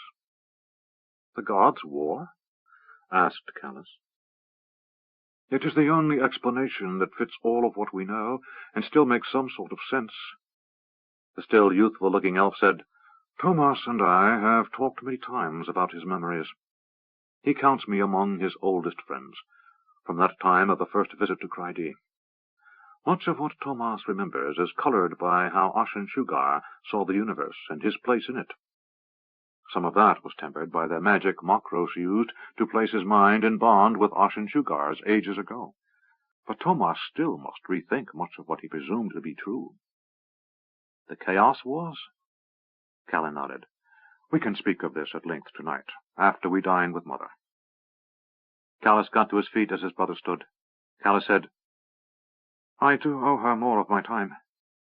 "It's been years since we've had you here," said Callan, without any indictment, but clearly with regret. "It is easy to think we have ages, given our people's heritage, but we both know how fragile life is." "True," agreed Callas. "I promise that, should we endure, I will return for a long visit." "Why not to stay?" Callas shrugged as they walked toward the Elf Queen's court. As they passed through a series of small clearings, many elves who had not yet greeted the Queen's younger son did so. Callas smiled and returned each greeting, but when the brothers were again alone, he said, "I do not know if my place is here. My life is neither human nor elf, nor Valheru." "A legacy of magic," said Callan. "You must define yourself, for no one else has the wisdom to do it for you." He was thoughtful for a moment, then said, "Much as your father has had to do. As long as the mark of the Valheru exists, he will never be free of a certain suspicion." "I understand," said Callas. They moved into another clearing, this one loud with the voices of children at play. A half-dozen elven youngsters were chasing after a ball, kicking it back and forth. "Football? In Elvendar?" asked Callas. Callan laughed. "See those two over there?" He pointed to twin boys, children Callas had never seen before. "Yes?" "They taught the others. They are from across the sea. Miranda brought them and their mother here. Their father is now in the Blessed Isles." "How many of those across the ocean reached us?" "Not enough," said Callan as he resumed the walk. The ball shot toward them, and Callas deftly caught it on the instep of his left boot. With a laugh, he kicked the ball high and stepped under it, bouncing it off his head a few times, then heading it back to one of the children, who caught it on a knee, bouncing it a few times as the other children oohed and ahed. I remember playing on 6th Day at Cridey with Marcus when I'd visit grandmother and grandfather, said Callus. The twin who caught the ball on his knee kicked it to his brother, who passed it to a third child. The twins regarded Callus with suspicion. He said, "You two look very serious." When they didn't reply, Callan said, "They struggle with their natural tongue." Callus nodded. In the dialect spoken in the riverlands of Navindus, he said, "You play well." Instantly, both boys' faces were illumined with smiles. "Will you teach us how to bounce the ball on our heads?" asked one. Callus knelt and said, "I must leave first thing tomorrow, but some day I will come back and teach you." The second twin said, "Promise?" Callus said, "I do." The boys turned and ran off to resume their game, and Callus turned to his half-brother. They asked me if I was telling the truth. They grew up among humans. It has been very difficult for the Osadel. They wrestle with what is natural to us. Learning our ways comes hard. Dryly, Callus said, "That I can understand." "You will resolve your struggle," said Callan, as he motioned for his half-brother to continue the walk to the Queen's Court. "Some day." Callus nodded and silently added, "If I live that long." Ships burned at dawn. Nicholas's fleet had lost sight of the Emerald Queen's northern squadron after sundown the night before, and had turned south, piling on all the canvas the ship's yards could hold. 2 hours later, the entire fleet had swung toward the east and the Straits of Darkness. They had been rewarded with the sight of fires before dawn as they encountered smoking hulls, burned to the waterline and sinking, both Queen's ships and Keshian. Lookouts reported fires farther to the west. As the sun rose, Nicholas saw the vast navy that still waited to slip through the straits. He couldn't judge how many had already made the difficult passage, perhaps as many as a third. To the south, fighting was still underway, as Keshian ships from Elario were engaged with an equal number of the Queen's warships. Captain Reeves said, "Where are the rest of her escorts?" Nicholas shouted, "We have her!" To the lookout aloft, he cried, "All ships, attack!" As the orders were relayed, Nicholas turned to Reeves. "We've outrun those ships we were tangling with yesterday." He calculated. "We have perhaps an hour to do as much damage as possible before they come into sight. What she's got left here are engaged with the Keshians, and the rest of them are on the other side of the straits." He went to the quarterdeck rail and shouted, "Ready, ballistas!" Ballista crews ran to the fore of the ship, where a pair of huge crossbow-like engines of war waited. Each could launch an iron-headed missile 3 times the size of a man, used to strike at the waterline, or to foul rigging. Instead of the usual missile, though, a special shaft had been designed, one filled with a deadly Quegan fire oil. To use them was dangerous, for any mistake could result in the Royal Dragon burning to the waterline. Behind him, the attacking fleet, 47 of the original 60 ships he had left Toulon with, fanned out in attack formation. Nicholas's ship lost wind, dropping her speed so the 2 flanks of the flotilla could sweep in from either side, doing the most damage to the huge body of ships milling in the water, almost at a dead stop, waiting for orders to enter the passage. Nicholas shouted, "Master of arms, fire as you bear!" The officer in the bow shouted back, "Aye, aye, Admiral!" 2 of the larger ships at the rear turned to engage, wallowing awkwardly, but potentially dangerous. The lookout shouted, "They bear catapults, Admiral!" Nicholas said, "So I see," as a huge war engine on the aft castle of the closest ship unleashed its cargo, a huge net of rocks. "Port your helm, Captain Reeves." "Aye, aye, sir," came the calm answer, as the net unraveled at the top of its arc, releasing the shower of rocks, each the size of a man's head, or bigger. The more nimble Kingdom ship swerved to the left, and the rocks splashed harmlessly to the right of where Nicholas stood. "That would have made a fair mess of the rigging, sir," said Captain Reeves. "Take us back to starboard," said Nicholas. The helmsman did as ordered, and the bow of the warship swung back on line, bringing it to where it would cross to the port of the big ship. They were close enough now that Nicholas could see the catapult crew frantically attempting to reload. "Bad choice," said Nicholas. "Takes too long to reload, and the men are exposed." As if reading his mind, bowmen in the rigging began firing on the catapult crew on the enemy ship.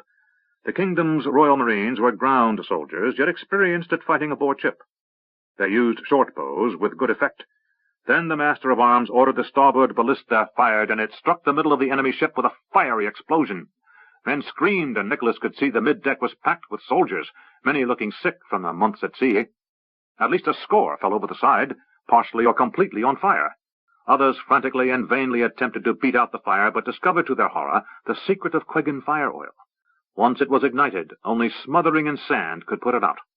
Those throwing buckets of water on it were just spreading the flaming oil faster. Nicholas tore his gaze from the grisly sight and looked at their course. "Hard to port," he said. "It's a mess in close, and I don't want to get stuck in there with no place to turn around. We'll keep nibbling at the edges."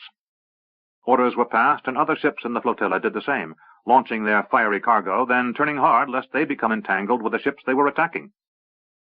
The lookout above shouted, "There are 2 war galleys backing oars in the middle of those burning ships there, Admiral." Nicholas said, "They want to come out and fight, but they have no room to maneuver. Let's find something else to burn before they do find a way out." He ordered the flotilla to a southerly course, sailing toward where the Keshians had been battling the invaders. Smoke was beginning to obscure Nicholas's vision. "Look out!" "Sir!" "Keep a watch out for that northern squadron of theirs. If you catch sight of them, I want to know it before you can think."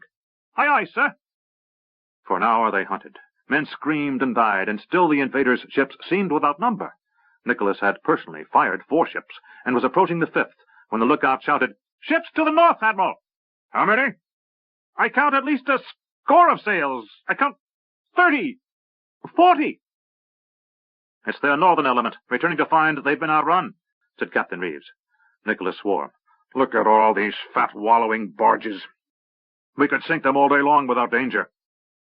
Then the lookout shouted, "Admiral, those 2 war galleys have turned and have gotten free of the sinking ships." "Well, that makes it interesting," said Reeves. Nicholas nodded. "I could use some more time. Master of arms?" "Sir," came the reply. "How stands our arsenal?" "We have another 40 missiles, Admiral." Nicholas shouted to the lookout, "How far do you judge those 2 ships?" "Less than a mile, Admiral." "Reeves? Who's to our north?" Reeves knew the Admiral knew the disposition of the fleet as well as he did, but wanted to hear it from another to help crystallize his thoughts. "Shot squadron, Wells's squadron, what's left of Turner's group, and a full third of the fast cutters." Nicholas said, "Orders. Sharp and Wells are to move to the north and intercept. I want them to harry and delay, but not to engage." The lookout shouted, "Understood," and started signaling. "Then I want the cutters to burn those galleys." Nicholas knew he was sending several of those fast little ships to the bottom. They had limited offensive capacity, but if 2 or 3 could get close enough, they could fire those war galleys, while the Kingdom-class warships could sink 3 dozen troop ships each under ideal conditions. "Acknowledged, sir," shouted the lookout as the first order was received. The carnage continued throughout the morning, and at an hour before noon word came the concentration of enemy warships was too heavy. The northern element of the Queen's fleet had ignored Wells's and Sharp's squadrons when it became clear they wouldn't engage. Now they were bearing down on the heart of the fighting. Nicholas saw that the cutters had one of the huge war galleys burning, and another surrounded. The concentration of bow fire from the galleys was incredible, a veritable rain of arrows, and these ships manned ballistas. With calm precision, their crews would reload and fire, and each time another of the small cutters was damaged or sunk. Nicholas took one last look at the damage he had done, then said, "Captain Reeves, it's time to run for Freeport." Captain Reeves did not hesitate, for he could see another huge war galley that had followed the first 2 out of the mess of troop ships, now rowing furiously in their direction. Captain Reeves gave orders to the helmsman, and Nicholas shouted, "Master of arms?" "Sir," came the reply, hoarse from hours of breathing the stinking smoke of burning oil. "As we bear, I would appreciate your putting a missile down the throat of that galley that's racing toward us." "Aye, aye, sir." As the ship heeled, the ballista was fired, and the fiery projectile hurled across the gap, striking the forecastle of the approaching galley. Flames exploded across the upper third of the ship's bow, but only those men on deck were killed. Below, the Horator steadily beat his drum, and the galley slaves pulled as the ship bore relentlessly down on the Royal Dragon. Nicholas calculated and decided they were unlikely to get clear of the ship. "Look out!" "Aye, aye, sir." "Does she bear a ram?" "An ironclad one, sir, at the waterline." "Well, Reeves," said Nicholas, "unless we get a sudden burst of wind, I'm afraid I'm about to get your ship sunk." "Always a risk, sir," came the impassive reply. The men stood calmly watching as the huge warship bore down on them, its bow now completely engulfed in fire. Reeves looked up and shouted, "Trim the topgallants, Mr. Brooks." His first officer shouted the order, and men quickly tied off ropes and moved yards. The Royal Dragon heeled over, hard to port, as the galley bore down. Nicholas could feel the heat of the flames across the narrowing gap. His marines began firing down into the deck of the enemy ship. "Master of arms!" cried Nicholas. "Sir." See if your marines can distract their helmsmen. Aye, sir. Without waiting for the order to be relayed, those bowmen aloft started peppering the rear of the enemy ship with arrows. Nicholas didn't know if they could see the enemy helmsman, but he thought it likely an incoming fusillade might cause him to duck and lose hold of the helm. Even a deviation of course by a few yards might spare the Royal Dragon. Nicholas watched in mute fascination as the enemy ship bore down relentlessly on his ship.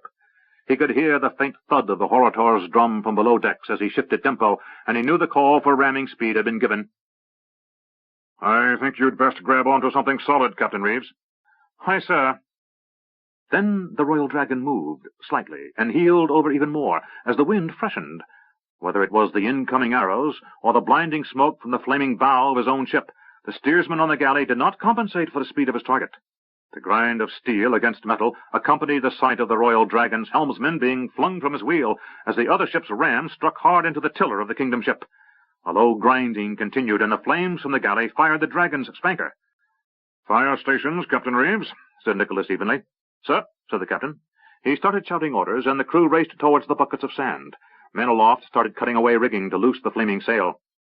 As if being pushed along, the Royal Dragon jumped forward, and another sailor hurried to grab the helm as the helmsman lay stunned. "Well, Reeves," said Nicholas, "it seems Providence may be with us for a moment." "Sir," said the captain, relief on his face as the two ships separated. "I hope we don't come that close again any time soon." "Agreed," said Nicholas. Then his eyes widened. He looked down to see the shaft of an arrow protruding from his stomach, and blood beginning to flow down his white trousers. "Oh, damn," he said. His knees gave way. A flight of arrows struck the rigging above their heads as the marines from an enemy ship nearby launched a random attack on the Dragon, hoping to strike anyone. Captain Reeves shouted, "I want best speed!" Men flew through the rigging, and the Kingdom fleet disengaged itself from the struggle. "Get the Admiral below!" Reeves shouted. A short time later, Nicholas lay on his bunk with the ship's chirurgeon attending to the wound.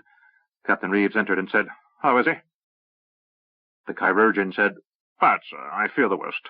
If we can keep him alive until we reach Freeport, our healing priest may be able to save him, but he's beyond my meager talents."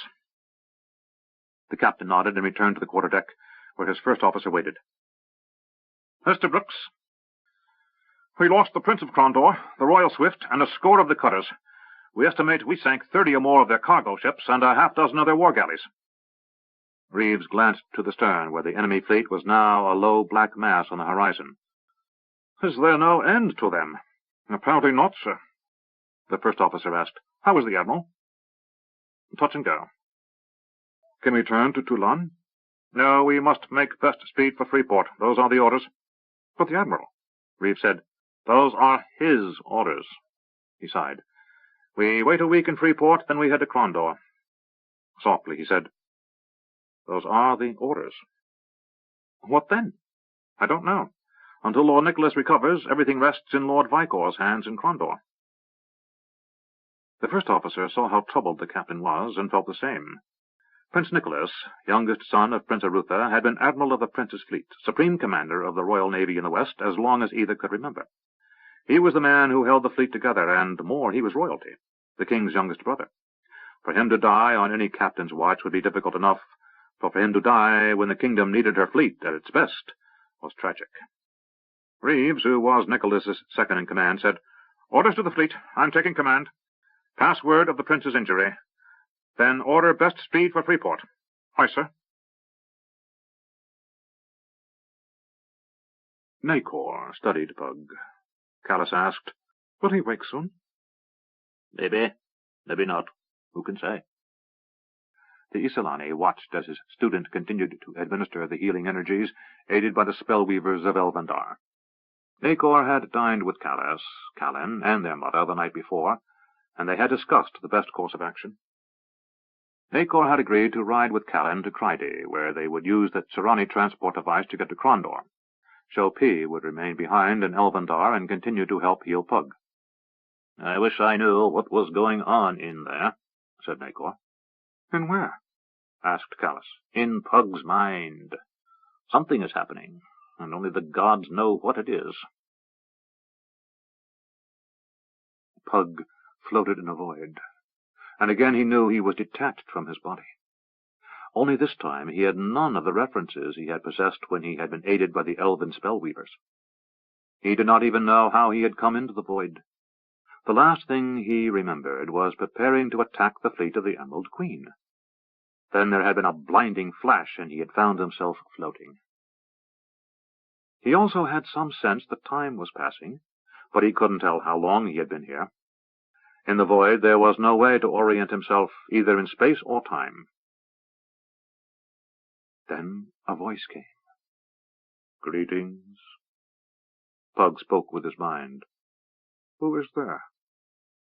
Suddenly Pug was someplace else, a realm of shadows, but still without any physical frame of reference. Mountainous figures, dwarfing him to insignificance, ringed his position. They were near enough that he could sense how large they were, but distant enough that he could apprehend their overall shape. They were roughly human in form, but that was a generous use of the term human. Each rested upon a gigantic throne. Pug sensed these figures were living, though they resembled nothing so much as figures carved from a dark rock of unknown nature.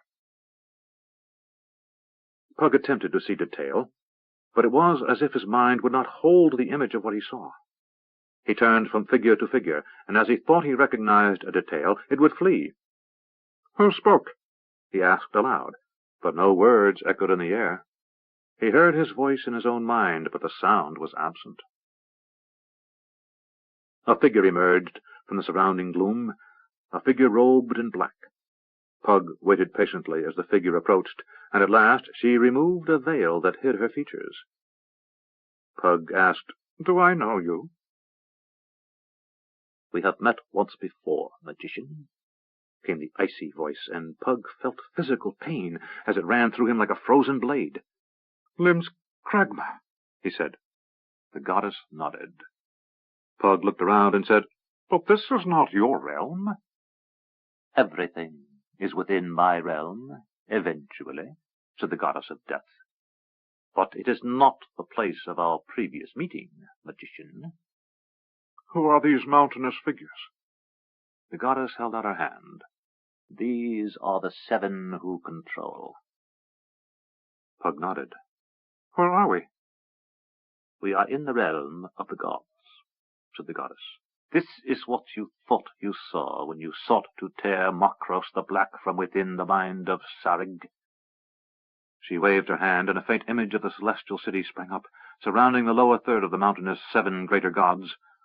"But that, like this, is simply another level of perception. Despite your powers, nearly unmatched for a mortal, you have not the ability to truly apprehend our reality." Pug nodded. "What am I doing here?" "You are here to make a decision." "What?" "To live or to die."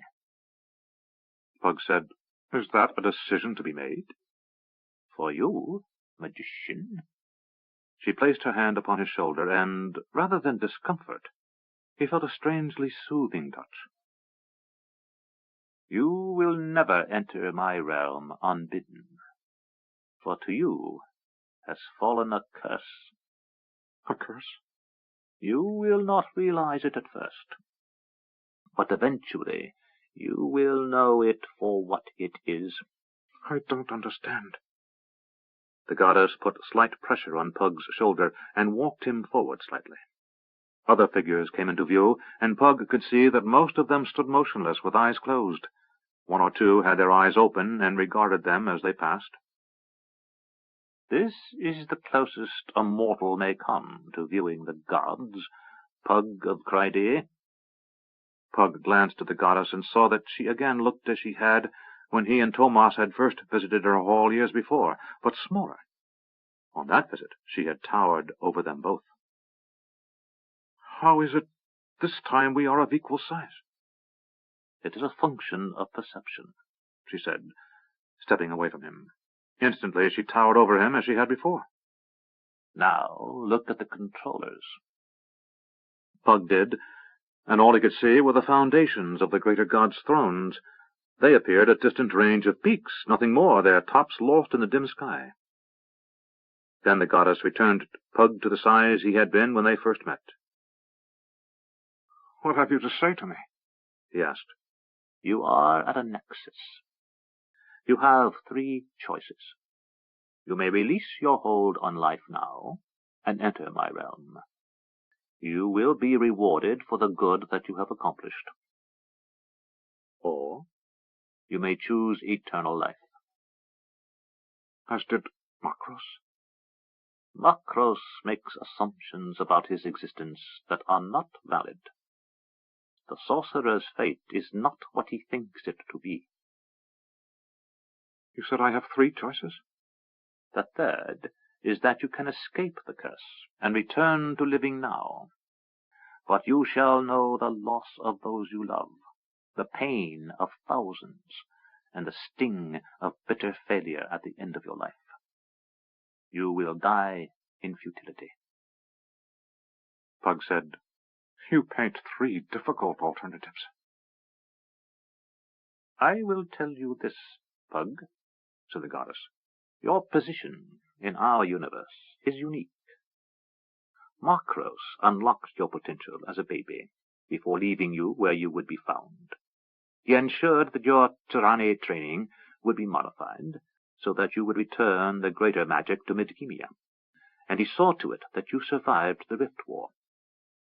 Because of the sorcerer's interference over the centuries, you play a role far more critical than your birth would have predicted. You stand poised to shake pillars upon which gods rest. This cannot go unnoticed. But in doing this, he also created other situations, ones you know nothing of. And as a result, you must eventually pay the price for his meddling. And at the end of your life, that price will be terrible. Pug didn't hesitate. You leave me no choice. A terrible foe stands on the brink of destroying everything I love. I must live. Then I will help you live. You will know things, and you must act. She placed her hand upon his face, covering his eyes. Suddenly Pug felt the void around him tear, and a great pain shot through his body. He sat up, a dry scream ripping from his throat. Nakor held him. Drink this. A bitter brew of herbs touched his lips, and Pug drank deeply. He blinked and found his entire body throbbed with pain. Nakor said, This will lessen your suffering. Pug focused his mind, and the pain subsided. I can deal with pain, he said, and his voice was a stranger's. Help me to my feet. Shopi, Callis, Callan, and Aglarana stood nearby as the magician got to legs shaky with weakness. A robe was brought, and Pug said, I seem to be the worse for wear. You will heal, said Nakor. A good healing priest can even rid you of the scars. He touched the magician's cheek. Though it seems you're managing well enough on your own. Some day we must talk about your abilities. Pug smiled, and his face hurt. Sometimes I think the same of you. Nakor also smiled. We came to take a last look at you before saying farewell. Good. Where were you going? Callis said, Nakor and I are bound for Kryde. Anthony has one of the old Tsarani transport orbs, and we are going to use that to get to Krondor. Pug said, Let me rest this day, and tomorrow we'll all three go straight to Krondor. He glanced around. How long since I was injured? 2 months, said Nakor. What's the date? 2 days past Benefice, said Callis. Then the Emerald Queen's fleet? At the Straits of Darkness, answered the Elf Queen's younger son. Anthony gave me a viewing lens made from air, and we watched. Pug said, Miranda, Makros. He glanced at the group. Tomas. When you were injured, they went to look for answers under the Rotengari Mountains, said Callis. Will you join them? Pug said, I don't think so. You and I need to go somewhere else. Krondor? First. Then we must go to Sethanon. Callis said, I have much to do before I set foot in Sethanon. No, said Pug. You must go with me to Sethanon. How do you know? Asked Callis. Pug said, I have no answer. I just know this to be true." Looking at the Elf Queen, he bowed. "Lady, when your husband returns, please let him know that is where we will be." Aglarana nodded. "First, you must eat and rest. You've been kept alive by magic arts, and your body is not strong." "A fact I am painfully aware of," said Pug, as his eyes rolled up and he collapsed into Nakor's arms.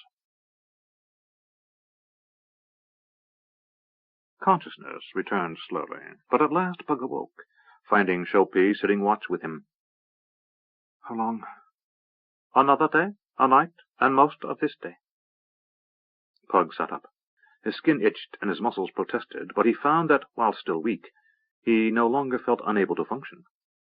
He rose unsteadily and looked around. He ran his hand over his chin and felt the stubble of beard returning. He had been moved to a small room, carved from within the bole of a huge oak, and found, stepping beyond a heavy curtain, that it opened into the private garden of the Queen and Tomas. Aglarana sat with her 2 sons in calm discussion. Kalin said, "Welcome." Pug sat down slowly, allowing Shopi to hold his elbow. "Why, thanks for all you've done," said Pug. "We only aid those who are fighting to preserve this," said the Queen, motioning with her hand to indicate all of Elvendar. "A bit more than that," said Nakor, entering the glade. "The entire world." The Elf Queen said, "For the Eladel, Elvendar is the world." Nakor sat down next to Pug and regarded him. "You live." "Thank you. I needed the reassurance," said Pug dryly. Nakor laughed. "When do we leave for Krondor?" Pug glanced at the falling light. "It's evening there already. We should leave first thing tomorrow." "Another night's rest will help you," said Shopi. "Besides, Nakor," said Pug, "you and I need to discuss some things." Callis said, "Such as?" Pug said, "Some things, I am sorry to say, must remain between Nakor and me." Callis shrugged.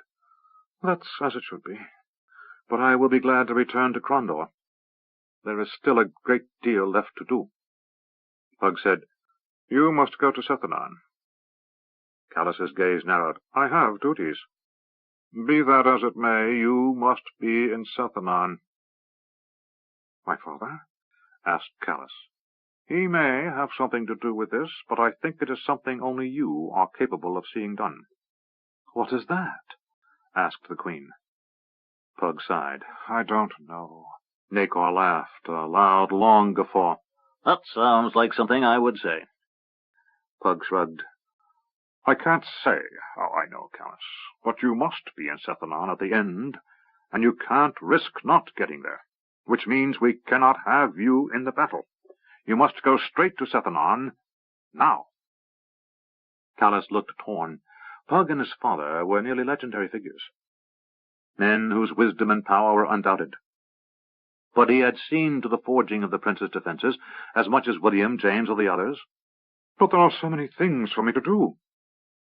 "There are many men to do those things," said Nakor. "But if Pug is right, there is only one man who must be at Sethanan when the battle ends." "Why?" asked Callis. "We will know when the time comes," said Nakor, with his nearly ever-present grin. "All will be made known." Callis said, "What of the others? My father, Makros, and Miranda?" Nakor shrugged. "They have their own concerns, I am sure." Makros said, "Whenever I think I've seen everything there is to see, something new and perplexing shows up." Miranda and Tomas were forced to agree, as the demon shifted its weight uncomfortably upon the ground. They had been communicating with it constantly since it had spoken, and had revealed problems. The demon itself appeared to be nearly mindless, but some other intelligence was in control. The problem was that this intelligence was limited in how much of the demon's nature it could stem.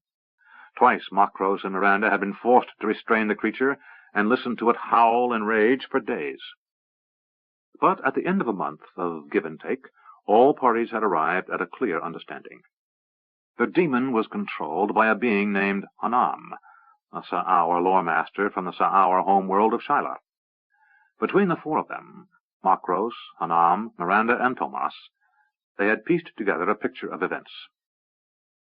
A dark power, vaguely known to Makros and Miranda, but whose name was hidden from them, had influenced the priests of a city called Asart, manipulating them into opening an ancient barrier between the demon realm and this one. The demons had come into the world of Shyla, destroying an ancient empire and everyone in it. The Pantathians had shown up in providential fashion, offering the remaining Sa'aur refuge on Midkemia in exchange for a generation's service, 30 Midkemian years. For half that time the Sa'aur had been growing in power on the continent of Novindus, then aiding the Emerald Queen in conquering the entire continent in anticipation of this attack on the kingdom. Miranda sighed. "We have, it seems to me, two options." "Which are?" asked Tomas. "Reveal the betrayal of the Sa'aur by the Pantathians, allowing them an honorable avenue to withdraw from the war, or find this entrance from the demon realm and close it." Tomas said, "We must do both." Makro said, "I do not like this choice, but Tomas is right." "Can we do one, then the other?" asked Miranda. The voice of the demon still sounded like grinding rock, but Hanam said, "The demon's king, Ma'arg, rages and has destroyed many of his own in frustration. He does not know the Pantathians have ceased to exist as a force." Pointing with a clawed talon toward a distant tunnel, he said, "The rift between Shyla and this world is but a half-day's walk from here. But on the other side of that rift wait Tugor and his minions." The demon stretched his arms, now reaching 9 feet from talon to talon, and said, "I am half his size, and I lack his demon's cunning." Tomas said, "A demon lord I can best." "But it's the numbers," said Makros. "Save the demon king himself, none of that realm is the match of any single one of us." He glanced at his daughter. "Including you, I think, if you keep your wits." "Thank you for that," she said dryly. "But a dozen or more of them at once," Makros shook his head. "That's a different matter." Tomas said, "We delay. Yet every day we spend here makes this a more difficult set of tasks." Makros said, "There are times when strength aids and times when stealth does." He held up one finger. "Tomas, you are vital to the defense of Sethanon. I suggest you and Hanam attempt to divert the Sa'aur." Tomas said, "Can we get close enough to—" He glanced at Hanam for a name. "Jotuk, son of Jorwa." "Jotuk, to let him know of the betrayal? And will he believe a demon and a Valheru?" Makros shrugged. Hanam said, "If I can get him to listen, I know things only the lore-master of the Sa'aur would know. If I can speak to Shadu, my student who took my place, I know I can convince him it is his old master who resides in this body." "What of you?" asked Tomas. Makros said, "My daughter and I need to close the pathway between the demon realm and here. Eventually Ma'arg will deduce he has been betrayed by one of those he sent through, even if he doesn't know which captain it is." "Once Ma'arg realizes he's been betrayed," said Hanam, "his rage will be without equal. He will launch a blind attack through the rift, ignoring however many of his servants die for the effort. But once he has reached this world, the outcome will be the same as it was on Shyla. Eventually, you will all go to the feasting pits." Tomas said, "Do they suspect what is waiting in Sethanon?" One of the longest debates that had gone on between Tomas and Makros had been over how much to tell the Sa'aur lore-master. Eventually, it had been necessary to tell him everything. "No," said Hanam. "Jakan knows only that he took over an army in the middle of a war of conquest and destruction. That is as much his nature as anything else. He eats one of his own every night to keep up his power, and his men think they still go to the arms of the Emerald Queen. I suspect his ambition is to devour this world and eventually return to challenge Ma'arg. But if he should find this life stone, he may attempt to seize it, thinking it a great prize. Who knows what may happen then?" Makros sighed. "We are decided. From us, you must take our taloned friend here and convince his former student to listen.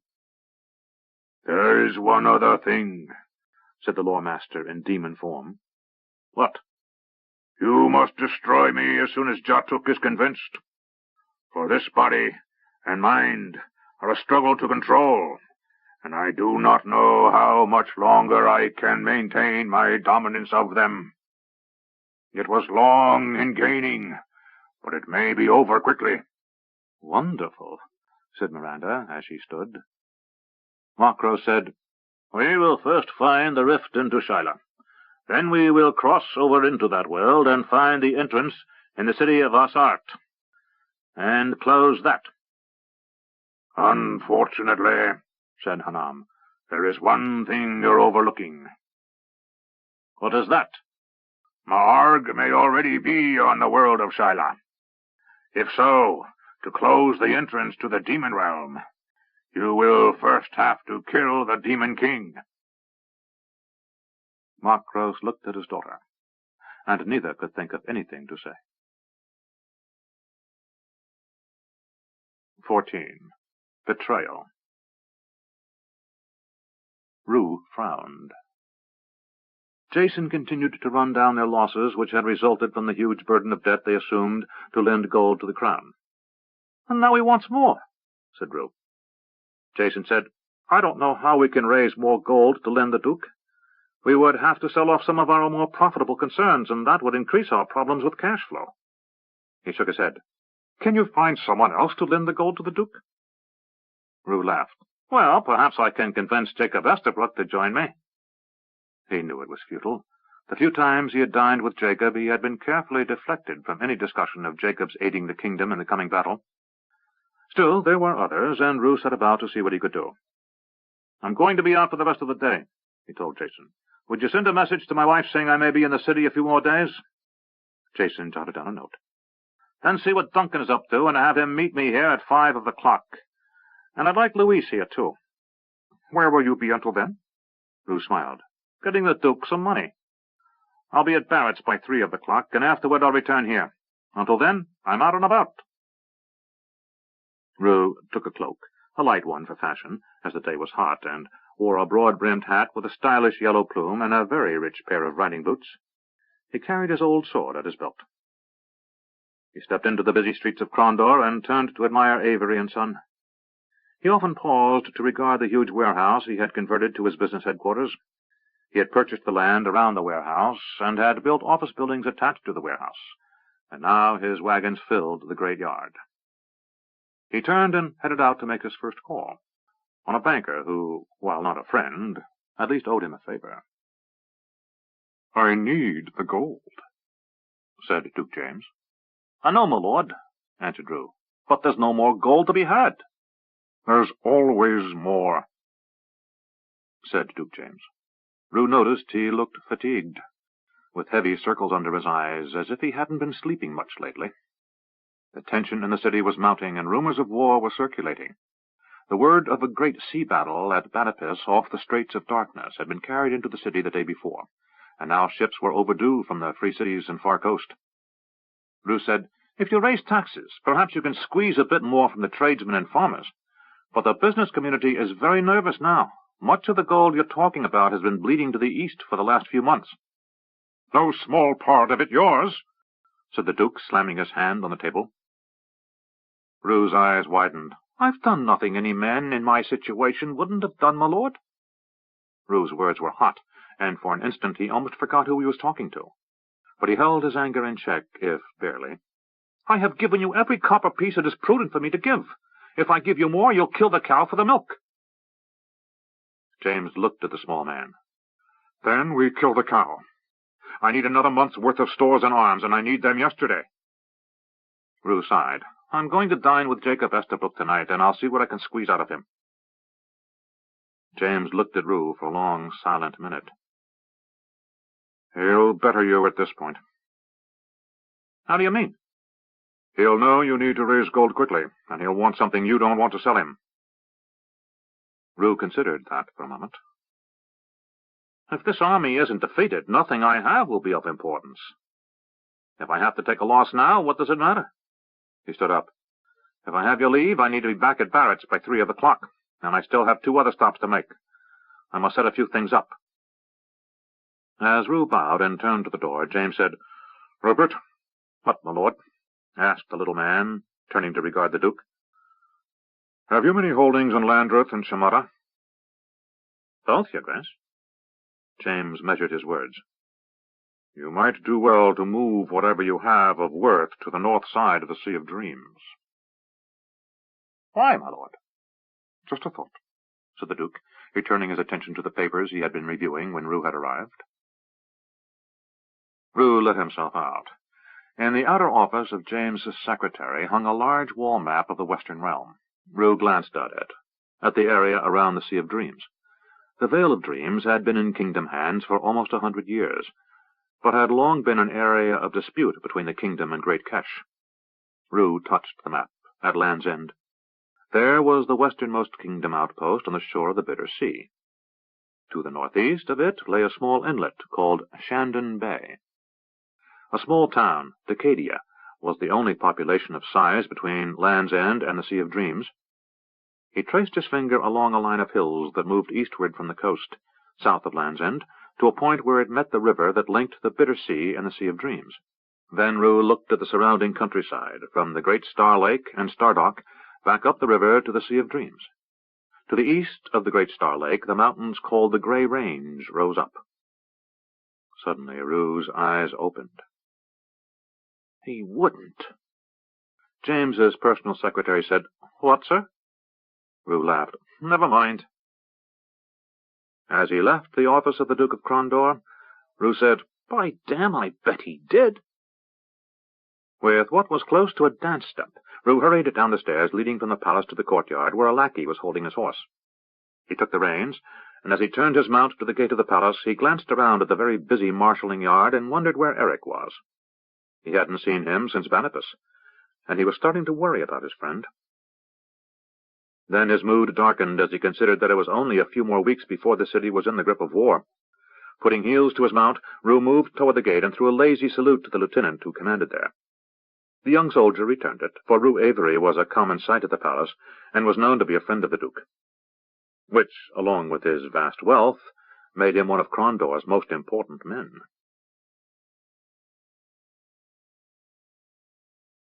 Jacob Estabrook said, "Have you given any thought to my offer?"